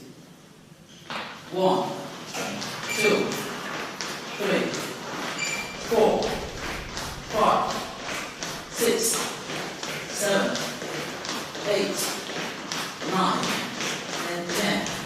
Whoa. Yeah, the other leg, what can you do this?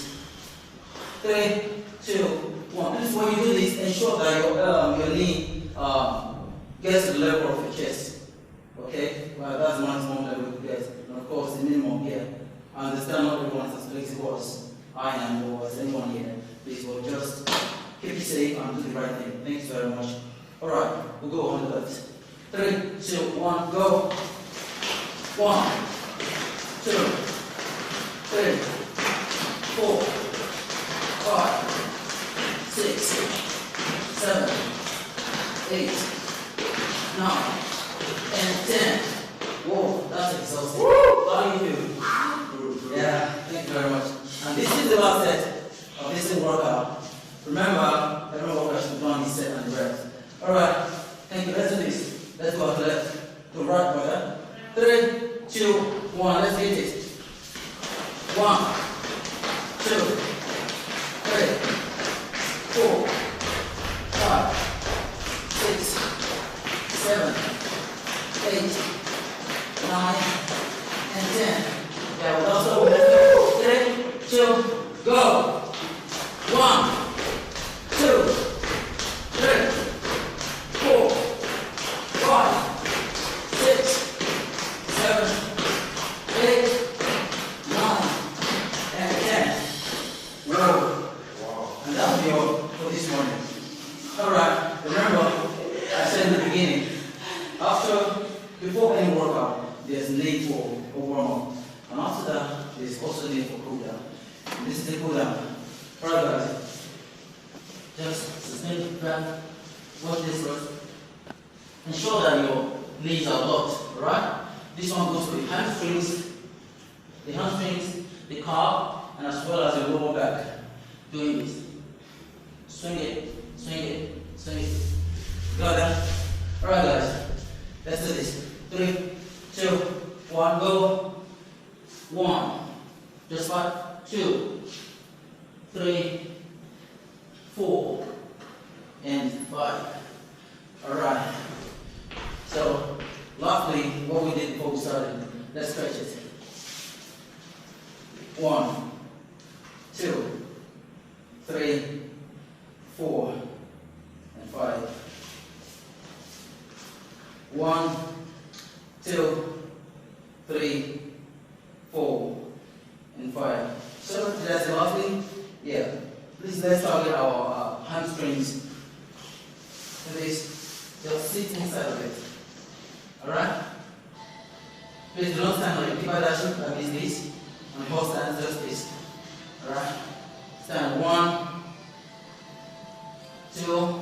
Yeah, this is a form of squat though, but this is not the purpose of developing or building the hamstring muscle, it's just for stretching it. Yes, today you do not need to use weights to build your pectorals, your chest, and of course your biceps, your biceps and triceps. We have programs you can do at home and get what you want. You understand? So we'll be doing push-ups this morning, otherwise called push-ups. We're doing push-ups this morning. And of course, we have our ladies, there are variations for ladies. Please watch them very closely to get your lady out there. Watch them closely to get what you have to do. And of course, our guys are here. Thanks very much. Let's hit it, guys. Are we ready? Are we good? Yeah. We're going to do the pyramid first, which is the closed range and push-up. Alright, let's go. 3, 2, 1. 1, 2, 3, 4, 5, 6, 7, 8, 9, and 10. Whoa, how does that feel? Yeah, that's the first set for this morning. And we'll be doing 3 sets of them. Meanwhile, the first one was close your hand in the pyramid shape. And that one goes for the tricep. For ladies that have sagging hand, you can do that actually, and it will help you. And of course, this time around we're doing mid-open, and finally we'll do wide range of it. So we're going there now. The mid-open Let's go. 3, 2, go. 1, 2, 3, 4, 5, 6, 7, 8, 9, and 10. Alright. That's okay. Be open. And someone wants to ask, why exactly are the ladies cross their legs? I mean, why they cross legs for ladies? Now you understand that the guys have more defined muscles, and of course to bring more weight on the upper body, we go on the what's called again toes, picking all the weight in the body to the upper body. But for ladies, they do not need much weight, just that. So we break it down at the knee level by crossing the legs. So the weight used starts from this very region. You understand? Alright, thank you for watching. Alright, for the last very set of these exercises, the wide range or the push-up, particularly intended to build the the side of the chest. Do you understand? Alright, let's hit it. Okay, this is wide enough. At least double your shoulder width. Double your shoulder width is enough. 3, 2, 1, go. 1, 2, 3, 4, 5, 6, 7, 8, 9, and 10. How many of you noticed I cheated there? I actually did 1. I mean, I did 2 and called it 1. Yeah, just to lay more emphasis on that part. But today, thank you guys. Yeah, we're awesome. But today, we're done with this. Thanks very much for watching. Please, be safe. In the morning sun, searching for a longer day. People feeling like the light has just come. We must never stop the way. Birds chirping and I hear my name, grasping into a life. Life is happy but it's so insane. We must merely make a start. Savannah, I'm coming home. Savannah. ITV, certainly the best.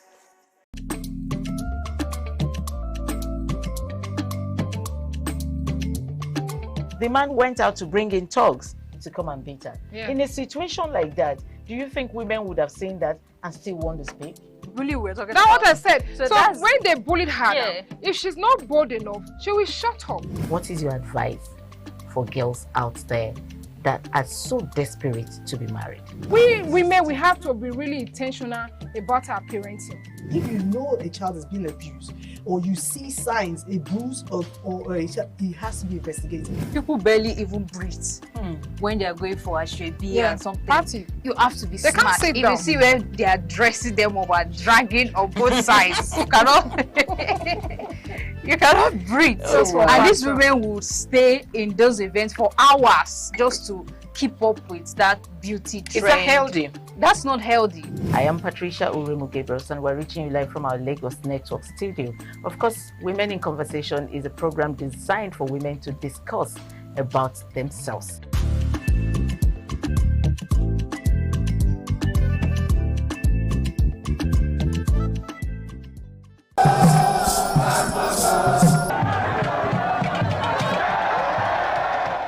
Onwa is rich in culture and traditions. The people are a mixture of traditional worshippers, Muslims and Christians. Onwa is located at the northern part of Edo State. It consists of 2 local government areas, that is Onwa West and Onwa East.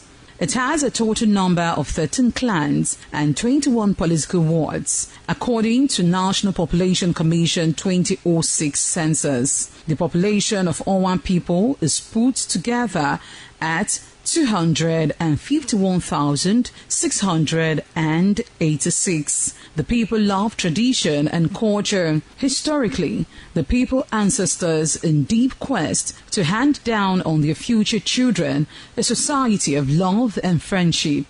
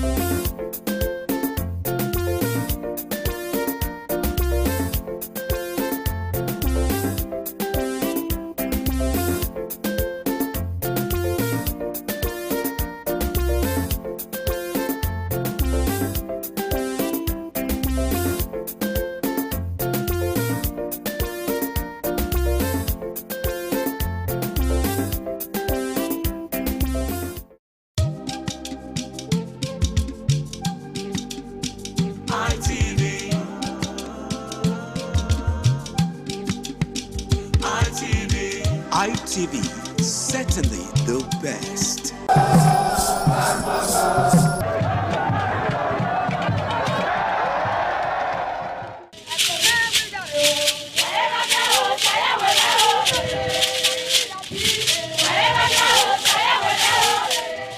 Benin Cultural Dance, a unique dance and quality dance steps of the Benin people. This dance is a vibrant mix of traditions, arts and beliefs, deeply rooted in the country's diverse ethnic groups and their rich history. The dance has artistic expressions depicting the people's history. Benin people have been famous for bronze and brass work, some of which is said to date back from the 13th century, especially ivory and wood carving. In Benin, the people dance to show respect, honor, dignity, which they honor.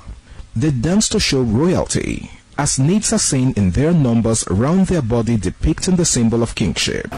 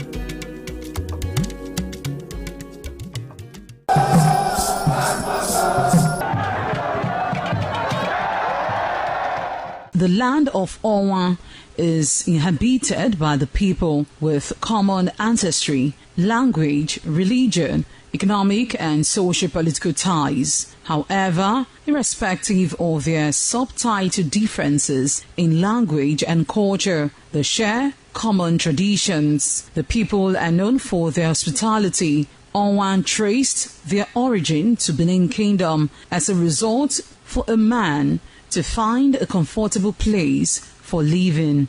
The name Onwa was derived from the largest and longest river in the area, which is known as Onwian or Onwa. It means one who makes merry in affluence.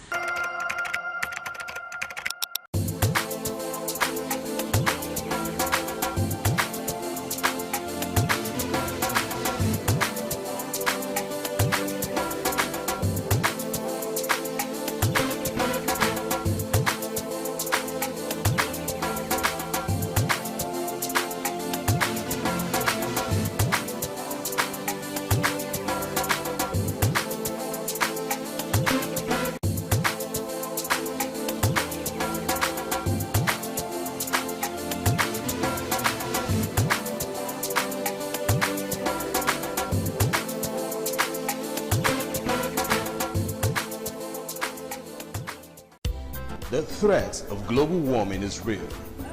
You have seen the destruction of lives and property as a result of incessant flooding. Make the environment a conducive place for all to live in. Stop polluting the environment. Protect the environment today. This message is brought to you courtesy Independent Television and Radio.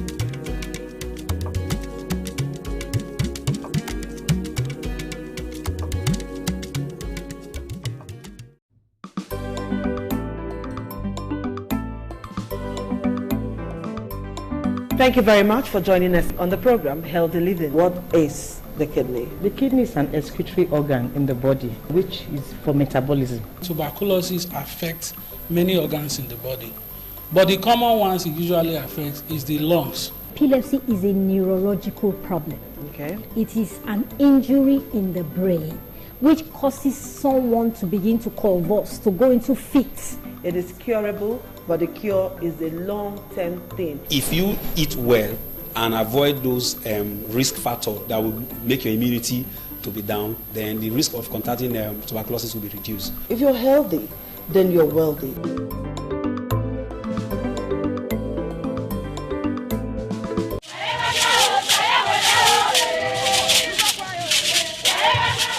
In a rare display of botanical brilliance, the palm tree defied natural norms, sprouting multiple branches that bear fruits. This rare occurrence has become a wonder to many, as experts are calling it a one-in-a-million phenomenon. Could this multiple-headed marvel hold secret to agricultural breakthroughs, or is it simply a freak accident of nature? An agronomist with Nigeria Institute for Oil Palm Research, NIFOR Benin. The strange palm tree also raises issues of a blend of science with human interest and cultural significance for maximum impact.